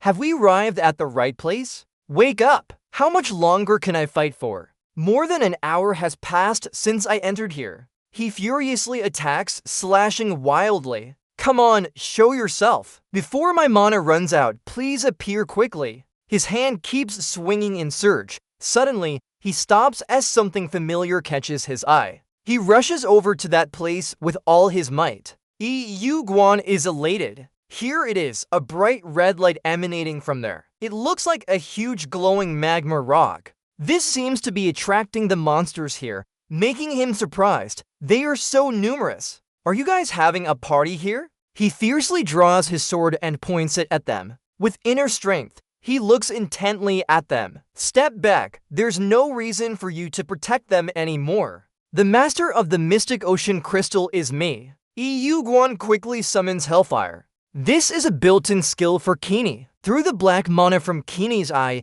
send the target to a specific location. He narrows his eyes at it. The master of underwater stone must be me. 2-meter wings, Athena's shield, Apollo's sun chariot. These are masterpieces representing the best blacksmith in the tower, Hephaestus. However, if you had to choose the most outstanding masterpiece among all his creations, it would definitely be the lightning bolt. An item that with just one swing can blow away an entire island and control the weather according to your will. And this item I'm holding in my hand is on par with it. He fiercely looks at the monsters, and they are staring back at him intently. Alone, he's about to fight a horde of monsters. They are as numerous as straw. Yu Guan calculates adamantium can absorb the full power of black crystal, Sky Crystal, and Underwater Stone. Of course, the power of the item depends heavily on the creator's skills. In the past, Kini for Hades was made by one of Hephaestus' disciples,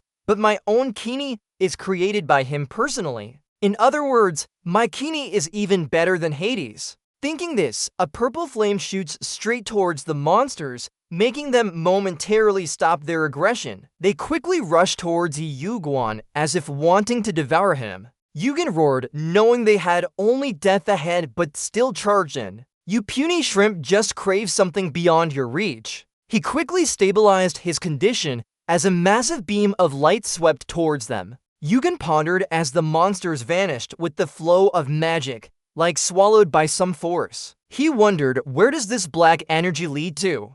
Damn it, feels like my right arm is being torn apart. Even though my magic power exceeds 100, it still hurts that much? Just my body isn't enough to withstand Kini's strength. Twice more, just hold on for 2 more times. He quickly used his shoes and the Hermes step skill appeared. System notification. Due to item effect, your magic power increased by 50%. Yugen leaped straight towards them and attacked. Fighting so many water monsters alone was tiring, but Yugen couldn't let the giant race down. Activate Heaven Step. Speed increases by 100% for 5 seconds. You can use Heaven Step in 5 seconds. He told himself, just one more time. It seems Yugen is very tired. He quickly used his eyes to observe. The system notified. Fire Eye Golden Star is scanning. Yuguan angrily looked around. Where? Who's there? It seems my kidney glove is reacting to a fragment. Finally, he found it. Yuguan gritted his teeth in anger. I'll take off this piece with one strike. And so he quickly lunged and chopped off the head of one of them. Its fresh blood gushed out like a broken dam. His blood quickly stained everywhere. The place turned into a sea of blood in an instant. Seeing their comrades like that, the water monsters were shocked. They continued swimming towards Yuguan. One of them took the lead, and it was quickly chopped down and died. It seems he felt a bit tired now with messy hair. His face, covered in monster blood, looked even darker. He wiped his face with his hand. The monsters still stood watching him. Yugen looked at his hand. Kini's presence prevented him from seeing it, but his right arm must look like a battlefield now. I need to boost my magic power and endurance more so I can use its strength perfectly. For now, I need to focus on leveling up to improve important stats. Then he switched the sword in his left hand and said to the monsters, move aside. I'm tired. He then channeled inner power into the Blackstone. On this side, Suda's group stood watching. How foolish! Do you really think Yugen can get the Ocean Stone? Suda said he would succeed. The elder believed so. He thought, these fools will fail for sure. How could he defeat a monster that has become the ruler of the ocean and can use its power? Let's wait and see, but once this test ends, I'll clean up those pests. Suddenly, the turtle reacted strangely, thrashing and screaming in pain. The waves surged violently. Another tremor occurred, making people on shore hold their breath. System notification. Player Kim Yugen has passed the test. Dosa was furious. Impossible. This can't be happening. Then Dosa harshly ordered, find Yugen and bring him to me quickly. Zuta wasn't far behind. Don't think so. Stop them. He shouted orders. Don't let any strand of Kim Yugen's hair touch them. Dosa sneered, so you want to drag the old race into this? What if another Gigantomachy disaster happens because of you?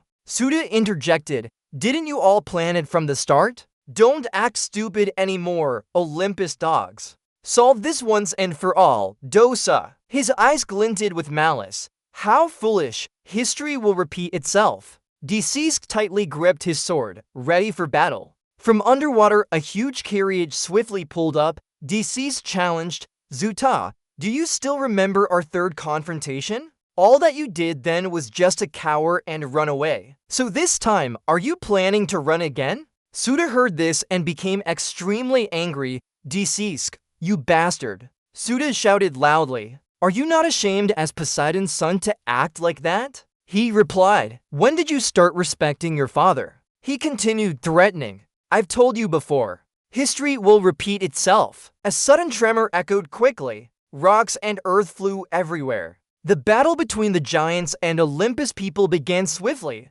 Suda thought, can it be that we can't stop them this time too? Could this bloody history repeat itself again? Thinking about that bloody war with many casualties made Suda a bit frightened inside. Suddenly, another tremor caused the ground to shake violently. Everyone was startled.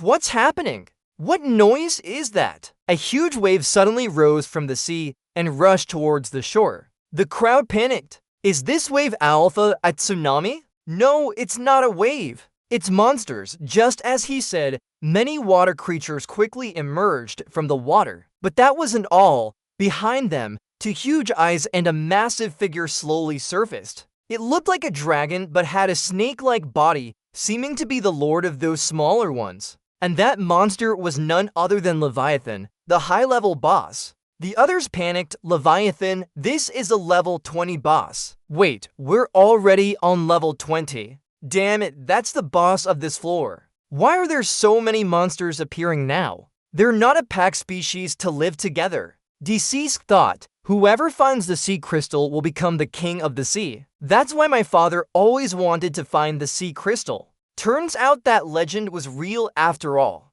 The water surface changed again, waves hitting but softer this time. A familiar figure stepped forward. Sorry for disturbing you during your private matters, but I'm really tired now. Can you guys leave now? In his hand was something emitting a bright blue light continuously. Seeing Yugen made Deceased's anger rise again. Yugen, damn it! He shouted. Hand it over here. Give me the sea crystal. Hurry up. You've been silent until now. Yugen stared at him intently. It seemed like he was too tired to move more. But Deceased wasn't like that. He lunged towards Yugen crazily. He fiercely raised his sledgehammer. A vortex of water quickly gathered, and very soon he attacked Yugen. But in front of him, only blocking and no intention to counterattack. Yugen quickly realized that without the water, you can't do anything either. Just like a fish. As if it were. Deceased shouted, hold your tongue for me. How dare you say such nonsense? Damn it, I didn't do anything wrong. Something is interfering with my power and causing disruption. A huge strength can nullify water attribute magic. It's Heidoshi. The EU soldiers observed the strange phenomenon and silently speculated. What punishment? Quickly use the Fire Eye Golden Star Poison to activate your domain sense. Immediately, Yugen rushed towards Deceased,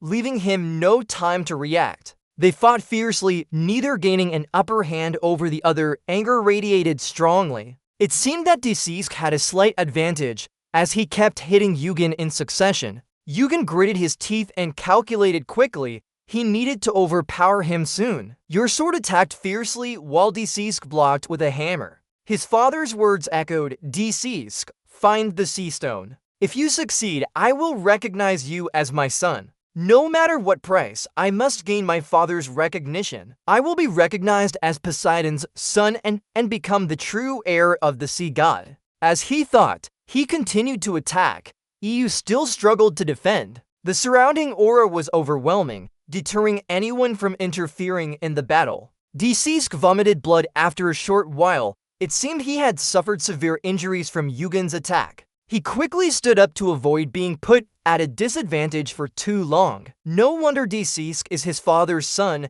He hit Yugen again swiftly. A long cut appeared on his face, and fresh blood flowed out. Yugen thought, I assumed his psychology would be his weakness. But he's not that easy to deal with either. It seems like he has hit a lot of things this time around. Deceased looked at him fiercely. After dealing with you, it will be the giant sea monster's turn. You chose the wrong opponent, Yugen. I am Poseidon's son. Deceased thought to himself, if I fully utilize Kini's power, things won't get easier, right? Then he quickly pointed his sword at him. As expected, I should finish this and level up first. The giants on the EU side continued fighting with the humans. The battle was extremely tense, but no victor had emerged yet. On the EU side, Yugen couldn't defeat XX either. He was tired after battling those sea monsters. Both of them had already spat out Cyros, but refused to stop, with XX perhaps focusing all his energy on this fight. XX quickly attacked, but fortunately, he managed to dodge the attack. He spun the hammer in his hand and stared at him like an old enemy from afar. A fierce stab came straight through. Yugen used a 2-meter jump to dodge. So far, you've only been dodging. I wonder what Yugen is planning. Deceased angrily cursed, "You damn cunning bastard." He thought, why is this guy so hard to deal with? He avoided all my attacks. Not only fast, but he seems to predict my next move even before I swing the hammer. Could it be related to his newly red eyes? The fire at Golden Star is now active. The domain sense has been triggered. Yugen thought because of the sea current, he can't use water attribute magic. But his strength is too impressive, is it because he's Poseidon's son or due to rank differences? Deceased wondered, why did you stop now? Now you felt the gap between us, right? Yugen cursed, nonsense. He didn't forget to mock, and what about you? Are you rushing because you know the sea monsters are coming? Deceased spoke up. You're in a hurry because you know the sea monsters are arriving here, right?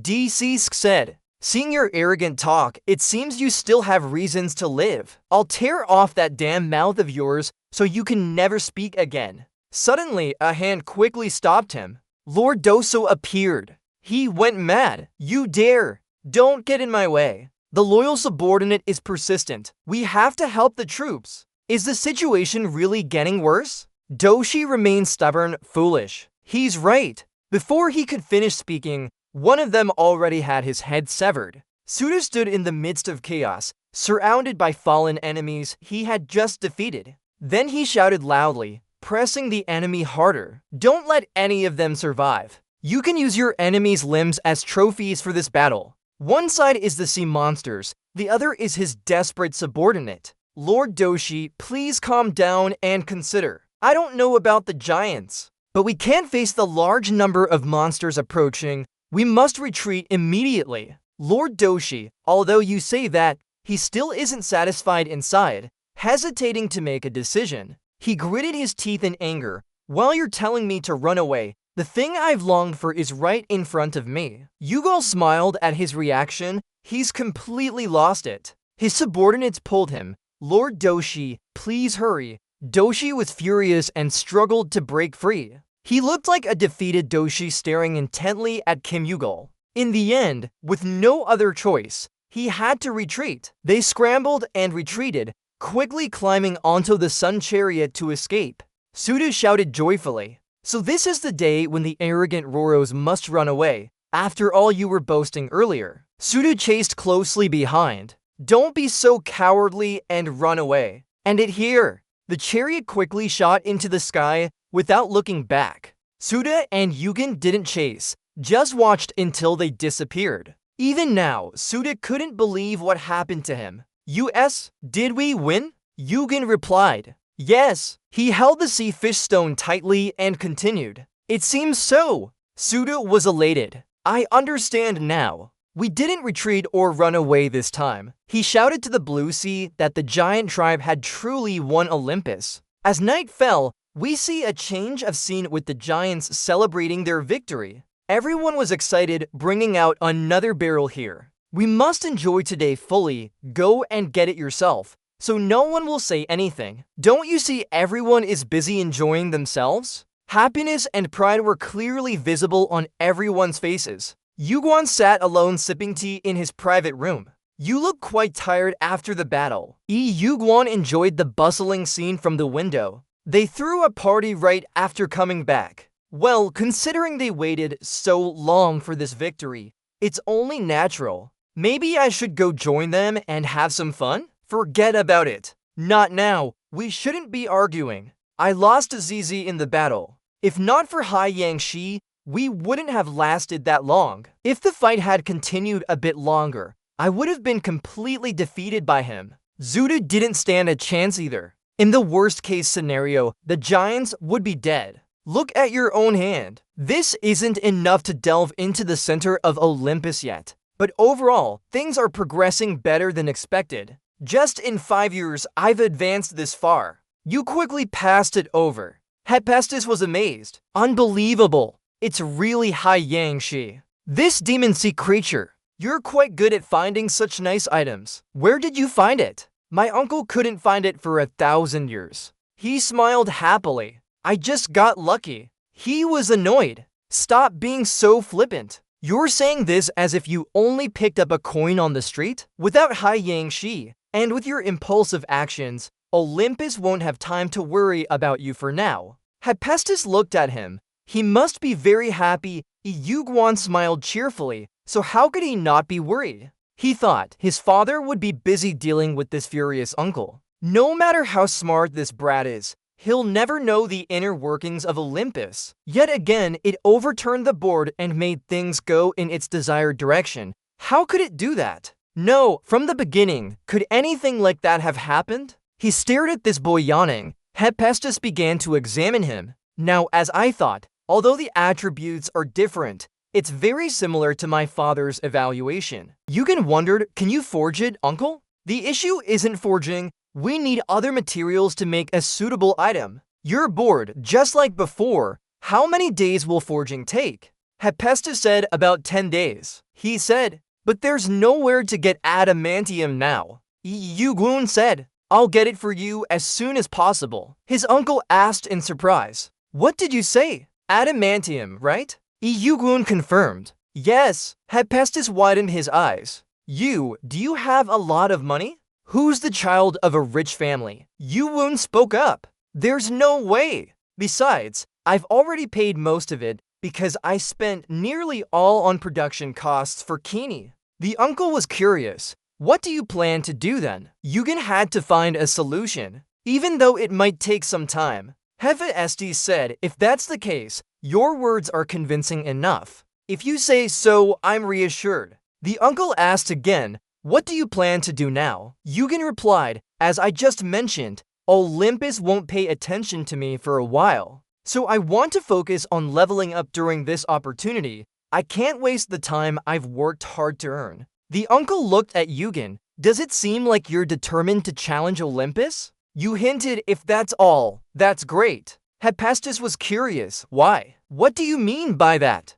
Are you planning something even more catastrophic? He didn't answer. So the forging relies on me then. Don't worry about the materials for now. I'll make a deposit later. He quickly said his goodbyes and left. I have to go. See you around, uncle. He hurried out of the forge into the town. On his way, he thought that the uncle seemed quite shocked. If he knew what was planned, he would faint from shock. Suddenly, the system notified the incubator is active. Yu Guan wondered, the incubator is moving because of a higher hatching rate? It should have woken up at least half a day ago. Yugen said, just wait a bit more. We'll soon meet your brother, the incubator, with some questions. He nodded, it will be great. The parts of the tower will come to you one by one, and you'll grow by eating them, right? Incubator, still confused. Yugen comforted it. Okay, just wait a little longer. Soon you'll have a hearty meal. Your food is waiting for us at that place where Odin spoke of. He thought, having his long-desired item stolen, he could easily guess Poseidon's reaction. Now, all he had to do was wait and see if their relationship matched Hagwon's memories. Odin once said, sea stone, that is something Olympus should never get its hands on. But if you manage to seize it, the consequences will be unimaginable. You'll become a target for Olympus. Hagwon said, don't worry about that. Sorry. Oh, I meant my father is the supreme ruler of Olympus. Poseidon won't dare to interfere with a player, even one not affiliated, just to get the sea stone. If a leader of a large guild acts, others will not sit idle. And if that happens, things will become very complicated. Odin asked, what about Poseidon acting alone? Hagrid said because my father controls everything, he won't act easily. Although the three highest gods of Olympus share a bloodline, they are bound in an endless power struggle. Especially my father and Poseidon have always competed for the top position. After acquiring the Sky Crystal, one of the three divine crystals, and using it to create thunder, he gained half the power of Olympus. Then he realized that the Sea Stone and the Moonlight Crystal must not fall into our enemy's hands. Yu Guan asked, you must have figured out what the answer is by now. Hagwon replied, yes, we can't abandon the Sea Stone. We need to make George and Poseidon clash with each other. Back in the room, everything was thrown around on the floor. An angry voice echoed, "Why? Why did he say I'm not allowed to act?" The man on the ground was unwilling, just because of a bet loss. He had to endure his father's wrath. He is Poseidon, Orion's third son. He was frustrated and dirty. "It's all that useless Orion's fault," he said. "The heavens have forbidden us from causing conflicts with the giants anymore, right?" Poseidon was furious. "Not those overpowered ones. Everything happened because of one player. Damn it. That's just an excuse for that bastard to stop me from touching the sea stone. And he dares to be angry at me for interfering in Hephaestus' capture too. You bastards!" Poseidon's fury intensified as he spoke. He turned to his son Orion and asked, "What do you think fell like a venomous snake? Do you think it looked like a venomous snake when it fell?" He lowered his head. How dare such an insignificant person have thoughts about God? He was annoyed. God, that cursed monkey. Indeed, what good does asking like this do? Falling has always been like that, a cruel, indifferent, and pragmatic entity to the extreme. No matter how talented Kim Il-gun is, he's just another player at the end of the day. He decided to leave the troublesome prey alone and focus on his bigger opponent, us. He wants us to know our place. I've lost Heidoshi. Now even an excuse to mobilize our schemes is gone. Why am I the only one who has lost everything?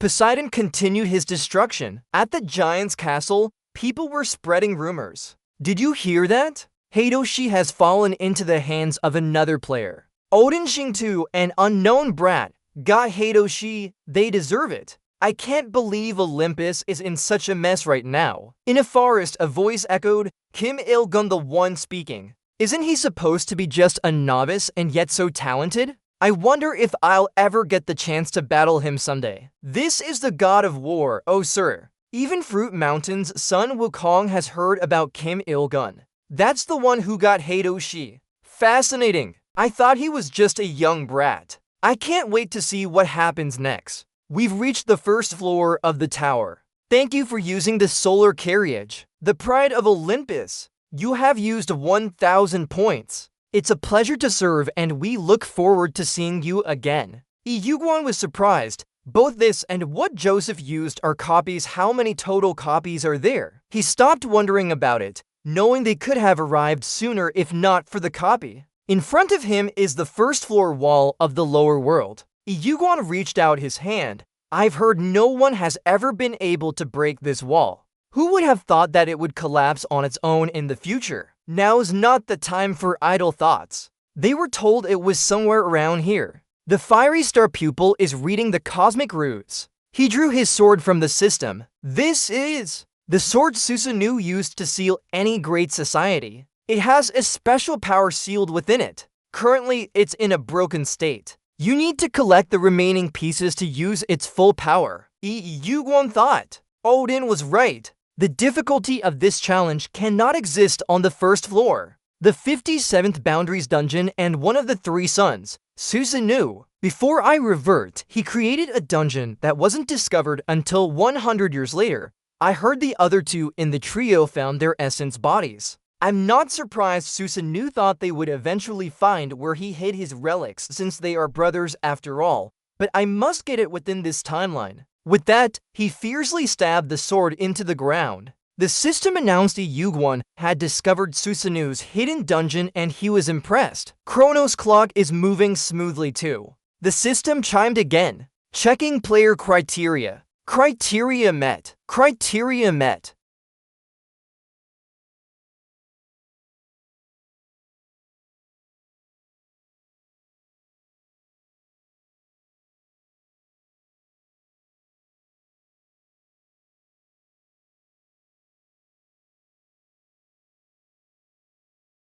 You really surprised me with your attitude even knowing who I am. You don't seem like a regular player here. What faction do you belong to? Tan Neon replied, I'm just a new player who only made it to Layer 21 recently. Ken Chang asked, Layer 21, huh? You dare be so bold after barely making it there. This isn't a place for scum like you. There are things here that even the monsters of Layer 21 can't match. Tan Neon, I've encountered a few on my way in too. Susanoo wondered, did you kill them all? Impressive. By the way, as long as you hold onto that shard, I'll have to follow you. That's how I was programmed. You always just does what it wants without caring. He continued asking, do you have a companion? Are you purebred? But you don't look like it. Yugal said, I don't have any companions and I'm not purebred either. Susanoo kept questioning, where do you live? How did you find this place?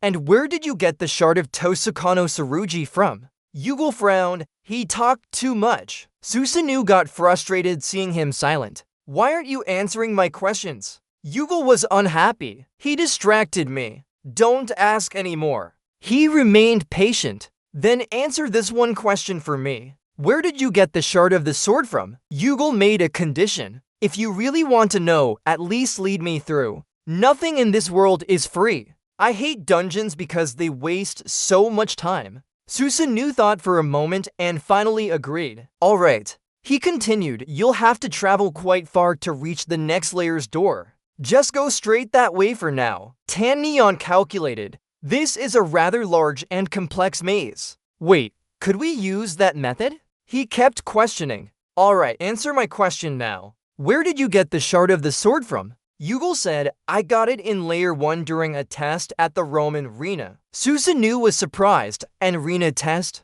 It's because that person was used as a reward for the first layer test. Yugal explained, it's because he appeared in the final round of the test. Hearing this, Susanoo thought seriously and asked again, who is he? Thinking about it, he couldn't help but be shocked. Could it possibly be the Great Serpent Doctor? As soon as he said that, Tan Neon broke down the wall in front of him without causing any collapse. Susanoo looked at him bewildered. This brat defeated the Great Serpent Doctor. At this moment, his hand was firmly holding the sword and starting to channel inner power. With Yuwon's move being so unexpected, he stood there like a true warrior on the battlefield. Not knowing what he was thinking, Susanoo couldn't help but smile. Yugal wondered, why are you smiling? Susanoo replied, no, just keep going. He thought to himself, this brat with a strange item had defeated the Great Serpent Doctor. What's his background really like?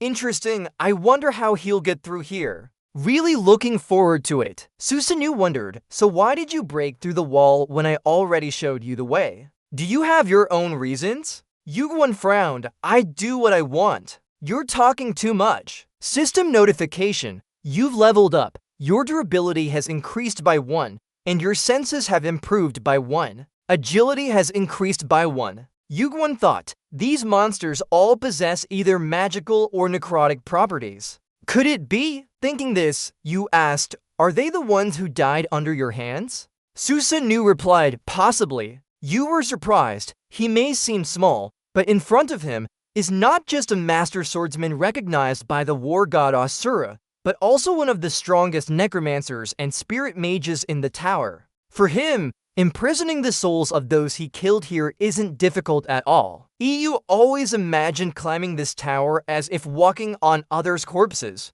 Terrifying. Susanoo hated it. Are you an ally of Justice or something? You replied, Justice, that dried up monkey. I've met all kinds of people, but this is the first time for me. He said, just reached the 21st floor and talking like you've been through a lot already? In no time, the system notified, you have arrived at level 10 after entering and figure was waiting inside. You entered room 1. Defeat the enemy to unlock the door leading to room 2 after completing floor 1. After completing room 5, you can move on to the next room. EU-1 hesitated as he looked at the zombies in front of him. He didn't need to stand up, quickly using holy fire to burn the zombie's body. It seemed the flames caused pain, but for some reason, the zombie started crying and then passed through room 1. Susanoo said, let me tell you this. Just as you said, these are all those who died under my hands. All from necromancers to zombies are imprisoned here. The oldest one here must be over 5,000 years old. Unless you're more proficient in necromancy and spirit magic than me, there's no way to save them. However, at least they will be released from this place if killed. But on floor 6, the difficulty will increase dramatically. What are you going to do? An ally of Justice? Are you going to leave those in the following rooms and move up to the next level after completing room 5? You frowned. Indeed, they were right. You are truly a scoundrel. Susanoo was surprised. You! How dare you? Yuan continued, even if I didn't say it, I would have tried it anyway. Hold on tight, don't blame me when you're left behind. In no time, you passed level 15, then levels 20 and 33. Countless zombies were killed, their souls freed in the process. The zombies cried and begged Yugen, calling out to him, "Please, don't kill me. I want to leave this place." You quickly absorbed their despair. A painful voice echoed, "I no longer want to suffer like this." Finally, you completed level 40. Yuguan thought, what does absorbing despair mean? You easily passed level 50 and found Susanoo's first relic here. You quickly took the shirt out and put it on. System notification, you have obtained the shirt of the 4 elements. Susanoo was annoyed by the shirt covering him. Damn you! This is the shirt of the 4 elements. It's blessed by the primordial kings including fire, water, wind, and electricity. It has strong resistance to these elements and can further enhance its durability with magic. On this side, he was still shouting, "Get rid of this from me now." EU. Gould comments, not bad. Physical resistance has dropped a bit, but I can make up for it by using field senses to avoid attacks. Susanoo looks at him and can't help admiring. Already got such a good item so early on. Quite surprising. Alright, let's keep going then. Time quickly passed. It's now been 42 days since entering Susanoo's mini tower. Iagon is tired. I don't know when it started, but every time I kill something here, I hear their voices echoing beside me. Then a strange message appeared saying I had absorbed resentment. What the heck was that all about? Hearing the voice of the dead is something only high-level spirit masters can do. Could this be related to Kini? But anyway, that feeling is terrible, like someone is gnawing at my mind. Susanoo quickly notices, looks like he's getting tired now. The speed of punishment seems to have slowed down. After all, this dungeon isn't easy. But considering you're a new player who made it to level 21, not bad at all. This glove, it seems to have some special ability. Why don't you use it then? Is this your ace card? EU doesn't get it. What are you talking about? Susanoo says you and I were the same. That's why you didn't use it. Oh, not that he didn't use it, but that he didn't know how to use it. EU asks back, what do you mean by that? How should I use this? Susanoo says, I don't know. You're showing disdain. Yet you act like you know everything while knowing nothing at all. Susanoo is frustrated. Damn it, I suggested something like that. Nowadays kids have no manners at all. But he still thinks seriously about it. Use it properly. I've never used hell here since entering. But what else? Indeed, I don't know much about Kini. Now it's in a different form. Moreover, I'm not close to its original owner Hades either. Of the 3 highest gods of Hades, his whereabouts are even more mysterious. There must be something beyond just amplifying magic. At least he gave me a valuable piece of information. Susanoo continues. This guy is stronger than when we first entered, but compared to an upper-level chamber, he's still young and has a long way to go. A new player making it to level 21 and reaching here is already miraculous, but he's still lacking. You're tired. Stop pestering me like a fly. Keep going. He stops in front of another door, the one we paused at before. Susanoo warns, this will be tough. Finally, he's paying attention to us. I'll just say that much, you figure it out for yourself. Yugen teases, are you jealous or something? You're being petty. As soon as you enter the system, it announces, you've entered level 60. Yugen looks around carefully. What is this? Why is there nothing here? Suddenly, his sense of something different makes Yugen momentarily startled. No, there's something. From the darkness, a large figure slowly approaches him. The man's eyes are green and he looks at Yugen menacingly, as if seeing an enemy. But this time is different from before. He emits a power that makes Yugen step back several steps involuntarily.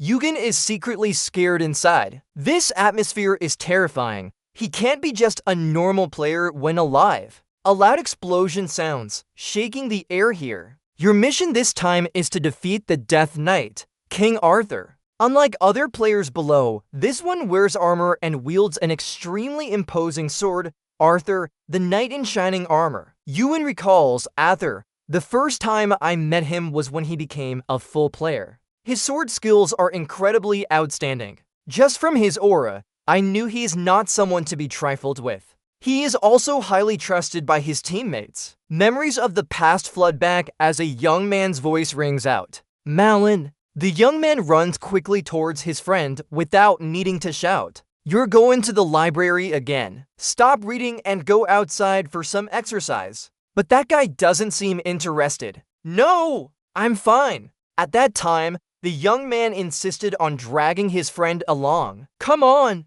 let's go. Arthur's loyalty is stronger than anyone I know. I remember him, my friend. This is Merlin's recollection of Arthur before meeting him long ago. Back to the present, the man in front of you is King Arthur, the leader of all knights and the head of the Round Table. Then Arthur slowly stands up, ready for battle. Eugen feels a bit sad. He didn't expect Arthur to die at Susanu's hands and be trapped here. But even as a zombie, he still retains his original form. The weapon you mentioned is Arthur's legendary sword, Excalibur. Arthur wasn't a high-ranking official when alive, but I heard he rose through the ranks at an incredible speed. Thinking of this, Arthur quickly grabs his sword and rushes towards Eugen with great speed. Arthur's fast attack, Eugen gasps, using ice attribute force. Of course, you can dodge, but in that place where the sound echoed, Eugen uses Hermes' shoes to jump out of the way just as he activates levitation.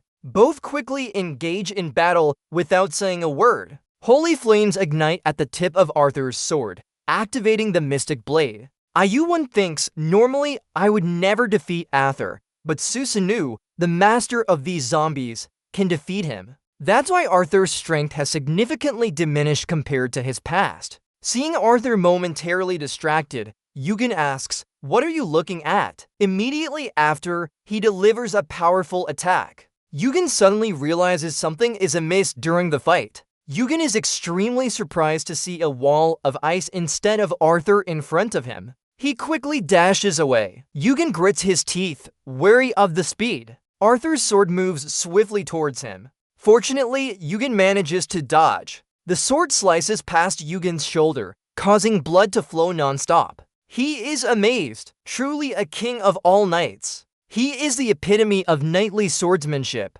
Eugen advances. I understand why he reached level 60 while alive. Ice swords suddenly fall from above. Water continuously flows down below. A large impact causes everything around to explode again. Dust and smoke fill the air. Meanwhile, the system warns that your body temperature is rapidly decreasing. You have been affected by the freezing condition. Snow begins to cover his body now. But luckily, the elemental armor is resisting the cold energy. Eugene thought he just managed to dodge the ice bullet using Pyrostar in his sensory field. The cold energy took a hit though. It felt like swallowing an entire block of ice. Attacks continued to come from above. He assessed that Arthur's attack looked ordinary at first glance, but was incredibly perfect to the point of being unnecessary. Arthur kept attacking without stopping. The area quickly became covered in thick smoke as if someone had started a fire, waiting for a strange purple light to appear in the void.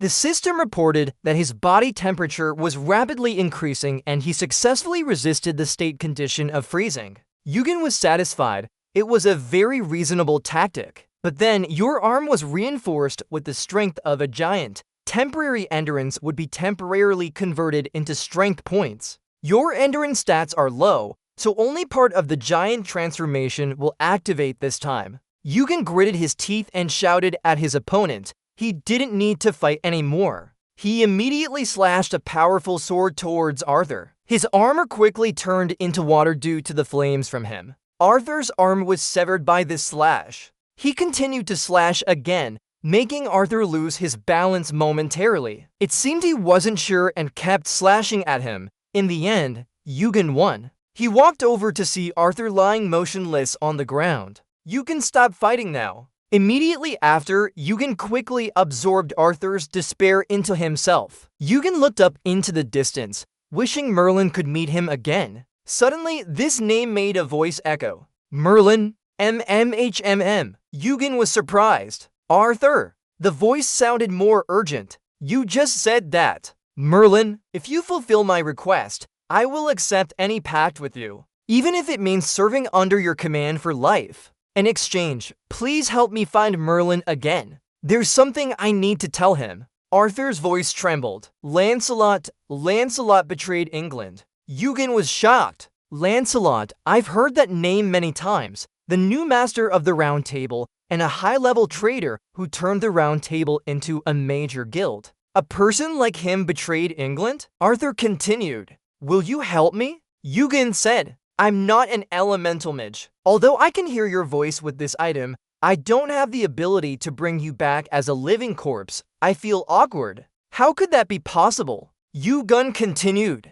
But I will still do what I can because I don't think we have any other choice. We'll meet Merlin anyway. He calculated. It seemed he would need to eliminate Lancelot for the sake of England. Having Arthur as an ally wasn't a bad idea. Then Eugen said, I accept your request. A satisfied voice echoed, Thank you, I owe you one. The system appeared. You have accepted King Arthur's request and begun purifying England. Upon completing this mission, you will receive absolute loyalty from King Arthur. You have obtained the soul of the King of all Knights. Eugen was surprised. Absolute loyalty? I thought it would just be a simple request, but who knew there was such a hidden agenda behind it? Susanoo spoke, dismissing the matter with a wave. But Hagen is still one of the useful undeads in this group. EU always wonders. You're back again. Where did you hide just now? Yggdrasil's father asked. Did you kill Arthur by accident, sir? Susanoo hints. Who knows? What do you think? I'll answer your question if you reach the top floor. Chastis harshly threw his sword forward. Susanoo was surprised and shouted, What are you doing? Has anyone ever put items in their inventory like this before? Eugen speaks up. It's my fault. I've been thinking too much. Thinking about how someone could design such a ridiculous test. And the sword he holds is pretty good too. Keep going up. Finish the test and I'll rest afterwards. At the 50th floor of the ranking management tower, when Teacher 2's guards trembled. That guy, where did he come from? And where is he now? There. The guy's fist hit the table hard and shouted, Just stammer and answer me. Suddenly, another voice broke the tense situation. Are you going to continue causing trouble here? Tengu? Or more accurately, should I call you a manifestation of Tengu? Tengu was annoyed. It's not my business. He continued speaking, I'm the ranking manager here. At least show some respect to me. Are you going to destroy this ranking management tower with just one manifestation? And I can't answer your question because it's personal information. The guy is the administrative director of the 50th floor. Tengu snapped, cheap bastards. Sharing a little info isn't such a big deal. Then Tengu angrily left. The door slammed shut with a loud click. One of them sighed in relief. His aura was terrifying indeed. That's just one manifestation? The manager replied, if it were the main body, administrators would have to come out themselves. Anyway, unless someone is involved, we can't disclose any information except their ranking. Got it. Everyone quickly agreed, understood, ignoring that we're not allowed to share info. Even us, who know everything about the tower, have limited info on him. Why is there no info on his background? I don't think this is a system error. That's why administrators are interested in him. He's been at floor 21 for nearly 3 months now, but it's impossible for someone like that to be satisfied and not climb the tower anymore. He thinks Kim Ilgon. What is he planning? Meanwhile, on Ilgon's side, he continues killing zombies. And very soon after, he completed floor 99. He looks at the evaluation board, struggling to increase his stats like this. So tiring. Just one more floor left now. Considering how difficult it gets from floor 90, the final floor will be unimaginably hard. Susanoo speaks up. What's wrong? Why are you so stiff? Aren't you curious about what's behind that door? I'm quite eager to find out. Eugen is annoyed. He's at it again. We need to hurry up. Susanoo continued, honestly speaking, we didn't expect a new recruit who made it to level 21 could reach this far. Even after witnessing your skills firsthand, I still can't believe it. The fiery star eyes, giant form, even the holy flames. I wonder if you're just a lucky cheat. EU spoke up, right now, I'm not a cheat anymore. Susanoo questioned, what do you mean by that? And very quickly, you open this room. You've entered the final floor. If you succeed, you'll get Susanoo's relic. Yugen realized Susanoo's spirit has vanished. A voice echoed, there it is. That was the one who killed me. Yugen was startled. Huh? But wasn't the one who killed Arthur? The familiar voice spoke up, level 21 recruit. Yugen was startled. Is it possible? The figure in the shadows calmly sat there. Why don't we continue this conversation then? Yugen realized it was Susanoo. He continued, I have a bad habit of being curious. When you said you're no longer a cheat now, could it be that you were once a cheat in the past? Yugen replied, who knows? You think about it. Hilarious, I never thought he would turn himself into a boss of his own dungeon created by him. Susanoo said, let's act like we're playing along. It'll be better if you answer my question. At the same time, the fiery star eyes were analyzing the target. Yugen suggested, why don't we make this a bit more interesting? I have some questions for you too. The loser will answer one question from the winner. No matter what the question is, how does that sound to you? If you're not confident, then forget it. Susanoo laughed loudly. What's that about? Not being confident, right? It's too early for that. Alright, fine, I agree. He quickly drew his sword after speaking. System notification. A challenge with Susanoo has been set up. If you win, you'll get an answer to one of Susanoo's questions. The question must be the truth. I can feel a terrifying number of angry spirits. I'm sure those are the angers of souls who died under his sword. Yugen thought, finally understanding why Susanoo left this dungeon behind. Not to remember the souls, relics, or assets he obtained by killing countless others. He's not someone haunted by such restless things. Even after death, he bound himself to the system to continue fighting. And your task now is to defeat Susanoo, the Death Knight. Susanoo spoke again. With lunch over, EU the sword bearer stood alert. He said, don't say that, it's bad luck. Immediately after, Susanoo sneered and used his inner strength to intimidate Yugen. Yugen thought in his head, the aura he exudes is worlds apart from before. That's the aura of someone who killed thousands of cheats, tens of thousands of players, and millions of people. Susanoo stood up and looked at him. Lines 1 to 60 are outputted as required.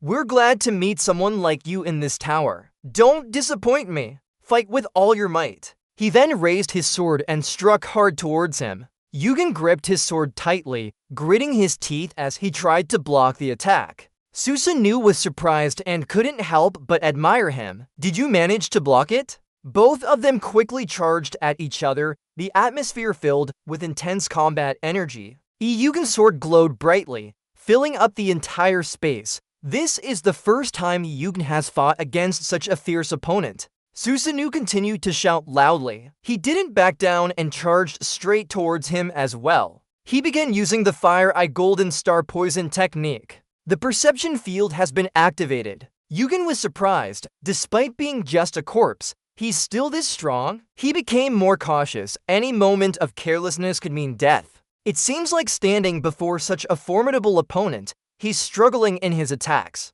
Yugen quickly used the strengthened arm with the power of an old man. Both continued to charge at each other fiercely, still unable to determine the winner. But clearly, Susanoo's strength seems slightly greater than him. The anger emanating from his body made even the demons cover their faces. In the darkness, the sorrowful arm suddenly grabbed him. Susanoo was pleased. He caught someone. He quickly used holy fire to attack the Death Knight Susanoo. His flames fiercely swept over Susanoo, who was quickly surrounded. Yugen silently thought that the gap in power and skill between them is too great. He panted heavily, strength, speed, magic, everything. Holy fire no longer had any effect on him. It's still this flame? How amusing! He mocked but was also pleased. Very interesting. How long has it been since I felt such excitement? Alright, back then he was in the forest talking to someone. Back then, Susanoo was quite surprised. So, is this person who wants me to kill Arthur? Not a high-level spy, but just a snotty kid with a runny nose? Why do it like that? And from the start, what gives you the right to ask for my help? The name is enough. Who I am doesn't matter. But what exactly does His Excellency want? Susanoo was extremely surprised back then. What we want? That guy seems to have thoroughly investigated Susanoo, he said. War. If a war breaks out, you won't need to worry about punishment or the intervention of administrators. All you need to do is enjoy this blood-soaked and thrilling game. What do you think? Isn't this an attractive offer? Back in reality, it's true that someone once stirred my war spirit like this kid did. You're holding tightly onto the black sword in your hand. A golden light surrounds you. You noticed him and called out. Where are you looking at? Do you have time to look somewhere else? You're still dodging his attacks. Crazy! If I get cut by that sword, the wound won't just be bleeding. Susanoo challenged him. Just keep dodging, it's not fun. And what can you expect from a newbie who just reached level 22? If you continue like this, let me end things here. His sword in his hand is already slightly broken. Susanoo doesn't mind cutting him again. He quickly lay down to dodge a fierce slash aimed at his neck. He swung his arm and struck him hard. But what surprised him more was that this encounter had become even fiercer. Susanoo is satisfied. Good job. So you finally decided to use it. Don't die too soon. We still have much to discuss. The reason I can hear the voices of these wandering spirits, even though I'm not a soul master, the reason Jinny absorbed those souls. And Susanoo's words when he saw Kini, that glove has a very special ability, as he mentioned before. Why didn't you use it? This is your trump card. You and I are alike. You think about it. The Stone of the Sea controls all life in the ocean. The Divine Stone governs everything in the sky, and the Black Crystal. His eyes changed color as a continuous surge of power emanated from his body. Susanoo is fierce. Good job. The real battle has just begun. Kim loves origin. And now Kini finally opened his eyes. He charged at Susanoo with intense energy, commanding him to obey. A surge of intense energy burst out like a hurricane. His power level is somewhat similar to that of a fallen god. Susanoo raised his sword and said, "Excellent. Let the real battle begin." Suddenly, several pairs of fierce eyes opened up and stared at Susanoo from midair. He couldn't believe what he was seeing. What's going on? The spirits are escaping my control. Just a new recruit who made it to level 22. Susanoo shouted, "What did you do?" Yugwon calmly said, "He told me that Kini's true power is something else. Absolute dominion over death. That's how I awakened this power." Susanoo sneered, "You shouldn't have said that. Do you think you can subdue me with just that? Don't dream it." He attacked the spirits and slashed his sword towards Kini. Yugwon was no longer weak. He quickly charged at Susanoo's sword. The two fought for what seemed like ages. Susanoo gradually lost his dominant momentum. Iagon chuckled, dreaming, "You overestimated yourself." System notification. Your arm has been reinforced with the strength of a former soul, suffering from hellish torment. With Kenny's help, he was more resilient. He's just a minor player. Susanoo silently assessed him. Different. No, not just different. Even his upper muscles couldn't remain calm when facing me. But this brat, no. Kim loves Gwon, but the young man in front of him had a bit of awe. Thinking that, they continued close combat. He kept attacking, but all were blocked by Kini. Yuwon's strength at this moment is even greater than a high-level devil. He angrily glared at him. Damn it. Why can't I control the souls? Susanoo realized something was wrong here. He looked into Kenny's eyes with malice. Susanoo shouted in panic. What is that eye? The purple flames immediately engulfed his body, burning ceaselessly. He screamed desperately. How can a corpse feel pain? It seems you're afraid of something. I'll explain. The fire grew by consuming fear. Fear and anger made him go mad. Susanoo fiercely charged at Kini with everything he had. He almost screamed. A nameless one like you dares to.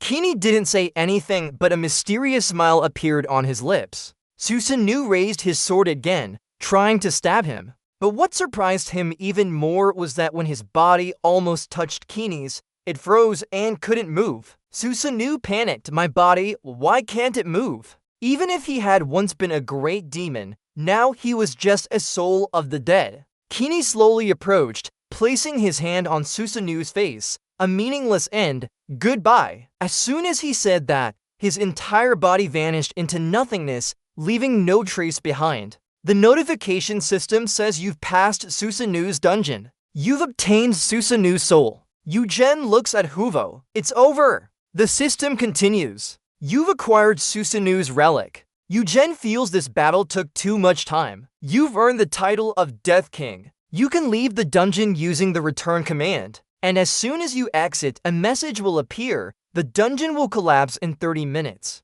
Cut to the tower's first floor wall, representing the Falls world. After defeating Susanoo, you received many items. Athos' voice echoes, he's the one who actually killed Susanoo. Yugendap, he was already dead. I just severed his soul with that body. Athos understands. Oh, yes, that's right. You quickly reviews everything. Alright, let's see what we've got here. First is Kusanagi no Tsurugi. Kusanagi no Tsurugi. Spirit Sword. The reward Susanoo received after defeating the 8-head serpent, one of the 3 holy treasures of the 3 divine sons. The Spirit Sword can instantly increase the power of its wielder, but it will gradually drain their life force over time. Well, that's something to consider. And this title, Death King, I'm already familiar with it.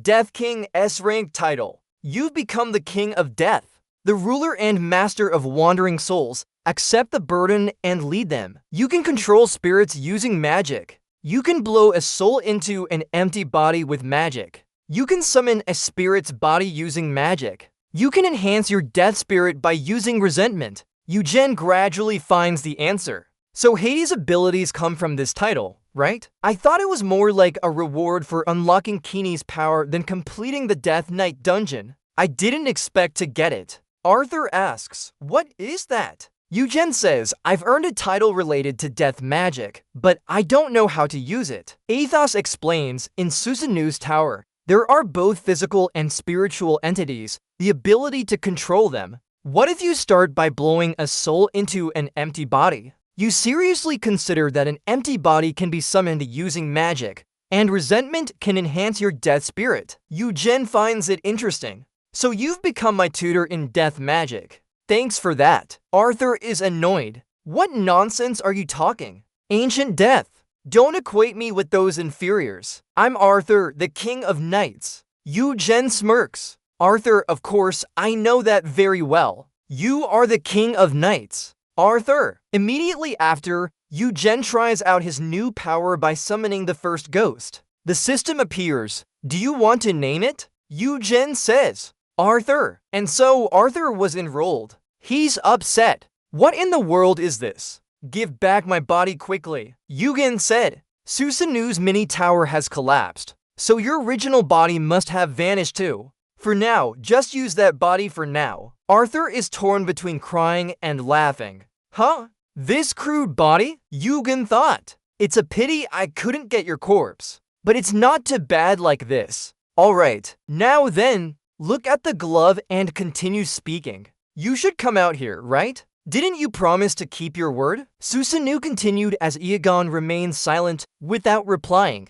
It seems I never thought the day would come when I'd have to pay for my own actions. Truly disgusting. Alright, what do you want to know? It has something to do with that foolish guy behind the Persian. I is furious. That foolish Thor. Eugen said. Who was it that asked you to kill the King of Knights? Susanoo replied. I'm very sorry, but I can't answer that question. Even I don't know who he is. Eugen looked a bit unhappy. He doesn't know either. Susanoo continued. Instead, I'll show you my memories. You've entered Iagon's memory, surprised. This is inside Susanoo's memories, right? 2 voices echoed. So, do you want me to kill that Athor kid? Not some high-ranking official, but just a little brat with a runny nose. Why should I do that? No, from the start. What right did you have to ask of me like this? Who I am doesn't matter. Isn't it more important that what you want is what matters? What I want.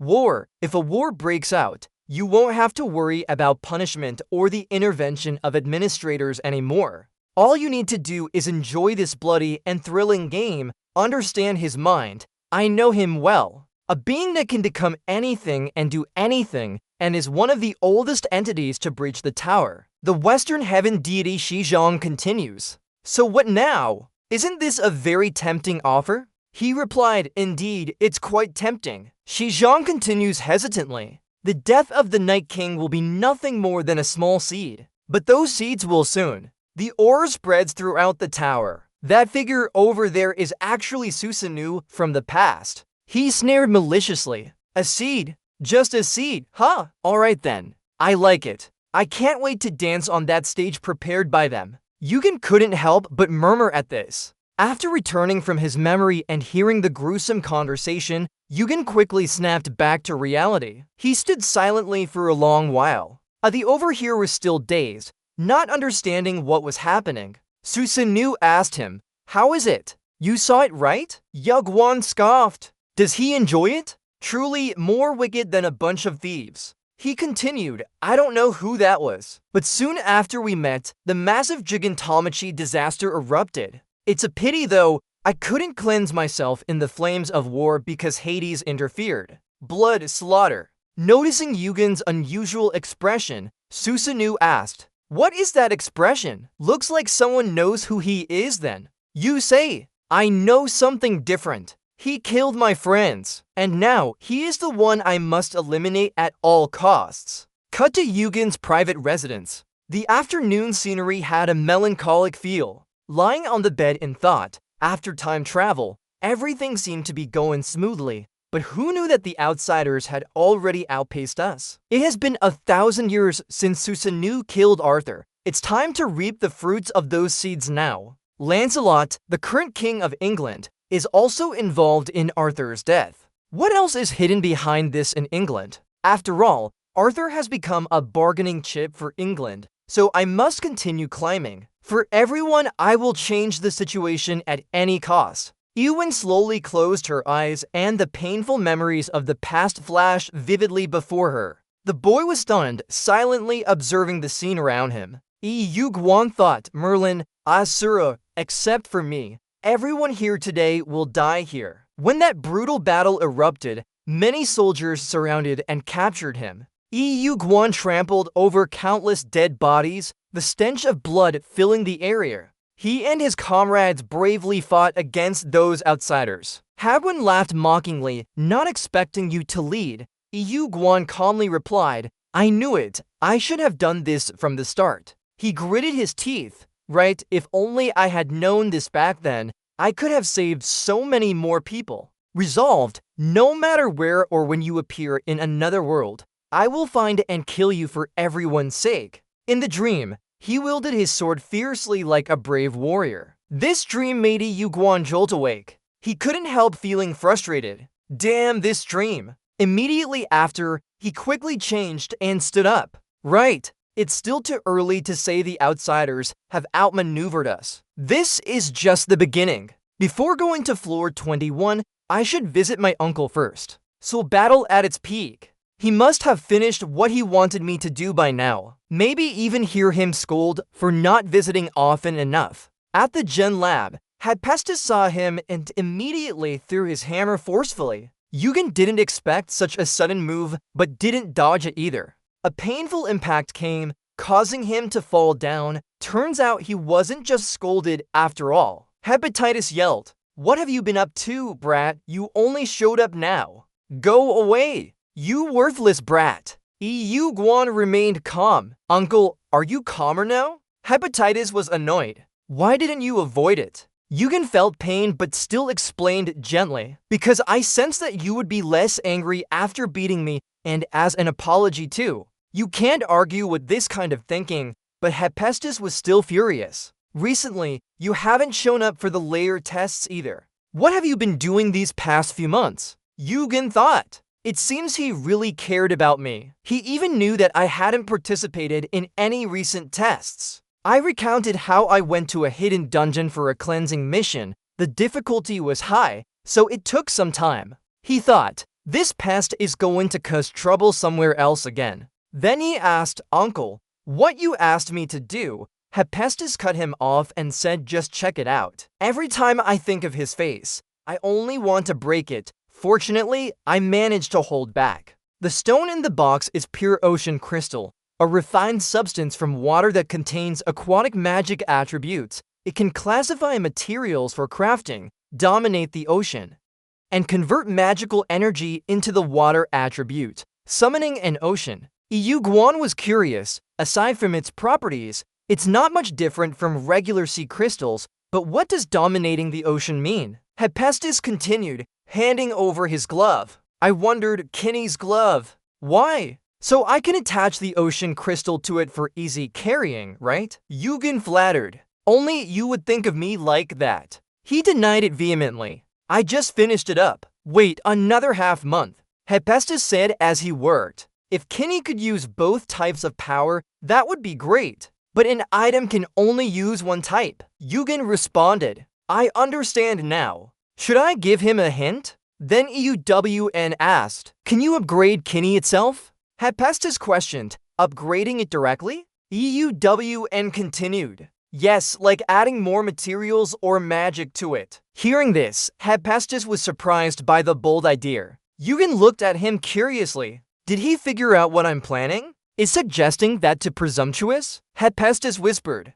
Is this brat a genius or something? Yugen didn't understand and asked again. Why? He looked at him skeptically. Nothing. He continued. A good idea, huh? Sometimes that brat of yours is actually useful too, right? Yugen teased. Didn't you just call me a genius? Hephaestus angrily pointed the needle at him and shouted. When did I say that? You worthless brat. Hephaestus carefully reviewed what Iagon had said. He was a bit surprised. Upgrading? Remember when Iagon asked if I could upgrade Kinney myself? Like adding other materials or magic, for example. He rubbed his temples and thought, it's possible with a mage, but only temporarily. You can't permanently change the function of an item. But our blacksmith instincts are telling us that might not be impossible. He raised an eyebrow. I can't believe that brat actually did it. Before he could finish, loud knocking on the door disturbed him.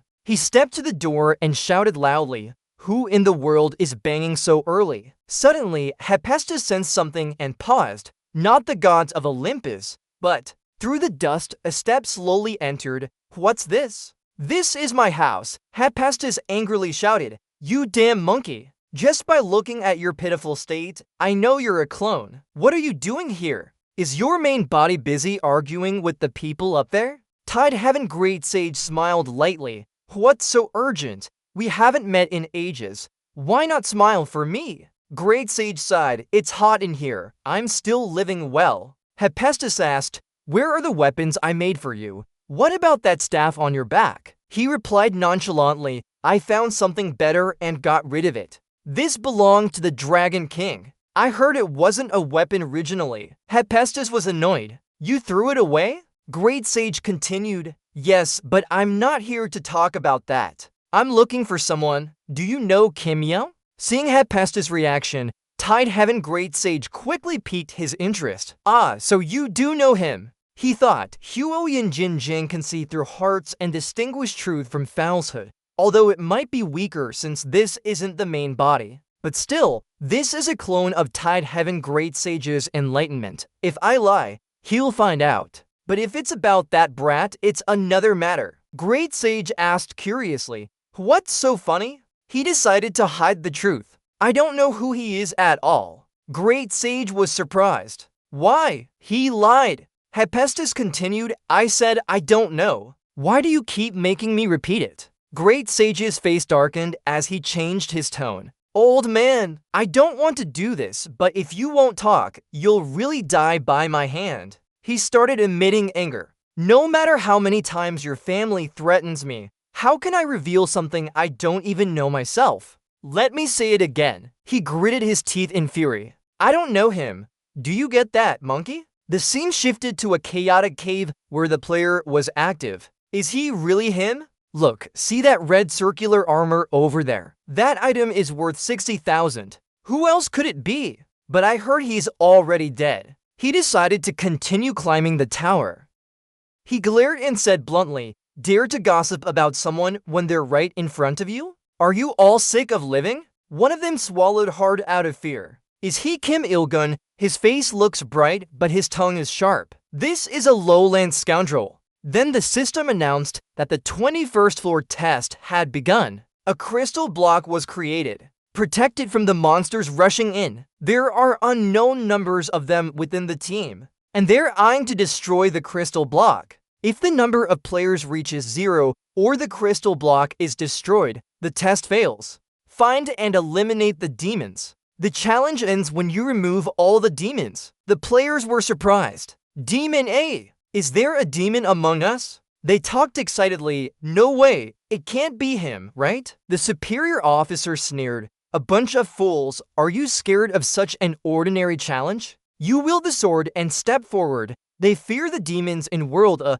then you stand before one, both stare at each other silently. He wondered, what's this? Meanwhile, Yugen smiled strangely on his lips. He didn't say anything, just silently drew his sword and struck hard towards him. But something strange happened. As soon as the head fell out, it turned pale like a wax statue. All the players were shocked. Is he a demon? Yugen spoke up. I'll stay here to guard the crystals so that the demons can't get close to them. You handle the monsters and keep them from getting near. Don't block my way. They all trembled. F***CK, look at his aura. He's really a genuine Kim Il-gun. It can't be a doppelganger. You sneer darkly at the players. Alright then, let's start then. Then a series of monsters fiercely rushed towards Yu-1 and the players. Everyone screamed in fear. They're coming! King Hell. This wave is twice as many as before. Get ready. Move to your positions quickly. One of them struggled to charge up. Does anyone have a buff skill? Hurry and go first. I'll support everyone. The others panicked. Over there. They're pulling in half a minute. The guy said to the rest of the group on this side, calm down. All we need to do is focus on the monsters. Yugen will handle the demons. He went with Renha, looking pleased. Renha, I have a good feeling about this challenge. Everyone's morale is soaring high. He was startled. Hey, don't be careless and stay alert. Renha whispered in admiration. Just his presence alone has such a significant impact already. Yugen, indeed he lives up to his reputation. Realizing he had touched another player's back, Renha quickly explained. Oh, sorry, I was too focused on the battle and didn't notice. The other person seemed serious. No problem, I don't mind. Hearing a familiar voice, he looked closely and realized it was Kim Il-gun, but Renha quickly glanced back. They look exactly alike. Who would have thought there are two people in this world who resemble each other so much? The other person spoke up. I must have mistaken him for someone else. The other person said, don't you find something strange about that? Renha asked back, what do you mean? The other person continued, Kim Yeogwon. That guy, he hasn't found any more Dubo since the first one. It might take some time, but finding a Dubo in such a short period is already impressive. Renha asked again, do you think so? Don't you think it's just a coincidence? The other person still doubted. Where does the coincidence come into play here? But he silently pondered in his mind. It could be possible. Maybe that's one of his skills. He is indeed a strange fellow. Is he suspecting Kim Il-gun to be the Dubo? But such suspicion is unnecessary. Thinking this, Renha continued. No matter what the situation is, as long as Kim Il-gun is here, no one will get close to that crystal. So don't waste time doubting and focus on the monsters in front of you. The name looks familiar, he thought to himself. This feeling is strange but also really exciting. He looked at Yugen with envious eyes. Let's see how far the trusted Yugen's sword can take him. The system notification shows 25 hours, 2 minutes, and 12 seconds remaining. However, players are starting to feel fatigue after continuously killing monsters. They said, oh my god, we're done for. How much longer do we have to keep doing this? We need to catch all the doppelgangers if we want this to end. One of the players looked dissatisfied at the center, but Yugen still stood there motionless from before. Is he really doing his part? A player beside him explained, at least now no one dares approach the crystal. Hearing that, they grumbled, so what? At this rate, we'll be killed by the monsters first. Kim Yu's sword bearer sighed. He walked towards the gathered players and said, those rats are good at hiding. After seeing me kill the first one straight away, they probably plan to wait for us to exhaust ourselves while hiding in the crowd. Hearing Kim Il-gun's fake voice, they looked confused. What? What do you mean? Are you saying I can't find any doppelgangers? Kim Il-gun's fake walked past him. No, I'll pass this challenge at all costs. He raised his sword and suggested, everyone point out one suspicious person. Then, Kim Yu's fake continued to laugh. If we kill the most suspicious person each time, this challenge won't last long. Hearing that, they shuddered. Are you crazy? What kind of suggestion is that? Another player said, how can we just kill someone because we suspect them without clear evidence? Suddenly, a player from the crowd raised his hand and said, excuse me, I saw one suspicious person while fighting 3 earlier. The guy next to him also chimed in. Me too. The person in front of him turned around angrily. Are you all crazy? Why are you doing this? They started arguing loudly. Let those who want to die do it alone. I beg for your help. But others didn't agree. The monsters kept coming in larger numbers. At this rate, we'll be killed before finding the doppelgangers. Gather all the suspicious people together. The players quickly separated. Someone shouted that one of them did it. You've gone too far. Do you really think everyone here is a doppelganger? Is this necessary? Kim Yu's fake interrupted. Look, because most agreed with my plan. It's time to find out who the imposter is. He immediately approached one of the players. Hold on, don't come here. Kim Yu's fake swung his sword, causing the other player to shout. Just then, the real Kim Yu came and grabbed his sword. Kim Yu's fake turned around quickly. His eyes widened in surprise. He managed to grab his own sword with both hands. Kim Il-gun looked straight at the player who resembled him and whispered, so you've finally gone too far. Continue. Seeing how harmless you are, I was going to let it slide. And that's line 59. And this is line 60. But if you're planning to disrupt the challenge, that's a different story. The players dropped their jaws. What? Hold on. Why are these so alike? One of them sighed. No! Not just similar. They look like twins. Kim Il-gun suddenly had a bad feeling. He thought, so this guy is the real Kim Il-gun? Kim Il-gun barely said, I'll deal with you later. In an instant, his eyes turned red. He activated the truth-revealing skill. His fake body suddenly glowed and reverted to its original form. He covered his face and groaned. Ugh, damn it. The players were extremely confused as they watched them confront each other. Wait, is he a boss? But isn't that strange? A round boss who was so confident at first turned into mud. What is he then? Is he just imitating? The fake Kim Il-gun insisted. He's fake. I'm the real Kim Il-gun. Kim Il-gun agreed with him. Yeah, whatever. Just as he finished speaking, his foot kicked hard, causing the imposter to fall to the ground. He revealed his true face completely. Kim Il-gun said, you want me too? The fake Kim Il-gun was kicked away by several hundred pairs of eyes watching. After handling the fake Kim Il-gun, he turned and said, now, let's clean up any other imposters. The imposter who was looking at him paled. He stammered, no, it's not me. I don't even know what he is. Others agreed, me neither, I'm just a low-level player. I can prove my name is Miles and where I live. Kim Il-gun ignored them and went straight to Renha. Renha was on guard. So you're the real Kim Il-gun? Who am I? You point your sword at his neck. It doesn't matter. He said, are you doubting me as a boss? Renha calmly explained, my teammates can vouch for my authenticity. We've never been apart since the challenge began. The named teammate stood up to support him.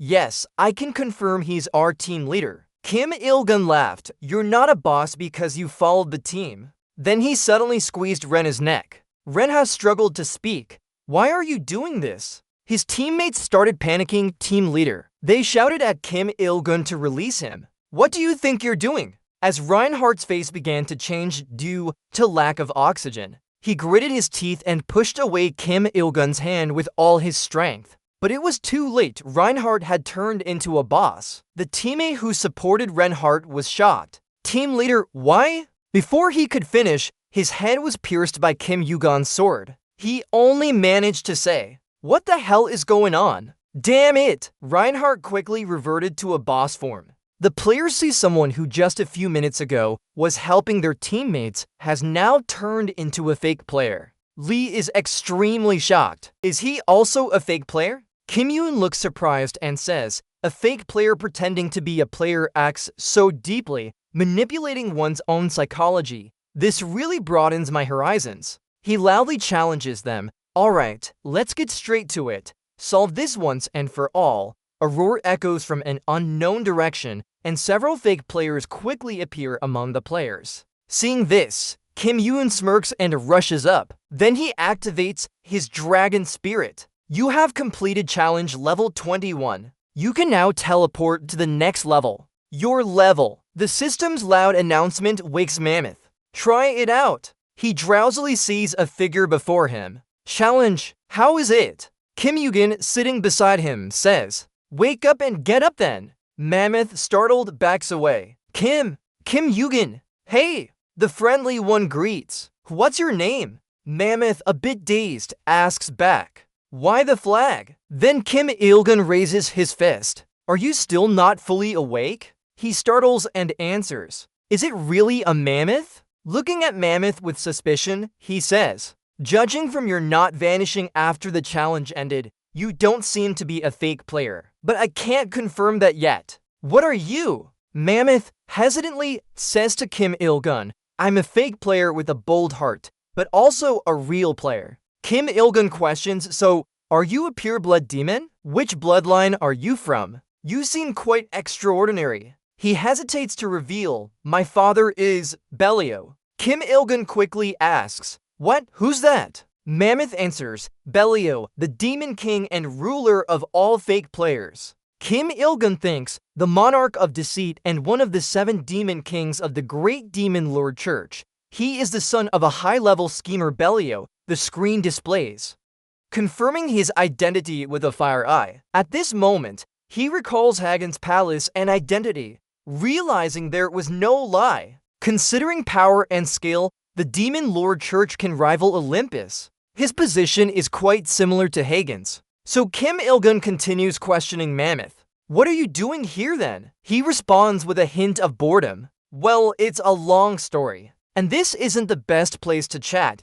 Kim Il-gun thinks, feeling slightly confused. After a moment of silence, Mammoth stammers, but I. Although surprised, Kim Il-gun remains silent, waiting for him to finish. Then Mammoth changes his attitude and says with eyes wide, I'm your super true fan, Il-gun. Kim Il-gun stands still for a few seconds. What? He can't hide his admiration. Enthusiastically, he continues, since I saw you break the rankings from level 1, I've been head over heels in love with you. And after witnessing your performance at the Martial Arts Grand Tournament, I officially became a loyal fan. Oh, but you don't need to hold back because I'm your fan. What happened earlier was my fault. I deeply regret it and promise never to do it again. Kim Il-gun doesn't believe him. He quickly used his fire eye to confirm the truth once more. Patch it up. It's true. I never expected this. Turns out he caught me because I'm his idol.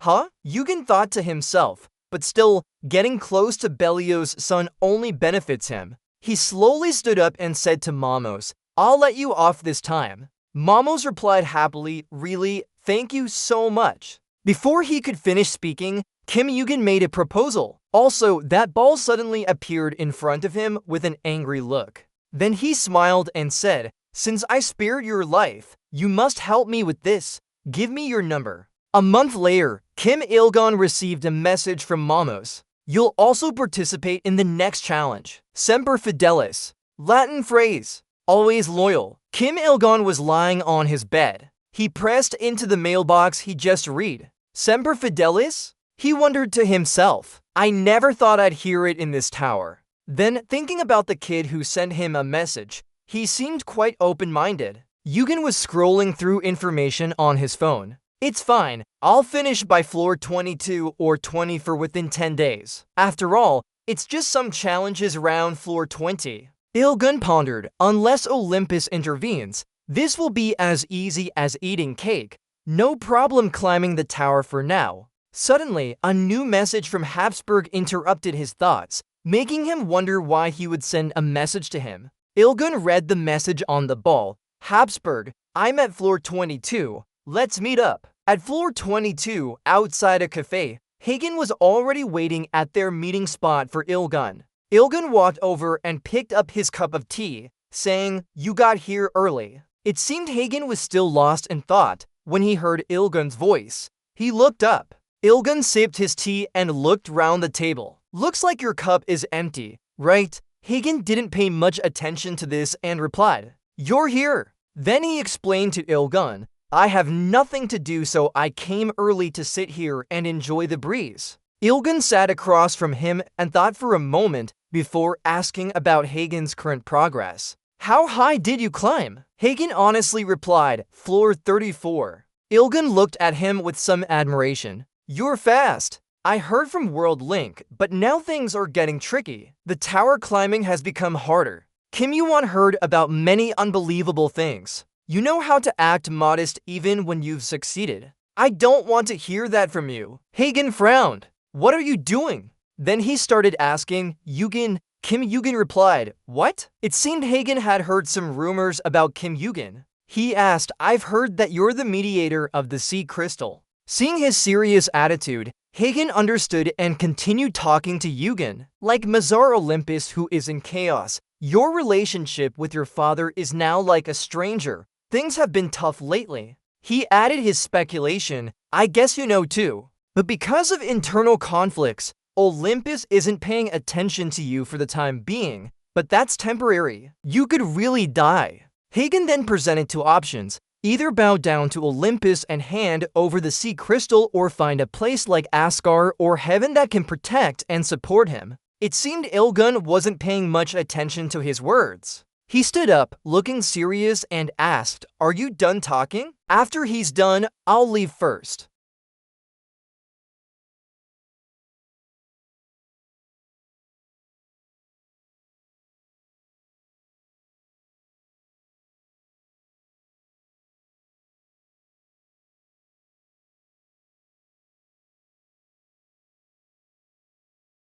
"Besides, you'll change your mind after I give you a mission to do." Mamos has no idea what's going on. Curiously asked, "What are you doing on floor 25? The system announcement is accompanied by the boundary circle appearing round each team. The field boundaries are being initialized. You'll be eliminated if you cross the boundary line. Starting to distribute initial points now. Total of 10 points, Kim Il-gun thought. So that's all set at 10, just enough for a unicorn. The team members immediately relaxed their guard. Haha, looks like this challenge is auto-passed. Because there's Kim Il-gun in the team, they started chatting excitedly. "Lucky! We have Kim Il-gun as our squad leader. Someone else will carry the load." F***CK. I can't remember the last time I didn't worry in a challenge. Hearing this, Mammoth crossed his arms and addressed the person everyone was talking about. "It seems everyone is counting on you." Kim Il-gun replied something that left Mammoth utterly confused, hoping they don't regret it later. Numerous notifications popped up one after another. All were announcements of unicorns being summoned. Seeing hundreds of unicorns being summoned, the members of Kim Il-gun's team went pale. They exclaimed in horror, "What the F***CK? Why so many? This is stage 1A. How many are there exactly? I can't even count them anymore." Mamos muttered, realizing what Kim Il-gun meant earlier. "Other teams must have spent all their points summoning unicorns to attack our team."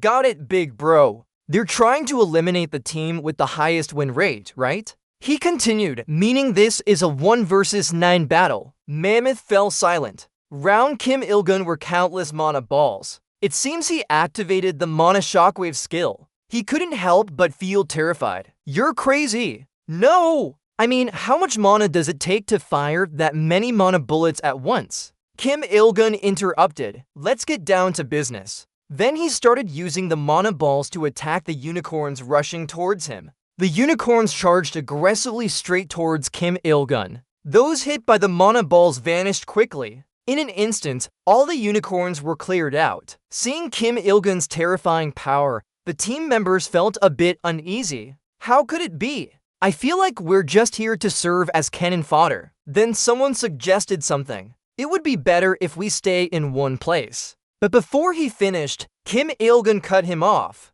Everyone should try to hold out for as long as possible. If you're staying, at least try to pass the challenge with decent points, right? The other players immediately understood Kim Il-gun's intent, meaning we won't fight then, right? But in Mammoth's eyes, he looked incredibly cool. You!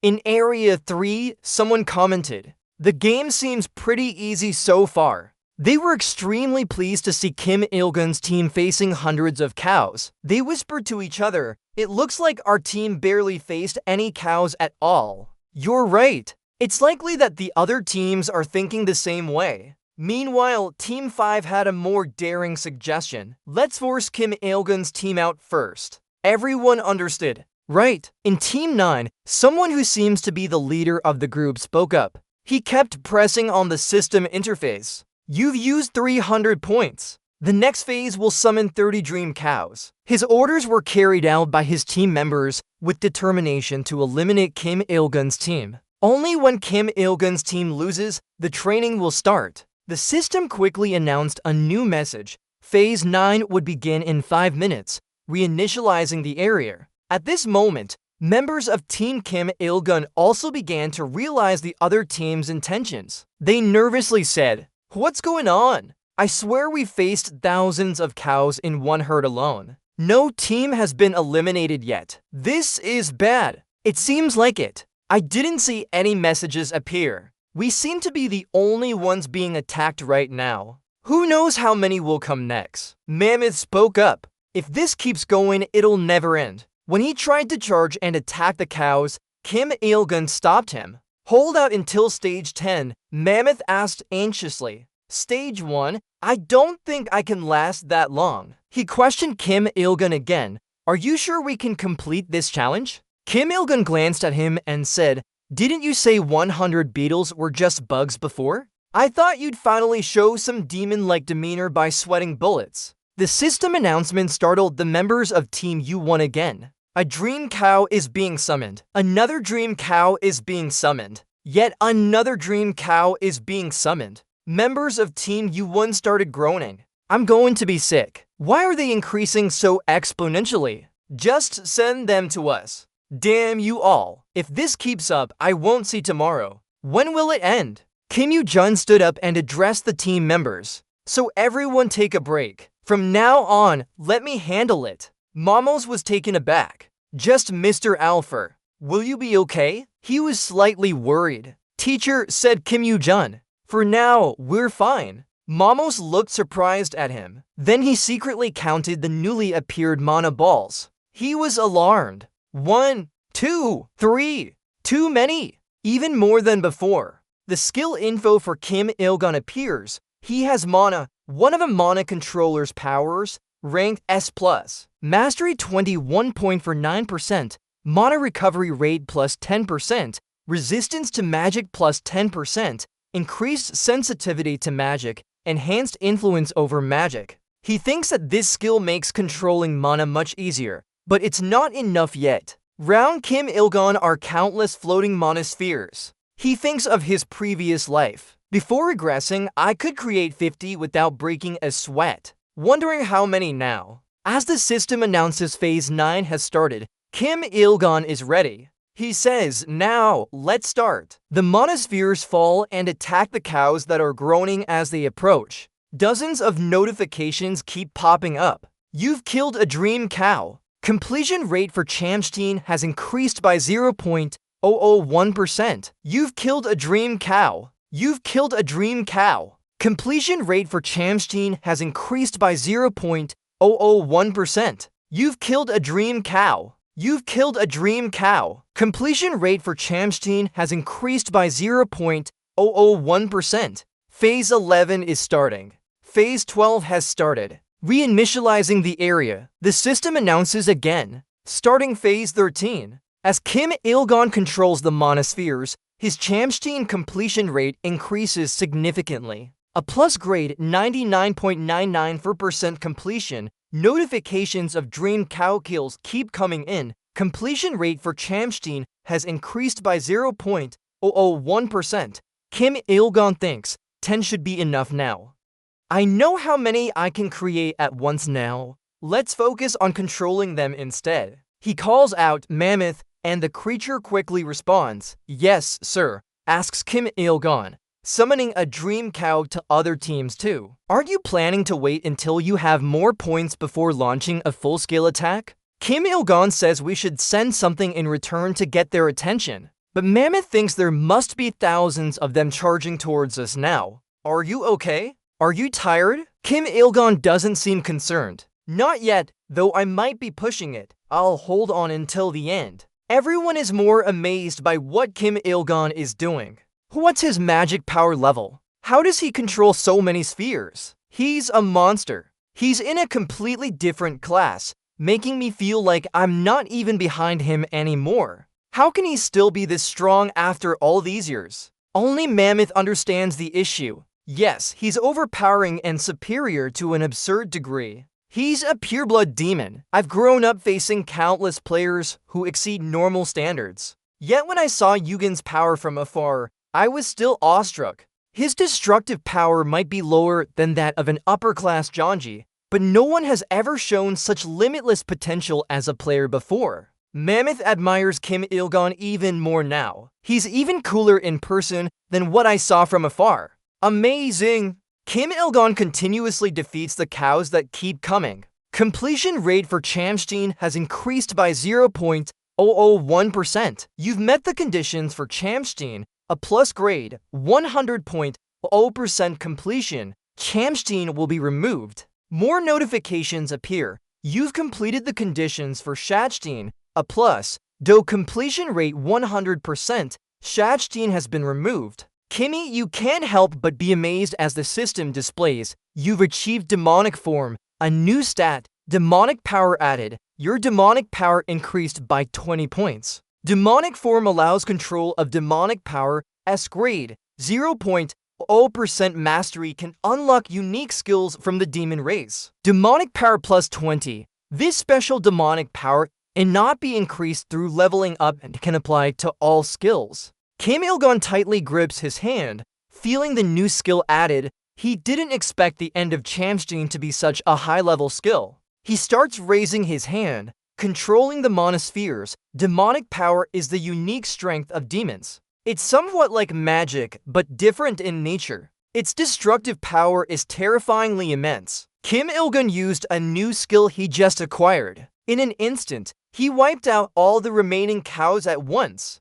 The events unfolding before them were too fast for everyone on the team to process. Oh my god, oh my! He pales. Jun asked Kim Il-gon, "Do you have any devil's relic? How can you use demon power?" Kim Il-gon replied with a smile, "I'm not sure either." Then he told him about it. "I got a new skill, and just naturally started using it." Everyone heard but felt even more terrified. How is that possible? His father was a devil. No wonder he doesn't look human at all. But he surprisingly revealed that it's fine. Kim Il-gon continued talking to everyone. "Now I have what I wanted. And this game?" Mamos heard Lin Nu ask. "Yes, which game? Anything else?" Kim Il-gon told him to look at the mission board in front of them. Of course, it's a challenge for this mission. Total score, 20 for .355. The number on the screen quickly decreased. Then Lin announced, "You've used all 20 for .35 million summons. 2,435 drain cows will be summoned in the next stage. Please choose which team you want to summon for this stage." Go back to another team. They still don't know Kim Il-gon has prepared his retaliation. They sighed and complained. Damn, that Kim Il-gon is so persistent. The person next to him was also frustrated. What stage are we on now? Stage! He lay down with his head in his hand, wondering why he had to endure this for so long. It's better just to give up. Suddenly, a system notification appeared. Team T has used their summoning rights. Then he jumped up angrily and told the people around him they still have time to counterattack. Suddenly, thousands of notifications almost simultaneously appeared, indicating that dream cows were being summoned, making them gasp in surprise. Hold on! Wait a moment! What's going on here? In an instant, they were surrounded by numerous dream cows, looking terrified. Is this from Kim Il-gun? The group began to doubt life. They didn't think Kim Il-gun could pull off such a surprise attack. That devil! How many points did he save up for this? Then someone spoke up. Hurry, grab your weapons. I'll take the front, you guys handle the back. The people in the back shed tears of relief. Behind is where they're coming from. They're rushing towards us from all directions. So the old hands are coming from all directions. The system announcement echoed. Team 1 has been eliminated. Team 4 has been eliminated. Team 7 is out of the game. Each team fell one by one under Kim Il-gun's hand. Great! Other teams are starting to get eliminated too. You silently calculate. Turns out each summoning wave adds about 200 more. They're all players who made it up to level 24. So there should be 1 to 2 teams left. The issue is time. Kim Il-gun's cold iron gaze looked far into the distance. He sneered with a bitter smile. Can they survive this massive monster wave? Or will they die before the timer hits 0? I'll play around until you get bored. Kim Il-gun's attitude is scary even to his teammates. Are you sure he's not a devil?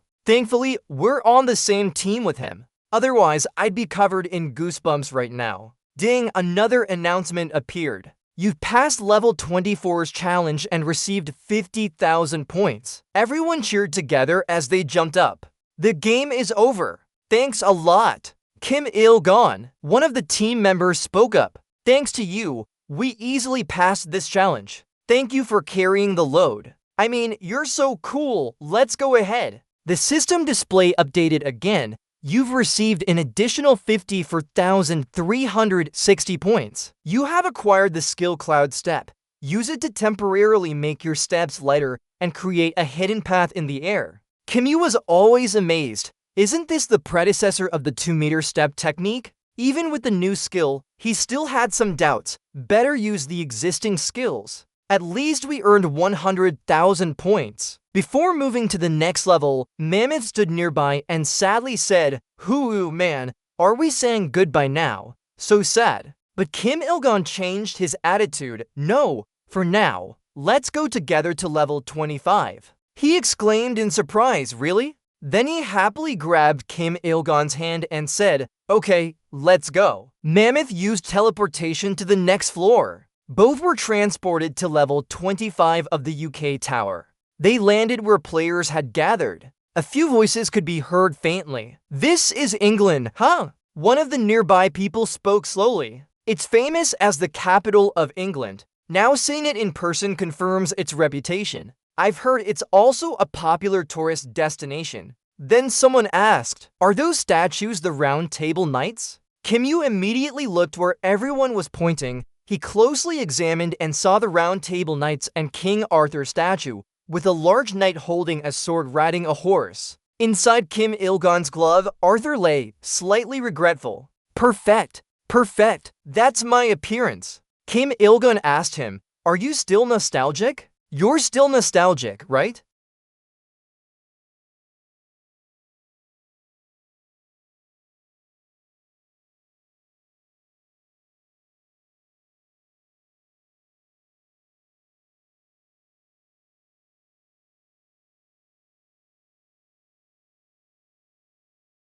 He immediately got excited and shouted loudly, "What are you talking about? Isn't it time we moved past racial discrimination like this?" Kim Il-gun asked him, "Does England have a law like that?" Percival started explaining, "This is the law we've been debating since the first king disappeared. It's a sensitive issue, so I hope everyone can understand." He looked at Kim Il-gun and proposed, if Kim Il-gun could step up to guarantee this boy, that would be another story. Kim Il-gun frowned and asked, What do you mean, the entire mammoth is burning to ashes? What exactly are you trying to say? Who can testify for me? My existence itself is proof. Do you know who my father is? Percival didn't care. How would I know? Never mind who your father is. Mammoth's rage is so intense it wants to burn Percival alive. He roared, "My father is Belial. My old man is gone, one of the 7 kings leading the demon council, and one of the 100 strongest cells in the tower. And his son is me, Mammoth. How dare you doubt my identity?" The guards were so scared they broke out in a cold sweat. Belial, he meant. Mommos pointed at Percival. He said, "I'll go tell my father." Huh, who are your father to talk to me like that? One of the guards reminded Percival not to make this conversation awkward. We already know his identity, so let them proceed. Okay then. The gate opened and they saw the capital city before their eyes. Suddenly, a new message from Mommos appeared. He told Kim Il-gun, "I can't believe those bastards didn't want me in because I'm a demon. They asked who your father is, but when I brought up my dad, they acted like it was nothing. Isn't that funny? But how do you know about this?" I studied the laws of England. Kim Il-gun's message just gave me a feeling. Some people looked around and marveled. This is Camelot, huge. That must be the royal palace. As Kim Il-gun took a few steps, a notification popped up. Teeth have grown, hunger, crying, twisting, crying. You got it. I knew it. There are remnants of the outer world here. He quickly thought through his options. I've completed the celestial star. Now all that's left is the egg. So he decided to speed up hatching and find out what was inside. Kimyu couldn't help feeling worried. Will it ally with me against the outer world or stab me in the back when I'm weakest? Another notification. Desire, hurry up. Kim Il-gun aided as he walked. Got it, shut up. Desire, hurry up! Desire, hurry up! Kim Il-gun was annoyed by the constant urging. Is it because of higher hatching rates? Why has it become so lazy now? From the balcony in England's Camelot, Kim Il-gun in royal attire conversed with Arthur. Since we entered Camelot territory, he hasn't said a word. Why is he so silent? A fragment of Arthur's essence appeared from his glove and responded. Although Camelot has changed much, it still feels the same as before. Then the essence of Arthur detached from the glove and flew around the room. Kim Il-gun watched and said, "What he means is this palace. It's just an old castle inside." Arthur seemed to agree. "That's right. It's older than me." He couldn't help but wonder. "But why did you come all the way here? They might have reported your whereabouts to Olympus." Kim Il-gun didn't seem worried about it. "You also heard Percival's words on the way here, right? He told me to follow him here because Lancelot wanted to meet me. Because earlier, after entering the capital, Percival had suggested to you, Highness, that he wanted to meet you. Why didn't you and your companion come with me to the palace?" Mammoth refused. "It's okay if a dirty demon like me steps into this revered royal palace, so I went alone." Arthur said sarcastically, "I know you're not asking about that." Kim Il-gun told him again, "You were the one who told me there was someone I needed to meet." "You mean Merlin? Did you come all this way just to help me meet my old friend?" He replied, "He wanted something from me, so I came to see him too." Atho was moved to tears. He said, "I'm touched. When you gave me that Oros's body, I thought you were just a heartless scoundrel with no emotions at all." Kimyu always laughed loudly. "Did you think of me like that?" Atho continued, "Not only that." Then he talked about his appearance. "You always overthink the purpose and reasons behind everything. You look like someone who plans everything in advance,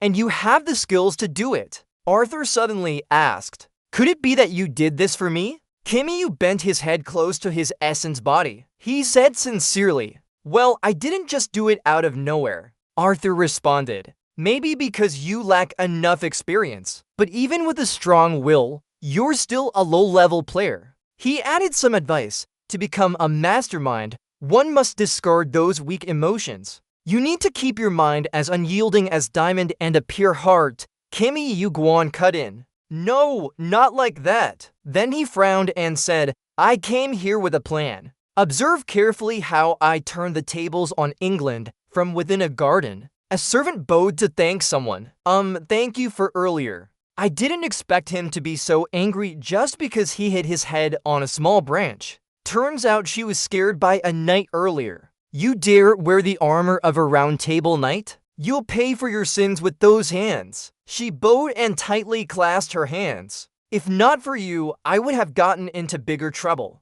The other person replied, there are still maggots in the pot of round table knights like that. Turns out the girl was saved by an old man with long silver hair. He kindly added more advice after speaking. If you're constantly blamed for unreasonable things, you'll soon break down. The servant thanked sincerely. Yes, thank you. As he admired the flowers, she stood behind him hesitantly and said, I've only been working in the palace for a short time, but the knight earlier was very alarmed when he saw you. So it seems like you have a high position. Could I know your name, sir? I hope I didn't cause any trouble for you. He reached out to touch nearby flowers and said calmly, so you want to know my name then? If you really owe me, take care of these flowers with all your heart. After he finished speaking, the beautiful flowers bloomed quickly. Then he continued, I often come here when my mind is in turmoil. My name is Marcello. As they left the garden and went down the elevator, he said, modern knights are really something else. I wonder where they sold their chivalry. He shook his head and sighed, lamenting that the honor of a round table knight was gone. Our times were not like this. Then he glanced somewhere and asked, do you acknowledge this? It's Kim Il-gun. Don't just answer. Who knows? Then you approached him, walking while stretching. Didn't the great mage found Britain with King Arthur, right, Merlin? Yes, but it seems we've never met before. Merlin glanced at Kim Il-gun and asked, have you been following me for a while now? Don't look at him directly, then introduce yourself. I'm Kim Il-gun, said Merlin. He was surprised and asked, why did you just say your name? Kim Il-gun, I think I've heard that name somewhere. Kim Il-gun sincerely replied, I'm a new player. Merlin continued to question, really? Did Lancelot invite you here? Then why are you looking for me? Without answering, he pulled out the sword of King Arthur from his equipment and showed it to Merlin, startling him. There, that's Excalibur. His eyes darkened. Where did you get that sword? It'll be a long story. He placed his hand on the sword and added, and I don't think we can discuss such an important matter in broad daylight. Can I ask for a cup of tea? At Merlin's residence, after pouring the tea, he spoke up.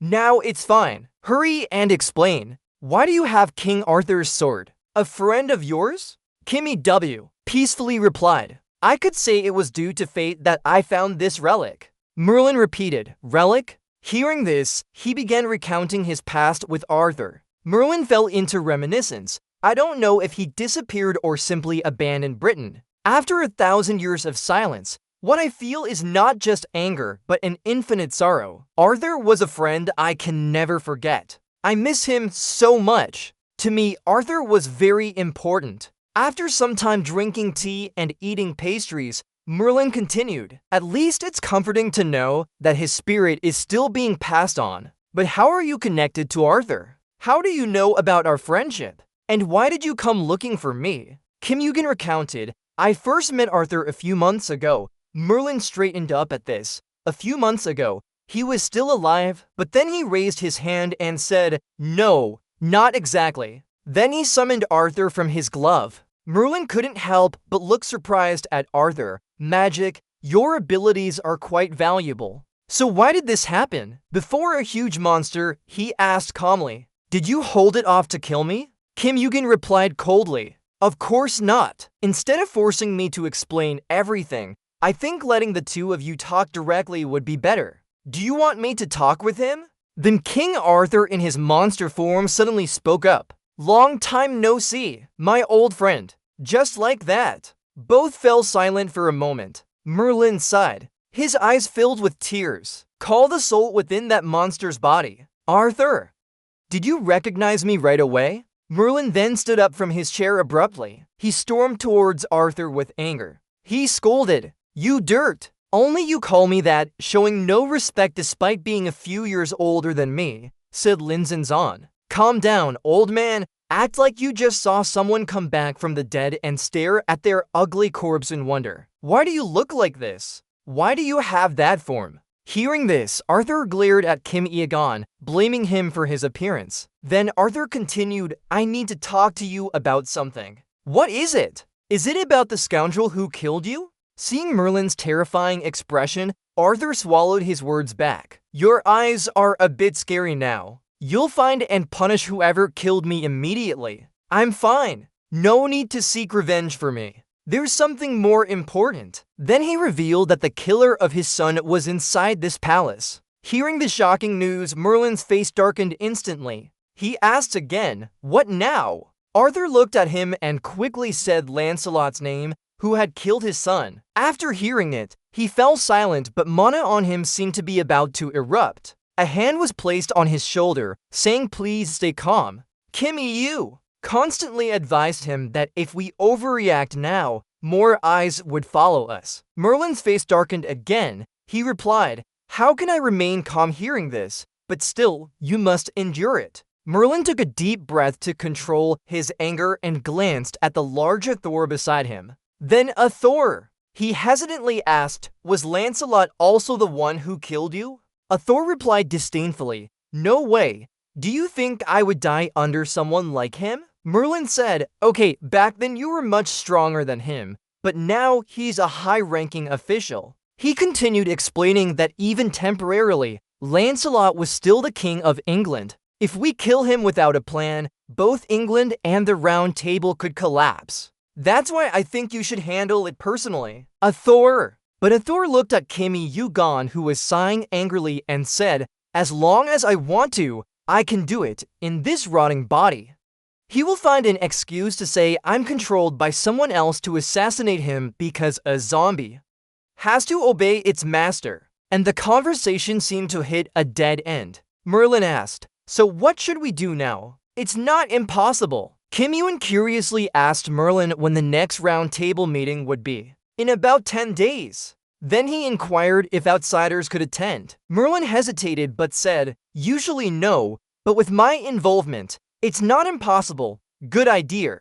He then shared his plan. On the day of the meeting, we would turn the round table upside down. Inside the castle, a red-robed knight approached the throne, followed by 2 others who hurriedly came after him. They spoke, the matter has been resolved. The god is glad you're safe. Your Highness, the knight said as he removed his armor, I've been away for quite some time. Is there anything that happened while I was gone? Nothing. He touched the throne and said, understood. We must always prioritize the welfare of our people. Then he sat down in front of the throne. That is the will of the king we knights must always remember. The others knelt to receive his orders. His face was Lancelot, the temporary king of England. Lolith and Tho both looked up to report. Player name Kim Eagle. Percival brought him to the palace as per your orders. Then he sought Lancelot's opinion. Should we summon him to the Grand Hall? Lancelot replied, let's meet him directly, that's better. While most medium-sized guilds were trying to recruit Kim Eagon, Asgard, a major guild, remained cautious and silent. Lancelot then sat down and recounted what he had heard from Asgard. An unbacked player with an unclear background is rapidly climbing the ranks. They suspect this is too suspicious and have secretly investigated him. The investigation continues. They believe it's linked to King Arthur's death, involving the Round Table and England itself. Lolith and Thor were shocked and angry. Why the flag? They clenched their fists in anger, asking if it was true. Lancelot deliberately avoided giving a clear answer. No concrete evidence yet. However, given that the source is Asgard, its reliability can't be ignored.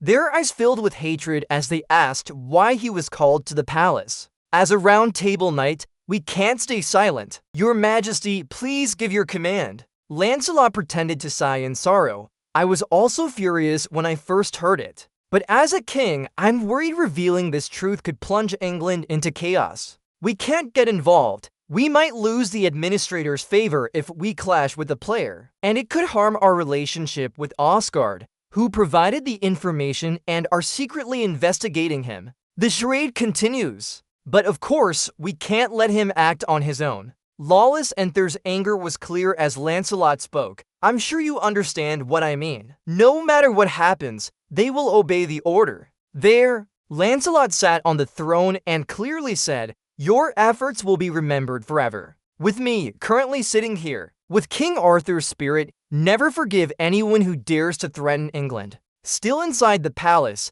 Lancelot's sneering laughter echoed throughout. He slammed his hand on the throne. He mocked, it's unbelievable they're still blinded by a 1,000-year-old grudge. Ha ha ha! His sneer continued even when alone. What a bunch of fools. Blind to the point where they don't bother confirming if he's friend or foe. Then he smirked. The thrill of controlling a great nation and being treated like a hunting dog is too sweet. Ah, you once enjoyed this sweetness alone, but now it's mine. All for the ocean of Olympus. In another room, Kim Il-won, using his keen eyesight, observed Lancelot's every move, just a day in and out. So they acted already? Using his fire rune to see through the door, he muttered, full gear at night, knocking on someone else's door late at night, clearly eager to deal with me. He saw Daemonis streams trying to pierce the door. Their magic was screaming to explode anytime. Kim Il-gon quickly deduced,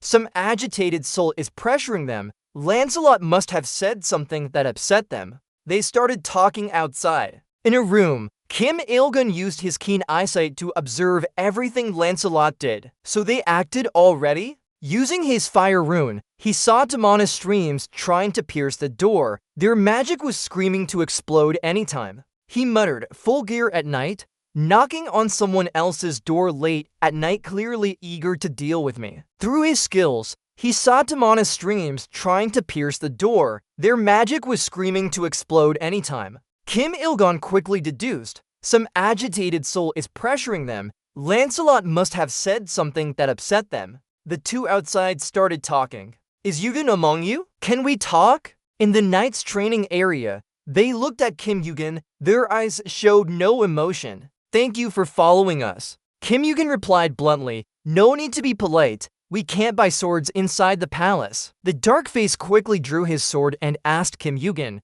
is there something gnawing at your conscience that keeps you awake? He pointed his sword at him and continued, now I'll ask you a few questions. If you don't answer or lie, I'll cut off one of your limbs. Roughly speaking, who killed King Arthur? Kim Eugen frowned and asked back, why are you asking me that question? As soon as he spoke, he seemed to realize something and quickly dodged the incoming sword. Kim Eugen scolded again. Is this how a player responds to a challenge like this? Though growled angrily, I'll ask you one more time. Who killed King Arthur? Kim Eugen stepped back and asked if Lancelot ordered you to do it. Though was extremely furious. How dare you? He roared in surprise as Kim Eugen watched. Do you think you can call me by my name like that? In his madness, though quickly drew his sword from his equipment and blocked the attack. They kept fighting and their actions were swiftly punished by the tower's skills. Seeing him uncomfortable,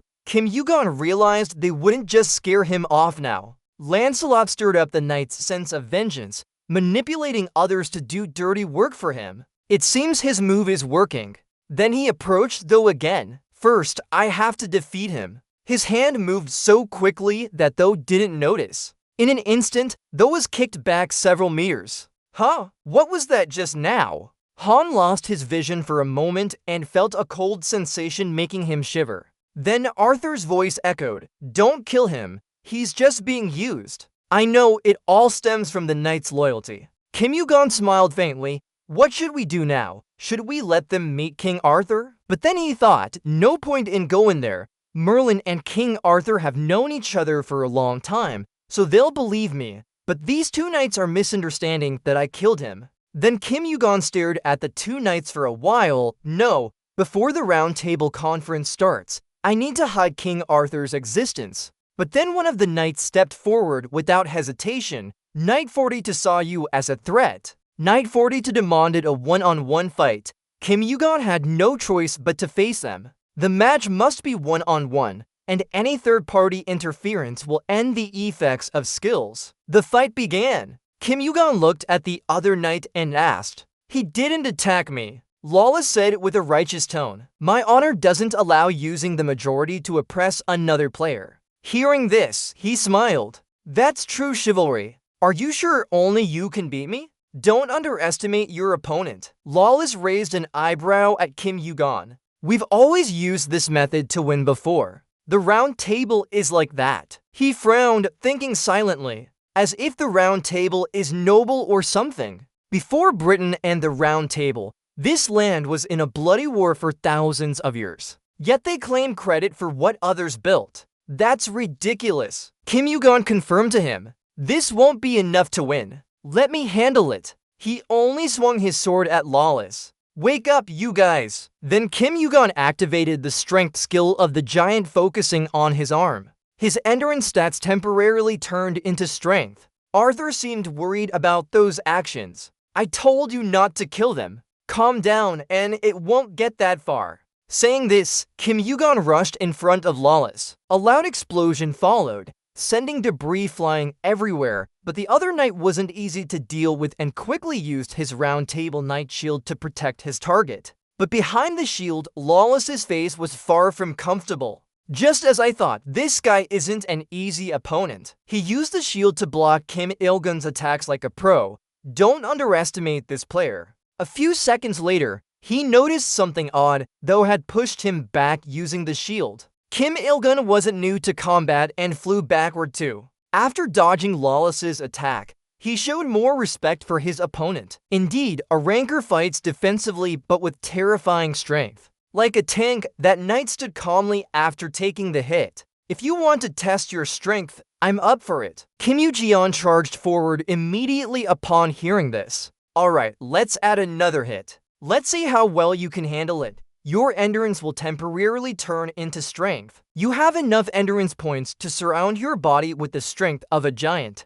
Got it! Full body giant transformation successful. Then Yujian punched down the shield. Lawless was hit so hard he trembled and had to wince in pain. What kind of strength is this? Yujian thought, it's not just about strength. Kini was crafted from adamantium, the strongest metal, and its creator was a master craftsman. He then raised another fist. You'll pay for that. Then Yugen punched down the shield again. This punch caused the shield to crack. Another punch followed, then a series of rapid punches. The shield was now visibly struggling and showed more cracks. Lawlet's teeth were bleeding from gritting them so hard. His eyes turned red with rage. Damn it. How can he use only one skill to put me in such a weak position? Then Lawless activated his shooting skill towards Yugen. That skill froze him momentarily, but quickly he regained his balance and continued attacking the shield. This punch was even stronger than the previous one. Despite protection, the shield cracked again.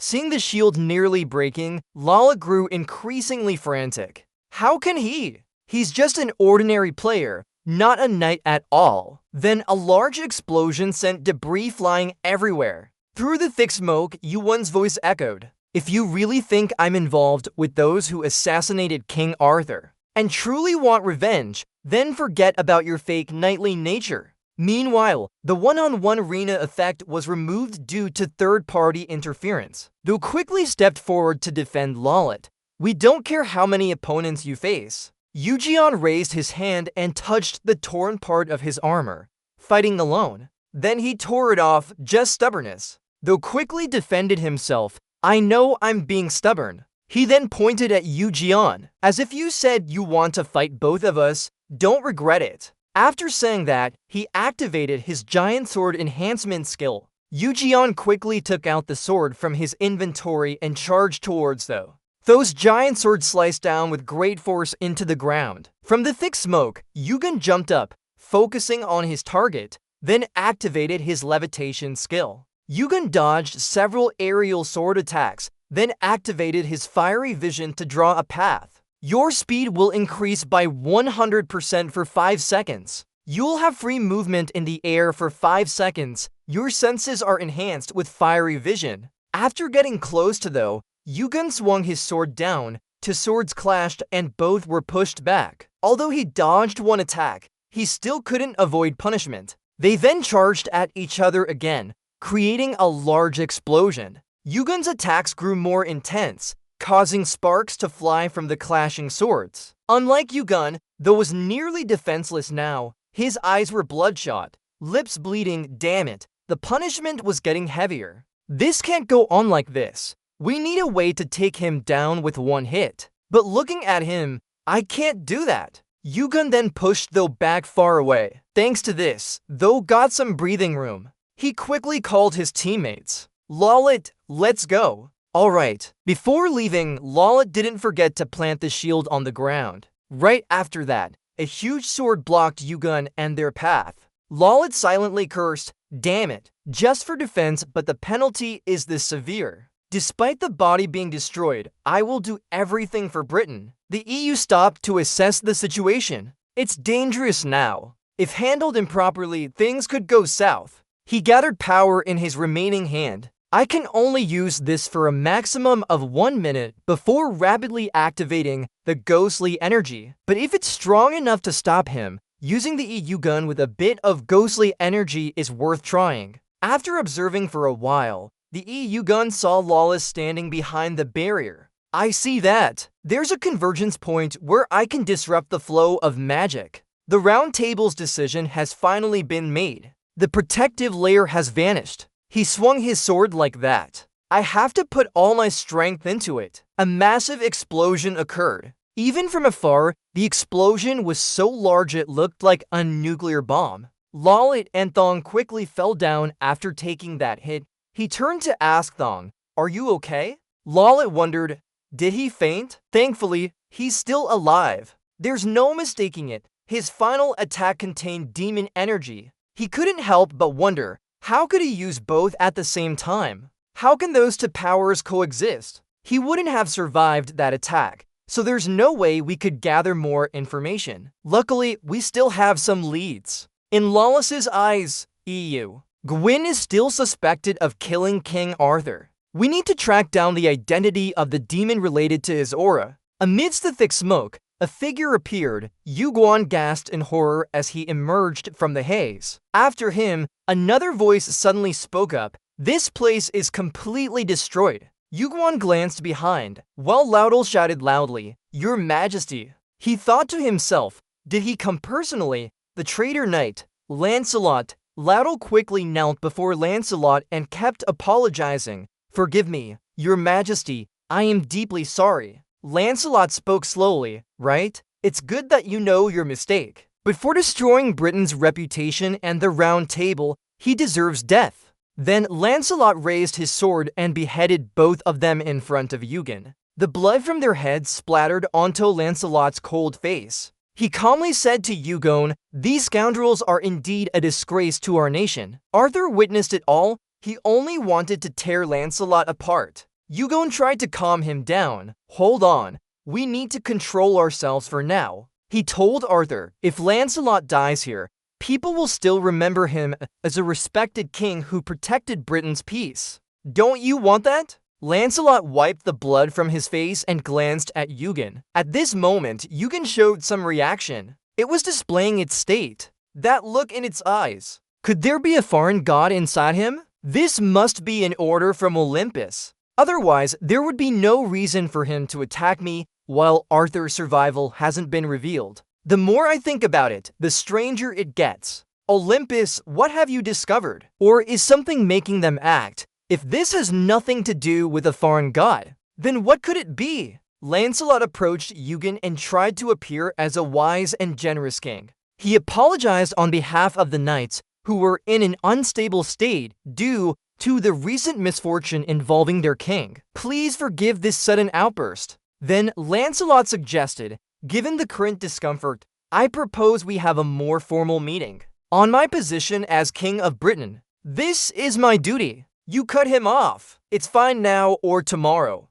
Just let me know when it's done. You brushed past Lancelot, leaving him stunned. His indifferent attitude made Lancelot even more annoyed. I regret it. We should have sent more people. Suddenly, a strange feeling enveloped Lancelot. Eugen was using his ground healing skill as he walked. Han wondered when this started. What happened to the people inside the castle? They are watching Eugen. All of a sudden, a voice echoed in Lancelot's ear. Which wind brought you here at this hour? Han felt it. When did this start? What happened to the people inside the castle? They are following Eugen. Suddenly, a voice echoed in Lancelot's ear. Which wind brought you here at this hour? The next morning, on the training grounds, the guards were curious and poked the ground with their spears. Then someone asked, "The ground seemed a bit strange. Did we repair or renovate anything yesterday? It doesn't seem like it." Strange indeed. All right, stop with the nonsense. Focus up. They were gossiping for a bit and then got summoned. Understood. The whole team. Gather everyone. EU troops just had their rest while celebrating Tet. Even though they've been emitting power all night, everything is still too quiet despite being far from the castle. Lancelot must have done something wrong. He said, "This place stinks of blood." Lancelot laughed at that. "Seems like you're not used to fancy food. From now on we'll be eating things like this, and you deserve it." Eugen repeated again, "No, I already said I don't like it." So he quickly changed the subject. "How did you get so close with Merlin?" "I didn't care much before because he only had a passion for gardening and trivial things. But since you came, he's been more active. Even yesterday after you left, he showed up at the training field." "Which one brought him here this time?" "It was just a few knights who got a bit heated up and ended up having some minor clashes." "Don't worry," UQH Hang replied. "Just by chance," Lancelot said with a flower. "Yeah, you keep going around in circles," Lancelot teased. "Stop talking nonsense.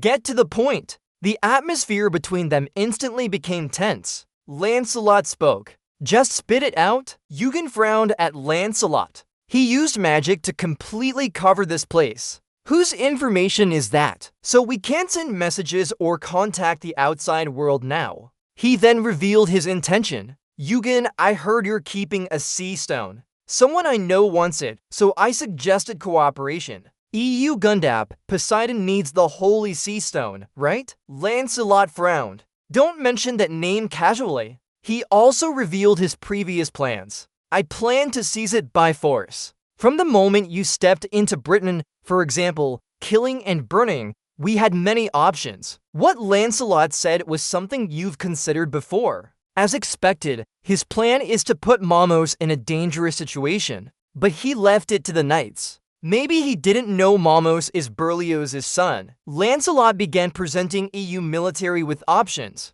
"It seems the power of the sea has greatly helped you. If you give me the stone and become allies, I'll overlook everything and support you in the future." Eugen smirked and replied, "You were still drawing your sword to kill me just yesterday. Why are you changing your attitude now?" Then Eugen stood up, praising his generosity. "You really are generous. It's heartwarming." "Well, go on. Maybe I should bow down to you. Being so generous might bring more benefits." Lancelot was furious. His face contorted in anger, then couldn't hold it back and shouted at Eugen, "Bastard, what do you think you are?" Before leaving, he left a final remark. "I understand myself very well. Only those who don't understand themselves become something." After the meal, Eugen kept thinking about Poseidon's contact with him earlier, considering his position. He could handle me at any time, but the sudden change in attitude must have a reason behind it. Don't tell me he's preparing to resist. The player owns Holy Sea Stones and has potential to become a high-level merchant. In other words, he thinks too highly of himself, but realistically, he can't fight alone. Eugen thought more and more issues appeared. Or maybe he has another plan to ensure it. Just stick to fighting with grass. I like it even more. Just quietly fill his stomach. Then Arthur spoke up. "Don't get too upset. I'm not comfortable either." He continued talking. "But we don't have much time now. Try to wait a bit longer. I've already prepared the stage." Suddenly, a new message arrived. "Remember tomorrow. Get ready." The next day at Camelot's round table meeting location, Eugen with Merlin's help got a seat on the round table. Even though he wasn't a knight, eyes quickly turned towards Eugen. So that was Eugen. It's great to see Merlin attend the meeting after so long. But why did he bring him here? Then someone looked at the two empty seats. This meeting is different from usual. Two knights are missing. Where did they go? In this meeting, there were two of Lancelot's powerful arms, Arthur's right hand, and the top knight of the Round Table won. Then the knight from the Round Table Zidric. Zidric whispered to one, "Look at that guy, he looks crazy." Then looked at Lancelot. "I have a bad feeling about this." "I understand." Lancelot restrained his anger. He spoke to everyone around him. "Usually, those not knighted can't sit at the Round Table. But this time, I'll overlook it for you, Merlin, because we have something to discuss with him." Then he glanced at Iagon. "Is everyone okay with this?" No one said anything. Lancelot continued speaking, "But even if everyone agrees, the fact remains that you are an outsider." Iagon deliberately placed his hand on the adjacent seat and said, "I understand the meaning, but the seat is probably for a horse or something." The Round Table members started to stir, quite chaotic. "How dare you?" Lancelot continued, "So you know what happened to them?" Iagon directly said, "Of course, I saw him kill the two of them." The knights became agitated. "Your Majesty, this can't be acceptable. He shouldn't sit here like that. We must expel him immediately." Lancelot acknowledged, "Don't make a fuss. Yes, I took their lives." He continued talking to Iagon, "But I think everyone understands why I had to do this." "Tell the truth, Iagon." Iagon straightforwardly said to him, "Don't misunderstand me, Lancelot. This meeting isn't for me, it's for you to pay for your crimes." The knights continued whispering among themselves. "How can he be so calm when facing a lion?" Lancelot clenched his fist. "What are you plotting?" "Iagon, you stood up unexpectedly in everyone's surprise. I have a guest here." Then he pushed the door open. "I think you're very happy to see this guest." The door slowly opened. A man enters. The knight's surprised expressions gradually turned to tears of emotion. "King Arthur, Night King, you've been missing for a decade." The knights immediately kneel down to pay homage to Athor. "Your Highness, Your Highness." Athor turns to Juan and asks, "Juan, how's my son these days? Do you still use the sword I gave you?" But he asks again, "Your Highness, where have you been for so long?" Then he looks at Zidric, that little brat with a clean nose who now has a seat here. "Your Highness, do you know how impatiently we've waited for you?" The people here can't hide their emotions towards Athor. Only Lancelot is unable to remain calm. He can't conceal his trembling. What's going on? Athor must have died. Why? If this is really a real person, and if he wants to return to the throne, my life is over. We can't let this absurdity happen. Think about it. How do we deal with this mess? Think about it. Think hard. Lancelot suddenly becomes extremely agitated and loudly points at Eugen's face. Eugen came to Camelot with a demon, the Belial bloodline. He declares in front of everyone that this name is a fraud. The Round Table knights start murmuring among themselves, "King Belial, the fraudulent king." That's right, when I brought you players here last time, it was very clear that Eugen knew demons. What are you talking about? Don't you recognize the Night King's emblem? This is definitely Excalibur. Why doubt it further? But Lancelot stubbornly says, "No, this guy is definitely a fraud." Then he pulls out his sword. Someone nearby shouts, "We're at this point. What more does the throne want?" Then he looks at Eugen standing nearby. "What a terrible plan, Eugen. No matter how well you disguise him, we can still expose the fraud." Lancelot jumps forward to slash Arthur in front of everyone to prove this is a fraud. But Merlin quickly appears and easily stops him. Arthur behind him starts melting. Whoosh! Hurry up! Old man! Suddenly, Arthur transforms into a mammoth. His lips curl up. I thought my head was going to fall off. He is indeed the fraud. The knights start changing their attitude. They quickly order to arrest them. Mammoth deliberately tells them, "Hold on, isn't it because you drew your swords too slowly? As if you knew for sure this wasn't anything. It's the person you know." EU soldiers standing behind Mammoth and Merlin. He gives a slight smile to them. From behind him, an enormous demon quickly appears with two sharp fangs in extreme ferocity. That's none other than Arthur in his Oros form. He roars, "Lancelot! Right, Lancelot! Tell me why you know I'm dead." He's scared. Every cell in his body is reacting to the energy emanating from him. He's the real deal, Athor. Seeing him stare at him intently, he continues speaking, "Answer quickly." Merlin on this side is blocking them. Let them talk. Don't interfere. Gawai, the elder. Lancelot is trembling now. What do you mean by that? That's absurd. I only know it's a fake demon. I don't know anything else. Arthur anger. Fake. Dare to say such things? Go on. Lancelot, you said you gave the royal seal to someone, right? He reaches out for a bridge and quickly puts the ring in. That means I chose you as the next king. I still have one of the 2 unique seals in the world. Lancelot, where did you get that? Arthur's eyes are now streaming with blood. My son, that seal belongs to Mordred Pendragon. Gawain can't admit he killed Arthur's son, so his eyes keep darting around. Seal! This seal! Suddenly, he looks at the knights. Each wants to know the truth. The fierce eyes of the knights are constantly scrutinizing their fake king. Lancelot curses under his breath. Damn it! Arthur strikes him hard, but Lancelot quickly flees. He mutters to himself, bloody hell! Bloody hell! Bloody hell! He leaps through the window, causing all the royal knights to be momentarily stunned. Everyone is talking excitedly. Bloody hell! What on earth is happening? Who should we trust? Do we need to ask more? Didn't Lancelot just run away? Chase after him. Arthur blocks them. Hold it! Everyone, stop! If all the knights of the Round Table act, the people will be stirred up. Isn't the welfare of the people our priority? We don't need to chase Lancelot. He won't be able to leave Camelot anyway. His primary goal now is to escape Camelot, but he can't just abandon Britain, so he'll surely hide somewhere to plot his next move. Meanwhile, on Lancelot's side, he runs towards the gate, opens it, and soldiers are surprised to see him there. But he doesn't have time to explain.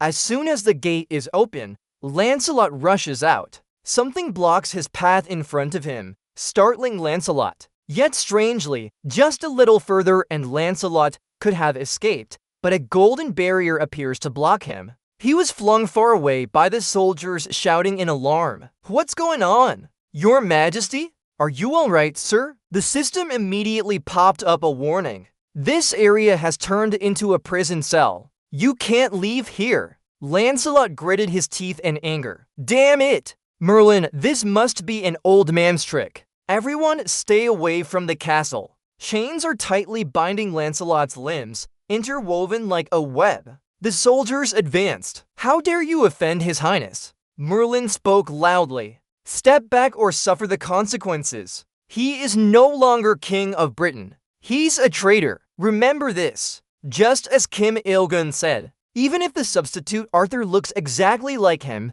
the Round Table will recognize the false magic. So use Arthur's energy to cover the mammoth. This will fool the Round Table. Thinking this, he told Lancelot, confess all your disgusting crimes or be torn apart instantly. Then Merlin glared at that repulsive Lancelot, but first, I have a question. Why did you do it? Now Lancelot's body is glowing with many chains around him. He remained silent for a moment. Lancelot's face suddenly showed dark veins as he sneered. Do you think I have some noble motive? Suddenly, his voice and even his body began to change. Just because I wanted to be king. Lancelot's eyes were covered by a dark energy source. For some reason, when he transformed, it exploded like someone had set off a bomb. Merlin looked at him. Kim Il-gun said the demon inside Lancelot uses something unlike magic or demonic power. He guessed that this might be a new type of energy born from Lancelot's betrayal of Arthur.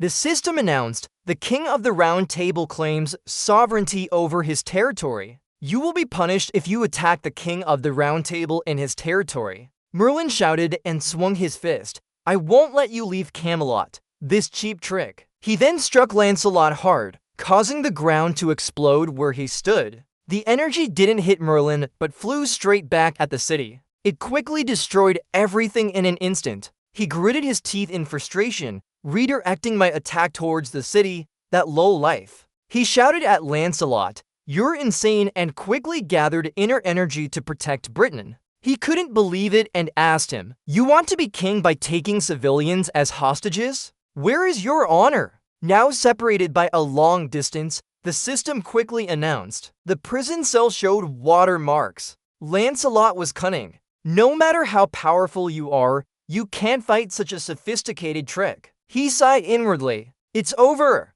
The watermarks on the prison cell healed. Lancelot gritted his teeth. From the start, his target was to destroy the prison cell, which kept showing watermarks and being repaired continuously. Lancelot's eyes turned wild like a demon. He clenched his teeth in anger. He fiercely struck Merlin, but the round table shield protected him. Meanwhile, Eugen's egg showed unusual movements. The egg of Eugen, saliva dripping. The egg is hungry. The egg is really hungry. The egg, hungry. EU always thinks. Chaos. If he escapes, that won't be good. Even facing a high-level opponent now feels a bit beyond my strength. He was finally surrounded.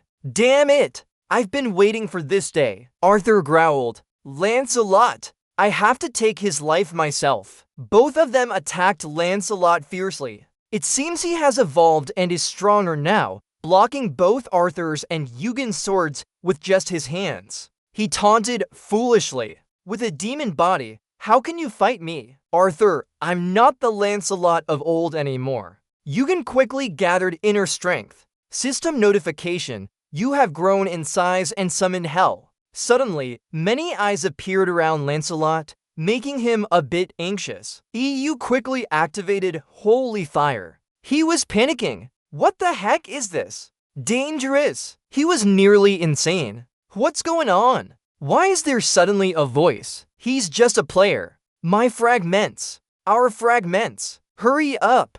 Run away. Run. He's just a player. Use the fear of the one behind you. Run away. Shut up. This is a high-level opponent's body. What to be afraid of? No! It's too late now. The human body, the human soul, and everything else will be devoured by it. Suddenly, sharp teeth gradually emerged from the void, and that egg started eating again. Those sharp teeth fiercely bit Lancelot's body, each part being nibbled at. The egg revealed its true form, greedily devouring Lancelot, the ungrateful traitor. He felt immense pain throughout his body and glared angrily at Eugen. You little scamp! Everything here quickly fell into a state of ruin, like an abandoned place for a long time. Merlin witnessed him being swallowed by the egg. He couldn't help but feel contempt. How pitiful! Lancelot finally felt terrified and shouted loudly, Save me! Of course, no one would help a backslider like him.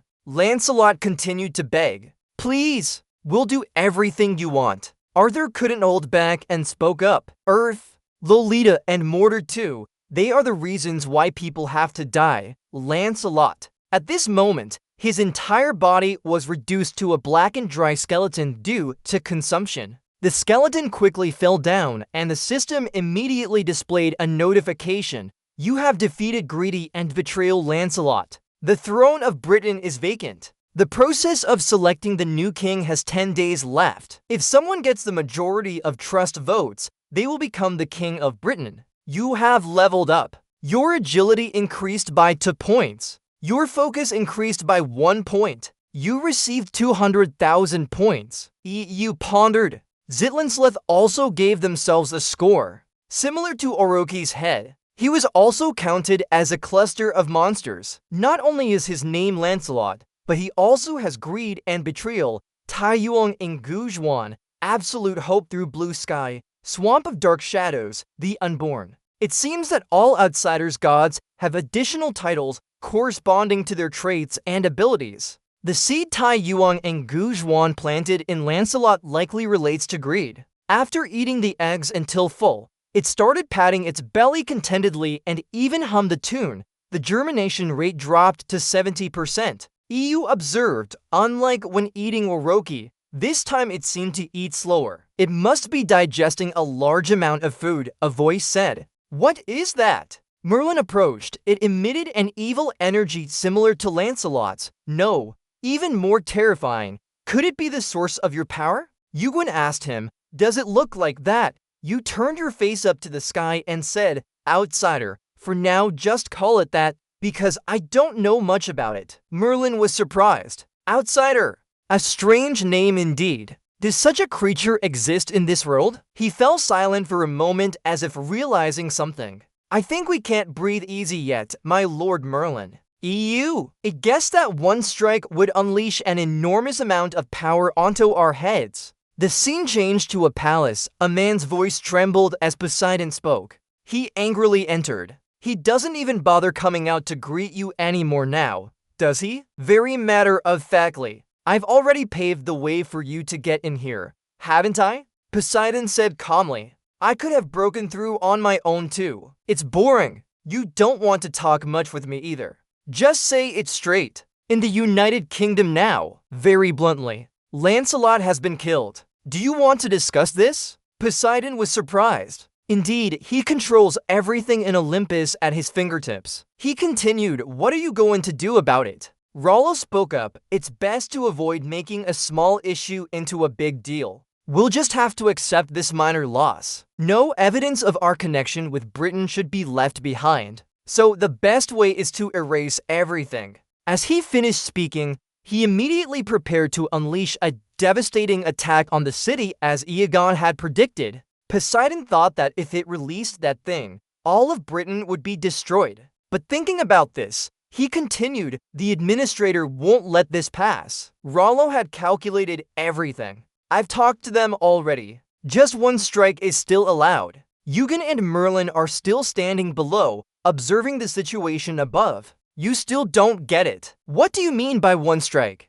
Eugen explains. It's a body drop attack. He seems to be preparing an attack on this place. Then the system notified us. A new challenge has appeared. At the end of Camelot, a lightning bolt will strike Camelot in 10 minutes. Defend against this lightning bolt. Eugen looks down on him. You're the one who wants to play like that. The challenge notification means he passed the admin check. Truly a scoundrel coming up with all sorts of tricks to mitigate punishment. Merlin doubts, even if Olympus is behind Lancelot, why would someone like Rolly use so much power against us? He looks up high. Rolly's not stupid. If he destroys Camelot, Olympus will also face severe punishment, weakening them compared to their rival Arcia. For you, the system warns that a lightning bolt will strike Camelot in 5 minutes. EU never denies it. Yes, even mighty Olympus fears Asgard, especially Odin. That's why they must erase all traces quickly, despite the high cost. Merlin responds quickly, it is confusing, but now isn't the time for pointless arguments. He then forcefully strikes his staff on the ground. Merlin casts a protective shield over Britain. He can't help but admire, amazing, no wonder he's called the Great Wizard with thousands of spells. But that alone is not enough to stop the lightning. Seeing him standing there, he says, if you can, lend me a hand. Don't just stand there like a statue. Eugen speaks up, I didn't know, but I can help. Immediately, he activates his fiery eyes. Eugen recalls, before coming to Camelot, he received a message a few days ago. Not only was it surprising how quickly they found him, but he wasn't confident enough to pretend not knowing them. So he ignored the message then, but now ignoring it won't work anymore. And soon, another lightning bolt will strike Camelot in 3 minutes. Eugen whispers, are you looking at me? Help out! At this moment, Tien's divine eyes are watching Eugen. He teases, help if you can. Eugen is serious now. Do you want us all to die? Tien remains nonchalant. What then? You answer. Then how much effort did you put into finding me? Pretend not to know anything. Me searching for someone? You directly expose him. How many days have you been following us? There must be something you want to ask. Time is running out. The system notifies again. Another lightning bolt will strike Camelot into minutes. Tien asks, it seems your evasion skills are quite high too. Why stand and fight here? He clarifies, I can't just watch as this place is destroyed. Help me this time only. After that, consider me in your debt. He remains silent for a long while. Finally, Tien agrees to his request. Alright then, just this one time. He had barely finished speaking when he shot down from above quickly. Merlin couldn't help but admire. Impressive, Monkey King is pleased. That's right. He introduced himself even though everyone knew him. I am the master. This is the great sage equal to heaven, Monkey King. We wasted more time. The ray will hit Camelot in 1 minute. He looked at him cheerfully.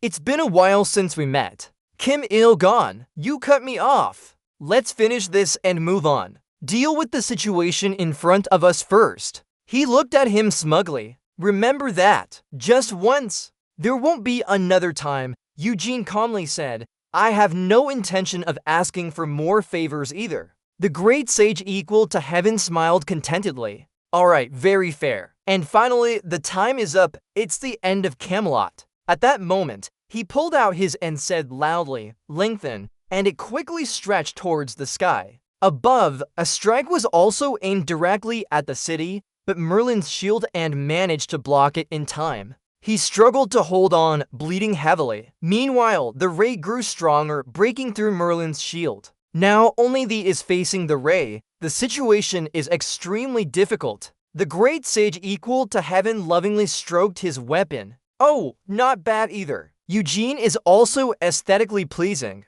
This is just a copy created by skill. Perhaps this clone of Monkey King isn't strong enough yet to fully resist the ray from Triss. Suddenly, his gloves showed some strange reaction. Its eyes gradually opened. You can immediately sense something different about it. He raised it to examine closely. Kini. He looked up and thought for a moment, keeping his composure, not sure what he was referring to. But then Yugen shouted loudly, hang on just a bit longer, Great Sage Evil Monkey. Huh? What did you say? What the heck is that? Eugene didn't answer him, but kicked off from his shoulder and flew up high. His eyes turned red at this moment. Eugene silently looked up to the sky. The great sage equal to heaven was worried, shouting out, hey, where are you going? Oh my! I knew he wasn't weak, but charging headfirst like that, it's like rushing into death, as he said, using his fiery golden eyes to observe him.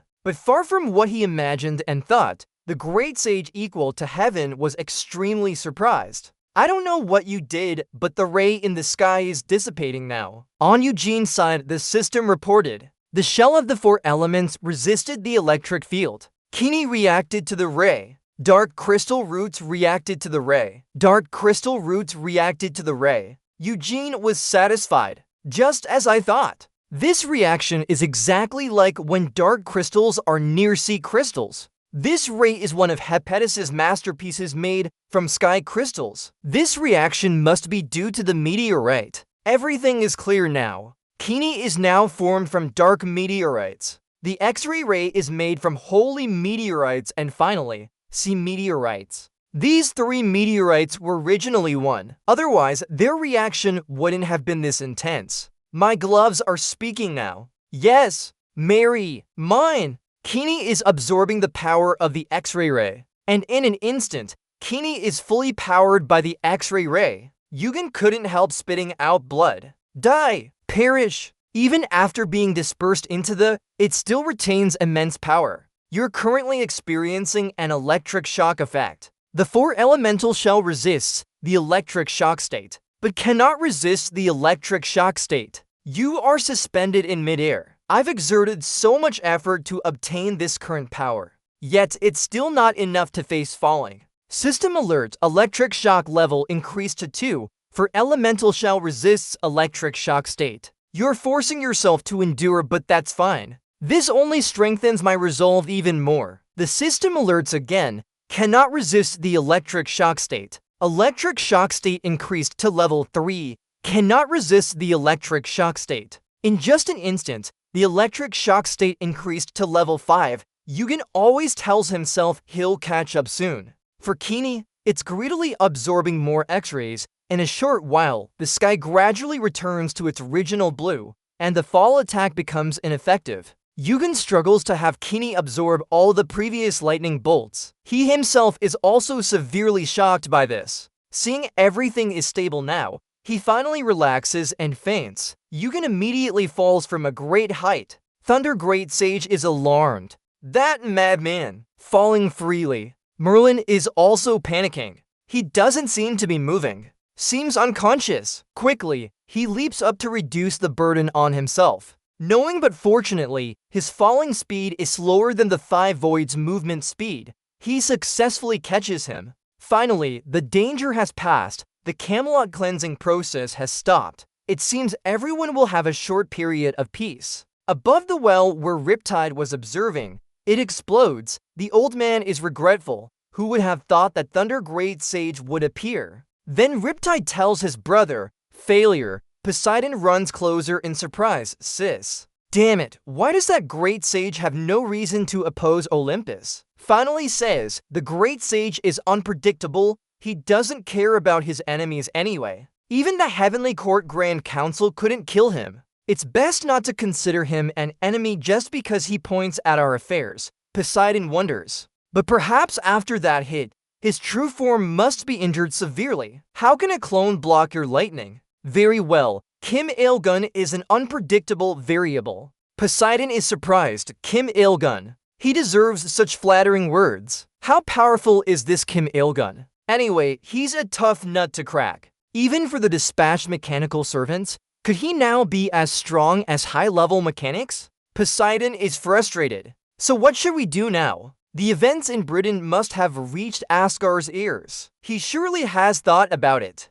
Before Poseidon could speak, Riptide cuts him off. Right, there's a way. A stream of power was aimed at Poseidon, but luckily he had prepared for it. Poseidon shouted loudly, "You bastard! I knew you'd do this! Trying to use me as a sacrificial pawn, huh? Sorry for the trickery, brother! All for Olympus." Immediately after, he activated the beam, shining a powerful light that illuminated an entire palace. Poseidon was furious, cursing and spitting. After Camelot's purification process stopped, he received a bunch of common items with significantly increased lightning resistance. Heavenly Great Sage couldn't help scolding him for fainting, being foolish or pretending to be so, wanting to die, but still asking me for help. EU grinned calmly, foolishly, not expecting you to hear that word from your mouth. Heavenly Great Sage was puzzled. Hold on. You, but didn't get a chance to say anything before he fainted again.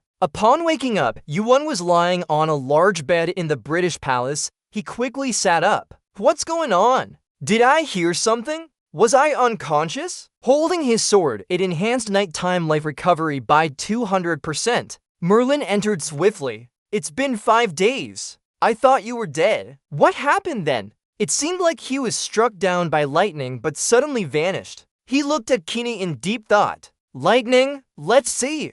Seems like I got a new skill. Activate the broken lightning fragment. Suddenly, from his gloves, continuous powerful lightning bolts shot out everywhere. Merlin teased. It took so much effort to block that lightning. And now you want to use it to destroy this fortress? Yu's face turned black. Sorry, new skill, I haven't fully mastered it yet. Suddenly, a familiar voice echoed in the room, that name. Wake up and behave yourself. Stop causing trouble, Malin remembered. And there's also a guest waiting for days now, hoping you'd wake up to meet him. The visitor was none other than Hephaestus. Seeing no response, he shouted again. Huh? Did I say something wrong? Straight answer me. Yu's face turned black. Why? This uncle is here. No need to explain further as a series of curses came from Hephaestus. Both EU and Merlin couldn't resist, accepting their fate together. Finally, after a long while, Hephaestus' rant ended. The three quickly sat down. EU recounted everything to him.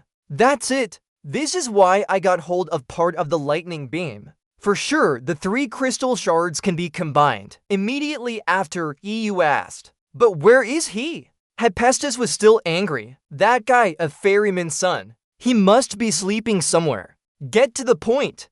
Speak up. What's your main purpose for coming here? If it's about the 5th element, maybe Uncle can't help much. You're pulling my leg. Are we just going to stand here and admire the scenery? EU1 immediately disbelieved what he heard. Really? Didn't you directly expose him? Or are you worried about me? Hephaestus got angry when embarrassed. I came to enjoy the view. The atmosphere suddenly went silent. Merlin couldn't help but cover his mouth and suppress a laugh. Seeing the awkwardness, he pretended to cough to change the subject. Do you still have that sea crystal? Yugen Dap. Of course. Hearing this, Merlin was surprised and asked him, Sea crystal? Are you keeping it? Hephaestus said, about the upgrade direction for equipment we talked about before. After thinking, I've found a way. If Kini can use two types of power, that would be great. But each piece of equipment only works with one type of shard. Or should we enhance Kini?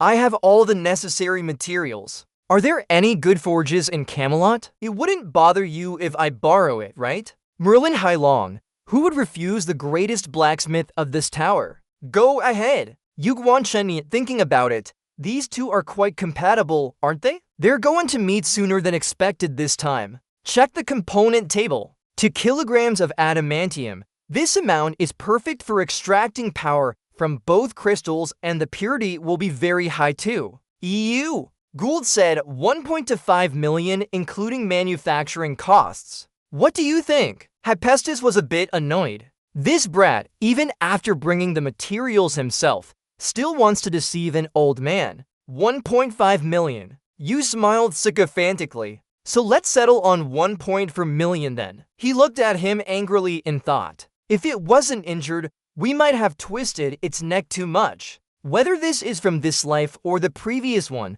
you've always been the person I care about most. Finally, Hephaestus agreed. He sighed. All right then, deal's done. He picked up the item. It will take about 4 days. Come find me after that time. Don't delay again this time. Yugen was happy. All right, uncle. You just recovered a little and went out for a walk, Merlin said. After the king disappeared, the whole country fell into chaos. Yugen guessed that the round table must be having a hard time too. He replied, indeed, they would never be at peace knowing this betrayal had spread. You saw how they argued fiercely about whether Arthur was real or fake and if Lancelot was truly a traitor during that meeting. Lancelot's influence is significant. The round table is divided, so regaining the former glory will be extremely difficult. Yuan asked, do you regret this? Merlin firmly answered, no, it should have happened sooner. Removing the rotten part for new life to flourish is nature's law.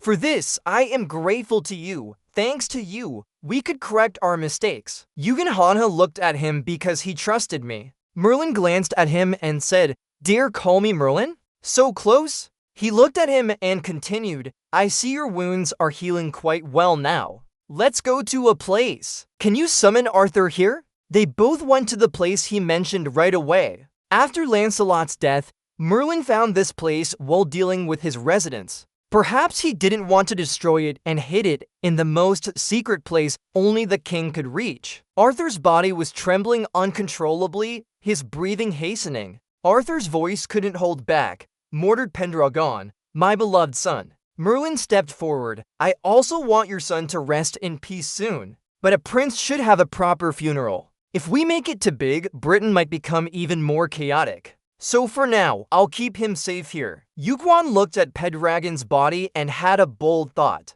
He immediately suggested, why not use his body? Arthur was surprised, really? No way! It died because of my mistake. How can I keep any shred of conscience if I do that? Malin agreed. Yes, this is a bit too much for Arthur. Even I feel this isn't appropriate. Yuguan hesitated. Do you think his son becoming a servant of me would damage his honor? Arthur admitted. Of course. Only I deserve the shame of being a revenant. Yuguan explained. You misunderstood my meaning. Let me explain again. Do you think what I will do in the future would harm Britain? Arthur quickly rebutted. Never. Thanks to you, our country is returning to its rightful path. He continued, then you should think that doing this means creating a brighter future for Britain with your son. This is the son you hope will inherit your throne, right? So he must surely trust and follow in his father's footsteps. Merlin didn't refute these words, only sadness welled up inside him.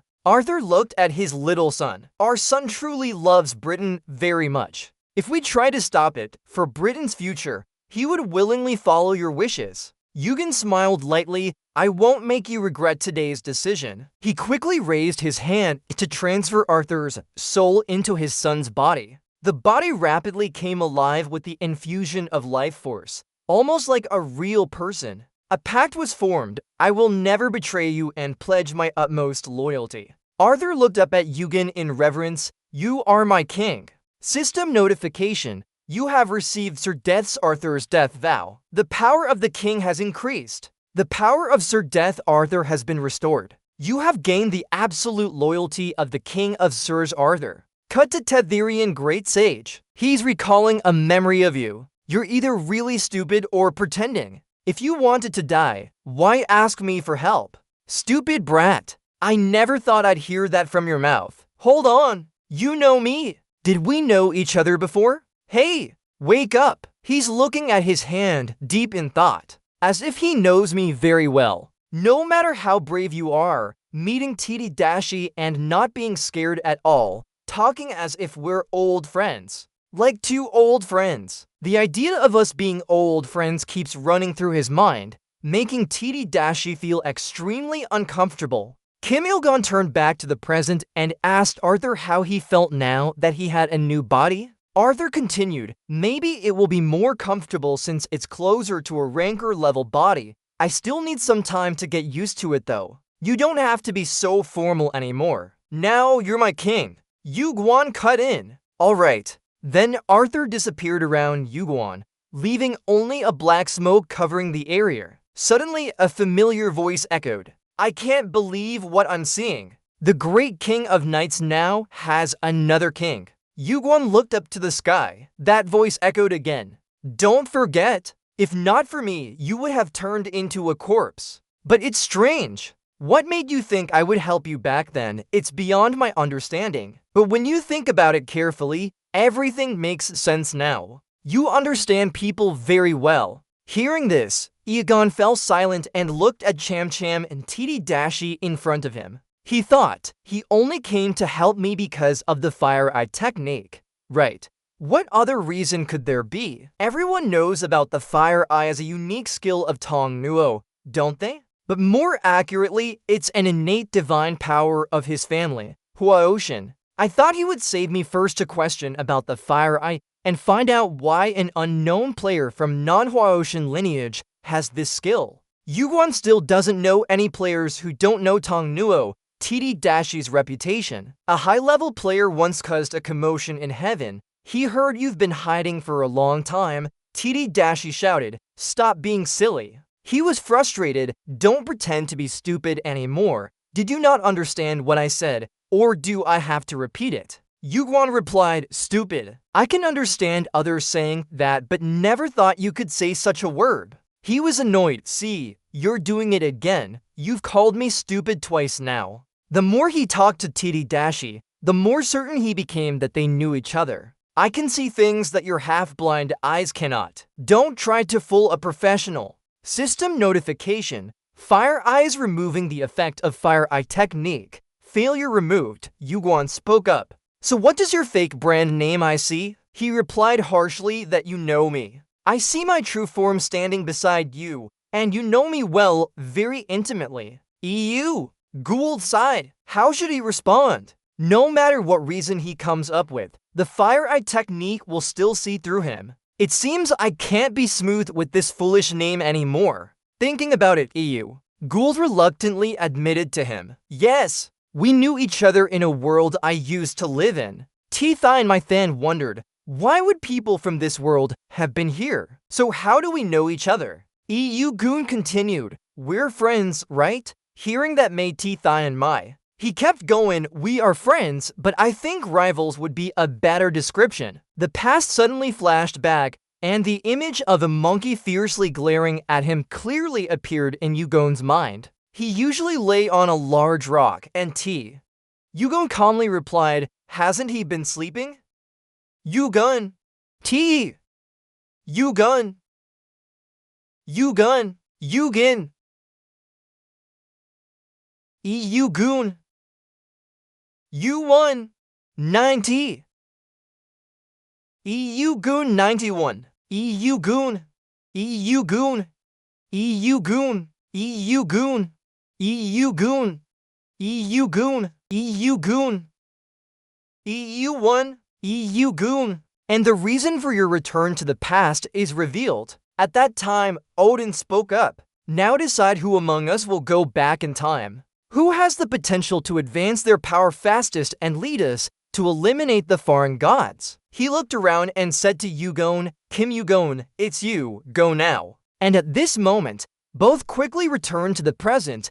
Yuguan couldn't hold back his sorrow and covered his face with his hand to suppress his emotions. Great Sage Qianshan spoke up, I see, you're from the future, and your fire eye proficiency has greatly increased now. Yuguan continued, one of my tasks when returning was to protect the cupbearer, because in the future, that scoundrel Lancelot will become a huge threat to the tower. He asked you, have you made any progress? Will said, not significant. To deal with those foreign gods, what I've done now is like a needle in the ocean. Great Sage Qianshan asked again, then what are our chances of winning if we fight them? Yugen replied straightforwardly, who knows, now it might be around 0.1%. Hearing this, Great Sage Qianshan was startled and shouted in surprise. What is that? That's all. You're extremely optimistic. The important thing is there's still a chance. He scratched his head uncomfortably. Those monsters are that strong, right? Damn it, I hate such complicated matters. If only I could get my body back. Yugen asked, you mean the body stuck on floor 40? Hearing this, he was taken aback and stopped in his tracks. Great Sage Qianshan gaped wide open. How do you know that? Yugen glared. Were you deaf just now? You're right, the dumb monkey here. He stammered. Oh, you came from the future. Great Sage Qianshan was bewildered. It's unbelievable. If you know the situation clearly now, will you help me? Yugen quickly said, of course. But there must be a price. Great Sage Qianshan was surprised. Really, I just saved someone's life. And you smiled lightly. This is to help you find your true self. That's not enough. Great Sage Qianshan tried to argue back. Hey, don't be a demon. Just one team will do. Suddenly, from above, a large army of horseback warriors appeared. These people rode clouds with an imposing and majestic presence. Great Sage Qianshan's mouth dropped open. Really, it's like a fairy tale. He wondered if Asgard changes, it should be. There are too many of them. Yuuji and speculated. They must be here to check the situation. The Round Table Guild is one that they support. Only Lancelot connects with Olympus. This surprised Great Sage Qianshan. Did they really send an entire Valkyria regiment just for this? Yuuji and explained, it's not simple. If the leader of the Round Table Guild turns out to be a beast from Olympus, things will get complicated. The Ragnarok War led to the downfall of Asgard, and it all started with the Round Table Guild. Thinking about this, he silently thought that was all part of Olympus' plot. They used Lancelot to harm Asgard, but now that Lancelot is dead, we can be more relaxed, but we still can't let our guard down. The Great Sage hesitates. Are the Valkyries here because there's going to be a fight? Hey, where are you going? Didn't plan to meet them? You didn't even turn your head. Right now, contacting Asgard won't help much anyway. He said something like that.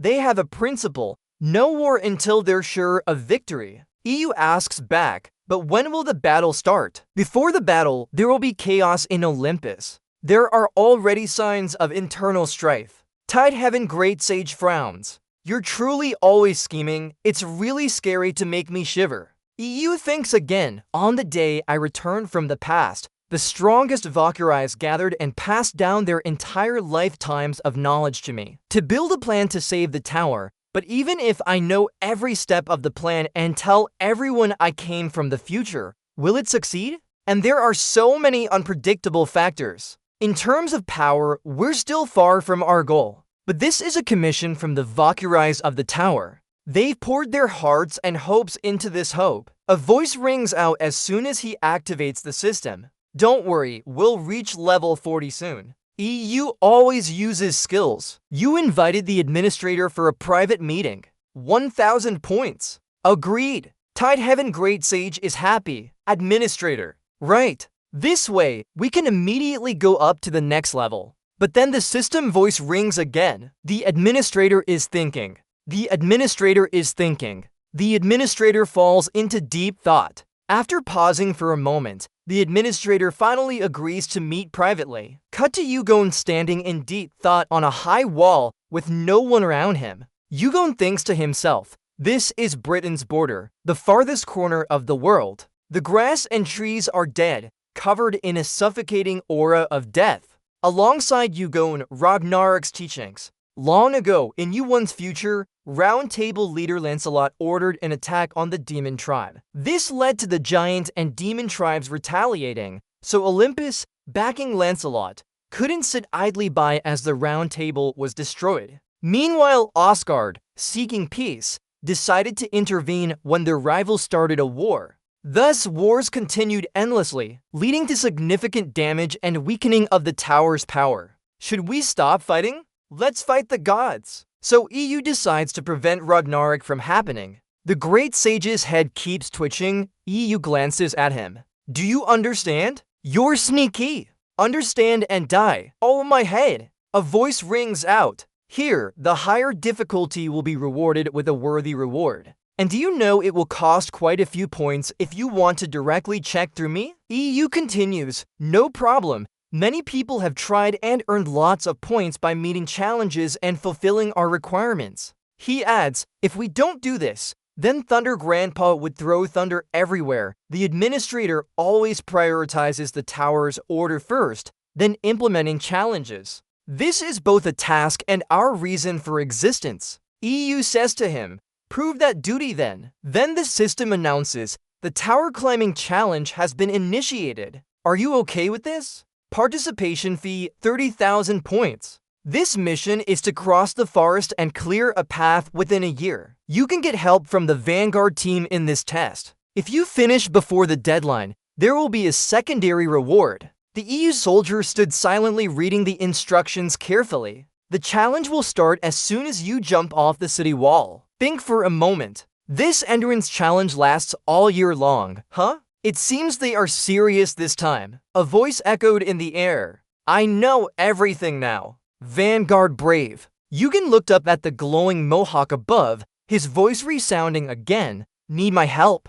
The heavenly great sage said with a teasing tone, but added that he wasn't in the mood to help. Yugen didn't care. It's fine either way, so he might as well go now. Explain. If we get caught cheating and disqualified, all this effort would be wasted. The heavenly great sage looked regretful. Really, that's a shame. To be honest, I wanted to help a bit too. The heavenly great sage asked curiously, so, do I have to wait for a year? Yugon casually replied, of course not. He jumped up and kicked hard against the city wall. A month is enough. Once it's done, I'll call you back later. As soon as Yugon finished speaking, he leaped down from the city wall, bidding farewell to each other. The challenge had begun. Time remaining 8 to 759, 23:59. Scene changed to level 25, at the edge of the unexplored world. They saw Lin Shi spreading out. It must be Kim Il-gun. I thought he would still be in the city? It took for days just to get here. How is he doing? He seems to have directly participated through a game administrator. Just now, he presented his player card to prove his identity. Is that okay? The first player is the deputy team leader of the high-tech Vanguard team WLLOC. He told Iagon that if someone as outstanding as you can help, I'm more than willing. But aren't you a bit dismissive of this challenge? We estimate it will take at least 1 year to cross the forest, maybe 3 years at most. How can you say you'll complete such a challenge in just 1 month? The EU soldiers walked away with a cold expression. He replied, no worries. WLLOC was shocked. Leading them like that? I thought someone promising like him would be more cautious, hoping nothing bad happens. On this side, Yu-Won began to concentrate his power. A bright golden light shone out fiercely. The players were startled by the terrifying aura. What's going on? They shouted loudly. Suddenly, what are you doing? On this side, he was busy thinking. I still feel a bit tired. But in return, there's an energy surge throughout my body. Is it because of the increase in my stats? Yugon asked WLLOC. This is your first time leading a Vanguard team. He hesitated. Ah, right. Continue. A moment of hesitation or shock on your part could cost the lives of your teammates. As the leader, you must always keep a clear head no matter what situation you face. Immediately after, a loud shout echoed through the mountains as EU quickly used his power to suppress the dark energy rushing towards him. The system announced that the lightning fragments were reacting with the holy relics, and the holy relics were reacting with the lightning fragments, activating the skill of lightning fragment. Due to low proficiency, the activation time would be 30 seconds. Yuwon's face became fierce. He held his sword and delivered a powerful strike. From where Yuwon struck, continuous flames burned brightly across the sky. At this moment, he stood tall like a true warrior, fearless of anything. The energy source he boasts about so much, even the other players dare not get close to. The flames fiercely hit the monsters, leaving them no way to dodge. They whispered in fear. Wallach exclaimed, "Crazy indeed. I didn't think he was joking," when saying he would finish this challenge within a month. Suddenly, EU spoke up to him. "What are you still standing there for? Let's go!" WLLOC's face showed some fear at the moment. On the 4th day of the expedition, the knights were already exhausted. Everyone had wounds and injuries on them. Reinhardt spoke up as the team leader. "You're too fast. At this rate, we won't keep up with Yugen's pace." Reinhardt replied that the expedition would end when the sun sets. "I know everyone is very tired, but let's push a little more." The soldier thought of Yugen's power. It was indeed a monster. "I've heard about an upper-class squad with similar abilities.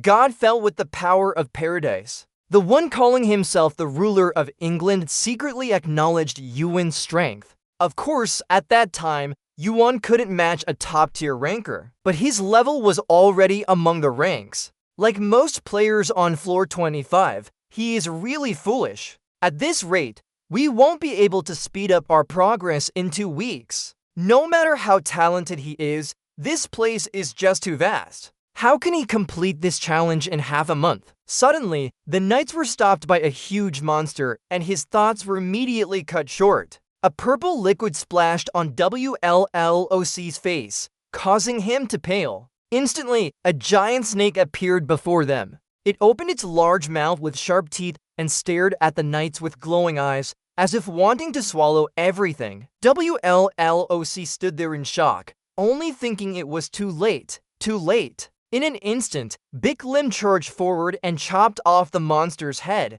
causing blood to spray everywhere. Some of the Vanguard team members worriedly approached WLLOC, the team leader. "Team leader, are you alright?" Wallach replied, "Thank you, Big Lim, I'm fine. No need to worry." He wondered and thanked for saving his life. "But may I ask who you are?" Big Lim spoke up. "Are you the Vanguard team?" "I am Peng Big Lim, the Demon King of the Heavenly Devil God Church." He looked at WLLOC with a stern expression. "I came here by order of the young master." "Where is he?" He was stunned, thinking it must be a demon from the Heavenly Devil God Church, one of the representatives of the Heavenly Devil God Church. Not to mention, there's also a young master with authority over 10,000 people here. He asked why he was searching for the young master here. Big Lim said loudly, "I heard he is here." WLLOC was surprised. "Why? But we are the only ones here. You can only enter this place with permission from the Vanguard team." "Then who could it be?" He was taken aback, immediately remembering the boy from earlier. Could it be him? At that moment, a figure appeared from afar in the forest.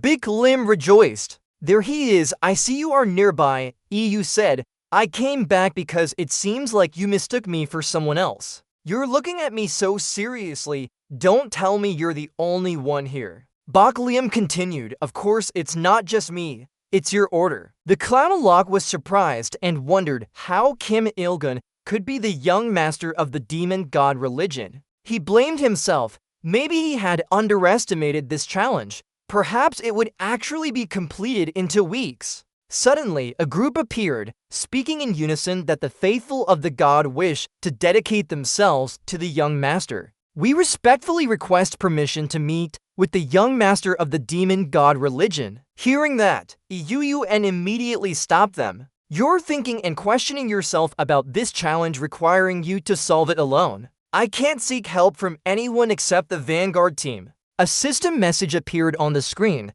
Kimi Yuyun requested medical assistance for the Vanguard team, level 25. Berlin shouted, "Please send as many troops as possible." You keep thinking, But if you use the power of the Demon God Master, it would still count as using what you have. After considering, he said, "In my capacity as the young master, I order you from this moment on to help the Vanguard team cross this forest as quickly as possible." The group obediently responded loudly and respectfully, "Sir." Now that it's getting lighter, the white clouds have also thinned out. Finally, they found a place to set up camp after their arduous journey through the Vanguard. A faint light flickered from the demon's hand. New message, Merlin, I'm wondering where you went. Turns out you were there all along. Huh? Hold on, why is the Demon God Church also here? Answer quickly, new message, Kim Il-gun. It's like this. I just thought I needed to use my minor demon lord status to mobilize more troops. I heard you're representing the king. Can I request a trial? The other side replied in a new message, Merlin, England is in chaos now.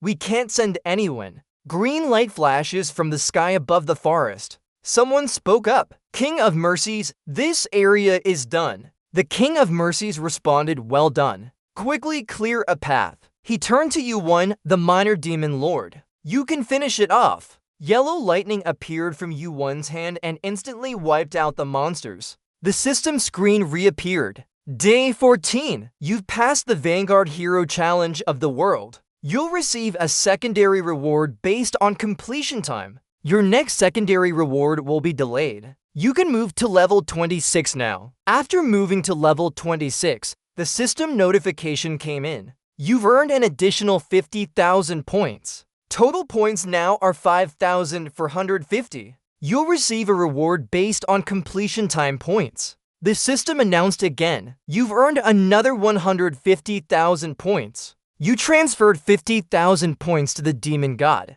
What's meant to be will be. A handshake agreement was reached. The familiar system voice sounded again. You've transferred 50,000 points to the Spirit God. The King of Mercies raised his hand and laughed happily. Too many spirits. Thank you very much. EU always sees the future unfolding before him and thinks quietly in his head. There's nothing more annoying than a superior who doesn't reward their subordinates properly. Without the Demon God Church, we couldn't have done these things. I guess I'll have to go back to Camelot now. They keep pushing me around like crazy. His mind flashed with an image of his uncle getting angry. The old man roared out familiar lines. You've been gone for a long time, right? Why so long? This time I won't let you off the hook. Suddenly, Baileon approached with a cold voice. Deputy Lord, if this is considered a reward, I want another one. While Iguan didn't understand what was happening with this guy, Beklim laughed and clenched his fist, saying, let's fight without rank. The King of Mercies couldn't take it anymore. He shouted, what attitude are you showing? Of course, Iguan was used to Beklim's usual antics. He calmed the situation with a gesture and spoke. All right then. He followed up with actions instead of words. Let's start, shall we? For Beklim, he was happy. Seizing the opportunity, he quickly agreed. Sure, thanks. The EU troops responded enthusiastically. No problem. Then he turned to a soldier and continued. Hey, over there. Let's set up this area so no one interferes with our battle. Beklim grinned, his mouth full of anticipation as he prepared to fight. The system announced, signaling something important. The battle has proceeded according to the agreement. The penalty will be temporarily lifted. Yugen thought, among the four, the one who could reach the king title had the highest power in the Dragon God Church and possessed a martial art with a fist symbol. Yugen raised his fist and said, I won't use the devil skill. This battle is tough enough for me to fully unleash my strength. He secretly thought as he saw Beklim's green aura emitting light. He felt everything surging within him and wondered how much he had grown. Round Beklim, thousands of green rays were flickering as if trying to burn Yugen. The old man shouted, isn't it too much power you're putting into this battle, Assistant Patriarch? They clashed like two powerful waves, their hands touching, creating a fierce storm. The ground and rocks around them exploded in a vortex of whirlwind. Beklim said with a smile, aren't you going to use the Fire God skill? Yugen replied with a laugh, I've developed another technique, right? This remark touched Beklim's pride. Zhang Nin said, you'll soon regret saying that. and countless powerful green rays shot towards Yugen. The lightning god destruction skill was a turning point. Its power was truly terrifying. Beklim seemed slightly surprised after seeing Yugen dodge the attack. He thought, why did he block that attack? Of course, he had progressed since then. But to this extent, Yugen absorbed all of Beklim's invading punches. His smile remained gentle. The system announced again, the strength of the giant flows within you. Your stamina stats are now upgraded to higher strength stats. Yugen laughed and replied, now I'll give it my all. Thien transferred his full power, leaping 3 times at 100 kilometers per hour and delivering the entire force towards Beklim. Beklim gritted his teeth in fear as he thought his arm bones were breaking. So strong! He was extremely surprised that after a surprising defeat on that day, a player had climbed 10 floors of the tower. Beklim had been training non-stop until today's battle with him, to have a fair rematch without any barriers or limitations, to see how strong he has become. Yugen's eyes glowed with determination as he directly punched Beklim hard, making him spit out blood. Although weaker now, Beklim was secretly satisfied. His dream had come true. Yugen forcefully hit Beklim's face, causing him to cough up blood. The old man's spirit surged with more intensity, but thought this wasn't the end. Immediately, he clenched his teeth and began channeling internal energy. He leaped into the air, making the ground shatter around him. Beklim's hands started moving rapidly in midair, emitting powerful green rays towards Yugen. This is the Heaven Thunder Fist technique. Suddenly, a deep voice echoed from the sky. Beklim! But he didn't understand what was happening. Then a purple aura around him began swirling as that voice spoke again. Beklim! Bung Beklim! Speak up! Can you see me? It turned out the face and voice belonged to the devil Mugen. The old man looked furious at Beklim but didn't directly attack him. Under this shock, the ground began cracking. Then Beklim opened his mouth in a deep breath. What did I just see? Some kind of oppressive power. That day was recognized by the heavenly fire. At that moment, Yugen attacked. What did you just see? Beklim looked a bit scared. Devil, I saw the sect leader. Yugen chuckled lightly. So members of the devil sect always respect the devil the most, huh? Immediately, Beklim knelt down on the ground. His strength is so great that the earth and rocks cracked again. Beklim said loudly to him, Little person has lost. Thank you for accepting little person's bold proposal. Yugen remained calm, no big deal. Scene change at the palace. Malon told Yugen that he had been on the front lines for quite some time. Why did you just return now? Get ready to run around and do your duties over these few days. Was it Great Sage who brought you here? Yugen sat down, frowning uncomfortably as he rested. You're tired. I thought you wouldn't make it back alive.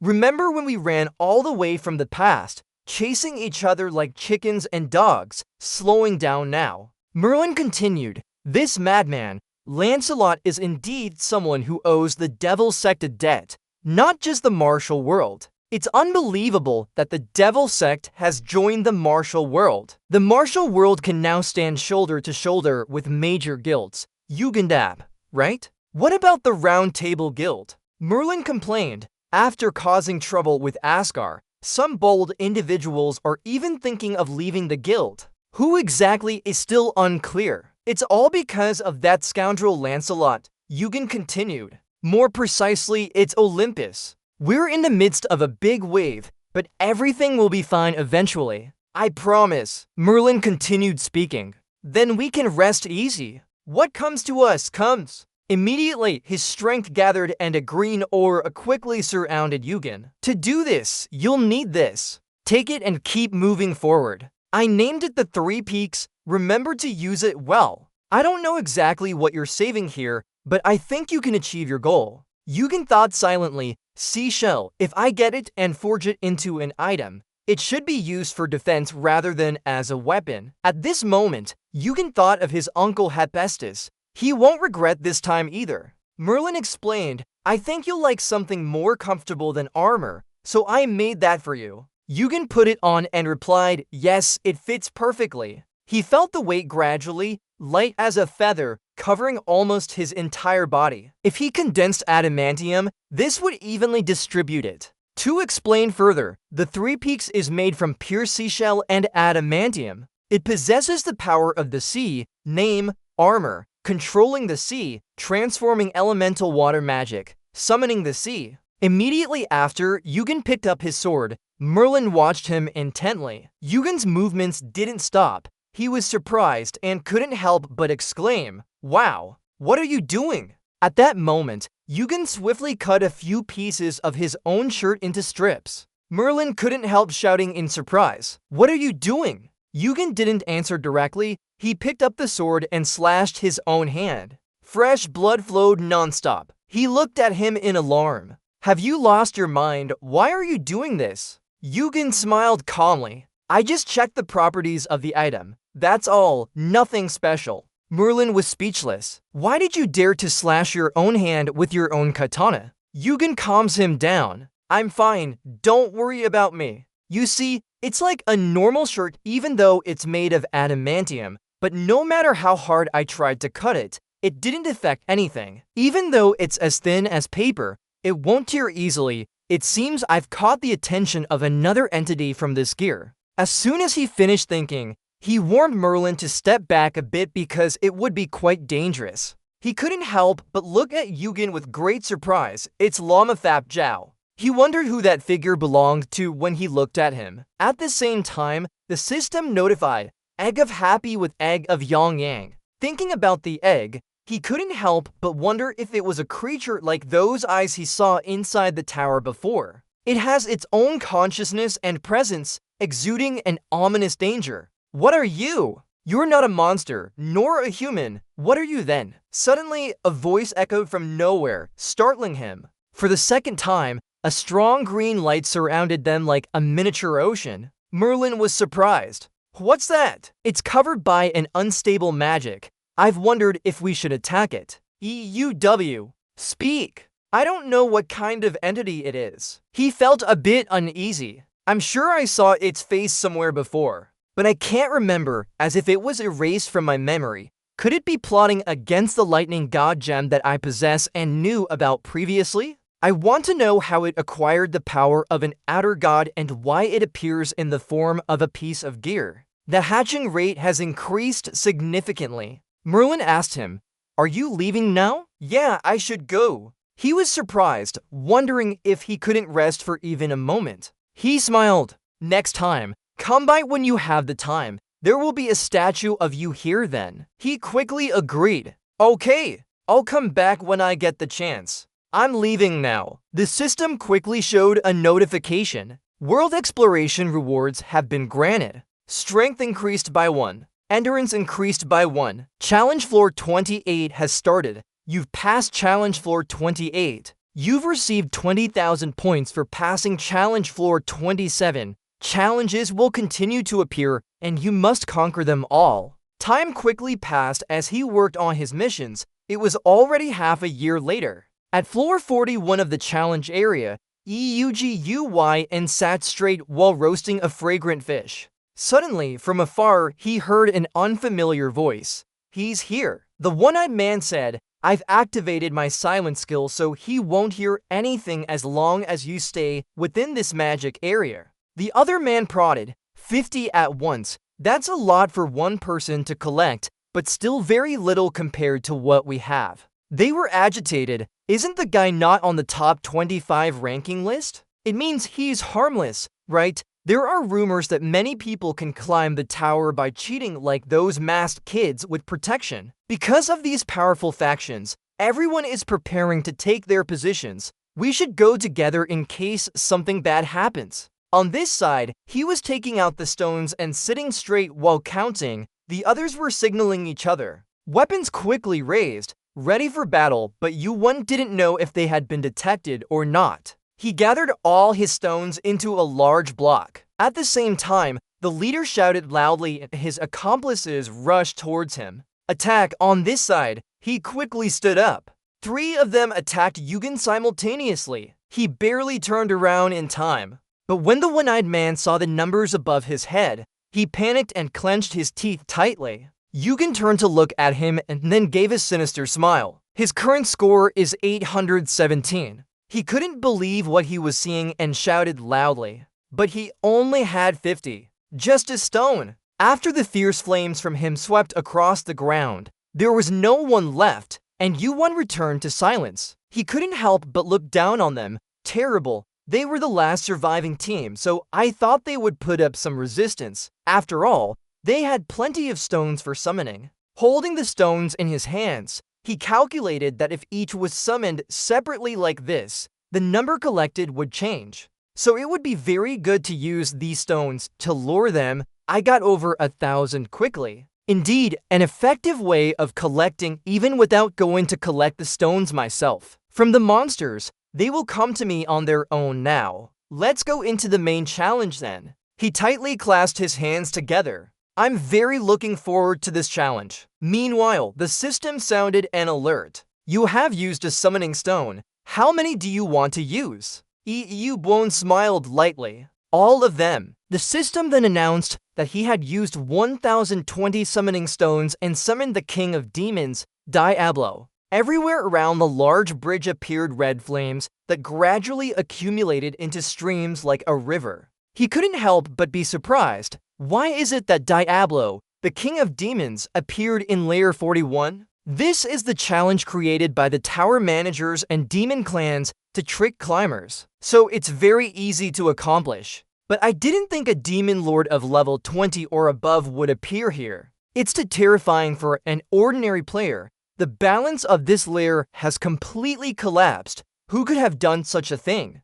A frightening voice echoed. I slept very soundly. But who dares to disturb me? I didn't think a lowly madman would use over 1,000 stones to summon. You miserable humans! Do you know who I am? Yuan faced him boldly. Diablo, the demon, answer. Do you know who I am? Quickly apologize. He quickly drew his sword. Isn't my meaning clear? I will destroy you and take all your points. His face remained expressionless. Then he immediately swung his fist forward with a fierce demeanor. How dare you challenge me knowing who I am? The system quickly announced. You have entered Diablo's hell. He continued to threaten. I will turn your body into bones. At this moment, your senses are paralyzed. You are fighting against the dominant state condition. Defeat Diablo. Yuan thought. An unfavorable state condition. That doesn't sound very pleasant. I'll start by resisting hell's influence. Right then, his eyes resisted the effects of hell. The resistance was successful.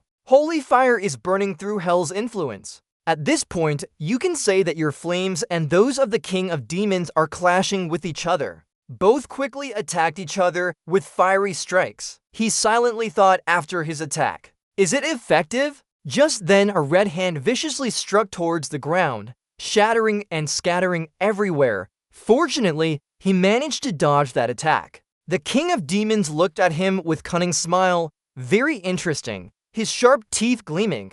He was extremely pleased seeing him charge up. Exactly right, a person shouldn't be defeated so easily. Then he continued to unleash fierce flames towards the demon army. The demon army raised their swords and struck powerfully at the king of demons. His speed was too fast for him to dodge. The king of demons staggered, then fell heavily to the ground, shaking the earth. He was also shaken by this shock, and the demon army was thrown back a distance. At that moment, his long tail shot straight towards where he stood. The demon quickly leaped aside and swung his sword at the king of demons. A fiery strike came simultaneously. His strength was no less fierce than the king of demons. For the first time, a battle of fire against fire couldn't be decided on who won or lost. The king of demons continued to fight, growing increasingly frustrated. I don't like the kind of fire you're using. Then he concentrated his flames at his mouth and blew strongly towards Yuan. You've been dodging non-stop for a while now. You're starting to get tired. He's calculating. The holy flame isn't effective on him. Of course, Diablo, being so powerful, wouldn't be affected by this kind of fire. After all, his mental strength is no different from his original form. Even so, it seems that Kinney's attack has been effective. His body jerks with a burning sensation as if the flames came out of molten rock. That damn rat, where did he go? Now we know which strike works on him. Compared to the Demon King's powerful attacks, you're much weaker. EU always dodges and then looks for an opportunity to attack the Demon King.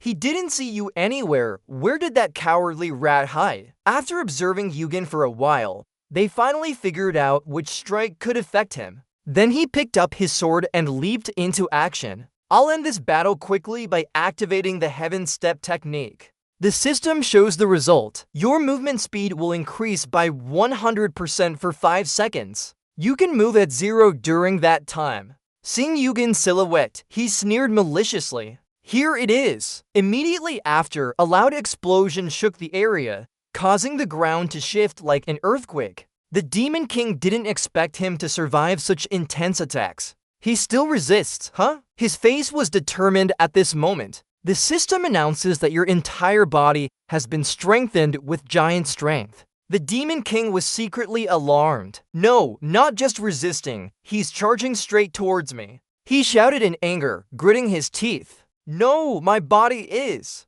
Meanwhile, Yugen charged and struck his arm, severing it. In pain, he screamed, "Damn you." The system also announced that your entire body has been drenched with giant strength. Then another loud explosion echoed around, burning fiercely. Yugen took the opportunity to stab his sword towards the Demon King, catching him off guard. He said, "This is unexpected, you must be a player." To do that, only a player could do it. I don't like this. Join our Devil Guild and we'll grant you the right to become the next Demon King once you reach the rank of Banner. You're human. How can you be accepted into a guild that only accepts devils? The Demon King explained, you are immortal but also an evil entity, as evidenced by the dark energy flowing in your veins. You have great potential to become a ruler like me. Hearing this, he felt some tension. He realized he possessed dark energy.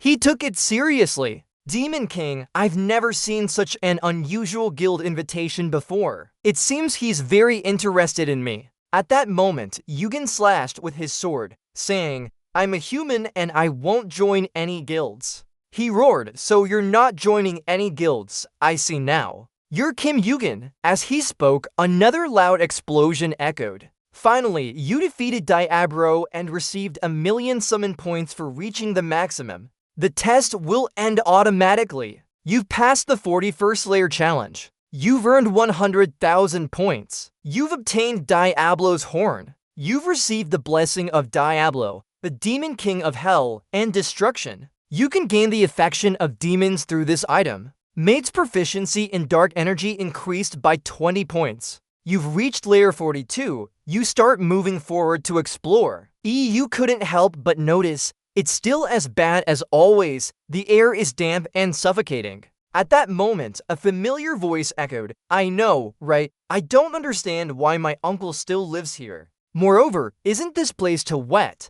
Yugen remained silent, just looking to confirm if it was the person he thought. Hagen stepped up, holding a torch to light the way for Yugen as he welcomed him to hell. They walked together in the dark path. Hagen couldn't help but speak, thinking back that he had been quite immature before. He said hell, even though it wasn't the 42nd layer. Just seeing me so happy was enough. Yugen's face turned mischievous. So this is how you react when you're happy to see someone again, huh? Hagen hesitated and said that welcoming him to hell was the nickname for the 42nd layer. You were quiet, thinking, I don't like the number 42 at all, not even before time reversal. Food and support aside, breathing is hard in this suffocating world. Hagen continued, look, I heard something happened on layer 33. You really are something special there. No one has ever made Olympus go through such chaos as you have created. Yugen was slightly surprised. You knew about that already, right? Hagen said, maybe because I've climbed higher and more officials from Olympus have come to me now. Now I know more than before. Yugendap, I understand now. He said to himself, Artheser on Narca of Hagrid must be much higher up than when he was just a player. I bet there's a queue of people trying to establish relations with him. Looking at everything in front of Yugen, he wondered if this was it. There are many similar paths on the way. Hagen confirmed, I'm sure, This is a symbolic place in Olympus and I've been here a few times before. Let's go then. This is when hell truly begins. Both looked down at the dark abyss. They walked for what felt like forever without reaching it. He couldn't help but admire. It's deeper than I thought. It feels like more than 10 minutes since we started descending. Something is obstructing their progress. He turned to look at his companion. Hey again. Suddenly, a ray of light illuminated the area. On the other side of the pit, something seemed to be looking at them. Yugen remained silent, observing and thinking. There are many. I don't know what you're referring to, but it doesn't sound good. He felt a bit uneasy. It feels like there's someone watching me from somewhere. This must be the welcome from the owner of this place. Behind those rocks, many three-headed dogs were waiting in ambush and lunging out from the shadows. Yugen Dap didn't take it lightly and began to gather his inner strength. I don't know if this will work, but trying won't cost anything. It seems the consensus that they've been discovered, so they're not hiding anymore. One of them lunged out aggressively. Yugen Dap used his powerful fist to strike it, sending the three-headed dog flying. He looked at them with narrowed eyes. I don't have time to play around here. Let's get this over with quickly. As he said, a pack of dogs howled loudly and charged towards him viciously. These dogs from hell are not ordinary. Their strength is formidable. But how can I scare these dogs? Yugen Dap launched another attack at them. They've never been hurt so badly by humans before, so they're now howling in pain and fear. He fiercely clamped his hands over their mouths to prevent them from barking any further. This action surprised the three-headed dog greatly. It seemed to be trembling slightly, but was curious. Meanwhile, a notification appeared. Saber was puzzled about Saber's identity and felt fear before the power of the giant. Yugen was annoyed. What's wrong? Did I remind you of something from your past? The image of Hagwon appeared in front of the large dog. He remembered that Hagwon had taught hundreds of Cerebri a memorable lesson with his strength for several days, deeply embedding those memories into their bodies. Otherwise, they wouldn't have reacted so strongly to the power of the giant. The eye of the beholder is failing to gauge their true nature.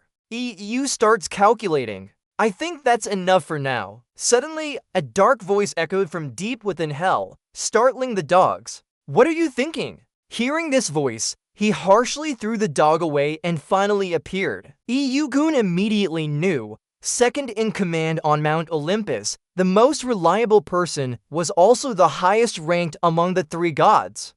This factor was crucial for saving Kronos, who was imprisoned atop Mount Olympus. Hagen bowed respectfully upon seeing him, greeting the god of darkness and knowledge from Olympus. Hades stood there, looking at the two young men with a complex expression. They were then invited to Hades' residence. He said nothing, everyone remained silent, waiting for the tea to be served. The cup was quickly filled. EU politely picked it up and drank, but felt suspicious about the black liquid. Seeing his doubt, Hades explained that it's good for health. Drinking it could help recover magical power as well as stabilize body and soul. As he spoke, he also slowly sipped from the cup. EU followed suit. Immediately, the system announced, "You have absorbed Hell's green tea." The recovery speed would increase in 1 hour. His mind had become clearer. He was extremely surprised. Hell's green tea was a rare item indeed. Yet he received such precious tea on that day. Only after seeing him finish drinking did Hades continue. I still can't believe you, a mere child, possess the authority of Rylos. Hagen, from now on, work with this boy, he replied respectfully. Sure, I'll do my best. This guy is trustworthy. I'm willing to travel with him until the end of our journey. Hades was surprised by his immediate response. Then he told Iagon, I have a feeling you're hiding something when fighting separate. I don't know why. I don't trust those who keep secrets from me. Those who hide their true nature are not trustworthy. Looking at Hades' attitude, he thought, sure enough, he's not an easy person to talk to. However, you've kept a reliable person by your side for 7 years. This surprised him. Hades continued, Hephaestus, when I asked about you, he only told me to trust you. He said I wouldn't regret it with full confidence. Iagon grumbled, in the end, it's personal connections again. Why did he release Sephiroth? Hades asked further, which leader of the demon god church are you? What do you think? Will John Mugen act? Iagon replied calmly, I don't know. Hearing this, Hades' expression was not pleasant. He explained, the scope of that person is within the authority of a leader. We're in a situation where we shouldn't be swayed by personal statements from the demon god church. It's hard to give a perfect answer, but if considering another scenario, apart from John Mugen, someone might act. Hades was surprised. Possible? It seems like that person has no intention of doing so. Are you contradicting me? No, not exactly. That action means the demon god church doesn't need to intervene in this matter, because the war will only end when they can deal with the king. Indeed, this battle should stop at a skirmish level rather than a full-scale war. If the demon god church intervenes and allies with me, that would mean a potential war between us could achieve the best results with minimal damage if everything stops at a skirmish level. Ragnarok and Gigantomachia will be like this, Hades said. Only when facing the king can it end, even knowing his current power. You say that? EU asked, do you think I'm being too greedy? I'll do everything to make things better. Hades was skeptical. You only blocked a ray of scrutiny once. Do you think you can do it again? He looked directly at Hades seriously. No, not me. He was surprised by the answer. What is that? What do you mean? Eugen explained. Among the three gods I know, Poseidon's dizziness has affected the power balance. Hades also didn't deny it. Turns out you knew all along. Yes, it was very interesting to watch Poseidon, and we've been involved in pushing him into the underground prison for half a year now. EU.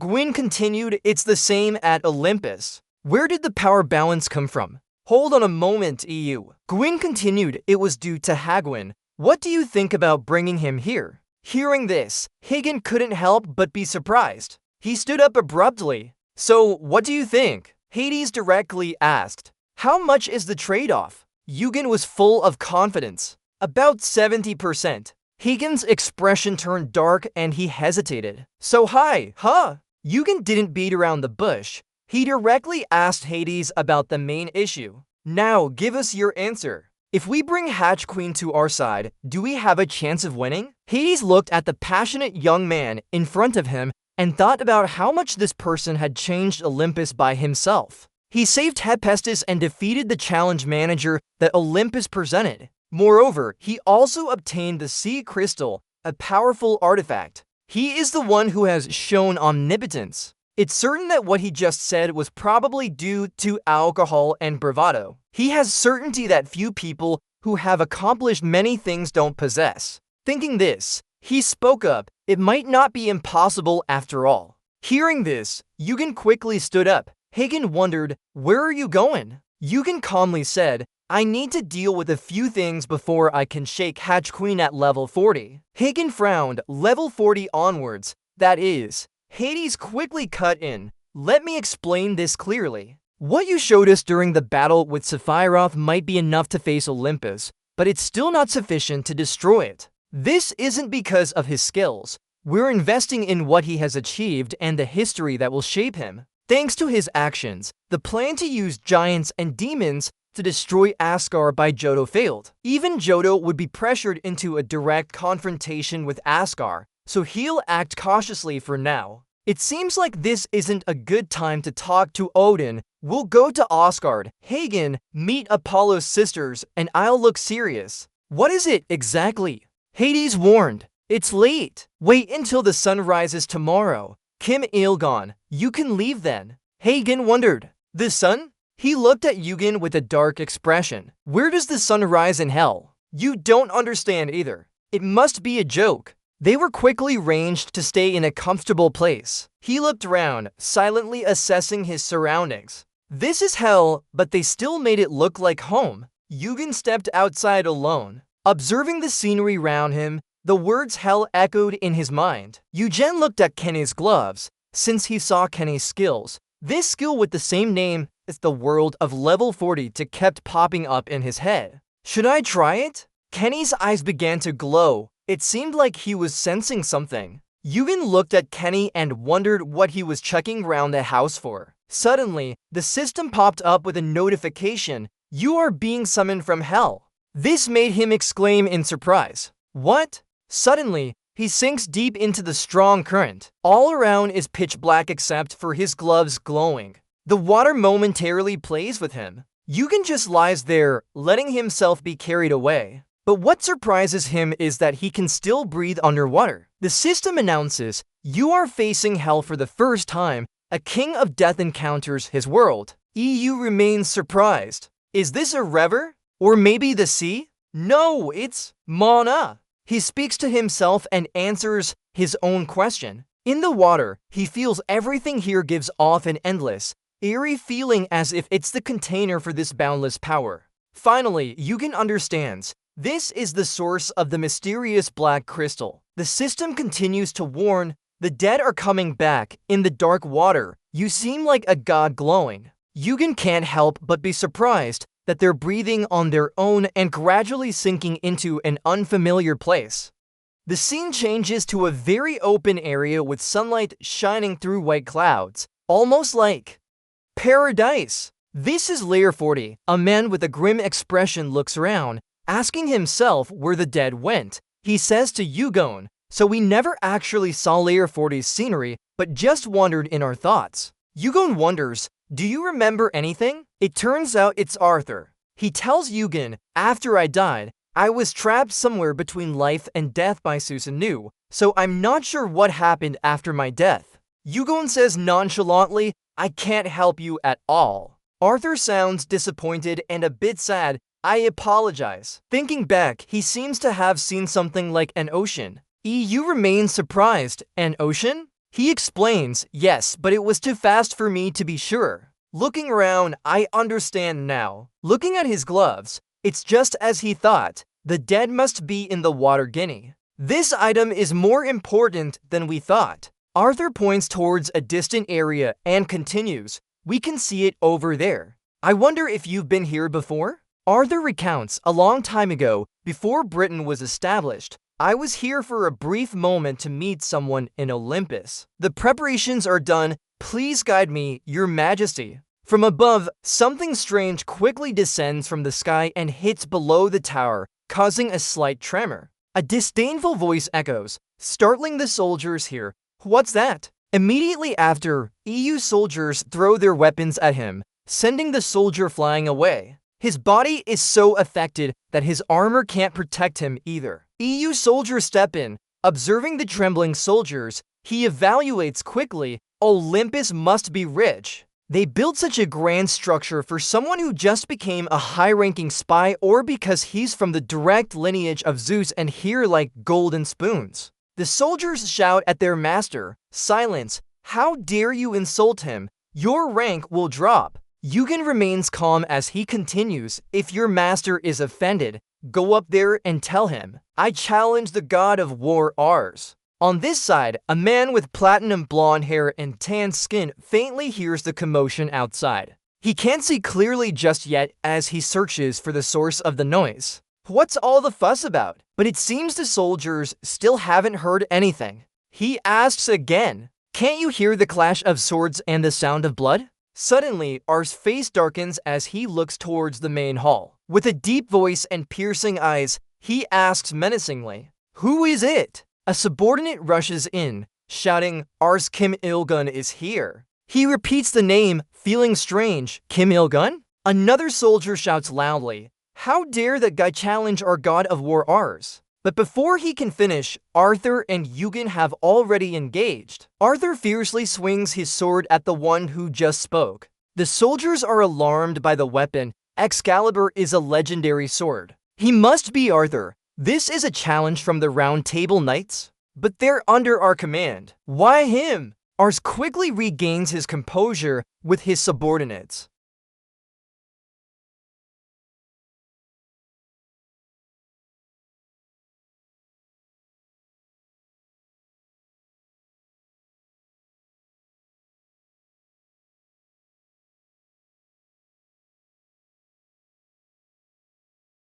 The system immediately displayed a message, Temporarily replacing his stamina with strength, Ars quickly began to channel inner energy. He gritted his teeth and punched Ars hard, raising his sword to block in front of himself. This power surprised him. Ars looked at him with some shock, noting the giant form and how painful and fast his attack was. You wanted to smirk smugly at him as he challenged. This is the strength you envy. For Hagen, that's what I meant. Of course, he couldn't bear this contempt, but it truly couldn't be denied that he was a formidable opponent. Ars glared angrily at him with bared teeth. How dare you? That's how it is. Shut up, you scoundrel. As soon as he spoke, he fiercely struck without giving him any rest. Ars' sword extended and stabbed forcefully towards him, but Yugen quickly turned to dodge. He narrowed his eyes at him. Perhaps someone was angry that I touched their pain, but they should look above too. Ars didn't understand what Hagen meant, but suddenly a fierce strike came down from above his head. That's Yugen's skill, but Ars quickly dodged the attack by leaping up. He looked at the smoke and fire before him with deep thought. Good work now. Again, a voice suddenly echoed in the smoke, startling him. Sorry, but that light is the power my father used, not Hagen's. EU smugly looked at him. Do you really think that our god fell to defeat by that kind of strength? On Aether, a terrifying source of power had been unleashed. This place was no longer as beautiful as its original appearance. Pieces of stone and earth fell directly into the windows, causing them to shatter. The soldiers screamed in fear at each other. We're being pushed back. Hurry and dodge. Too much magic is being released. One Knight couldn't help but be amazed by the destructive power of this battle. This is really a player's fight. It feels like fighting an elite opponent. No one dares to approach the area where you and the war god are battling. EU clenched his lips in anger. Ars, this scoundrel, doesn't even care about the safety of subordinates like him, but is still a war god and has courage. Looking at Ars' crazy face now, he looked down on him. He's nothing more than a maniac. Ars was acting like a madman. Kim Il-gon, the holder of the Sea Stone, giant form, fire eyes, even his father's symbol of power. If I kill them all and get at least one of those powers, then one day I'll surpass my father. EU thought to himself. Thinking this, he greedily charged towards him with the intent to kill Yugen immediately. A voice in his head spoke urgently. Are you going to stand there forever? If not, let me take his head myself. Yugen wondered, is it Aether? He's very angry. Truly, he pursues the spirit of a knight more than anyone else. How disgusting Ars must be for him to be so determined. I think I'm starting to gain an advantage now. We have to end this fight here. At that moment, he endured and struck his fiery eyes towards the war god. The battle seemed to truly begin now. Ars was startled. What's going on? I just saw my father in an instant. Yugen quickly appeared from the raging flames. He disdainfully asked him, they say the power of Shamset is very useful. So what about its opposite? As soon as Yugen spoke, a powerful inner energy rapidly spread out. It was black. The earth and stone around him were continuously swirling into the air due to his rage. Yugen now seemed like a god of death. The system sounded an alert simultaneously. Hell worships the king of death. Ars Kinhai silently assessed Yugen. His mana is nearly endless. He knows the origin of the item and utilizes its true power. Who would have thought there was such a big difference? He must have realized that prolonging the battle would be disadvantageous. He wants to deliver one strike to end me. Thinking this, Ars sneered. You still want to struggle until the very end? Your skills are truly amazing. But if you can't get close to your opponent, how do you fight against me? To win by prolonging time goes against a god of war's pride. I won't waste any more time. I will end you now and forever. Saying this, Ars sneered again. But before his awe-inspiring display, Yugen only offered a mysterious smile. The two quickly clashed in battle, the atmosphere thick with lethal intent. Suddenly, Yugen's power enveloped Ars' entire body. It made him feel a bit helpless. Why can't my body move? At this moment, Yugen mocked, it turns out you're not very good at fighting. You half opened and half closed your eyes, but you directly charged right into me like that. Ars was slightly bewildered. What do you mean? At this moment, Ars finally realized that Yugen deliberately lost from the start. His goal was to get closer to absorb Monner. The system reported Kinney reacting with a lightning shard, and he immediately charged in for an attack. And thus, a massive explosion occurred at the residence of the god of war, creating a terrifying shockwave. A large hole appeared on the roof of the tower, leaving all soldiers momentarily stunned. One of Ars' guards was so terrified that his face turned pale. He stammered, "My lord Ars." The soldiers were now collectively worried, but hesitated when a sword blocked their path. They shouted, "Stay back, I must protect my lord." Ars continued, regretting he couldn't do that. "Neither can I let them fight it out." The soldiers were extremely angry, but no longer surprised by Ars' demeanor. So they gritted their teeth and reluctantly did as told. On this side, it seems Ars is in trouble now. Yugen quickly took the rope around Ars' chest. At this moment, he was no longer breathing. A dark aura surrounded both of them. Simultaneously, the system reported that the King of Death summoned Ars' soul. Holding the rope, he thought about his power's potential to turn high-level schemes into dust. Once familiar with it, this power could be used in many places. Seeing the situation, the soldiers shouted, "My lord Ars," but Ars still didn't let them through. Round him was a pile of rubble and chaotic soldiers who couldn't do anything to him. Yugen silently observed from above, speaking to himself. Sure enough, he knew. At this moment, golden chariots quickly gathered towards Ars' palace. A cold voice echoed, "Really, it's the one who killed Ars." The woman speaking is none other than high-ranking Olympian goddess Athena. Seeing everyone silent, she continued, "Answer me, did I hear wrong?" The soldiers quickly knelt and shouted loudly, "Long live the god of war." Seeing the goddess' presence, all soldiers were so frightened they couldn't even breathe.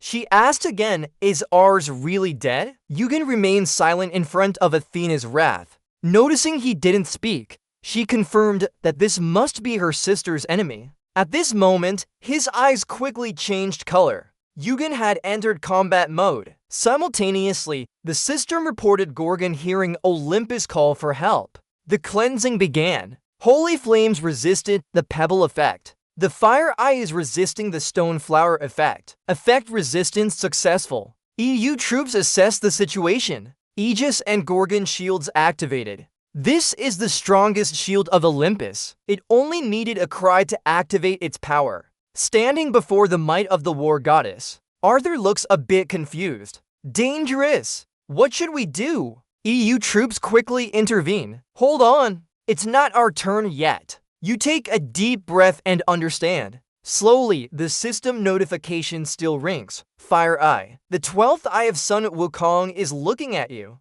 As soon as he finished speaking, a familiar staff descended from above. Yugen looks up. Coming fast. Now it's our turn. Sun Wukong is happy. The main character usually appears in tense scenes. Yugen helplessly sighs. No problem. On the other side, Olympus forces are no longer big. It's Great Sage, Sun Wukong. Athena immediately recognizes him. She tells her soldiers, "That is Sun Wukong's ally leaping down. That name surely isn't an ally of ours. What do you plan to do now?" Yugen glances over. "There's nothing different. Don't obstruct me from doing my work. You keep talking while everyone is mentioning the EU gun. Focus on your own survival." The soldiers on the other side are confused. "Great Sage, are you really going to start a war with Olympus?" Then Athena commands, "Punish all enemies of Olympus." Sun Wukong scoffs and disappears. Immediately, Sun Wukong's large staff strikes the shield loudly. Annoyed, Hephaestus equipment. Too powerful. How much adamantium did you use in it? But it can't compare to my staff. Annoyed, it's even more interesting than I thought. EU gun, take care of the weaker ones. Let me deal with the stronger ones. Can you do this? EU gun chuckles. Why are you asking such a simple question? He then orders Othor to protect the weak and leave the rest to him. Othor quickly obeys. Yes, sir. Sun Wukong is very pleased with his actions. That's right. I like you. Both of them quickly rush towards Athena. Sun Wukong can't help but be surprised in his heart. What should we do now? At the same time, the system rings. The Gorgon's blessing has been activated. War blessings surround the shield. Without thinking, Sun Wukong directly strikes that shield with a close distance. Athena looks a bit scared at this moment. If he could pierce that canopy, I would lose. As soon as she finished thinking, she found a way to push Tiantai Dashi out, maintaining a safe distance from herself. Immediately, Athena leaped up and stood at the top of Tiantai Dashi's, then charged forward to attack. What are these? He quickly laughed mockingly and shouted, "Watch out!" Just one attack made Athena fly back far. She was extremely surprised by this strength. Tiantai Dashi continued pointing his at her, looking down on her. Disappear! At that moment, his shot straight up into the sky, making Athena fly back again. Tiantai Dashi looked at his achievement and then used Vamper to shoot straight upwards. Below, only Arthur and Eugen were fighting. Actually, besides Athena, no one here is a formidable opponent. At this moment, Eugen thought, I heard that Ars is an Olympian member, but his strength isn't terrifying at all. Is the rumor wrong? I didn't think he was hit to this extent. Meanwhile, the system showed a warning. His combat senses were being intensified. Eugen considered, it seems I've reached my limit fighting Ars. I can't endure much longer here. Thinking this, he quickly advanced to fight and finish off the Olympian soldiers. The blessings of the sea surround you. Arthur said to him, if our top priority is to get out of here, should I just push them back instead of killing them? Eugen replied, you can do that in an emergency, but now we need to run and think about it later. The god sighed, one day, he will be able to face the outer gods, so for now, just temporarily withdraw. Ars was surprised, unable to believe the words coming out of his mouth. Then he continued, I understand now, these soldiers are all gone. Stop them, don't let them escape. Eugen said, have you ever heard of the Sama technique? The other one shouted angrily, what's that? Be quiet. You are enemies of Ars. Immediately, he created holy flames using his mana power. At the same time, a blow passed by Eugen. You don't know, but it doesn't matter. I'm tired now. Don't block my way anymore. In his mind, he just wanted to get out of here quickly and rest. Yuan's eyes glowed red, his combat senses maintaining the holy flames, his spirit sustaining them. And then a huge explosion occurred, shaking an entire tower here. He stood there observing the destructive power of the holy flames. It burned all those soldiers, causing them to cry out in agony. Yuan sighed, the holy flames are indeed too powerful. Any non-high-level operatives can easily be incinerated. Not only can he hold Ars back for a while, it's bad that Athena is here, but the results we got are enough. Those Olympians, I had to go through great hardships because of you all. Now it's time to get my money back. He smiled smugly. My revenge days have just begun. Wait and see. Returning to Athena, she is now desperately fighting Tiantai Dashi. Above Tiantai Dashi's head, many golden swords are waiting to fall down. He observed below and was surprised. What is this? Then he said to himself, the golden love source has escaped. I don't need to fight anymore. Ars' residence has been completely destroyed by his own demon eyes. The soldiers are almost all burnt out. Tetherian Great Sage couldn't help but exclaim in surprise. That's impressive. Athena questioned, asking Kim Il-gun, who resigned from He calmly said that he didn't want things to go off the planned path, so he just helped a little bit. She was wary. What kind of attitude is this? Could it be that Tetherian Great Sage joined in because he knew he would come too? A big question echoed in Athena's mind. Why? Tetherian Great Sage playfully said, the matter here is done. The trickster looked at Athena with a sly smile. Playing around here was quite enjoyable. I'm off now. See you later. As soon as he finished speaking, he rode the clouds and quickly vanished. Athena stared after his figure, muttering to herself, will we meet again? Scene change at level 38. The atmosphere here seems very fresh. Green trees are playing with each other in bloom. Eugen arrived quickly and observed for a moment, noting that it was quite hot. Maybe it's due to the surrounding volcanoes. Who would have thought there is a powerful entity hiding in this peaceful place? He quickly entered, looking around as if searching for something. Yugen stopped because he saw huge footprints clearly imprinted on the ground. These footprints seemed somewhat strange. Here I am. Following these footprints, he carefully took out his sword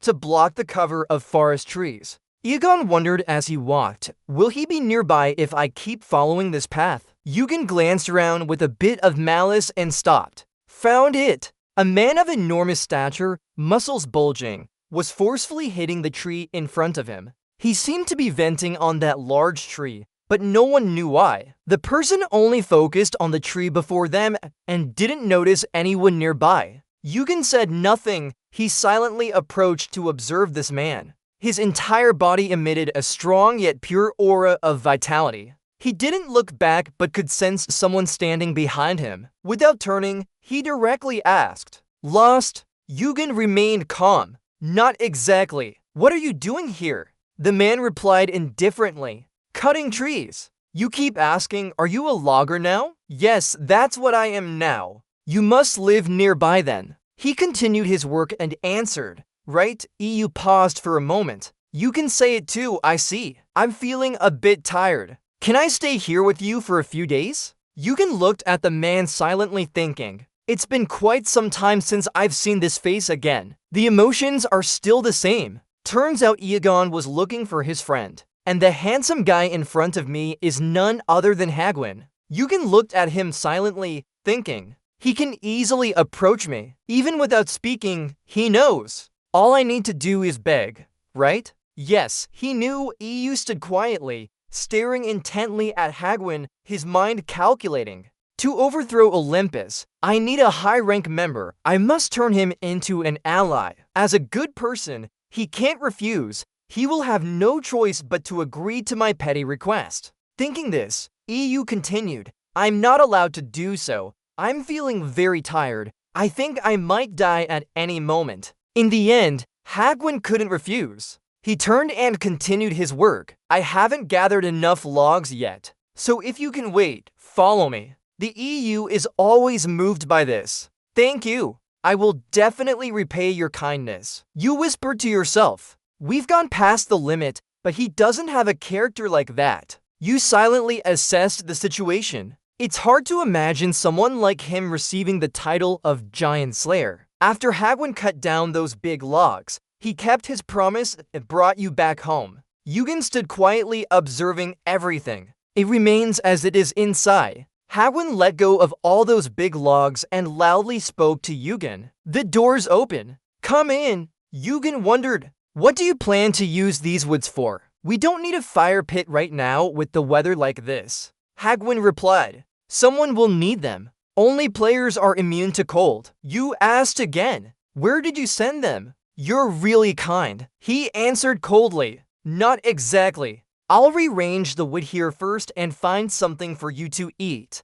So just wait a bit. You didn't let me finish. It's fine. If he lets me stay, at least I can prepare dinner. Hagwon was surprised. I thought you said you were tired. Time passed quickly after that. Yugen had already cooked the meal. Hagwon seemed pleased. You know how to cook. Do you often cook? Yugen replied. Sometimes. He praised her. Your skills are impressive. Someone might think you've lived here for months. Yugen remained calm. That's impossible. The cold man looked directly at Yugen and asked the main question. What's your name? Yugen sighed. You just came out with that. Ha! I'm Kim Yugen. Hagwon was surprised. Kim Yugen, it's the first time I've heard this name. It seems you're not a donji. Yugen said, I'm still just a player, but I am quite famous outside here. Have you never heard of me? Hagwon said, I've been living alone here for some time now. Yugen couldn't help advising him.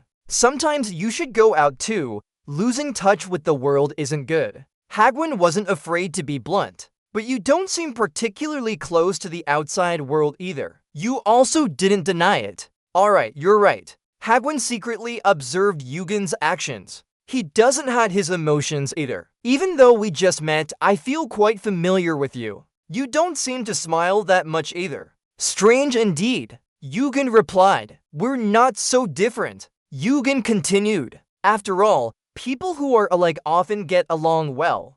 Hagwon said calmly. Alright then. Anyway, we were very close friends in our past lives. Looking at his friend now, he couldn't help but smile warmly. Then he spoke up, thinking back that I hadn't told you my name is Hagwon yet. I've heard of the name before. So you're a high-ranking member, huh? Soon after, as dawn broke, Hagwon continued his woodcutting work. The difference this time was Yugen's help. They worked together and rested together. Everything proceeded normally. By evening, they prepared to grill fish. Yugen carefully prepared dinner by the flickering firelight. Looking up, he saw Hagwon diligently carrying the woodcut over 3 days. Long had some thoughts but quietly observed his friend. The night sky was full of stars. Hagwon's simple wooden house stood in the deep forest, with Yugen present here. Dawn came quickly. Yugen helped Hagwon cut trees and complained, "Why is it so heavy?" Hagwon said calmly, "It's pretty tough. The wood on this level is heavier and stronger than steel.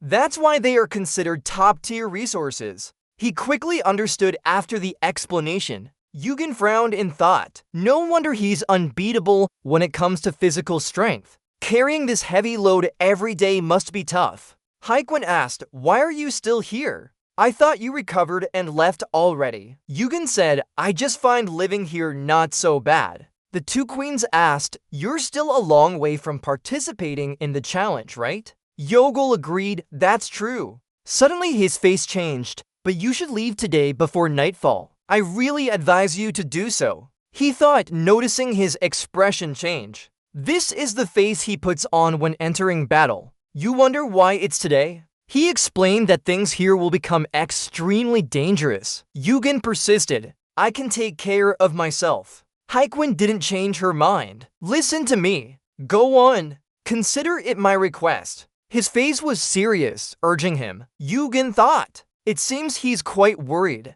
I know he's concerned about me getting hurt. But maybe the main reason is that he doesn't want outsiders to see him fighting." In the end, he didn't want to make things difficult for Hagwon. "Before leaving, there's something I need to ask you." Hagwon stopped and looked at him. Yugen continued, "I'm much different from what they say. Why do you hate humans so much?" His eyes flashed with viciousness. "I don't know where you heard those rumors, but it's best to keep your mouth shut and be careful." Yugen still wasn't afraid. "You used to get along well with Surt and the Gigantes." Suddenly, a tremendous inner strength and immense anger emanated from him, startling me slightly. Iagon was surprised. His body felt like it might explode under such dense force. Hagwon tried to stay calm. "Don't ask about trivial matters anymore. We're not close enough for you to be curious about things like that. DD, this level is very different from what you've been to before." Iagon watched his back.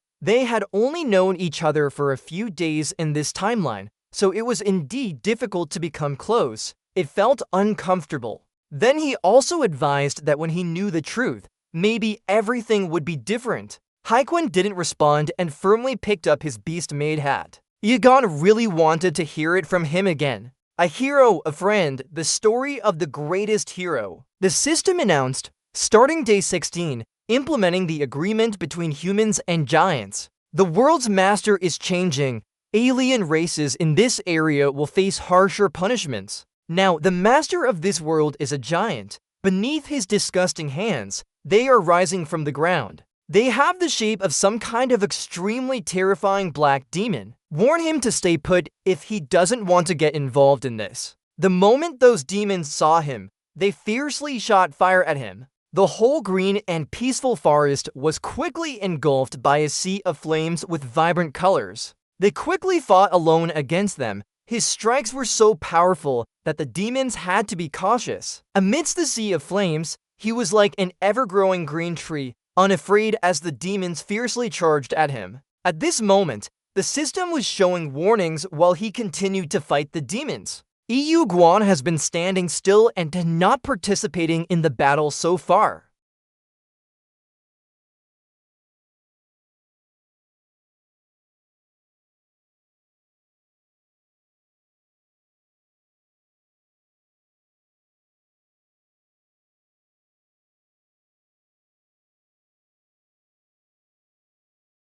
The rocks quickly blocked the lava flow. Yugen thought, with Kiane around, it's enough to shield me. But better just wear this and stand here waiting for him. Hagwon couldn't help asking in surprise, deeper than this, are we almost there? Yugen simply repeated, doing what he did before, 3 more times. He immediately followed the boy's instruction to strike hard into the ground, causing molten rock to continuously flow out. He kept striking forcefully, creating continuous cracks on the ground. Soon a light appeared, illuminating the space where they stood. Hagwon looked at the dark reflection. This is the Earth, beneath the green canopy. It's incredibly cool. They both descended together. Hagwon was surprised. How did you know there was such a place? Yugen said simply, I have my sources. You mean your sources? Yugen grimaced, even if I told you, you wouldn't believe me, and even if you wanted to, I couldn't meet that person anyway.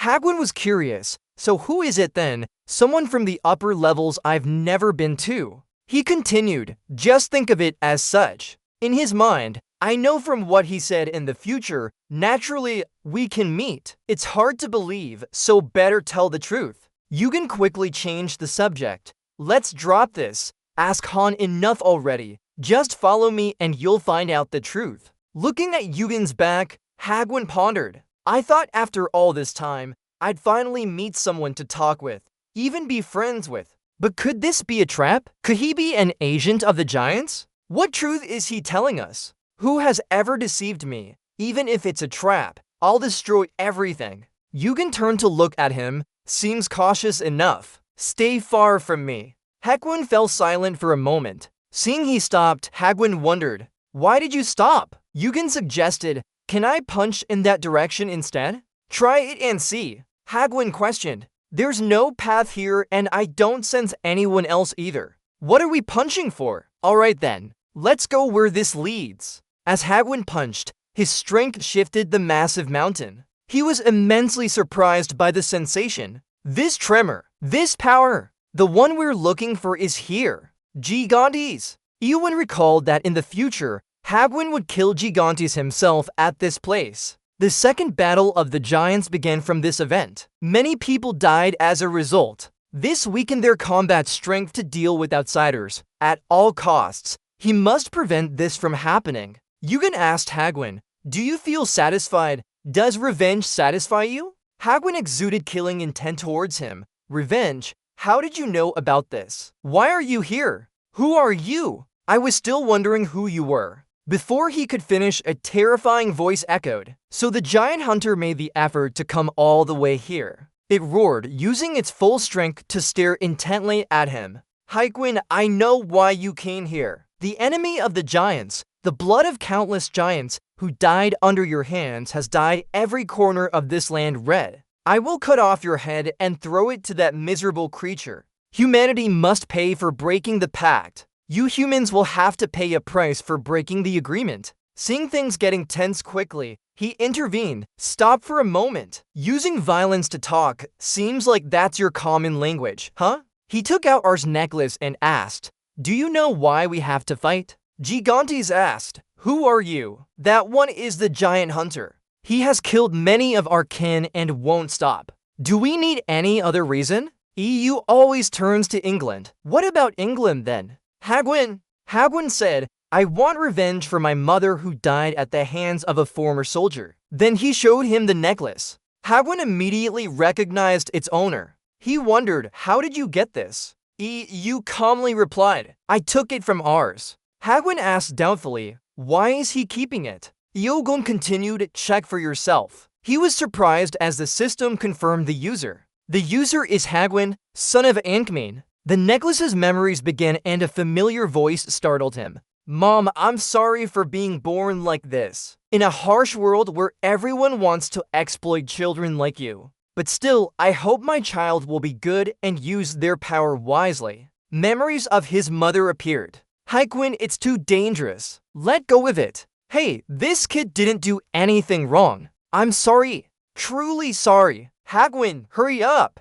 Sorry, Mom, hurry up. You can't use such power. As a child, he was incredibly brave. Mom, I've completed the challenge. My rank is even higher than Dad's. She was very proud of her son at that time. Hagwon, it has become more proficient now. Images of him and his mother quickly appeared. That must have been the happiest moment of his life. Suddenly, a voice echoed behind her. Hagwon heard that the child had become a soldier. Ankmini was sad but too young to fight. The other person continued. Not yet. For now, let him focus on ranking up, but not for long. She was disappointed. He really wanted his son to become a war weapon. The man was cold. It's my child. She wept bitterly. No, even though your blood flows in it, it's still my child. He raised her hand gently. Ankmin, the unfortunate woman. Although she didn't want to give birth to him, just looking into her eyes shows.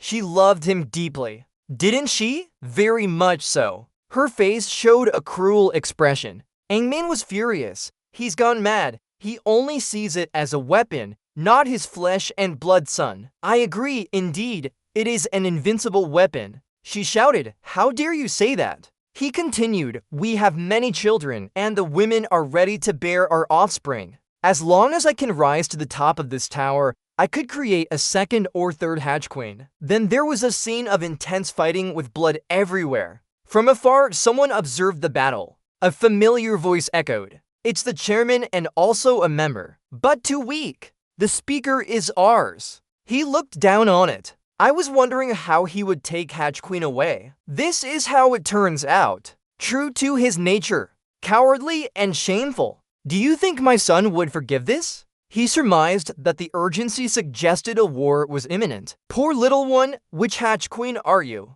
Second or third? What's the new hunting dog called? R stood there. It doesn't matter. As long as you respect me, everything else is meaningless. Then he calmly said, Ankmini. 3 died at the hands of former members. A Hatch Queen only needs to know that much. Hagwon's desperate cry echoed endlessly as she revisited this memory. Stop! No! Please stop! The helpless scream continued. His hand trembled, unable to believe what he saw and shocked by Olympus' cruelty. Hagwon wanted to rise up and embrace her mother, but couldn't. Her loving voice resounded. Elena, it's highly likely you'll die. He will never let the child he wants to nurture become a living weapon in your hands. He will kill me. He will make that child drown in hatred. The other sister tried to dissuade them. Ankmini, listen to what I say and stay away from the Hatch Queen. Just tell her. Ankmini was in pain. No! Even if its fate is to become a weapon against this world, at least you won't turn your back on it. How can I abandon that little hand just to save my own life? Helena shuddered. Ankmini, is it because of motherly responsibility? She stroked her sister's hand. No, I'm just recalling the image of her little boy from long ago. Just a moment later, tears fell like rain. Ankmini said, I truly cherish this child. She told him, there wasn't a single moment when I didn't love you. Every moment with you made me happy. I always felt safe seeing you grow every day. In her dying moments, she remembered her son. Hagwon, thank you for being my child. Then Ankmini passed away. The memory ended and she lay in a pool of blood, never to see her little boy again. Each memory felt like shattered pieces piercing his mind. Hagwon's voice trembled. We didn't know about this. Yugen observed it seemed he was hesitating. What do you want to say? Meanwhile, Gigantes asked him he had braved the risk just to erase the misunderstanding between Hagwon and the giant. Yugen didn't deny it. Yes, he knew too. He wasn't surprised about the ring's power either. He pondered. That's right. Now I remember. I heard Yerfer mention this before. You're Kim Yugen. He wondered, didn't you stay asleep all the time? Gigantes said it wasn't entirely like that. I sometimes wake up to keep an ear on things. Hearing him say this, Yugen was curious. He asked why he didn't stop them earlier. Gigantes pointed at his wound. See, this is the scar left by that rogue's lightning bolt. It takes a lot of time to recover. So I used this time to prepare for the upcoming great battle. He calculated in his head, were the giants also preparing for war? The second battle of giants was much larger than before. Many major factions were destroyed. Even a powerful race like the giants met the same fate. It all started with that rogue's fall, making everything irreparable. Gigantes said you dealt Poseidon a heavy blow. It didn't sit well with the Olympians either. So which side are you on? EU remained silent, implicitly acknowledging Gigantes' praise. Clever. When you're in my position, one decision can greatly affect this world. You had enough power to clear a layer of the tower, yet here you are trying to convince me. I never thought I'd be so hospitable. A small human like you is making history. You couldn't hide his satisfaction. I agree with that. Gigantes looked at him helplessly, not knowing when to be humble. If you were a giant, I would have promoted you to a high position in the tribe. You didn't consider it an honor. Stop being so stubborn. I'm busy enough. The ground is shifting. Gigantes looked at Hagwin. All right, let's see what this person chooses now. He was still grieving over the memories of that shift. This has been a secret hidden for so many years. He even lived with the one who viciously killed his mother. Now he is drowning in self-blame and in indescribable pain. His heart felt like someone was slicing it open, causing unbearable pain. He hit himself hard on the face. Then he fell to the ground, powerless. The painful memories of his mother kept haunting him.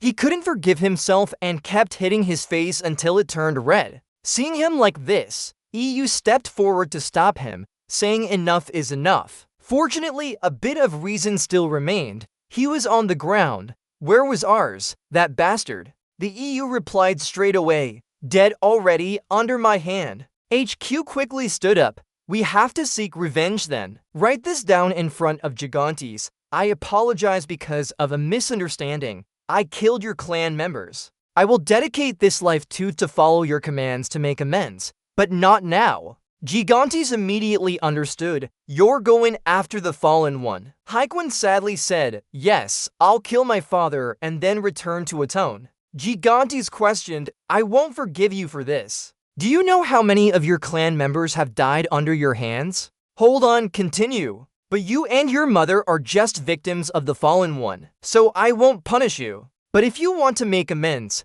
even a small part, listen up. Destroy Olympus. Hearing this, Hagwin's spirit lifted slightly. He stood up. Then he put on the last legendary item his mother gave him and said firmly, all right, in honor of my mother, I will definitely do it. The necklace made from shell material returned to its rightful owner and kept glowing. Hagwin looked at Iagon. Thank you. I owe you this time. Without your help, we couldn't have stopped the war. Get to the point. If you feel indebted, here's what I propose. Are you going to attack Olympus right away? Hagwin didn't deny it. Yes. He looked at Hagwin firmly. Then let me give you a gift. Immediately, a strong golden aura circled around them both. Hagwin wondered silently. A shadow appeared. A person. It looks so familiar. It really resembles my father. He couldn't help but be curious. Who is this? Kim Il-gon. Who's that? Il-gon asked Hagwin curiously. You don't recognize him, right? Meanwhile, the system announced. The devil is rejoicing in your world. Summon hell. And he recognized this as none other than Ars. Seeing you made me furious, Kim Il-gon. Kim Il-gon. You bastard, Kim Il-gon. Ars clenched his teeth and looked at him like an enemy reincarnated. He was ready to charge forward. The system announced that a dead person is breathing favorably with you. Il-gon slashed with one sword. They say the spirit is weaker than physical pain, but there are cases where it's the opposite. Hatchquine guessed this was the power of will, right? You wanted to explain that Ars used to be a high-level trickster. Ordinary people would have been writhing in agony now, but high-level tricksters were different. Immediately after, he pointed his sword at Ars and told Hagwin, so, beat him up for your satisfaction. Hearing this, Hagwin's eyes suddenly turned cold. He stared intently at Ars without blinking. His fist trembled with emotion. Please forgive me, Ars shouted loudly. Don't mess it up. As soon as he said that, a fist flew at his face with such force that Ars' features were distorted. Even Aogen was slightly taken aback by this attack. Hagwin's strength surprised everyone. His face was black as if from the bottom of the sea. After defeating Ars, Hagwin took a deep breath, clearly satisfied. Indeed, it was much easier. But of course, he wouldn't stop at just one punch. Hagwin continued to hit harder than before. Ars received blow after blow. Hedquin's rage poured out on him ceaselessly. Eugen stood outside silently, watching this gruesome scene. What? He won't disappear just because of these blows, right? Ars was already unrecognizable from the pain. In agony, he cried out for mercy. Stop! His face looked like that of a demon now. I'm sorry. Okay, I'm sorry. Hedquin stared at Ars slowly. Sorry, huh? Okay, keep going. Ewan looked at her friend in this state and wondered, can I still maintain this skill for long? I've never lasted so long in hell before. Ars, suffering, screamed, kill me. Eugen bit his lip out of fear and determination. He had to stop him. Finally, you can control Hedquin's rage now. Wretched Ars lay on the ground in agony. Eugen continued, still not satisfied. Keep telling me. Hit as much as you want, he said. Enough! He deserves more punishment, but there are others even more deserving of death. You sighed. That's right. Need help? I have some useful information too. Hedquin was surprised. What else do you know? Your face turned serious. Who are the ones colluding with each other? Who agrees to kill Ankh-Mee-Nee?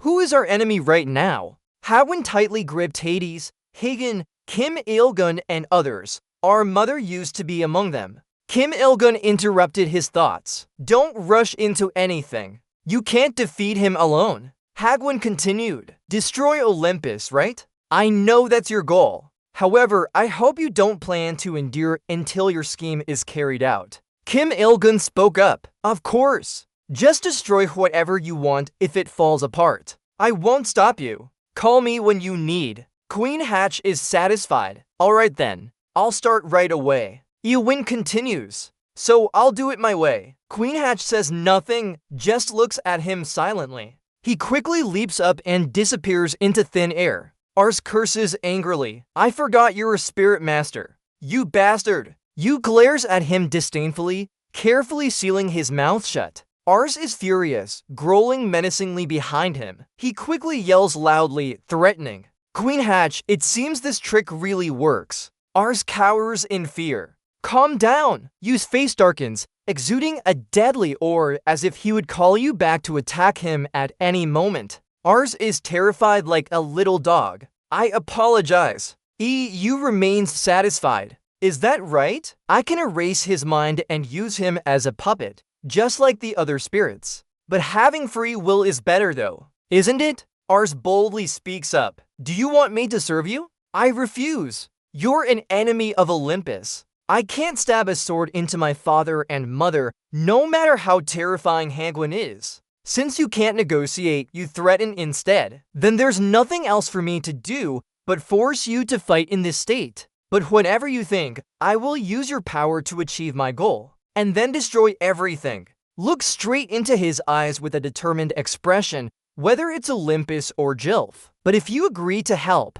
I won't force people to fight against Olympus. I swear by the system. Ars is surprised. The purpose of not doing this before was because, as a high-level spirit like Ars, he's extremely rare. Although mental work is a bit difficult, I still want to turn him into a conscious spirit. In the end, he agrees. Alright then, sign the contract with me. Just saying that won't stop someone from stabbing you in the back. EU extends his hand out. You're already thinking about provoking each other. Fine. Both quickly sign the contract. The contract is established. This spirit now fully belongs to the player. This spirit cannot participate in a battle against an Olympus player. In case of breaking this contract, the spirit will be free. You've gained the support of the War God. The power of the War God has been restored. Cut to level 77 at Harris Temple. Everything here is extremely dangerous. A voice echoes. Has Hera not arrived yet?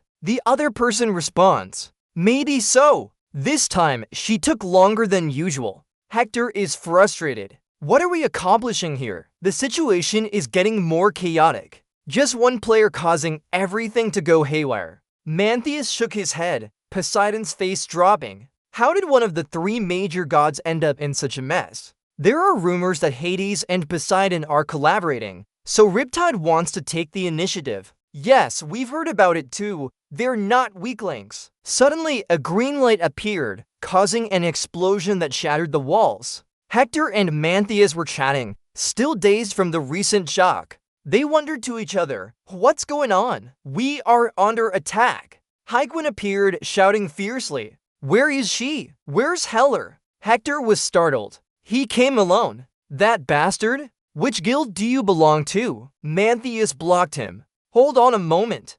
Who is he?" "The hero of Hygin." Hector was taken aback. "What? Why would the hero from the great battle be here?" Hygwin's face darkened, exuding a threatening aura towards them. "Don't make me repeat myself. Where is she?" The people were terrified inside. They wondered what had happened to make him look so cold. One of them answered, "The absent one. What does he want?" Hygwin's threatening aura intensified. "Is that it?" As soon as he spoke, he charged forward fiercely. "We'll have to return after this palace is destroyed." One of them was so angry his teeth were grinding. "Really impolite. The hero of war is just a thing of the past now. Our Olympus Foundation doesn't need to fear such an old relic." Someone beside him tried to stop him. "Don't. Let's try to resolve this with words first. Our opponent is Hygin. He hasn't even used his power, and everything here has already been destroyed." One of the soldiers held their weapon towards Hygin,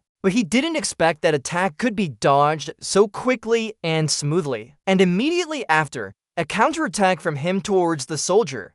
Hygin said darkly, "If you want to stop us, come up here, all of you." The scene before them shocked everyone. They called him the butcher, but it was true. Looking at his cold eyes made them feel miserable. "We'll die here." Hygin glanced around. "Come up here, all of you." Meanwhile, Eugen was messaging Hagen. He was surprised. "Oh my god, Kim Eugen, did you succeed?" Eugen said, "Hare's palace just got attacked by Hygin."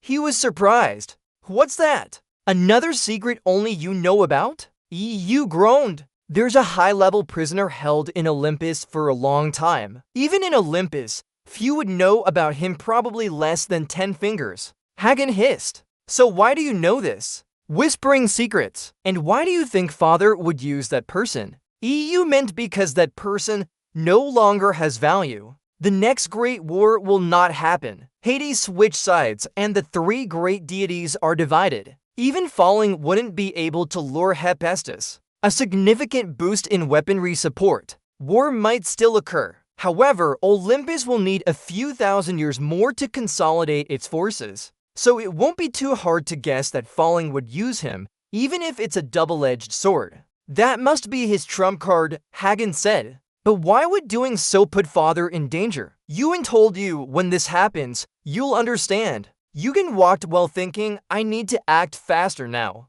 Cut to the Olympus warship successfully infiltrating the Dragon Cult's territory. The current commander is Athena. She stood inside, fiercely observing the situation. Her face couldn't hide her viciousness. She then ordered to deal with Kim Eugen first and then destroy the Dragon Cult. Recalling a memory. Athena said that John Mugen and a manifestation of Tianjin Dashi are on the same side as Kim Il-gon. At least for high-level dungeons are needed. The other person quickly agreed, sending Odysseus and Hermes away. "We'll bring the other one tomorrow." Athena said with her wicked thoughts, "It's time to eliminate them all." Suddenly, a voice echoed, dispelling Athena's thoughts. "Real talk. What's the big deal that we need to be called in for?" She approached. "Don't be lazy. Focus now." He was Hermes, god of freedom and piracy, a high-ranking member of Olympus, but he eventually agreed. "Alright, quick and dirty is fine.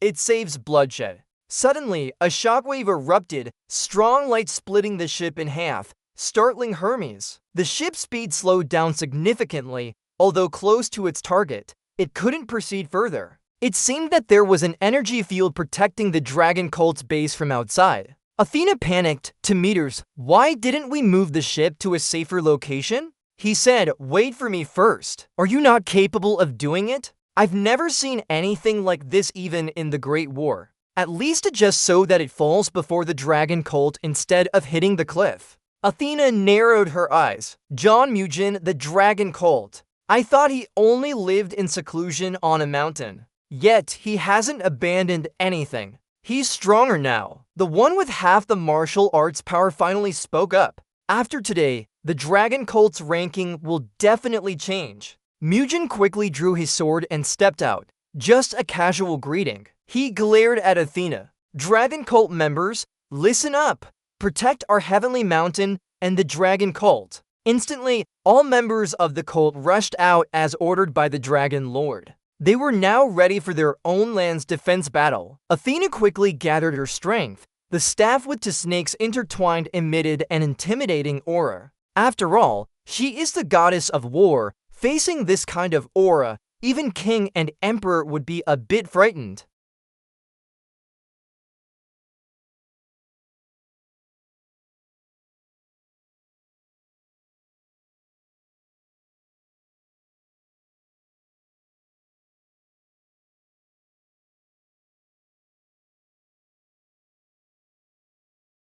They'll constantly tear us apart just like their savage nature. Our bodies won't be raised in Olympus territory. We'll have to die here. We'll die. We can't return alive. We'll die. Die painfully. You read it like this. Just die already. Those thoughts keep echoing in his head. Dying now might be a bit less painful. Maybe we'll still be tortured. The soldiers on Pandora's side, seeing her, vomited blood and died instantly the day after. Her eyes are dark with death, a cold gaze of death. Mugen couldn't help but wonder at the sight before him. What kind of monster did you bring here? I don't know either. What do you think it is? Athena thought to herself. Pandora, she couldn't hold back and went out on her own. If she joined the battlefield, we could sweep away the dragon god sect in one go. But our side would suffer heavy losses too. Only Hermes, Athena, and the dragon god will survive. She was panicking. What should I do? Why now of all times? From afar, a bright light quickly approached where Athena was fighting. She whispered to herself in satisfaction. It's here! Yugen's side! For some reason, the egg couldn't resist making noise as he got closer. Right now, it's gnashing its teeth and swallowing saliva. The egg is constantly urging him, leaving Yugen momentarily flustered. Yugen immediately realized it was reacting to Pandora. He shouted loudly to draw her attention. Pandora, where do you want to go? Yugen shouted even louder. Stay here, there's nothing fun over there. Hagen couldn't bear Pandora's voice as he landed. He clenched his lips and blocked out the sound, feeling a sharp pain in his head. What the heck is this feeling? Seeing Pandora's unclear figure, he asked, who is that? Yugen angrily said, Hogrand, go to Heavenly Mountain to support the sect leader. Don't stay near here. He quickly agreed. Yes, I agree too. There's something very dangerous here. Yugen, be careful as well. She thought he looked like her father and mistook him for falling down. Seeing Hagen leave, she got angry. You know you won't win if you do this. Right, it's futile anyway. Everyone will die. Why haven't you given up yet? Why must it be so painful? You know the chances of winning are less than 1%. Yugen was a bit dazed. She's exaggerating even over the slightest negative thought. This is the first time I feel this bad. The egg is reacting now. So this must also be a seed sown by the primordial chaos. Yugen tightly held his sword and said to the egg, the table is set. Let's go eat. After he allowed it, it happily opened its big mouth to prepare for eating. Suddenly, it stopped reacting and lay still without moving. He got annoyed and scolded it. Aren't you going to feed me?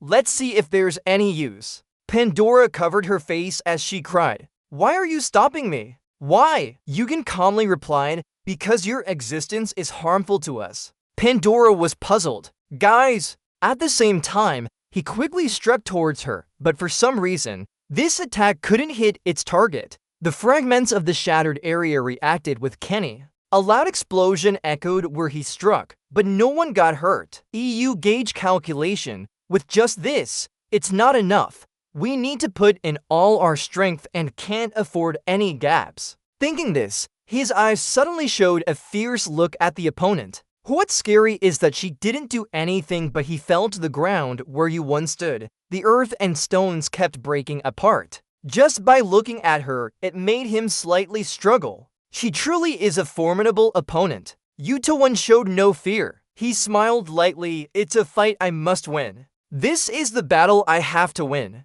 Thinking this, his face suddenly turned pale. It sounds good in theory, but how do I win now? Not wanting to be at a disadvantage for long, he quickly got up after Pandora's sudden attack. Immediately, Yugen held the sword and rushed towards her, but Pandora remained unaffected.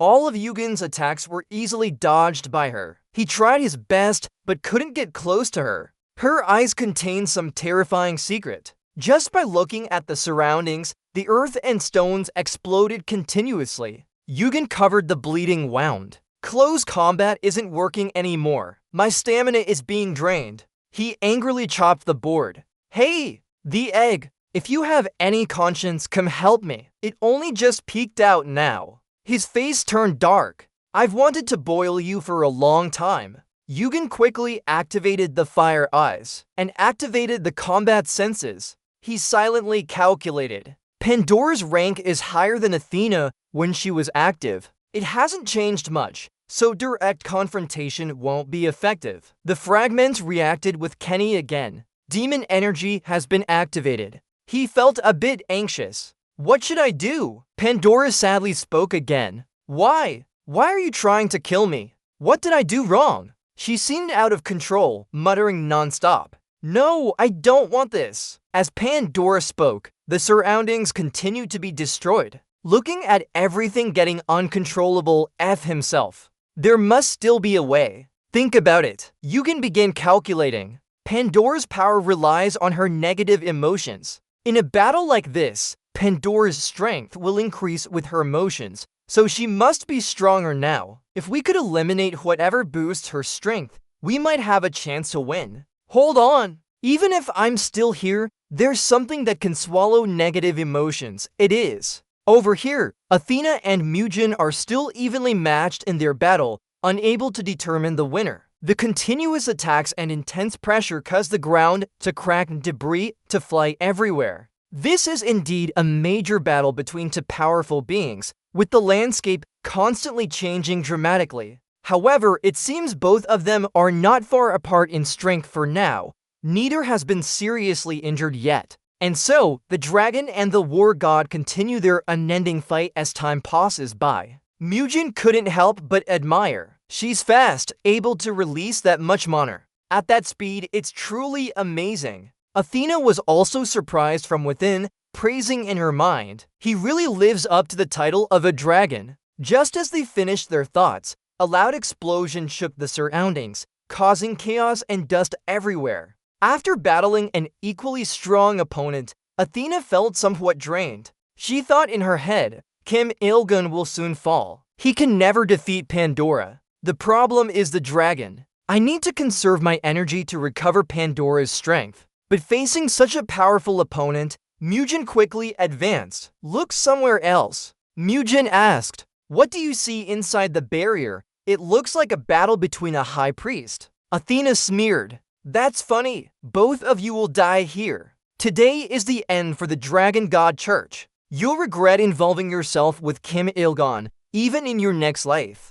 Mugen smirked. It seems the Dragon God Church has been quiet for a while now. Even Kik's group dares to look down on us. Kim Il-gun's skills are more exceptional than most rankers. That's why he became the High Priest. But that's not all. Kim Il-gun's special talent lies in his strength and determination to find a way through any obstacle, no matter how dire, without giving up. And you'll never understand that. The defeated will be all of you. At this moment, Yugen came up with the idea to use holy fire to stabilize Pandora's mind. Under the fierce flames, she hugged herself in fear, feeling a warm sensation spreading through her body. Yugen whispered satisfiedly as he saw her reaction. Though weak, it could consume her. The reason he decided to use this fire is that holy fire reacts to an opponent's fear. All of Pandora's current emotions are a feast for the holy fire. As long as Pandora's emotions don't change, the holy fire will grow stronger. While saying this, Yugen struck a powerful blow towards Mugen, leaving him unprepared. Pandora's destructive power is still too strong. He couldn't help spitting out blood. She screamed, "Smash them," and fortunately for him, the egg finally showed signs of movement, continuously flowing inside. Yugen smiled lightly. "Finally, you've bloomed. You're ready now. Consume them." The sharp teeth of the egg quickly understood. It surrounded its owner as if protecting him. This time, Pandora seemed unable to react. She lay motionless as the egg nibbled on her body. Meanwhile, the incubation rate of the egg was gradually increasing, suggesting it would hatch soon. Yugen silently observed. The incubation rate is rising. It's eating a lot. Are you surprised? It's consuming Pandora's strength differently from when it ate Orochimaru and Lancelot. If it hatches, an outer god will appear. After finally eating its fill, the egg began to hatch now.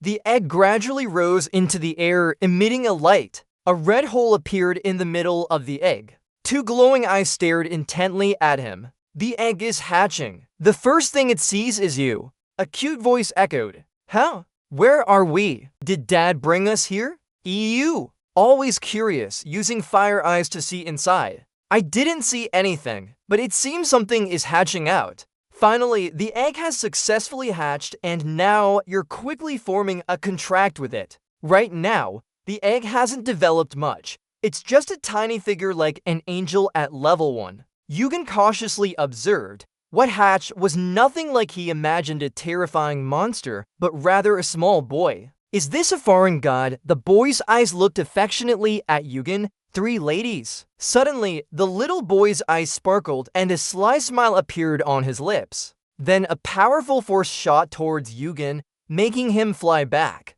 His eyes now had fire eyes, surrounded by a purple aura. He touched his chest where something just ran through into his hand. Sitting down, he glared at Pandora. At this moment, she lay quietly on the ground, emitting a gentle green power. She didn't seem to have any harm left. He wondered, is it over? Suddenly, a voice echoed. What's going on? What did you summon just now? Hermes was surprised by the scene before him. His face paled and he trembled all over. His skin felt like goosebumps. Yugen wondered, is it Hermes? He wondered if there's no mana because there's no enemy intent. Thinking this, he asked, aren't you going to fight? Hermes quickly approached. Yeah, just now. EU spoke up. Maybe you don't know that I hate meaningless fights. Isn't it because you were summoned here? Pandora is already spreading her power. Why fight now? By the way, those shoes are mine. Don't ask me too closely. Just be brief. For so long, they disappeared, turned out to be with someone. Yugen frowned. Who knows? EU thought privately, not exactly lying. I do know something about it. Hermes was annoyed. Why say that? Suddenly, a voice echoed, please step back, and there was a loud explosion shaking the surroundings. Beklim stepped in front of him. What's this trying to ambush after pretending to run away? Tamir stood up straight. We're all fast, but I'll surrender. This surprised Beklim. Huh? He smiled brightly. I don't want to fight anymore. I've already spent a lot of fighting power. What if that strange thing comes back? Suddenly, another shockwave made the surroundings chaotic. The voice of the newcomer echoed. Kim Il-gun listened intently. He wondered, why does everyone appear out of nowhere? Athena was angry. Was it you who caused this chaos? Did you do something to make an Olympian god betray Olympus? He sat still, shaking his legs. It's not me? It's the others. I only mentioned what was said. Athena cut in. Stop insulting our father. You must take responsibility for causing chaos in Olympus. You're powerless here. Water under a potato, that's what they say. Athena doesn't seem to know the relationship between rhyolite and obsidian. He quickly confirmed the truth with his fiery eyes. Seeing Athena's attitude, Hermes guessed she might not know the truth. Looking at this guy's uninterested expression, he was sure Olympus falling wouldn't matter to him. Wondering if Athena knew the truth, would she fight against Rhyolite? Athena led the Gigantomachia and many other battles. That'll be useful. For now, just detain them. Thinking this, he quickly ordered, demigod members and gods detain Athena and Hermes. Everyone quickly obeyed the order. Yes, master. Athena gritted her teeth as she looked on. Hermes shook his head. We're done for. The demigod members quickly rose and detained them. For those still alive, gather them in one place. Pandora slowly regained consciousness, but her eyes no longer held anger or resentment. The first person she saw after waking up was him. Pandora whispered, "Save me, my love." Without knowing Pandora's past, it was clear the pain she endured was profound. The scene shifts to a grand castle, but today, the atmosphere didn't seem too pleasant. Two people were kneeling and dared not breathe hard. Apollo couldn't help but think, Hagen, why did you choose Kim Eagle as your only friend? Artemis had her own thoughts. Why do I always have to suffer like this? Just a coincidence? On the other side, they were closely observing Athena and Hermes' battle. He looked at his defeated children being captured and imprisoned, calculating, we'll have to wait another 3,000 years. Thinking this, he frowned. Excuse me? 3,000 years. More children need to be raised. All of them must become top operatives. We have to wait until Olympus' power recovers. Artemis looked very resentful. As I thought, he called us here to swear an oath. Looking at her cruel father, she couldn't help but curse him.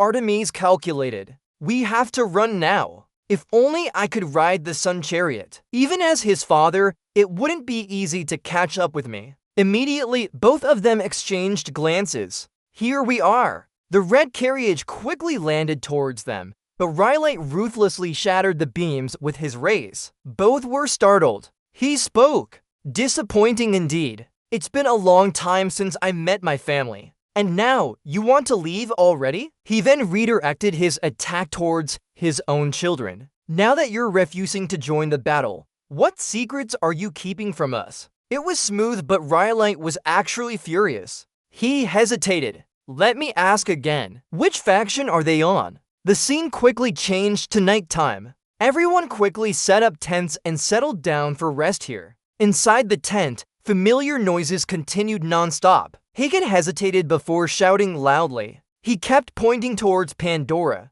Where? Why is this girl here too? She's always following us but won't talk to anyone. Just throw it out there. EU sighed tiredly. Go do it yourself. He shouted again. What kind of high-level item did I throw? Then he ran away. I'm gone. Unlike you, I still want to keep my courage and lungs intact. EU looked blankly before running off. EU thought silently, but she also needs some alone time for this reason. The small egg quickly touched his face. The cute little one pressed closely against his face. Daddy, EU sighed helplessly. Oh well. Then a voice suddenly rang out. Here I am. Eugen continued, guard the gate and don't let anyone in. Meanwhile, the small egg kept talking non-stop. Daddy, the quickly listened. There, Eugen called to Koa and Pandora. I said you weren't here. She responded calmly, but I heard it. You see her attitude is not happy, yet she doesn't know why she's acting this way. Suddenly, the system prompted him to give a name to the egg. Eugen was surprised he hadn't thought about naming the egg himself. Looking at the little one, it seemed very excited, repeatedly saying names. Eugen suddenly thought of something cunning and deceitful. Eugen thought similar to characters in that League of Legends game one played a lot. Eugen told it, from now on you're named Kim Dan Peng. The system quickly updated. Name set. Kim Dan Peng seemed very pleased with the name. Now, since the wish is complete, Kim Dan Peng can share some of his abilities. Pandora was speechless at this strange name. Suddenly, her voice startled him. That's terrifying. You didn't understand. Terrifying? Look at the little egg in your hand. Is it because you instinctively dislike something due to prolonged external influence? Suddenly, a strange purple light appeared around the small one's eyes. Yugon looked around, wondering if this was the same space as before. These strange things can only come from Kim Danpeng. You are asking me, is it you? Kim Danpeng happily replied. Ba ba ba. You couldn't help but look at the little one. It calls me Baha. Then he found himself standing between Kim Danpeng's sharp teeth. Yu was taken aback. Little Kim Danpeng, already hearing about Dad so soon. So considerate, huh? It seems like you just finished something. Kim Danpeng cried out a few times. Daddy! This gradually woke Yu up. He lay between the sharp teeth and wondered. I was trained, but Yu quickly realized he was still fine. Turns out this little one didn't intend to eat his dad, but instead crawled into Yugon's body with its teeth. Very soon, he received the Hunter skill. The Hunter is a power contained by the giant, an enigmatic entity that calls for a creature to suck on the target, increasing stats based on the size of the target. Yu was surprised at this new ability. He wondered, Hunter, huh? Yu recalled naming it earlier, since the little one liked the name, and after completing their pact, he received Kim Danpeng's abilities. Yu spread his hands out to examine them. Yu looked at his palms. So those fangs belong to a predator. You take another look and evaluate Danpeng, unknown identity. So it's an outsider? Brutal like a tyrant, equivalent to a major disaster. We could get stronger by eating it. What's the point of that? Just dinner tonight. You check the stats. Danpeng has levels and stats unlike a divine beast, more like a player. Yu is pleased to have Danpeng. This skill can completely reverse our original plan. You recall your conversation with Supreme Emperor T. What are the chances of winning? For now, it's 10%, and Gunot was extremely surprised. What's that? Just that much? EU1 says, the important thing is there's a chance. Now you can't hide your satisfaction. As I said before, we're finally breaking through this gap. Suddenly, you see all your friends gathering here. What now? How are our chances right now? Yugen looks at his passionate hands. Now it's not 1%, but 10%. You can't help feeling uplifted. Bung Mai is indeed a lucky charm. The little guy also planted one. Dad, Yugen continues. Let's have a joyful future together. Finally, Hagen gets the chance to meet Danbung. He can't help staring in amazement. What is this? Hagen coos affectionately. So cute. EU1 thinks, should I be happy they believe my flimsy words, or are they really that naive? You remember telling Hagen about the egg hatching into a divine beast. Hagen is surprised. Can it eat me? I must have nuzzled too much because we only have one child. Egon quickly turns away, truly a parent's heart. You guess they don't know the real shade, so they touch them,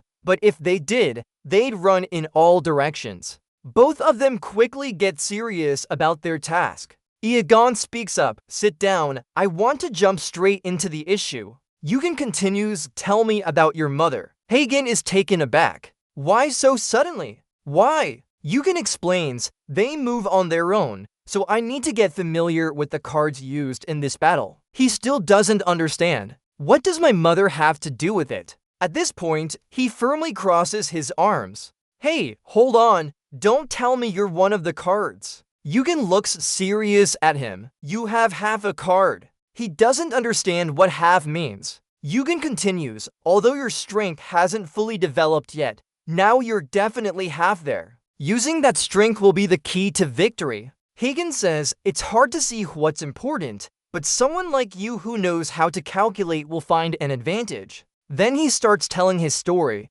My mother was incredibly beautiful and serene, and she loved only one person her whole life. As he speaks, he remembers his father's angry face at the well. Rattle says to himself, daring to act like you don't know anything? This is a pawn that reflects truth. If it's not you, then who else can we be? The faces of those in front of us and their reflections are completely different. He doesn't understand wanting love is natural, but so many people have entered our lives, but only to people show the same expression inside and out. Hira always looked down on him, the only one who smiled. Rattle feels confused. Did I go mad? I'm falling into love again, drawn by that sincerity. To the point of giving away half myself, Hagen says as he contemplates his own face. Eugen is curious. So she's the only woman who loved Rattle. Hagen doesn't deny it. Yeah, that sums it up.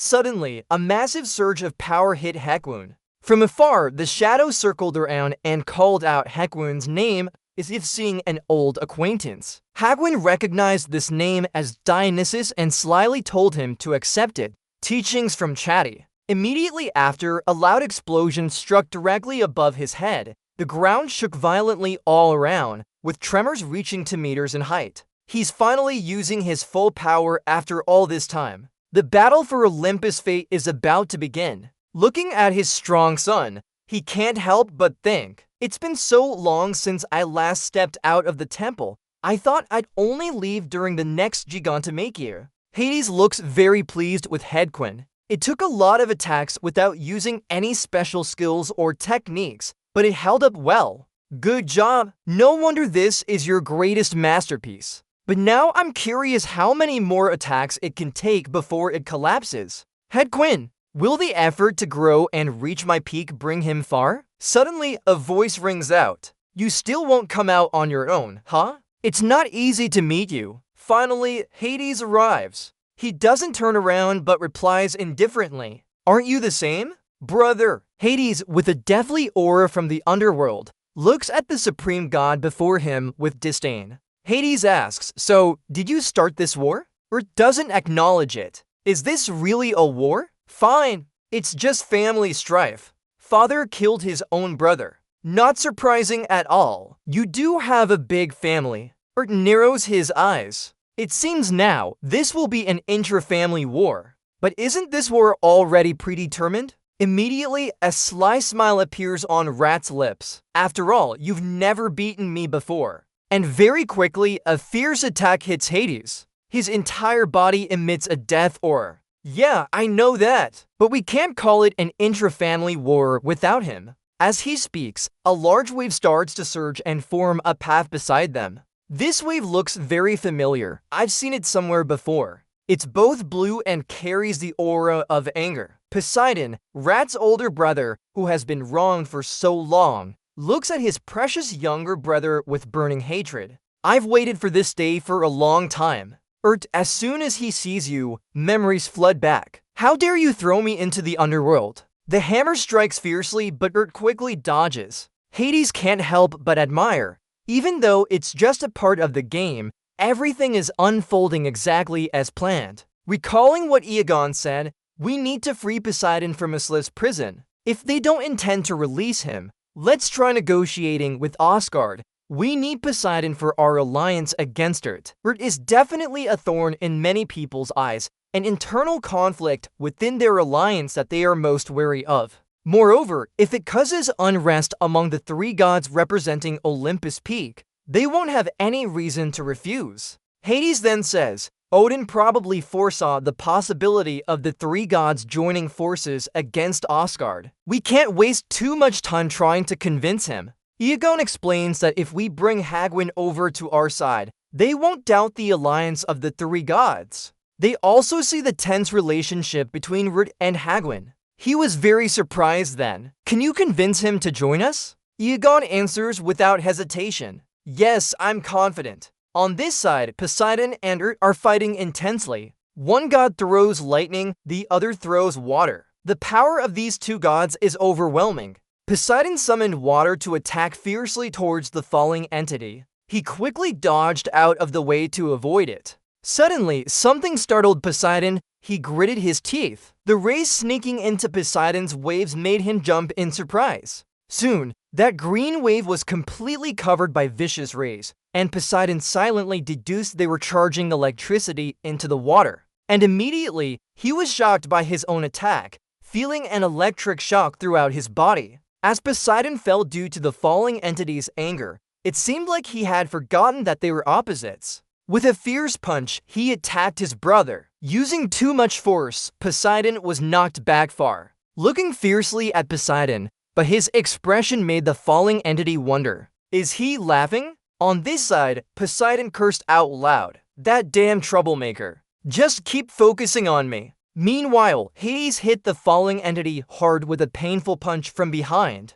In a low voice, he asked, if that's the case, what compatibility do we have as brothers? The veins on the falling entity's face stood out. He glared at Hades. That was a smart move, but it didn't affect us. Poseidon's eyes showed anger and aggression as he gathered his strength. He pushed back Hades with an inner force, sending him flying away. Everything round exploded. Hades flew far while thinking that even defending was impossible, let alone counterattacking. The distance between them is really this great, isn't it? The falling entity said to his brothers, mocking their lack of training. I haven't even started yet, and a powerful force quickly approached. It's the power of the Sky Ruler. What seemed like a gentle attack swept everything away. A corner of the sky was covered by the strong light created by the falling entity. Hades fell down forcefully, creating a large hole in the ground. Poseidon was furious. Falling entity, that damn bastard.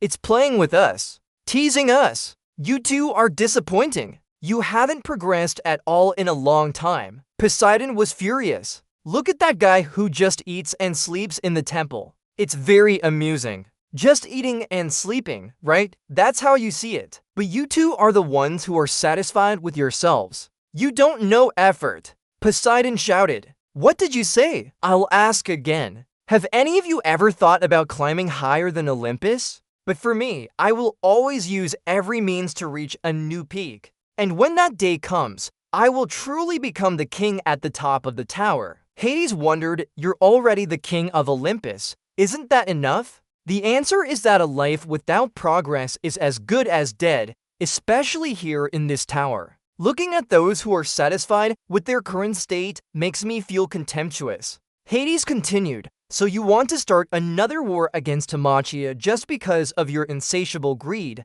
There's no other peak. Stop spouting nonsense. It doesn't matter if you believe it or not, Falling Entity said with a casual laugh. There must be a higher level. Suddenly a voice echoed, there must be a higher level. Finally, Yugen arrived. He looked at Cham Cham and the Falling Entity, finally meeting him the monster. The Falling Entity turned to look at him, asking, you say there's a higher level. What do you know about it? He patted and praised enthusiastically. Good job, little one with a happy bino. Poseidon saw the newcomer from afar and didn't have a good impression, but he knew that Kim Il-gun had arrived. For some reason, Hades seemed more relaxed when he saw him. Finally, he came. Yugen stood before these three gods without flinching or showing any signs of unease. The Falling Entity looked at Yugen and asked again with discomfort, what do you know? Yugen isn't beating around the bush. More than what you know. Rot doesn't seem pleased.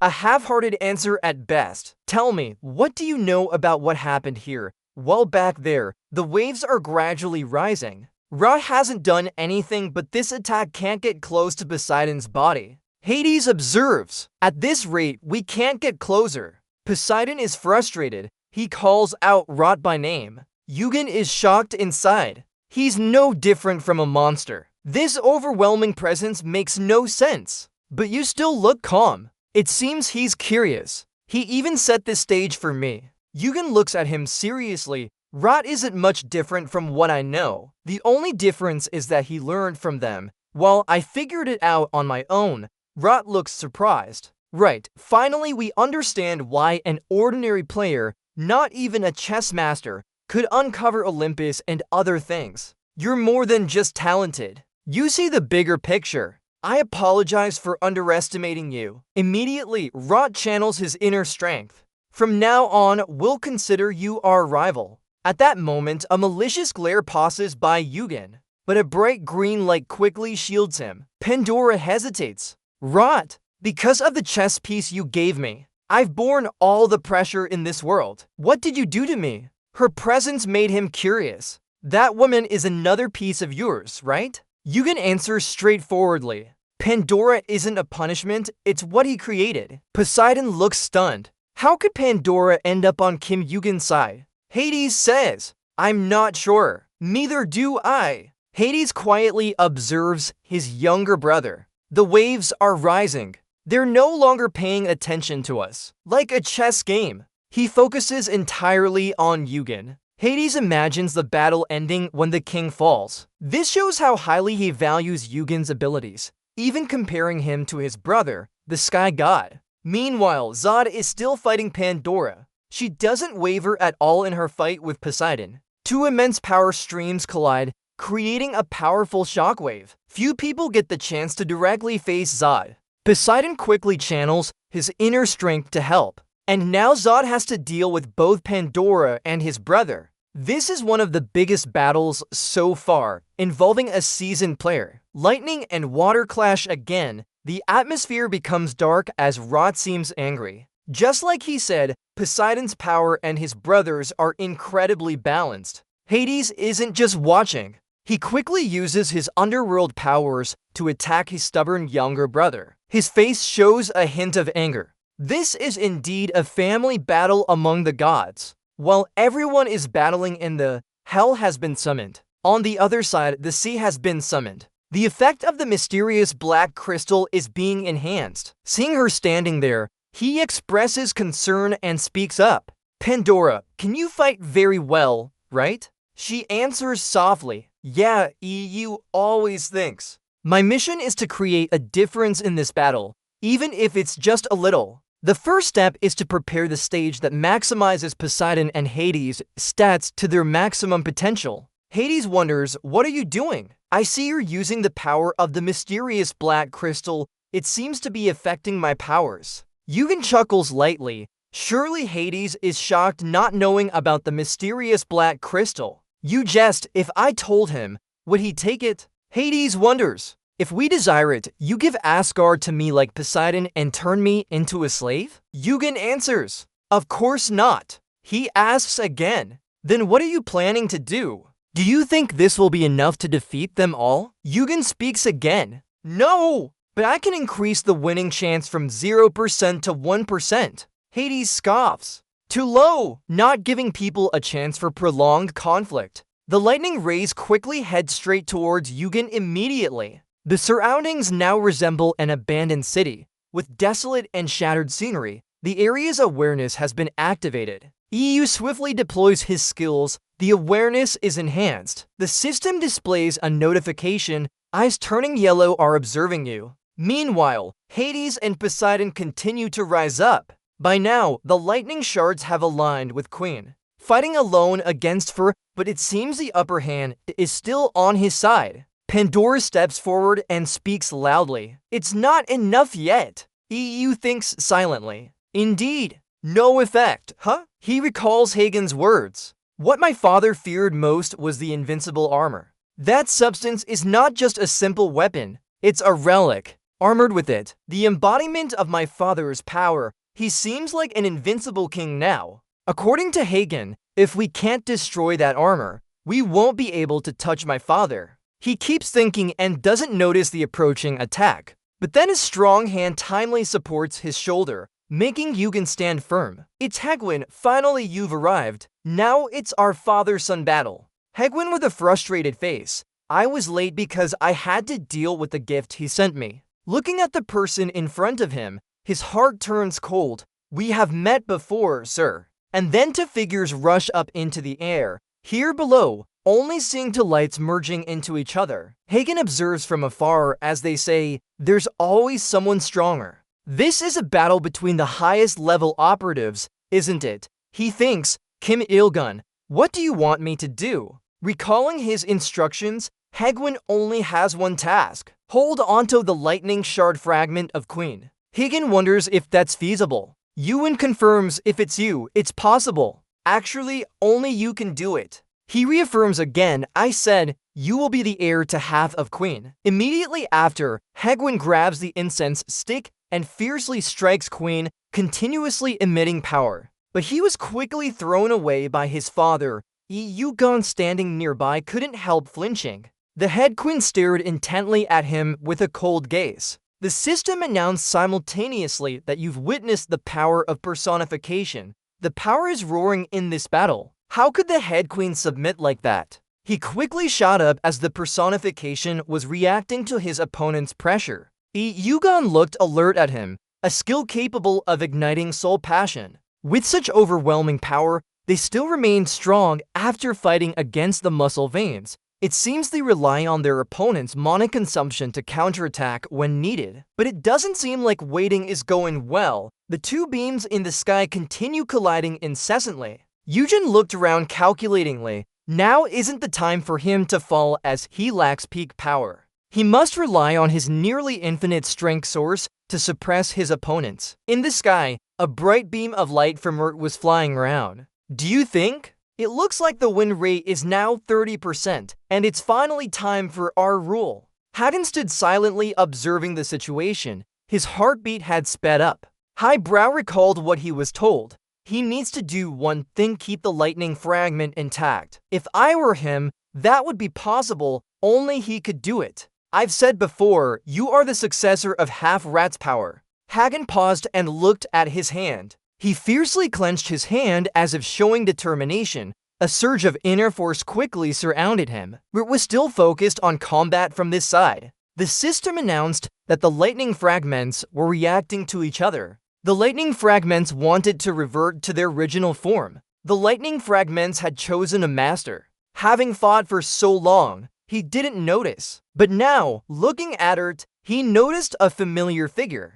That person over there is none other than the beloved son of Very, as Iagon said. He silently looked at his respected father. Very disbelieved it. It's Hagen Sor. Immediately, he had to turn and fight with the three on this side. Everyone, let's charge together. Seeing Earth approach, Poseidon shouted loudly. Are you distracted? Do you underestimate us? Then from three directions, three different inner forces simultaneously surged forward. Alone in the middle of the encirclement, he unleashed a massive power strike. Amidst tense circumstances, a sword-shaped flame shot straight towards Earth. It's Hagen. He launched an enormous power from afar, making the other side explode. To release such a large stream of power, it seems like he struggled greatly, his horse's hooves moving up and down. Hagen felt as if he couldn't bear any more. Yugo looked up with satisfaction.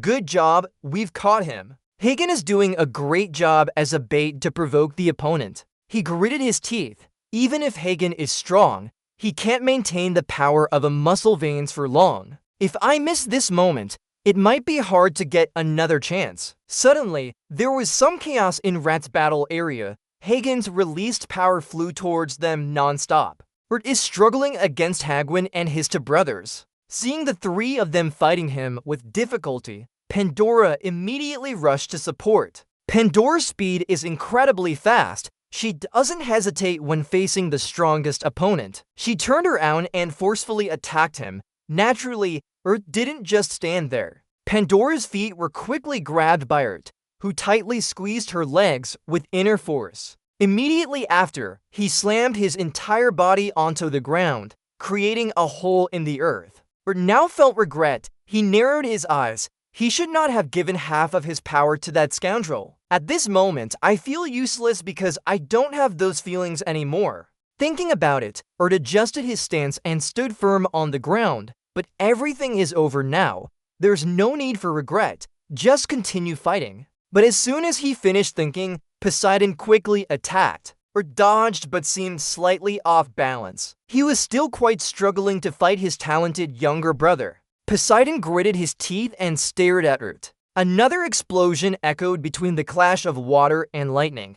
This battle would have been unbearable for a normal person. Poseidon's trident continues to enlarge and pierce towards Rat's attack. But this time, it seems to see God's trident might affect Rat. It gradually penetrates deeper. Rat can't dodge in time. He reaches out with one hand to grab his opponents. It appears that Rat is now in a dangerous situation, surrounded by those who want him dead from all sides. Rat angrily shouts, his eyes blazing with fury as his inner strength bursts forth. The power from his core radiates towards Rat even stronger. It seems he has used all his strength for this attack. This is the first time he did it. Hagen lowers his head to try and keep himself from collapsing. On Poseidon's side, both are gritting their teeth with intense hatred in their eyes. Hagwin also struggles to hold onto his weapon so Rot doesn't knock him away. Rot's hand is still blocking Hagen's attack, which is his beloved son.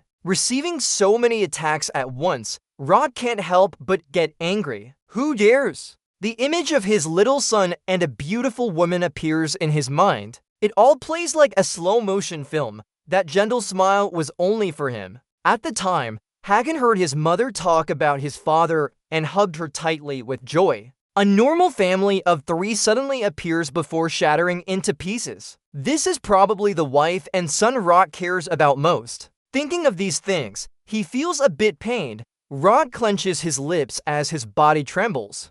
Suddenly, a familiar hand quickly approaches Rot's face. Yugen notices him distracted and seizes the opportunity to rush in and strike at his eyes. Rot's eyes start bleeding rapidly. However, they continue to emit electric currents like a broken doll. Yugen's expression doesn't change. Immediately after, another explosion rages with smoke and flames billowing. He quickly flies away. Losing an eye, Rot looks at him as if wanting to devour him alive. In his heart, he is furious. Kim Yugen. Poseidon is surprised on this side. Why did that guy attack his eyes like that? At such a critical moment, he still plays around. Amidst the ruins and the elegant surroundings, Rot's immense energy now flickers. Yugen recalls what Hatch Queen told him. His father never hid the secrets of his power. Instead, he always showed us its presence. Now, Yugen smirks. GoldenEye, think about the meaning behind that term.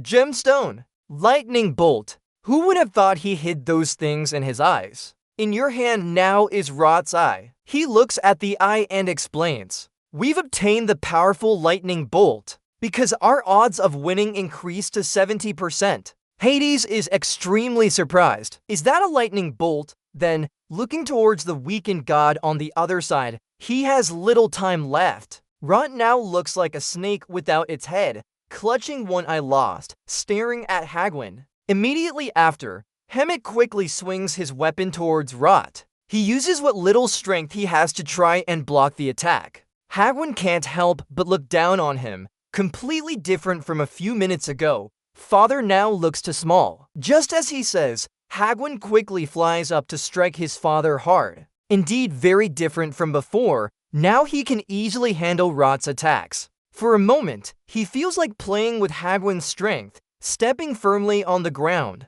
Although his power is waning, Rot still doesn't yield and fiercely channels his inner energy to attack Hagwin. Another explosion rings out as the ground continuously shifts under Rot's assault. Hades wonders, could they really have stolen the true lightning rod? Is it his inherent power? Yugen explains that relying on just one item can't make him a high-level genius. He carefully examines the eye. Indeed, it's completely different from before. The system notified at the same time the blade probe rejection had been used, and the blessing of the sea's resistance failed. He fell silent in thought.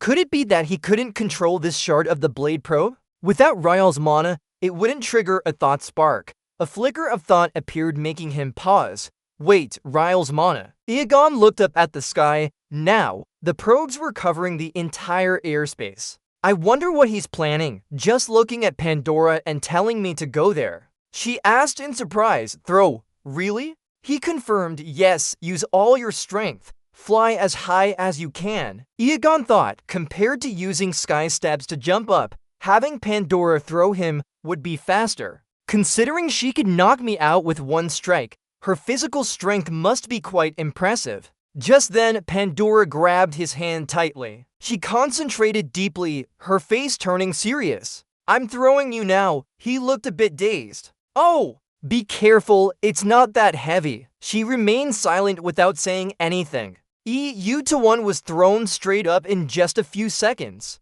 Pandora threw him effortlessly and smoothly. Her strength truly can't be underestimated. As they approached Hagen's carriage, EU1 had already read the path with his fire eyes. Finally, he could see the target. Over there, he activated the quick steps as well. Then Yi-Yuan shot forward quickly. Speed increased by 100% for 5 seconds, able to step on the air for 5 seconds. Higan was focused. Seeing him land on his carriage's back made him surprised. He looked at Yigan with a serious face. "Done yet?" Yigan replied calmly. "Almost there." "Well done. Go to sleep now." The system notified. The blade probe reacted to its own echo. Yigan felt satisfied. "Good job." Reacting correctly, he decided to grip tightly and gather all his strength. From the horse's back, a stream of probe shot down with incredible speed. "This power is too much." Yi-Yuan clenched his teeth. The system appeared. "Master, resisting the blade probe with mana. Mana damage reduced." The shard of the blade probe resisted the blade probe's strength. Electrical resistance increased. He tightly gripped Delkini's hand. As expected, controlling the root of the blade probe was a completely different matter. Just holding it now is already considered a miracle, so he had to endure more. Both hands were tightly intertwined.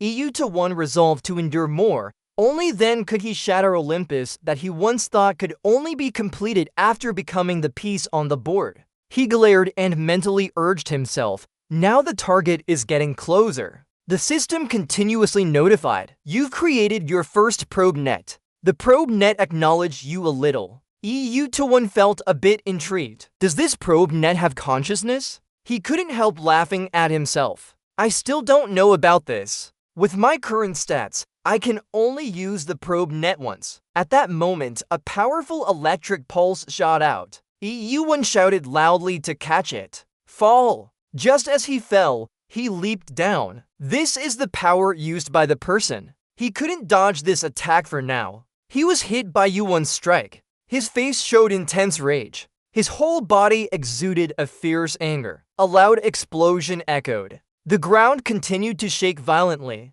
The surroundings kept getting hotter. After that attack, a huge crater was clearly imprinted on the ground. It seems Yuan's attack was effective this time. Poseidon glared at Hades. He couldn't help being surprised. What kind of insane power is this? The ruler of hell remained silent. This isn't just about strength. A supreme-grade equipment. Rotten, the one who can wield it to such an extent. Suddenly, a green aura emitted. Hades was surprised. Can he use it to this extent? His other eye lit up with purple light. Rotten's attack now looks like demons from hell.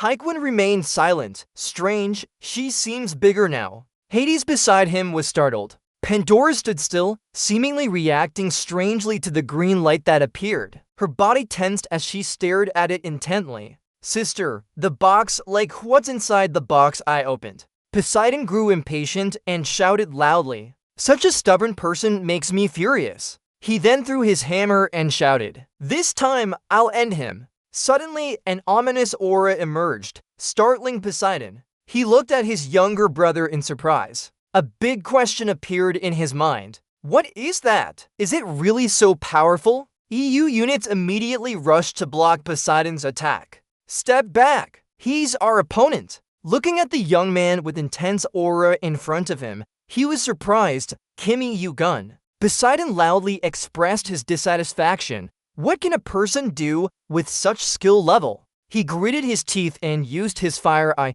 to reveal the truth. He knew that he wouldn't give up this battle, so he shouted for Dan Beng to attack. Yi-Yuan quickly rushed towards Rotten, ordering Dan Beng to clean them all up. Immediately, a figure appeared with sharp teeth swiftly covering the target. The system displayed a notification. Predator's sharp teeth revealed. And those sharp teeth quickly surrounded Rotten's entire body. The purple mana gradually approached and encircled Rotten's green energy. Facing this strange power, he couldn't help being amazed. Suddenly sensing something, Rotten's body started to tremble slightly. He quickly extended his trembling hand as if trying to do something, but a hand fiercely grabbed his wrist, and Rotten looked at him darkly asking, "Kim Il-gun, you have it too, all the power on top." He replied bluntly, "Not on top but outside." As soon as Il-gun finished speaking, Dan Beng quickly started hunting. The system continuously announced that Dan Beng had leveled up.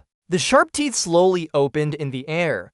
thousands of eyes staring intently at the target. Yugen carefully observed the scene. A voice echoed in his mind, "You've made a mistake." Now, Yugen stared at Rotten. Regardless of what happened before, now he's the bigger predator. The green energy from Rotten was gradually swallowed and dissipated. Again, the ground around them exploded under the immense power surge. Dan Bung felt extremely satisfied. The little guy happily rubbed his full belly. Not only that, but divine power, development level, mana was also increased. The system quickly displayed a notification, having eliminated those dreams with desperate consumption, earning 300,000 points. Yugen was extremely calm at this moment. The outcome was clear, and the surroundings seemed more tranquil. Hades silently observed him. In truth, he had always valued Yugen's abilities. Poseidon had previously looked down on him, but now could only remain silent and observe.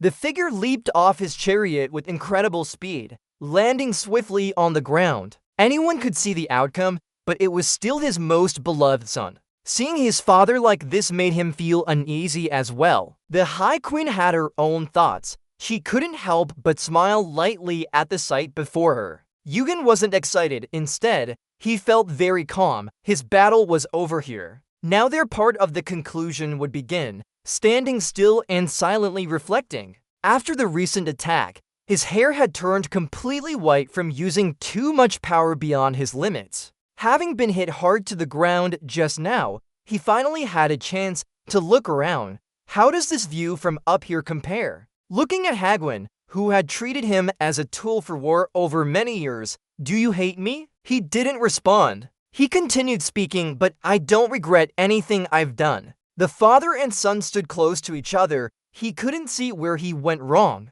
"You should be thanking me. I gave you a life as a pure-blood heir, inheriting the power of a king." Hagwon had never liked his father, but hearing these words from him made him feel uneasy. Hagwon gripped the stick tightly in his hand, his voice trembling slightly. "You are not worthy of being a father." He fiercely struck towards Hades. After this battle, Hades' strength had indeed diminished significantly, so it was a struggle for him to withstand Hagwon's attack, struggling to keep his footing and avoid falling. The two continued striking at him with their staves, repaying the suffering they endured from mother and father. And after this battle ended, the reputation of the strongest guild in the tower built over millennia had crumbled.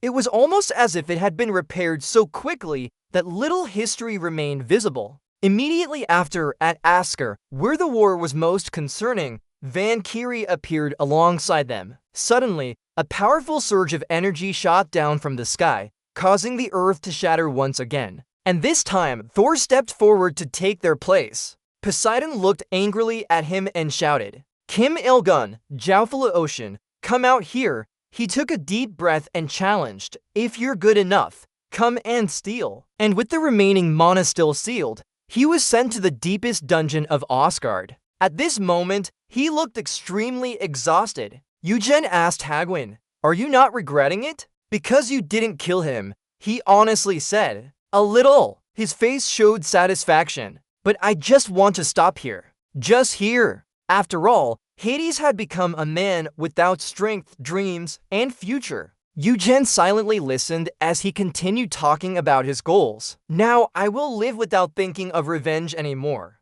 I'm so tired." You said, "That decision suits you well, but you know the High Queen still carries deep sorrow. Glory once shone brightly and perhaps had a little happiness. The castle was built from diverse memories." Hades stood silently for a long time, observing the ruins of the entire castle. Hagwon's hands were clenched tightly. Olympus would rise again and be reborn in splendor. His face showed more weariness but determination for a new beginning. Immediately after the battle ended, Yugen removed his cloak, gloves, and Jutsuzai. At Zen Workshop, Hephaestus stared at the items left behind. He remembered saying that even if completely destroyed, it didn't matter, just do what you want. Yugen smiled happily then. That was how he found the best item. Now back in reality, he firmly placed his beer glass on the table. A thought rose in Hephaestus' mind. Black mysterious crystal, ocean's mysterious crystal, Sky's mysterious crystal, the strongest item combining all three. The excitement of a new beginning strengthened his resolve and comforted them. They moved forward to the next chapter. Yugen was no different. At this moment, he held a golden insignia shaped like a shining tower. This is the ticket into Valhalla's holy grounds, Yugen silently pondered. Remember when Poseidon gave Yugon this after the battle stopped? This was what my father gave me. Please accept it. Please take it. Yugon is surprised. Odin giving something? Poseidon happily explains. It's like an invitation. If he survives this battlefield, he wants to meet you once. He'll welcome you warmly as a guest. You're holding onto that tightly. Asgard, maybe we should skip it now. Let's deal with Odin later. You remembers his own experience. Is this a joke? Time to save him then. You scratch your head shyly. I still need to go somewhere else first. The scene changes to a desolate mountain with dense fog covering it. The surroundings seem extremely peaceful. Houses are closely packed together. Over there, footsteps and commotion can be heard. He couldn't have done anything without being in trouble. They're talking among themselves. Someone cuts them off. No, he's using a strange skill. He still looks like an easy target. Let's go up together then. At the same time, the walls echo with a shock and then shatter. The group flinches, putting their hands in front of them. They lie on the ground in fear, asking each other, What? What is it? He's here. It's him. A voice rings out. Don't run. I'm not here to fight. Just want to ask something. Everyone shivers thinking. Lying? EU coldly asks with a twisted hand. One of the treasures is here. Does anyone know anything? This is level 44. The land of the three suns. Just change scenes. We've seen someone beaten up with a deformed face. Then several people were quickly thrown far away. They're dazed from the strong physical impact. Two more are hit by an ancient force. Everyone's faces are distorted. The person attacking Yugen shouts, Don't kill, take points first. We know now. The leader orders them to go one way, then Yugen glances over. And immediately after that, a loud scream echoes throughout the area. The man grits his teeth. Why is Tam Bao here? If he knew I found Tam Bao first. You coldly ask again, did you really not know? He yells loudly, said, I don't know so many times already.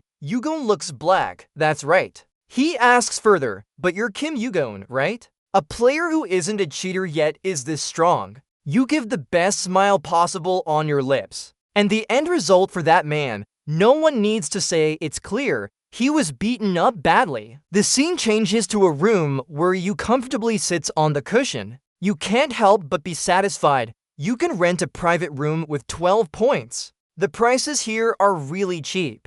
This is the land governed by the three suns under the administrator's authority. You can't help but sigh. A world more chaotic than Hell level 42. Left alone under the guise of freedom, in the end, nothing really changed. That's why I haven't returned since crossing the Victory Tower. It was troublesome. Sister N is so bad that there are countless attackers trying to steal points and items. She's perfect bait. Khan thinks aloud. They attacked first. Memories of defending in a different time are justified. By now, rumors about Kim Yu-won searching for the three treasures have spread far and wide. Among the three treasures, what the three suns possess is Amaterasu's Kyujin Jade Bangle. You raise your sword. One of the other items they're seeking is in my hands right now. Yugen closes his eyes, thinking if he knew Susanoo had the sacrificial skin here, he would go crazy. Dampong also pokes his head out. Dampong's constant noise irritates Yugen. He covers her small mouth with his hand. You little troublemaker. Yugen is too familiar and declines. No, even begging won't help. Finally meeting someone to ask for favors, Yu-won can't help but chuckle lightly. Every time I look at you, I don't know what to eat next. It's terrifying. Looking at Dampong's face, Yu-won continues, in the place where I used to live, there was an experiment called the Flexible Candy Experiment. I placed a delicious piece of candy in front of you. If you don't eat and wait until someone returns, you'll get to more as a reward. So please wait a bit longer. That little brat is still not satisfied with his attitude. Hold on for a moment, then Yugen firmly looks at Dampong. When the time comes, you'll have much bigger candy than this. Scene change to a bar. The surrounding space is extremely quiet, no one around. Suddenly, a loud breaking sound echoes, as if someone forcefully threw something onto the ground. It's Yugen again. He's fiercely fighting with someone. His sword hasn't even been drawn from its sheath. He rushes forward boldly, quickly dodges to avoid, and the weapon pierces into the ground with a loud noise. Yugen quickly recovers his old strength, and immediately after, a powerful punch swings towards that person. Just one punch from him sends the opponent flying far away. Everywhere is in ruins, bodies lying dead on the ground. The two nearby people can't help but tremble at his might, defeating an entire room with just one strike. Yugen the Nine, stop causing trouble, drink your wine and go, have a good time. The remaining alive ones look at him as if seeing a ghost. They quickly open the door, scream, and run out as fast as possible. Yugen adjusts his messy attire and says, "Nine, this place is too chaotic. Do we need to change locations for talking?" A voice suddenly rings out. "No need to do that." He glances over, finally agreeing. The person sitting there seems like a strong opponent. He silently looks at him. Yugen smirks. The bait worked. That person is Amaterasu, ranked 52 in the list, owner of the Kyujin Jade Bangle, center of the Three Suns. He looks at him. "I think you know why I came to find you without me saying it. The three treasures. Where is the mirror of Iota?" Yugen calmly says, "I don't know either. That's why I had to search for it." "You take your chances. Are you only saying that?" He answers, "It's gone now." Amaterasu asks, "How do you know the three treasures are here?" Yugen says, "I found out from the reward after level 43 test. The information came from an admin, so I'm very sure." He seems not to believe it. Surprising, but it looks like you're not going to answer my question directly. This man is mysterious, but he's not afraid to speak his mind either. After all, about the three treasures, maybe you know more than I do. He wonders, "Do you know who I am?" Yugen slowly says, "Amaterasu, a high-level dungeon, member of the Three Suns, owner of one of the three treasures." He listens silently as Yugen continues speaking. "He heard that you won't reveal yourself. So it's true, that face isn't your real one, right?" He observes Yugen for a while and hears about defeating Ars. It seems to be the truth. Or do you trust the Dragon God Church behind you? Your attitude is really arrogant. Meanwhile, the system announces the Holy Flame, Fire Eye, and the four Great Spirits Resistance Sun Seal. But what's concerning is that the Resistance Sun Seal has failed. It's entering an abnormal state. Burn! Yu Guan didn't show any fear. He started fighting right from the beginning. Dan Beng popped out from under his collar. Yu Guan made a sound through the microphone. "No way!" Dan Beng appeared. "We have to lose this round." Yu Guan firmly stated that because I had clues about the three treasures, he wouldn't be able to harm me. Then he asked, "Why did you do that? Were you planning to steal the treasure if you found it?" At the same time, the system warned again, "Abnormal state detected, level to alert." Amaterasu placed her hand on the table and asked again, "Stealing? That was originally the Three Suns treasure." Just then, he quickly moved in front of him and offered to share what you know if you cooperate. "I will spare you." Yu Guan remained calm. "We can consider cooperation, but giving everything would be too much for me." Amaterasu was firm. "You're wrong. Even if you get it first, I will destroy the entire Dragon God Church to reclaim it." Yu Guan didn't care. "Really?" He paused and continued, "Do you think my back is just the Dragon God Church?" At that moment, he took out a golden spire from the system. Amaterasu looked at it with surprise. It was a Valhalla sign, something not everyone could possess, received directly from them. He became slightly worried thinking about this. This is complicated. If it involves Asgard, things will get even more complex. Amaterasu looked at him and realized they couldn't force this any longer. Thinking of this, he continued, "But I can't give up on the Iota mirror anyway. What do you want?" Yu Guan had already reached 50% of his plan. He asked again, "Could you give me something equivalent to the three treasures?" Amaterasu was silent as he pondered this question. It seemed like he took it seriously. Then he said, I will kill 100 people for you. In other words, I will be your sword until we find the mirror. Yu Guan started calculating. He could control a person at the highest level as his sword. This was indeed an extraordinary offer. Are you determined to get the mirror no matter what? He asked again, but if it's not killing, can we save lives instead? Amaterasu continued, saving people counts for 10 of them. I really hate such things. Yu Guan quickly agreed. Alright. Both of them quickly shook hands and began their agreement from this moment on. A voice asked in surprise, do you trust Amaterasu's word? He replied, I don't trust him. Susanoo was puzzled.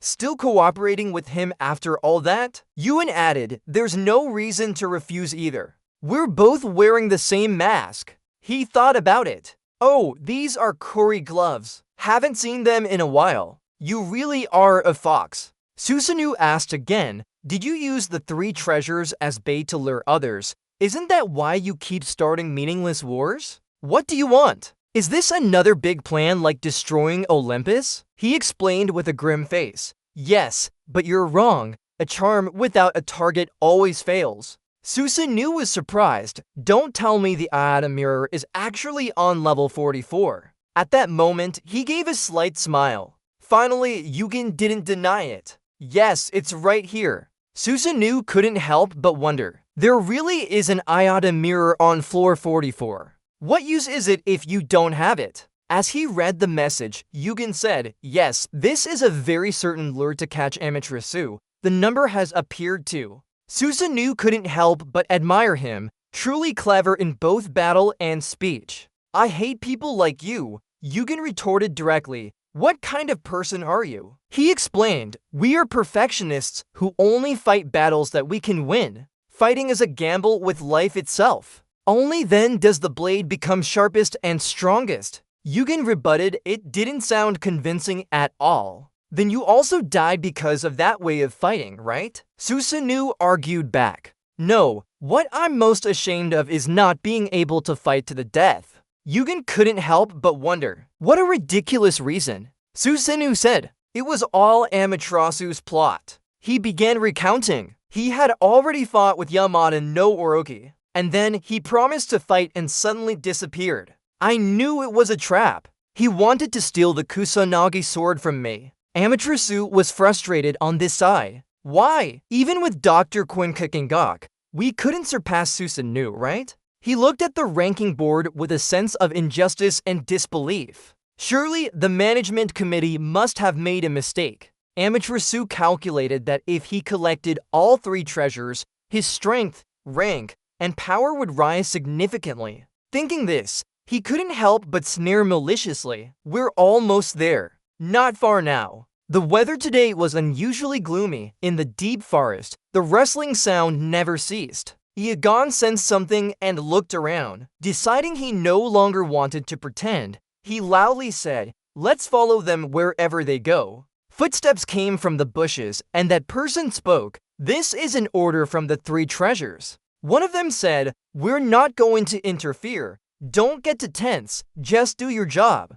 You wanted to observe them secretly, thinking it was Amaterasu who sent them. He didn't see anyone else. But they deployed 300 subordinates. He said, that's a lot. With this kind of reputation, I don't need any of you. Susanoo spoke up. As usual, Amaterasu was weak. Yugen quickly agreed. This is the first time I agree with you. They asked, what's that about? What kind of attitude? Are you going to defy the 3 treasures? Yugen calmly said, I'm not under the 3 treasures' command. I'm just a colleague. Trying to monitor me is sheer nonsense. He became impatient with them and quickly gathered a strong aura around Iagon. No longer looking friendly, he asked the troublesome people in front of him, carefully choose. Do you want to live or die? And then blood spattered on the ground, creating a large red stain. Yugen was slightly startled. Besides Kini, other items were indeed inconvenient. It turned out that proper protection is crucial.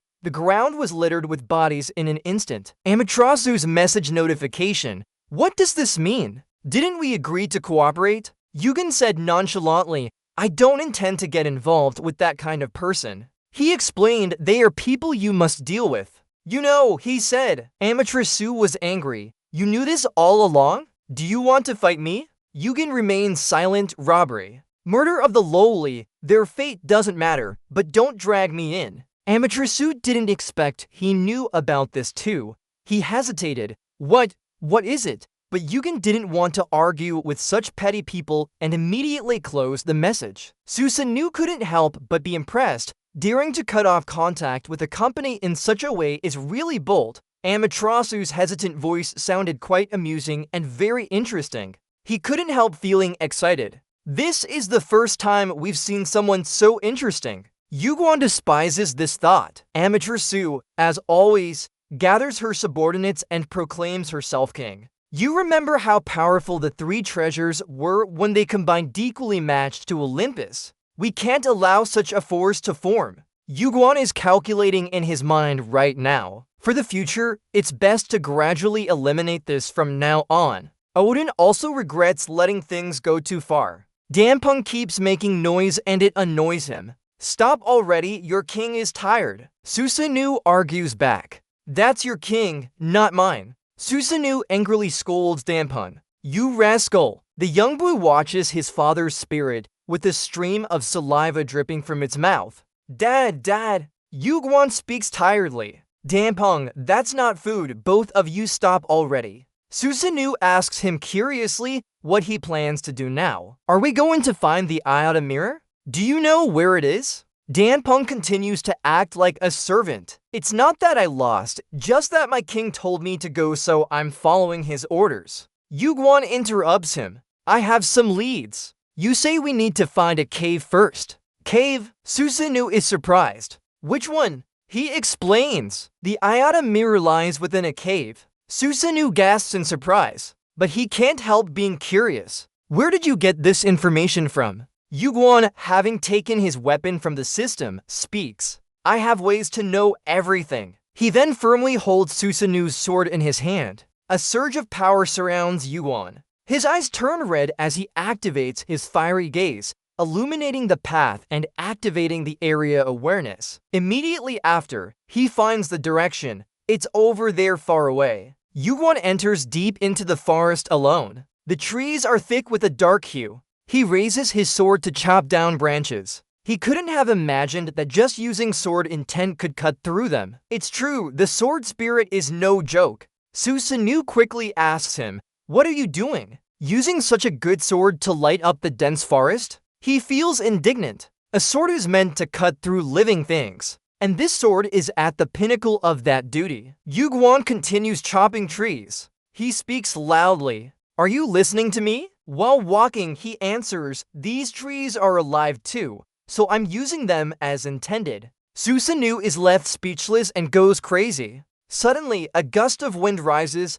leaves rustling everywhere. On the other side of the mountain, it seems a shop has appeared before him. Line 60 completed. Yugen saw it. He slowly approached to examine it closely. Soon enough, Yugen was in front of the shop. Susanoo couldn't help but be cautious. Did finding it turn out too easy? The entrance was very obvious. He stood before the door and carefully observed for a while before concluding, but the issue lay inside. Suddenly, the sword felt strange. Susanoo looked at it. What is this? The sword was trembling. He gripped it tightly. It reacted to the Iota mirror. As he entered, he said, the three treasures have different forms, but are one entity. Only when all three unite do they fully unleash their power. Amaterasu knew this too, which is why she went mad searching for it. Susanoo couldn't help but admire how smoothly you spoke. A person with so much knowledge yet gives up, it's hard to fathom.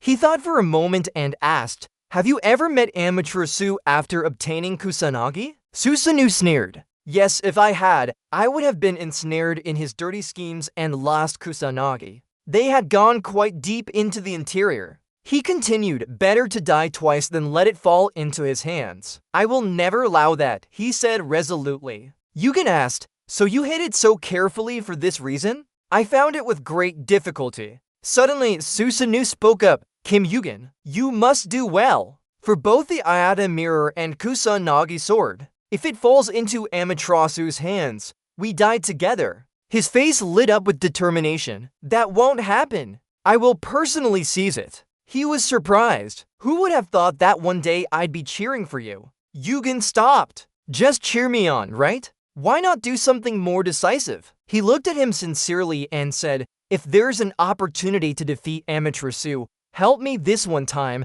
After that, I won't pressure you anymore. As he spoke, he thought that only by subduing the soul completely could a zombie be fully completed. With both Susanu's body and soul in hand, but if forced, I couldn't unleash all its power. And because of this, Susanoo had to willingly accept it. On this side, he fell silent for a long time. Finally, Susanoo agreed. Alright then, but just this one time. Do you understand? EU affirmed. Just once. That's enough. And that is sufficient. He immediately summoned his power. Good job. I have the strongest AD master. Now, mana is gathering, creating a mana bridge. A massive surge of inner strength erupted and Yu Guan charged forward. The cave entrance remained calm as Yu Guan calculated. Now all that's left is to comfortably break through the maze in these mountains. Susanoo replied, yeah, let's do it. And this is the first day of searching for the Ayada Mirror. The destruction from Kim Il-gun's power was too intense for even rocks to withstand, shattering them. A massive cliff suddenly burst outward under immense force. Everything within that space was completely shaken and destroyed. After a few seconds, Kim Il-gun stepped out majestically with his technique still flowing. This is the Ayada Mirror discovery. He sheathed the sword and returned to the imposition, observing the surroundings for a moment. The vast space was now silent except for dust particles flying around. Feeling this unusual situation, he began to wonder. For several days, no one has been seen, not even monsters or insects. The 44th floor monsters are almost without experience. It's not troublesome, but not comfortable either. But the things that should be there aren't, which is a bit problematic. He appeared calm on the outside, but was actually quite anxious inside. Where are they? The sword in his hand trembled violently. This reaction must be nearby. Do your job well now? Kim Yugen's footsteps suddenly paused for a beat. Dan Peng's eyes widened like a child who had discovered something. The boy rushed out with an extremely serious demeanor. Seeing the boy flying around him and continuously saying ba ba ba ba, he was very confused. Why is this happening? He remained silent until now. Yugen's eyes turned red as he quickly realized something must be wrong if Maple reacted like this suddenly. The system had already sent a notification. The fire eye was capturing reality, and the sensing area was activated. Yugen found that the ground was different. Ghostly energy was activated. His power fluctuated, and the fire eye was strengthened. Right below him appeared like a thick glass reflecting the shape of the sword, with the sensing area also being strengthened. It turned out this vast space was what Yugen had been searching for, and he received the notification that the Ayada Mirror had been discovered just a second later. In this hiding spot, Yugen felt like a small person. He was slightly shaken. This space was indeed the Ayada Mirror. Looking ahead, he wondered aloud, how big can a mirror be? A large, hazy barrier appeared in the space as the IATA dungeon activated, beginning the IATA challenge. The system sent a request that left him momentarily confused about what would happen next. Defeat yourself. As Yugen took slow steps, he thought of the characters who worried him at this moment. Sun Wukong, Horagos, monsters alongside Odin, they all stood in the top 10 positions. His expression turned more serious than ever. It was his future self. Suddenly, a very familiar voice came from behind. Kim Yugen, right? The Ayada Mirror not only reflected one's appearance, but also their inner self. So, is this the true form of myself? Yugen's lips curled into a faint smile. Something feels off. The Kim Yugen in front of him was not his current self. Facing that stern expression, he struggled within himself. If the challenge required defeating oneself and his future self appeared, didn't it mean he couldn't accept his current self? Back then, he was at a completely different level. It's indeed complicated. Looking closely at that entity, Yugen asked, "Are you DOPOU?" The power system activated the sensing area to confirm the identity of the opposite entity. After careful observation, he confirmed it wasn't just Dopo. That name sounded ridiculous with a lopsided attitude. "Who are you?" Before Yugen could answer, he tightened his grip on the sword and threatened, "If you don't answer, I'll cut you down." "Same goes for me." He gritted his teeth in anger. I knew it. He would raise the sword immediately. It happened as predicted. The feeling was strange. Yugen pondered for a long time. Then, what should I do now? The best is to find an answer that shakes my own self. Finally, he decided to speak up. Yuwen's response left his original self speechless. "I am enlightenment."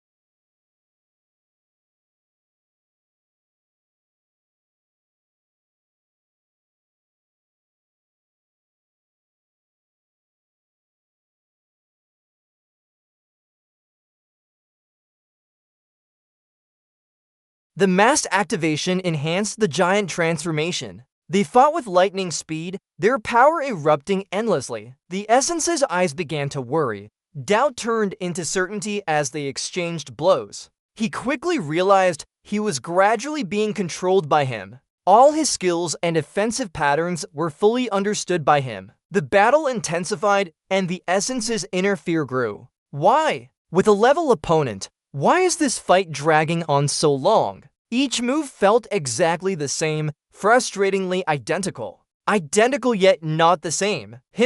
Another drop of blood was ejected. Looking at the Essence's wound confirmed it. Indeed? He then looked back at Yugen himself. Yugen was genuinely serious. His gaze showed no distractions or doubts. The Essence's mind grew increasingly chaotic, questioning himself and losing focus on the fight. Why though? Losing a mental battle he set up for himself. Meanwhile, Yugen continuously used skills, expanding his sensory range to maximum. If it was him, the Essence would be furious, losing control. Looking at the demon sword in his hand, he realized Yugen's image before him became extremely difficult to handle. The truth he recognized was slowly killing him. This must be the only way out. Seizing the perfect moment, Yugen decisively swung the demon sword with a final, absolute strike. His other hand activated the cultivation technique. Instantly, he charged at the Essence,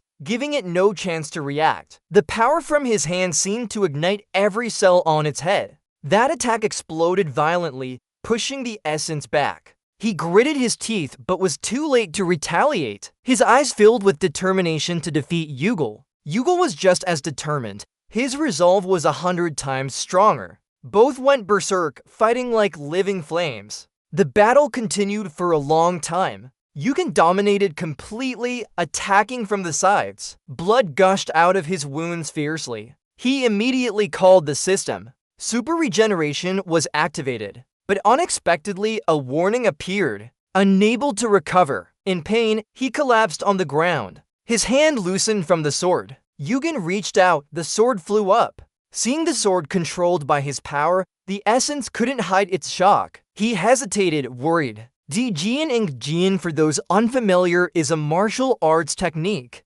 using magic to make the sword hover and follow one's will. Yugen calmly asked him, "Do you understand this as well?" Standing in this vast space, his mission was almost complete. At this moment, Yugen spoke without hesitation. It consumes a lot of magic power and isn't efficient, but it's perfect for assassination. We keep it as our last card. The Essence lowered his head in self-blame. To this extent, he had to admit, if I lose the mental battle against myself, then I'm a fake. Pausing the Jian Ing Jian technique, he released the sword before him. He reached out shakily for the sword. The next sudden action stunned Yugen. He couldn't believe he had stabbed himself to death with his own hand. Before logging off, he carefully instructed, "I don't know what you're planning, but you must win." As the essence's body vanished, Yugen received a notification that he had passed the Ayada challenge. He just cut the demon sword and was stunned. Is it over already?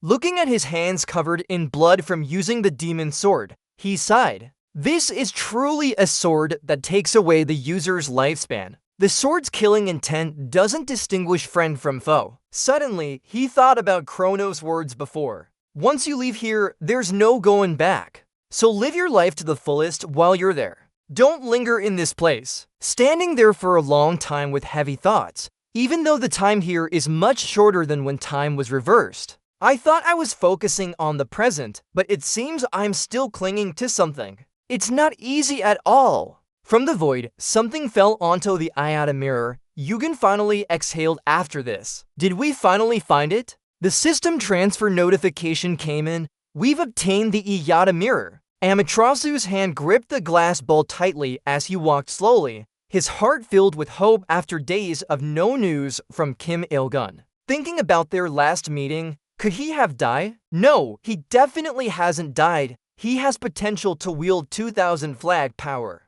Then a crucial thought popped up, making him uneasy. Could it be that he found the mirror? Just thinking about it made his blood boil with suspicion. That guy is just a player. He couldn't betray us easily. From the start, he trusted Asgard and planned to stab us in the back. The dark void before him turned golden, making Amaterasu's sinister aura more apparent. He thought everything would go his way. All these negative thoughts are attached to Yugal. He will definitely try to climb to the top of the tower. With that power, he can't just stay in one place. Activating the power within the glass ball, he requested surveillance of the surrounding arena area. Kim Il-hun is still on floor 44. The water in the cup gently shook against the wooden rim due to someone's touch. Yugen put his mouth near the cup but didn't drink right away. His intense gaze made him feel confused. Pandora remained silent, her eyes not leaving him. After a while, he noticed some differences. Finally, she showed some expression on her face. Haikun arrived at the same time. She's been like this since you left us and disappeared with Pandora. It seems she's gradually getting better. Yugen answered contentedly. It's great to see some progress in her. He continued encouraging, urging him to drop by when he can, even for Pandora. I didn't know you or the kid clinging to you were a real healing presence. She needs you. After hearing this, he thought for a moment and changed the subject. So, what brought you here? Didn't you plan to go to floor 40 for you? EU explained that there was a small match, so he went down a bit. That made him curious. Floor you just sighed without saying much. Anyway, I'll be here for a while. Hatch Queen's tone suddenly sounded less cheerful. Oh, again, EU. Huan immediately noticed that. Again, what is it? He questioned him. Can't you afford it? You have the money. With me eating here too, it's a big problem for you. Even Pandora joined in. That's a big issue, isn't it? The person was sweating heavily under their pressure. That's not what I meant. They look quite similar. Then he finally revealed his plan. Didn't you want to climb the tower next? I heard your goal is at the top of the tower. The Kusanagi sword and the item mirror were taken from your storage. Quinn wondered, what's this? EU. How did you get one of the 3 holy treasures? Straight oil. His answer made him doubt. It wasn't something you'd happen to have. But he gradually figured out when you nodded. Don't tell me those 3 great demons are after you. Quinn started worrying. You always get involved with high-ranking players in the worst way. Of the 3, isn't it just Amaterasu and Tsukuyomi? I'm not sure about Tsukuyomi, but Amaterasu is definitely a high-ranked player. He asked you seriously. Need my help? The EU on this side is calculating carefully. You really are addicted to fighting, huh? He trusts himself. But the Hack Queen needs to be here. And I don't need help with things like this. No need. I don't want you to get into trouble. Yet he still disagreed. You'll have a hard time alone. Understanding that, he tried to reassure you. I have plans too. Hagwin accidentally said something.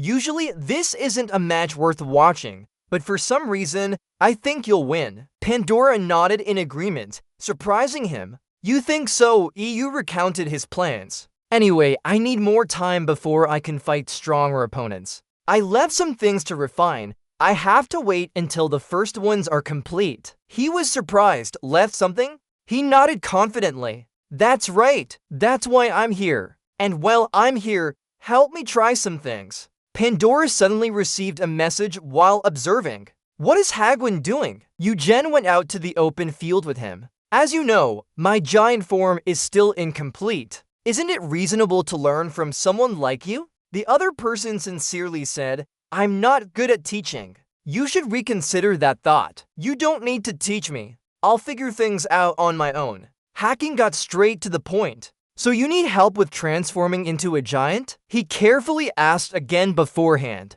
Are we going to fight without weapons now? You calmly replied, more or less. Don't kill me, okay? After confirming, he slowly extended his hand. Relax, the strength in my muscles started rising as I clenched my fist. The pressure from Hagwon suddenly burst forth violently. Even Egon was pushed back a few steps. He's already coughing up blood just from starting. The boy collapses in pain and even the ground around him cracks. He's sunk deep underground while the surface is almost torn apart. Hagwon stands above, shouting down, just don't kill me, please, but it's quite difficult. Blood drips from his mouth, curving up to his lips. Egon just chuckles at that warning. The battle continues as he powerfully throws a punch. He dodges, but the shockwave is still very strong afterward. Egon aims to counterattack, each punch being a fatal blow. He targets his opponent's face directly for the attack. He carefully assesses the situation. After taking a punch to the jaw, he remains unshaken. He looks at him with a superior gaze. Those eyes are really annoying. He continues to grab the High Queen's wrist. However, he manages to push it off and uses a reverse hook to make him struggle. Egon's body is temporarily grounded after that hit. The opponent doesn't think so. He punches straight into his torso. As the battle grows more frantic, they clash with mana and pure physical strength from their punches. Eugen's skin keeps distorting. Humanoidization is at its peak. Trees in the forest are blown away by the strong winds created by them. After a while, he's the only one losing consciousness. How high is his strength level? It's too impressive. Why is he so strong? He heavily collapses from losing too much energy. His face turns dark, but his mouth mutters, still. Each word Eugen struggles to say, still not over, still not over. Hagwon stands there observing. He's talking while unconscious. Pandora suddenly approaches with a first aid kit. Wufu, he exclaims in surprise. It should be the other way round. Name Wufu simply. She quickly and obediently treats Eugen, starting the training of humanoidization. In clear skies over a vast forest, two people are battling. Eugen tightens his fist. They continue to fight. The system keeps reporting that their level of mastery in humanoidization has increased, evolving to a new stage. The Red Breath student hears the report. Level of mastery in humanoidization increased. Level of mastery in humanoidization increased. The pot is still boiling. The giant speaks, using his muscles to strengthen himself. EU wonders my muscles? How? He explains, use your strength like this, and boom, a bird's chirping fills the air. Pandora gives it a seed to eat. She continues to watch their battle. The bird evolves rapidly after eating the seed. That power is transmitted to Eugen. On the screen, your body has absorbed the strength of the humanoid. Your right hand has been infused with humanoid strength. You have materialized the arm of the humanoid. The giant answers, focus on humanoidization in one spot. That's quite smart, but the weight on your arm is significant. Eugen responds. This time it will be different. They continue to fight inside a wooden house near the river. Pandora bandages Hagwon. Foolish, simple. Hagwon questions. Isn't she saying the opposite? The giant blocked their path. She's deliberately saying the opposite. She warned him. In 3 days. Don't do anything. Eugen was surprised. What? 3 days, huh? She replied. Yes.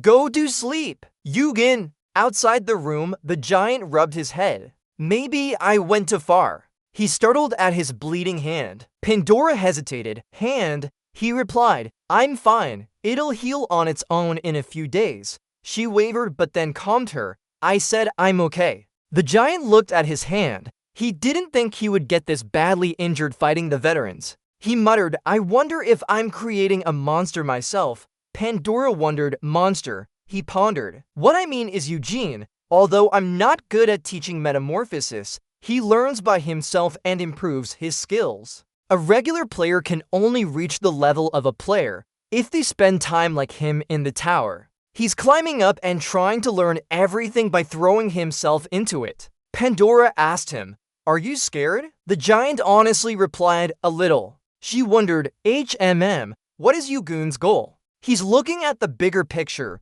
Olympus and those 3 precious children are just obstacles. But he never talks about what he's preparing for or what he wants to fight. He doesn't want to become stronger for that reason either.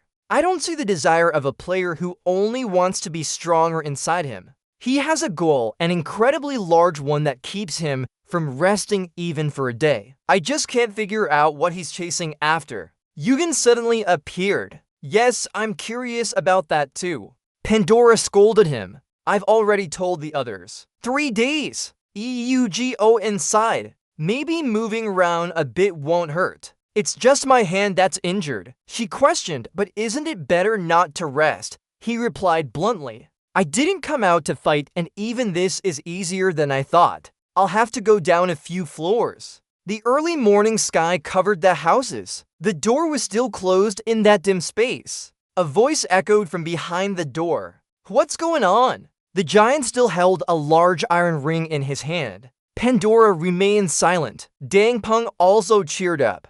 Bizabia. A group of players, including the Destroyer, the Omniscient Player, the Wreckage Lady, and the Cute One, appeared, overwhelming the old man. What kind of team is this? Did you come from the tower? EUGON replied. He didn't even answer when we knocked on the door. You've gone too far. Take care, sir. The old man entered his thoughts. Aha! But the 2 you brought are giving me a headache more. Did you ask him if he didn't sleep at all? He replied, so happy we could go to sleep, and then we had this urge to finish it as quickly as possible. Follow me, it's behind, EU always thought. Finally, I can know the true identity of the item I've never seen in the tower. Created by combining 3 stones. Everyone descended the stairs. Old Man led us into a secret chamber. Old Man explained that we were always the one naming new items. This was named right after its completion. He placed his hand on the bottle. It emitted a bright light. Old Man casually said, as you can see,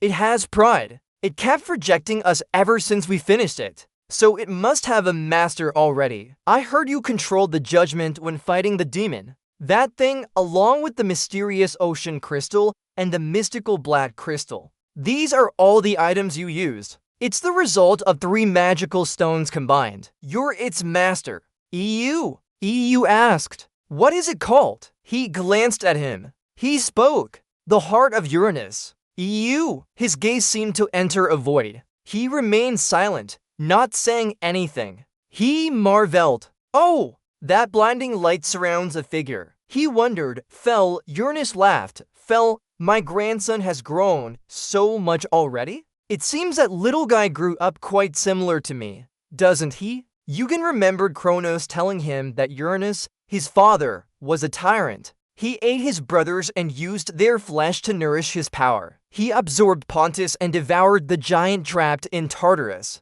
We had to fight for survival. Odin of Asgard, Vishnu of Veda, we gathered the best from ancient times all to kill Chara. A doubtful voice asked, can we win? Finally, we won, but half the players ranked in this battle have died. Yes, he's no match for that one. Kronos told Yugal that Chara was the most ruthless and strongest in history. He truly is the sky of Olympus. Back to reality, EU broke the silence. So, you're Uranus. He replied. Is this your first time seeing me? Yet, I feel like we've met many times before. Well, you can't know because this is the first time you see my true form. But since my grandson looks so much like me, you must be familiar with this shape. Just sit naturally, you're a guest here. Why? You startled? It's nothing special. I'm just an old man trapped in this small room.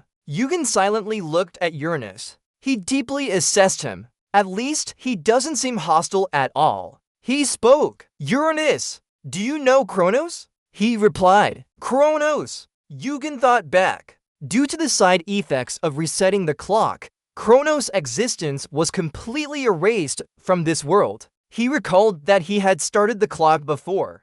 Go back in time and start over. You won't be able to exist in the world you return to. This is the only way, the price for interfering with time's flow. So don't bother looking for me. Yugen once asked, are you saying your existence will vanish? He replied, even I can't predict what I'll become. Yugen pondered deeply, but could he forget the son who tried to kill him? Uranus admitted straightforwardly, yes, you've made great efforts to gather those pieces. I never thought anyone could do it like this. Yugen pondered, just as expected. He was erased from Uranus' memory, even by his own father. You brought out something. I heard it's his heart. Uranus replied, such a thing, does it really provide blood when placed on my chest? You're asking if such a thing can do that. Explain more clearly. He remembered, yes, it was everything to me. He took the hand and accepted it, recalling, because of this, I ate my own brothers and desired so much more. Tham Nam is truly a demon. Just a little bit more. Just a little bit more. And after pursuing that power, I turned into a monster before realizing it. Yugen looked at him skeptically. What are you trying to say? He admitted, I realized I was becoming a monster. Everyone can become a monster. Just try using it if you're curious. Saying appeared, the system notified, you have obtained Uranus' heart and desire. Yugen 4, familiar yet strange, too unstable and primitive to be a god-grown seed like a child grown only for size. You're telling me that's all the monster you mentioned? Danbunj appeared, Baba, system notified, the scent hunter has revealed itself. Uranus stared at him. Have you received the blessing of this? You have something interesting. Chezi Yutoan spoke, startling him. Oh my, it seems I was worrying for nothing. He asked if the little one is protecting me now. Uranus was surprised. Little one, it looks small to you? Yugen was confused. What? The system kept notifying. Danbunj upgraded. Danbunj upgraded. Danbunj's physique increased by 8. Development potential increased by 9.12%. Your mystic power has increased by 2. You've defeated Uranus' desire. EU always curiously asked him, what does it look like to you? Suddenly, Uranus stood up and walked towards him. Yugen was startled as he looked at him. Uranus, he muttered, we will meet soon. Soon, again. Pandora's voice echoed, I'm awake now. The old man hurriedly asked Han, are you okay? Yuan calmed down and said, I'm fine. He looked at Uranus' heart in his hand. The screen displayed Uranus' heart. A heart completed by a high-ranked player through eating many lower-ranked players. It can harness their power. Yuan thought to himself, to brief, usually. Items like this are either useless or contain such immense power that the system struggles to describe them. They're never the first. Odin's staff is similar, so this must be comparable to it. Because it speaks of power, it must be a source of energy. I guess we'll just have to see how much power it holds. The giant looked suspiciously at him. Pandora and the old man were watching the battle unfold. The giant shouted worriedly, be careful with your hand. I can take everything you throw at me, no matter how powerful, so those two won't get hurt. EU acknowledged, maybe you're right. This isn't an easy target for such light attacks. He stared at his hand. He always calls it training, but really, it's just struggling. Even after a month of trying with all my strength, I couldn't create any serious wounds on that body. But this time, things will be different. The system notified the use of Uranus' heart. The blessing of the ocean develops your body and calls for Tartarus. He pondered the name had changed from hell. So this is the ocean that swallowed me at level 42. This unbearable pain made him happy. The screen displayed continuously due to the state effect. Erosion. State. Erosion has increased to level 2. EU mumbled as he kissed. Just a little more. A little more. And now, right now. He struck the giant directly. He flew backward under his attack. A thunderous explosion echoed. The old man covered his head to dodge. This is Uranus. I thought I had created one of those perfect items with my own hands, but this power is greater than I imagined. Yet he can still endure it. There are monsters everywhere here. The giant pondered. I was quite serious about blocking that strike, yet it was difficult. What did you do to have such power? Yuan continued staring at him. Ice wrapped around the Hat Queen's body meticulously. She couldn't resist seeing a wound. Do you know how to treat injuries? She bandaged quickly. Pandora quietly replied, yes, take a break now. He also politely said, thank you. Then he glanced over. Are you okay? Yuan spoke from where he sat. Well, as you can see, one of his hands was tightly wrapped in multiple layers of bandages. No! He tried to grip his hand too. Perhaps due to the dark elemental mana mixed in, but the wound isn't healing quickly. He considered Head Queen. It seems the Head Queen is the same way. He reminds us how you control that power. It might be poison to you, but you always believe failure is the mother of success. He doesn't understand. Even if it eats into your flesh, he's very relaxed and enjoying it internally. That's a risk I have to bear. I can't stay in safe zones. His attitude is so persistent that he keeps silent. I just need to control the timing and method of its use. He secretly observes Dan Bang. Oh, only getting involved with strange and interesting things. A creature so different from a typical holy relic. An item of a level we've never seen before, but still perfectly controlled by him. In the end, he temporarily accepts it. Alright then, let's go! The Golden Will stops as their sacred flames extinguish. They stop in the thick forest. Shall we just head straight up? Hatchqui agrees. Right. Stop at level 36 for us. Before, they were chased by the blacksmiths. If you survive, it'll be fine. Let's go out now. EU and Guan are thrown out. Alright, see you later. As usual, he doesn't say goodbye. Haikuin cautiously asks your opinion. You've practiced enough with beast transformation, and you even got the item you needed. You'll climb the tower again. While you're answering, Pandora is squeezing you tightly. Right, she whispers to Yugen, who hesitates to answer. Probably so. But as he finishes speaking, Yugen stops. At least I should say I won't be leaving forever. Thinking about it, he continues. I'll still visit level 38 frequently, though I'm not sure how often. Hearing this, Pandora feels a bit relieved. Alright, got it. The three of them quickly continue their journey. Alright, let's go then. While sitting in the carriage, you try to find out what happened to the Apollo brothers who disappeared before the battle with the drop.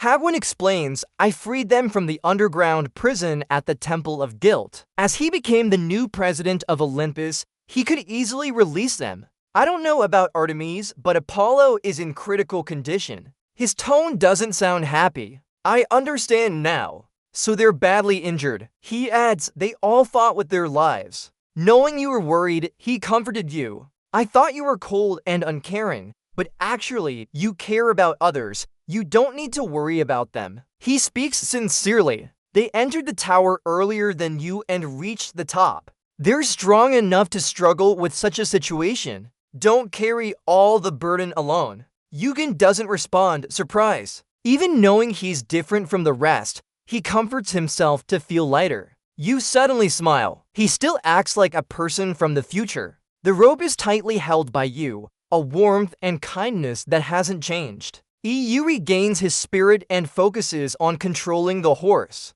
Although it's just a brief moment, I feel like I'm with him in the future. Thanks. On the 44th floor, the view is shrouded in an oppressive gloom. The trees here have been felled and destroyed by something. The empty roof has no bird chirping, just dry, withered branches. What's left are fallen soldiers. This chaos is his fault. Swords clash with fans non-stop, but the reward is substantial. If we catch him, we won't have to worry about money until we become clerks. Victory goes to the fan wielder, so the sword master paid a price. I'm not human. Over there, watch the one who just fell and tell each other. Here, pick it up. The remaining person looks ragged. That bastard is explosive. You can't stay still. The blood flows in dark streams. Time is gold. Instead of wasting the day, I should earn money like this. My point is, what law stops me from killing here? Before Amateur Sue stands a ball. We are also supported by Tam Bounty. He carefully ranged everything. Criminals have no place to go. Players cannot join guilds. Those who stop climbing the tower because they can't form teams hold on to their desires. Now under Tam Bounty's shadow, these poor, lowly creatures will do what is necessary. For one purpose only: the stronger the power, the more the organization grows. Kim Il-gun, you won't escape the 44th floor. This guy's screen now shows a new message. It says that Kim Il-gun and Iyatano Kagami have appeared together. The mirror is tied to his side. They've been following us for quite some time. He hid in the old house. To deal with them all at once, I revealed myself to lure the enemy to one spot. I've been running around for days just for this, like a shepherd watching over his flock. EU looks out the window. A few thousand. No! Now it's 10,000. I didn't expect so many criminals to gather in this city. This is why Odin warned that all criminals on the 44th floor work together. You're waiting for something else. But I don't see Aim Terusu, the main culprit. Take out a few Jackie snacks to eat now. Maybe it's good he isn't here. I need my strength. But just as I swallowed a few, something made me jump. A shadowy figure stands in this dilapidated house. The silhouette obscures his face. Not Amaterasu. That person asks, "What are you thinking? You've turned the 44th floor upside down. Do you want to die?" His sword swings once more. Your answer is too slow. The 86th ranked Tam Bounty Kuyomi quickly steps forward. What are you thinking? Her appearance surprised him. Tsukuyomi, why is she here? I didn't expect this. She mutters something quietly. Kusanagi notes Tsurugi. The sword in his hand reacts violently. She's not interested in Iyatano Kagami. It's the sword, right? It won't come out and just keeps making noise. Susano, whose name only cares about bloodshed, reacted this strongly. Pass on that feeling to the sword. What is this? Are you happy to see an old friend after thousands of years? Tsukuyomi suddenly looks very upset. What kind of expression is that? Hold on. Turn to Susano and ask, "Hey, do you like her?" He immediately denies it. No, but I saw through him. That's the case. He still refuses weakly. I said no. Yugon starts arguing while the other acts. Who are you trying to fool? Tsukuyomi directly lunges at the sword with the intent to grab it. When she fails, she frowns in discomfort. At this moment, he comes up with a plan. It seems Susano is not one-sided. If Tsukuyomi also finds him interesting, she could be a strong pawn to defeat Amaterasu. Both start pulling and tugging. Amaterasu used Yamada no Orochi to kill Susano. The cold aura from the swords increases with each one. Tsukuyomi, which ally will you stand by? While chasing each other, he asks her. Amaterasu used Yamada no Orochi to kill Susano. She clearly shows displeasure. Tsukuyomi, which friend's side are you choosing? She pauses to ask. You know something, right? Did Amaterasu really kill Susano? Yugon interjects immediately. He didn't directly intervene but was involved. The other is confused. What do you mean? Ray, tell the story. Yamada no Orochi. Amaterasu made Susano fight that monster. He continues, they said they would fight together, but he didn't show up and left Susano to fight alone. But Tsukuyomi is still doubtful. Susano is a war-loving fool, but he's not foolish enough to ignore the danger. So how can you be so sure? Now I present my strongest evidence. I heard him say it. She looks surprised. What? Dixon, the soul trapped in the sword, has just escaped. If you don't believe me, ask him yourself. The figure of Susano slowly forms before her eyes. Tsukuyomi is stunned speechless. He's smiling naturally. What's so surprising? Because a dead person has come back to life? No, not resurrected. She hesitates to greet him, looking at him in disbelief. But it's been a long time since we met. Before they could do anything else, there was a loud noise outside. Yugen informs them that they've discovered his presence. Susano is just as anxious. We don't have much time to chat. He turns and urges her, ask one thing. I think we still have at least some time. Tsukuyomi lowers her head slowly and answers. Okay, based on this situation, Amaterasu's involvement in your death is real, right? Susanoo, you immediately gave an answer. He can't be completely unrelated. She asked again with doubt. So, what he said was true. He didn't force you to speak. Lee Yuguan also secretly evaluated. She didn't believe him. Well, she didn't want to suspect the other friend either. Tsukuyomi, with sorrow, told us they are friends who have been together for thousands of years. Why? Susanoo narrated while recalling. She felt that too. That name changed after having Iyasakani no Matagama. At first, I also believed he would come as scheduled. But over time, something was off. He made up all kinds of excuses, saying he would be late. And in the end, he never came at all. You're very certain that he's not Amaterasu, I know. I thought it was just a fleeting intuition. But then I became sure. Tsukuyomi wondered, how could this be revealed after? Well, that name, when Susanoo lay down, the guy ran over to us only as we were about to die. The Janta's face was terrifying as he saw Kusanagi no Tsurugi, his greedy eyes on the sword. He didn't even bother looking at me, who was dying, and just searched for Kusanagi. Of course, because I had risked everything to get that sword. I hid it in a hard-to-find place so no one could steal it. Maybe he didn't know about that. Susanoo also didn't force her. You can choose to believe him or her, whichever you want. But I didn't deceive you. Tsukuyomi remained silent. Her eyes trembled with astonishment. The distant sound outside grew louder. He disappeared around here. Go find him. Both Susanoo and Yuan turned back. It's time to go. Your body started returning to its spiritual form. See you later. We'll see each other again. She hesitated, wanting to say something. We have to. Before he vanished completely, she still lingered with a look of nostalgia. Both of them left after bidding farewell. Yugen sank into space for an instant. See you later. It seems I've gained a good ally.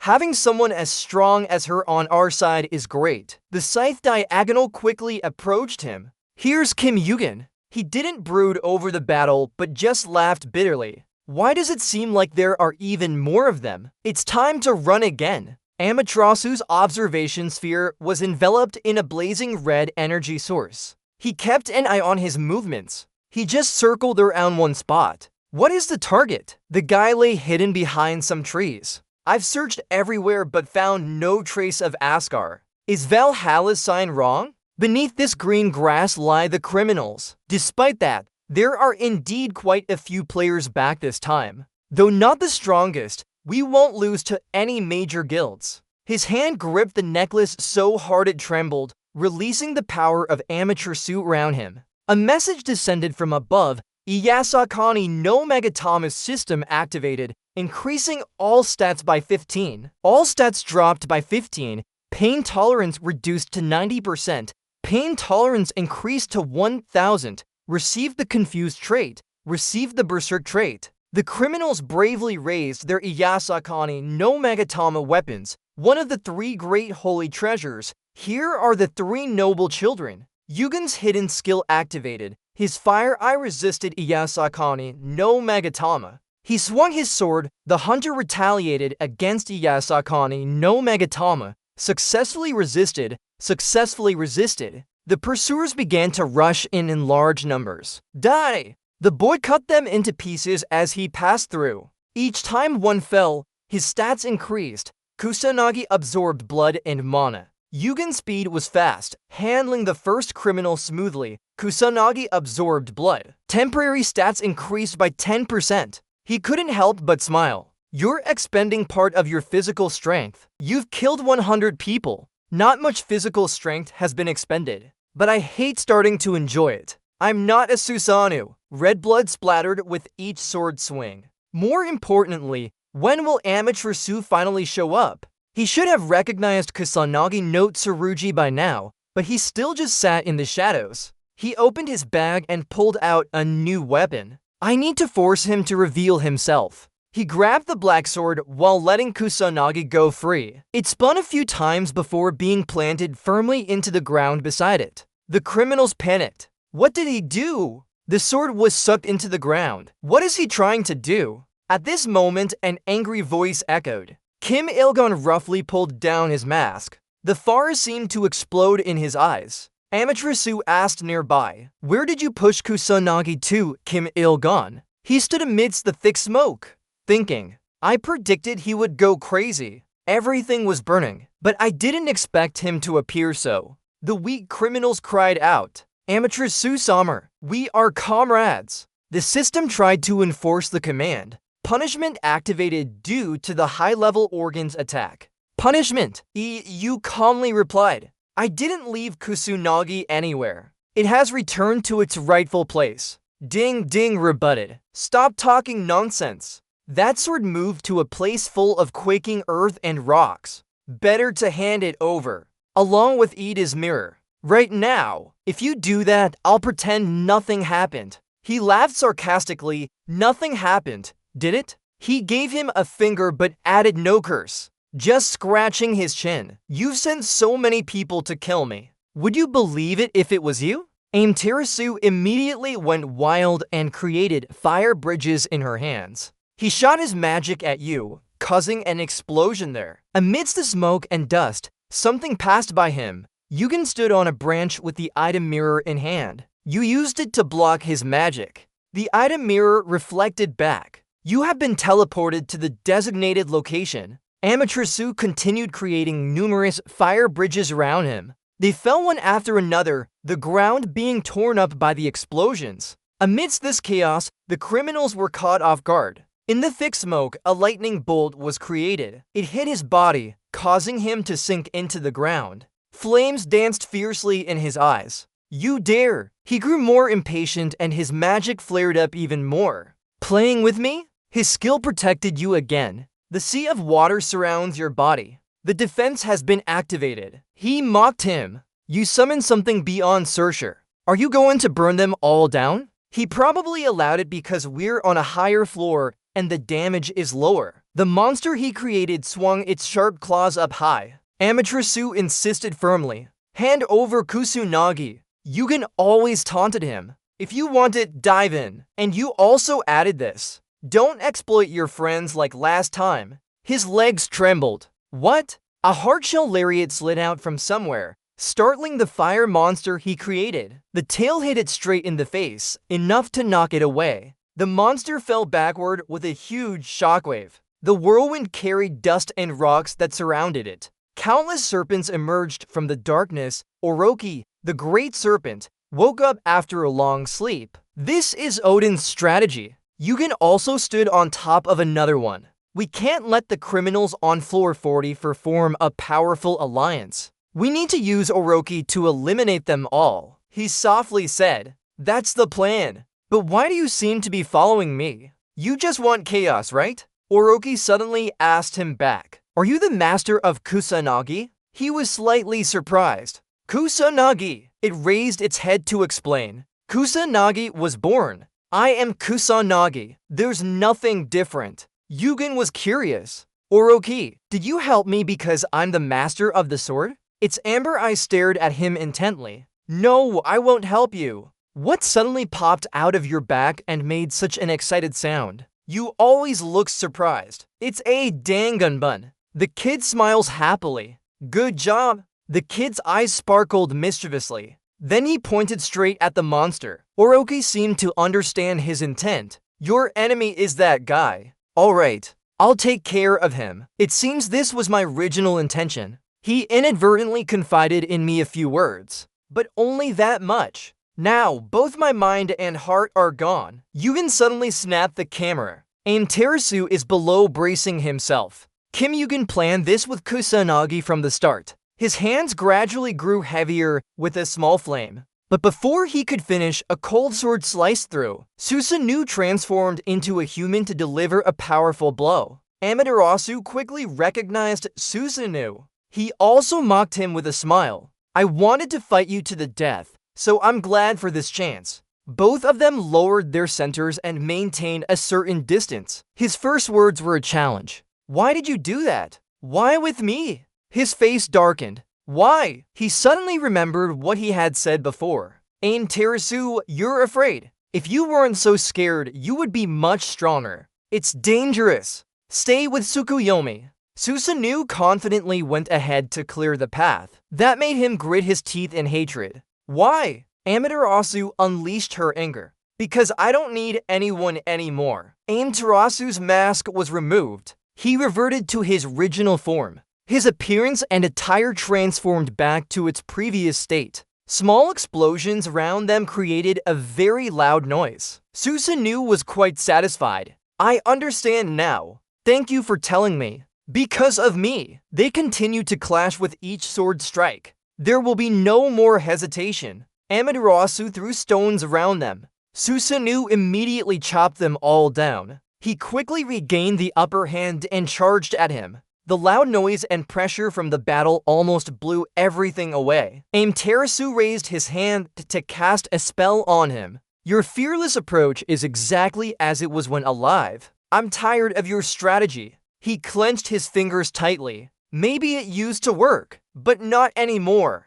His punch created red flames, but they all missed his opponent. He continued with relentless strikes. Unlike you, forever trapped in the moment of death. He enveloped their area in intense heat, and I've been constantly getting stronger. 3 fingers extended from his hand, black smoke still surrounded them. Amaterasu couldn't react to the tiny but deadly sword strikes. Blood began to drip down his face from behind. Susanoo cut off his head, but it only hit a clone. Amaterasu shouted and attacked from behind, shameless. He remained calm in response. One doesn't know, I'll do whatever it takes to win. What he didn't expect happened next. That's why I do things like this. The ray suddenly descended with immense power. System notification appeared. Amaterasu's flames absorbed the lightning. He was surprised, seeing Aim Nugon. The remnants of that ray were fading away. This lightning is strange. Does it have shadow properties mixed in? Can control to elements simultaneously. This rage. He carefully calculated. However, Susanoo is more dangerous because he's a master. Iyugan won't be able to maintain that zombie level for long. Both of them fought and dodged the lightning. Amaterasu's flames absorbed the lightning. Amaterasu's flames absorbed the lightning again. He'll run out soon, so I'll ignore him. Susanoo, knowing this, reminded him that you'll regret focusing only on me. That guy is much more cunning. His first attack was just to test your reaction. As he spoke, lightning and darkness rushed towards them. The system notification repeated. Amaterasu's flames absorbed the lightning. Failed, the unabsorbed part of the lightning caused damage. Iyugan skillfully controlled both elements. Can one endure such powerful attacks? You're still probing him. Maybe because Amaterasu also uses shadow properties, but I couldn't deal as much damage as expected. The chaos below is due to the power of this technique. I need to decide, retreat temporarily and use Oroki to prolong the battle or try to end it now. I'm expending a lot of mana to maintain Susanoo, but he's certainly using a large amount too. As long as Oroki remains under Danpung's command, my chances will increase over time. He tightly clenched his hand. But for some reason, the next skill was activated. Uranus' heart shifted. Open Tartarus. Iyugan's fingers kept moving. I don't want to do that. Magic radiated around him. For some reason, I feel like I can do it. I don't know where this confidence comes from, but I have proof. In his hand, a new weapon appeared. You created the Excalibur, Gungnir, which once wounded High Queen's body. After some hesitation, Amaterasu began to pay attention towards him, surprised as he clenched his teeth tightly. What? While he was still confused, something shot into the battle. Why does he have so much mana left? This time, the demons themselves jumped up with the burning sword. He used his strength to push it down and aimed at him. Amaterasu seemed surprised by this unexpected attack. He gritted his teeth tightly. What?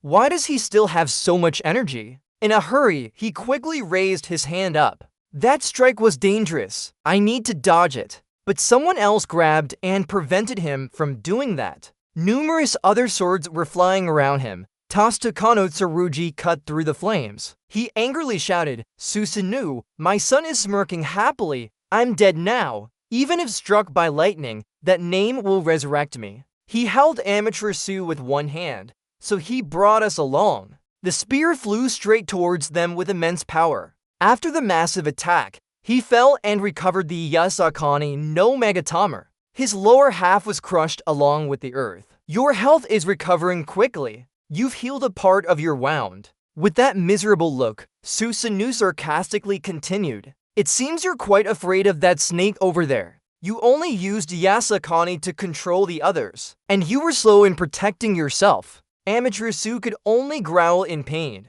"Susanoo, the bastard!" Tsukuyomi appeared and stomped on him. "You look terrible." His face turned to joy. "Tsukuyomi, just in time. Kim Il-gun lied to us. That guy was targeting us from the start, but he received hatred as a response. Not us but you, Amaterasu." He looked at her in surprise. "What?" She continued questioning him. "Why did you kill Susanoo?" His legs stomped on him were shaking with anger. "Why did you kill your own friend? Answer me." Amaterasu laughed bitterly. "Do you really need to go this far just to ask that question? So, do you think I have a good reason to justify betraying him? It's not even called betrayal. Only now did he reveal his true thoughts. From the beginning, no one here was my friend." Amaterasu sadly recounted, "Because there was a woman I loved. Her beautiful appearance beside Susanoo made him jealous, and the other person was my rival. Between them, he felt like an unnecessary light bulb. From that moment on, his envy became openly bitter." After this recollection, a piece of metal hit his head. Susanoo coldly said, "Don't worry, you won't get to any good place, but dying isn't as bad as you think." The sharp blade was pressed against the other's shoulder. "Goodbye." He decisively cut off his life with one strike. Blood splattered everywhere around him. EU-gun had also arrived at that place. Now that this place is handled, there's only one issue left. The Uroki suddenly became and kept biting. Its sharp teeth opened wide as if wanting to devour its prey completely. The big tail swung violently to the ground. The thread spun wildly upwards. "Threads, do you remember the gum experiment? That little guy is very in sync. You really wanted to eat it right away, didn't you? Help me out. Signal the little one to make a purple flame appear. Take hold of its divine essence.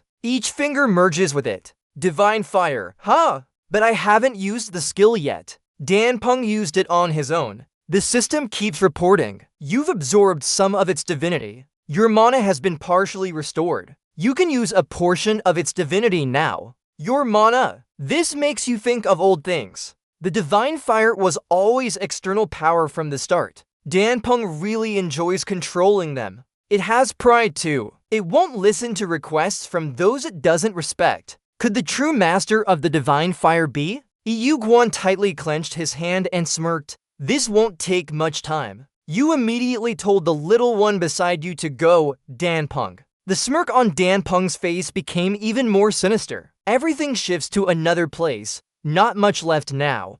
What is that small thing? It seems this is a different forest. Not much left, right?" That's what he said. Once your senses stabilize, the system quickly reports, "Shiny eyes are looking at you, green eyes." The mysterious people in the house agreed on one point. "Alright, has everyone gathered?" They responded.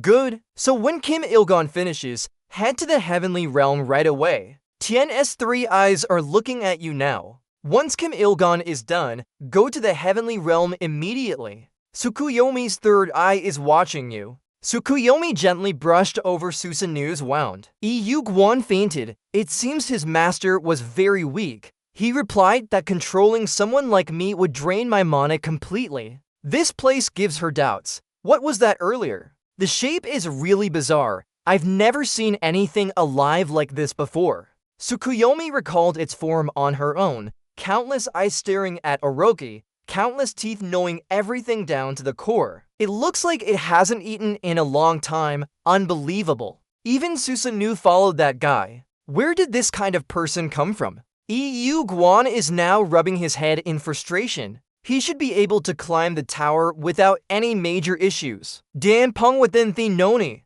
Maple has leveled up. Maple has leveled up. Maple's strength increased by 7. Development speed increased by 10. 11%. Mana increased by 4. He tiredly thought. Of course, Susanoo and Maple's support played a big role. But Tsukuyomi can't be ignored either. His eyes gradually turned yellow. It's time to summon the name that stood by his side in death. He quickly closed his eyes tightly. Fire Eye Synergy. Tian's Great Sage immediately appeared as an illusion created by Kim Il-gon. He boldly asked, "Are you Kim Il-gon?" You stared at him intently. He didn't recognize himself right away. He wasn't one of his past clones, was he? Yu-guan asked curiously, "What number are you?" The clone of Celestial Vastness said, "Number 3. He also warned you about a few things. Number 12 is busy right now. You told him to gather the clones, didn't you? He ran around everywhere doing that. You understand what I mean. That's it then." Celestial Vastness was curious. "Are you trying to save the main body? Apart from 3, all other clones have gathered. Does this sound good to you?" The boy looked puzzled. "Good at what?" He immediately explained, "You will definitely encounter the Heavenly Court. Even with all the clones present, it won't be easy against those who imprisoned the main body. Do you have a plan?" You muttered suddenly. "Number 12 seems to be the smartest clone among you." He immediately shouted angrily, "What's that about?" "Tonight." But he quickly moved on and continued, "We don't have much time. It appears the Heavenly Court is starting to notice the gathering of clones." He replied straightforwardly, "Of course we have a plan. There's no need to worry." Celestial Vastness listened intently as he asked about the plan. "For now, focus on collecting all the other clones. The stronger we are, the better for us." He bent down to search for something and was sure that if they could save the main body, there would be no need to fight the Heavenly Court. He tilted his head. "Huh? How so?" EU20 added, "I said I'll explain later."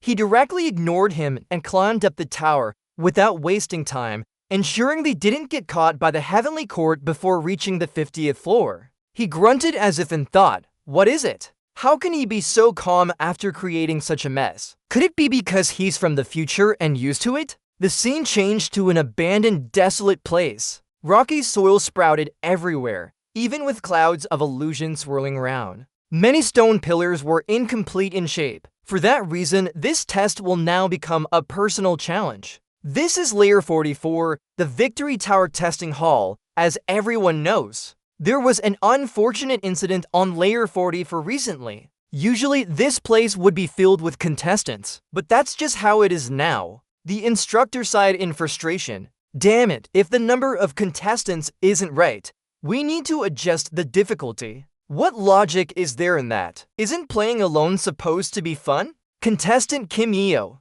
Layer 40 for Polaris raised his hands and said, "Let's hope everyone understands." His command was activated. "Now, each of you prepare yourselves, move forward, and find your own path." The system announcement appeared simultaneously. The victory challenge for Layer 44 will begin now, breaking through the sound barrier. While many were still confused, he stood calmly observing.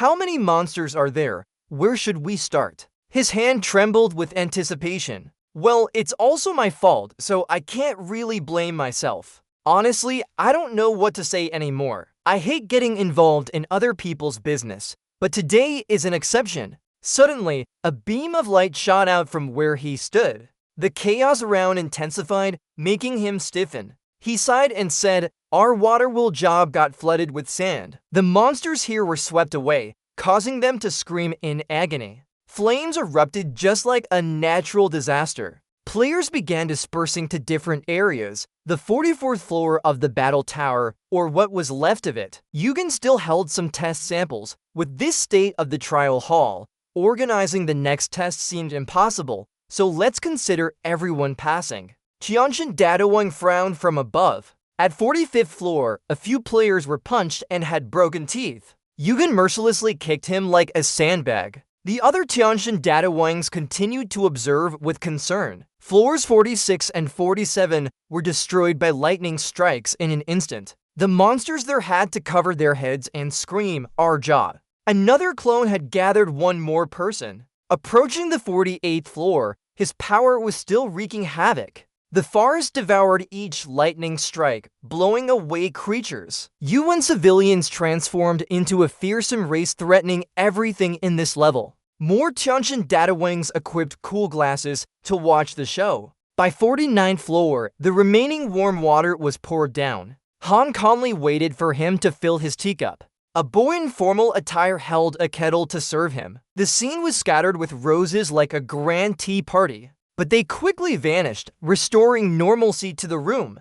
Yugen fumed. "Why are you increasing the number of rescues? Every time we clear a floor, they reappear and grumble. We don't have players' tools. If we need to talk, we must go find them personally." "Okay, stand opposite them and ask." "I'm so tired." "Speak up. What are you curious about?" Each clone answered in turn. "Curious about that person. I'm dying to know. Detail by detail. Everything." He immediately scolded them. "One at a time, please." This calmed them down and they continued speaking. "I heard from the 12th one, but I don't know the details, except that he's from the future. I know nothing else." Yugen's headache worsened. "Are you going to talk in order like this?" "I'll speak later.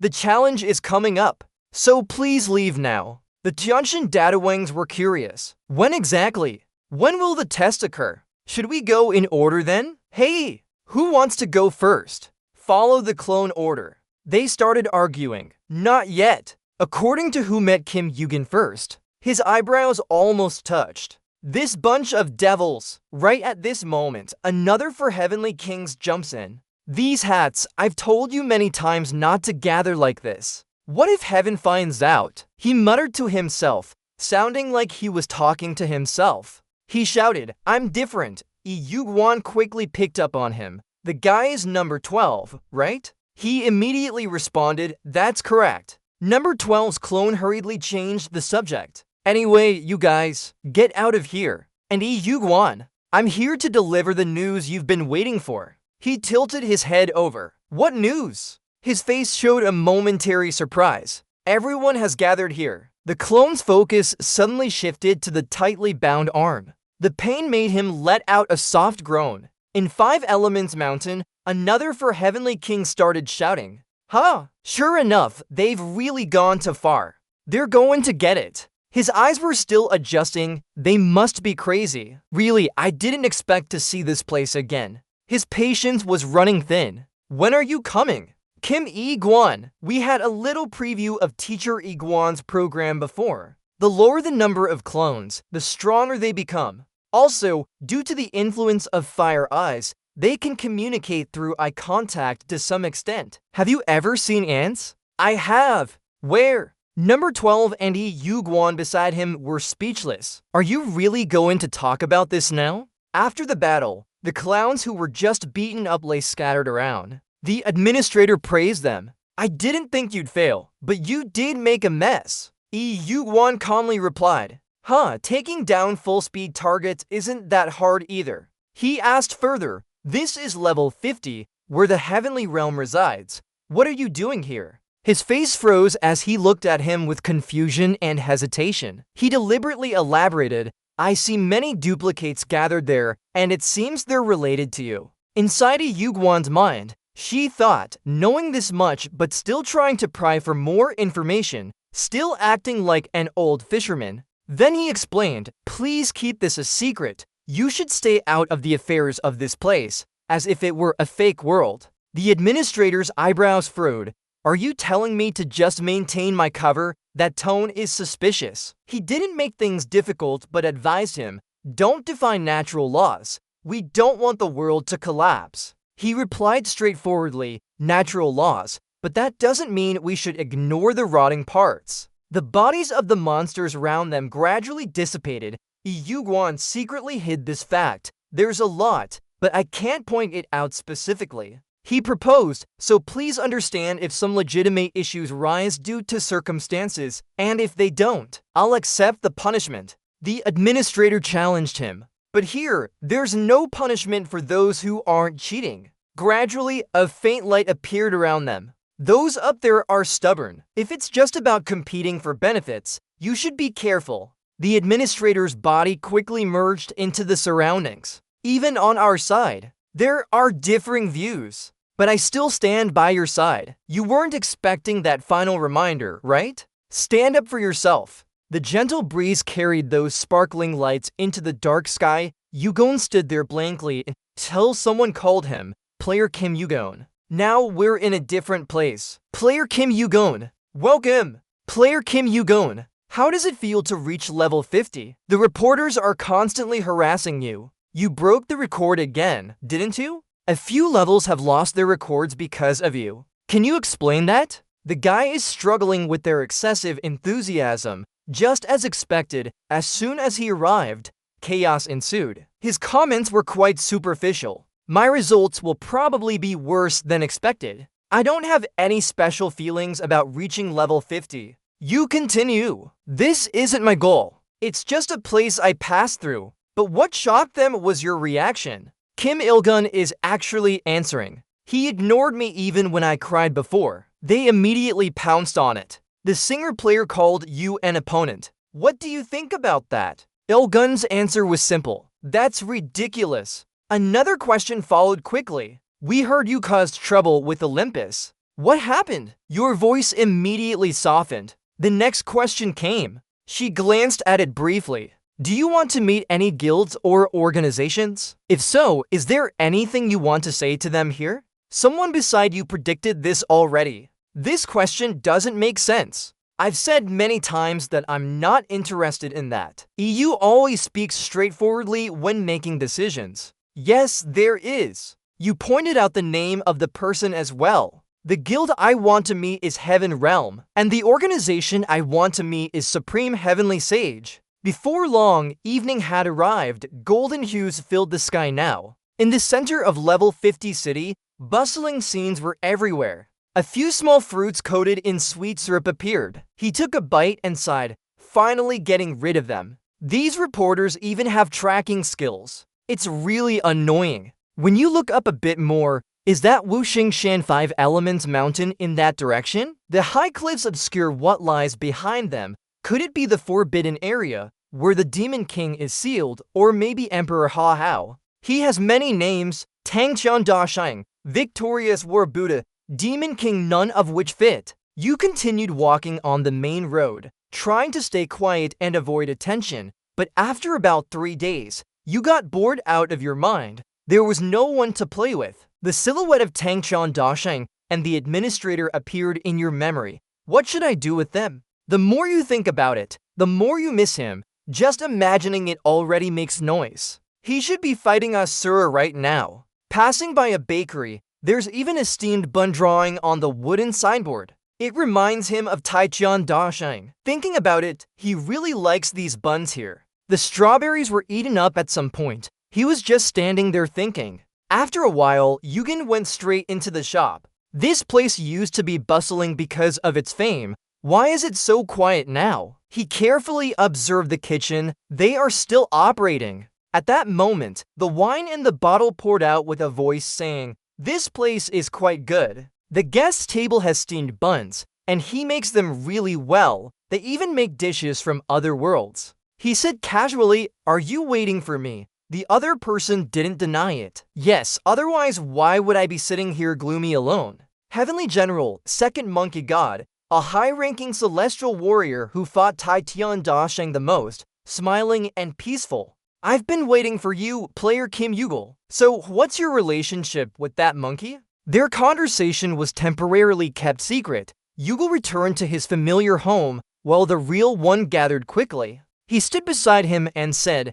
"If the main body were as smart as a person, it would have been much easier to receive Order 10. The rest of the copies returned. Basically good news." Taijian Dashang wondered, "What's the main body like?" He paused for a moment before continuing. "Don't you know about the main body?" He nodded immediately. "No, I was imprisoned right after being created. Only saw him briefly, so not very clear. The copy inherited part of the main body's memories, so we only have a small portion of his memory. The rest is loyalty to the main body and hatred for the celestial realm. Taitian Dasheng chuckled leisurely. So I really don't know who I am. Everything returns to our previous exchange. A copy isn't just a simple skill, right? He wondered, are they truly different versions of you? Taitian Dasheng asked back, what's your interest in this? Why do you want to know? Yu Guan sighed. Because if so, those copies would be just like him.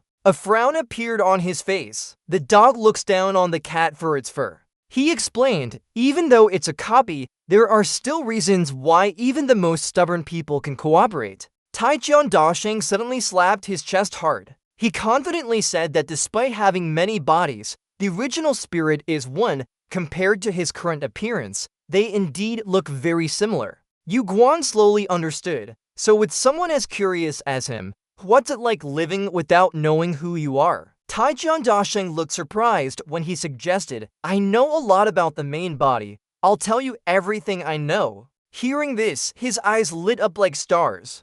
Good. Second monkey god sat at the table with folded hands welcoming him. I've been waiting for you, Yu Guan. You play the Kim player. What's your relationship with Taitian Dasheng? He said he wanted to meet you, Yu Guan thought. The reporter spread the news quickly. He answered indifferently, what does that name have to do with me? It's been years since he hasn't done anything. Second monkey god handed Yu Ganli a drink and asked, so why did he say he wanted to meet you? Eugeo demonstrated his fame as an answer. In this tower, who doesn't know Taitian Dasheng? There are countless legends about him, and everyone knows the reason. He curiously guessed honor. He emptied his glass in anger. Honor. Seeing that expression on Iyugan's face, second monkey god understood. It seems I misunderstood. I thought you two had something in common. Thinking about it again, isn't it just that you've only recently entered the tower?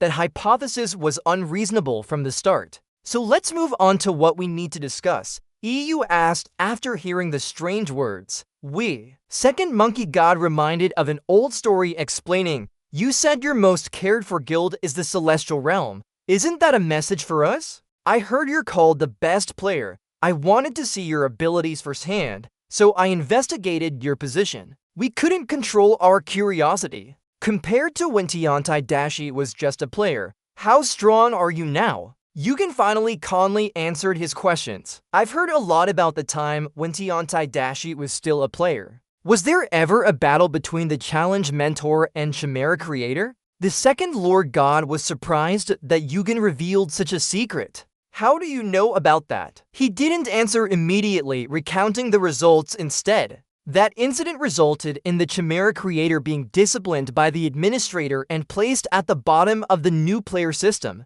Yugen finally revealed the truth no one knew. I defeated him. The second Lord God echoed in shock. The Chimera Creator. He pondered for a long time, lost in thoughts. Suddenly, the second Lord God tightly grasped Yugen's hand with some intent. He proposed confidently. Don't you want to join me in heaven? They exchanged looks, uncomfortable at being suddenly pulled over. He let go and tried to justify his actions. That's not the case. Stop looking at me like that. I only like strong people. Is that okay? So you don't want to join then? Let's save that for another time. He took a deep breath and stood up. Thank you for the meal. Yugo looked at the 2 buns left in the box, noting that even though it was just a moment, his words were precise and purposeful, unlike that loud-mouthed person. But strangely, their feelings seemed to intertwine, or at least, that's how his senses perceived it. Will this man be our blessing or curse? Well then, I can entertain guests again now. Before you know it, 3 days have passed since the last time.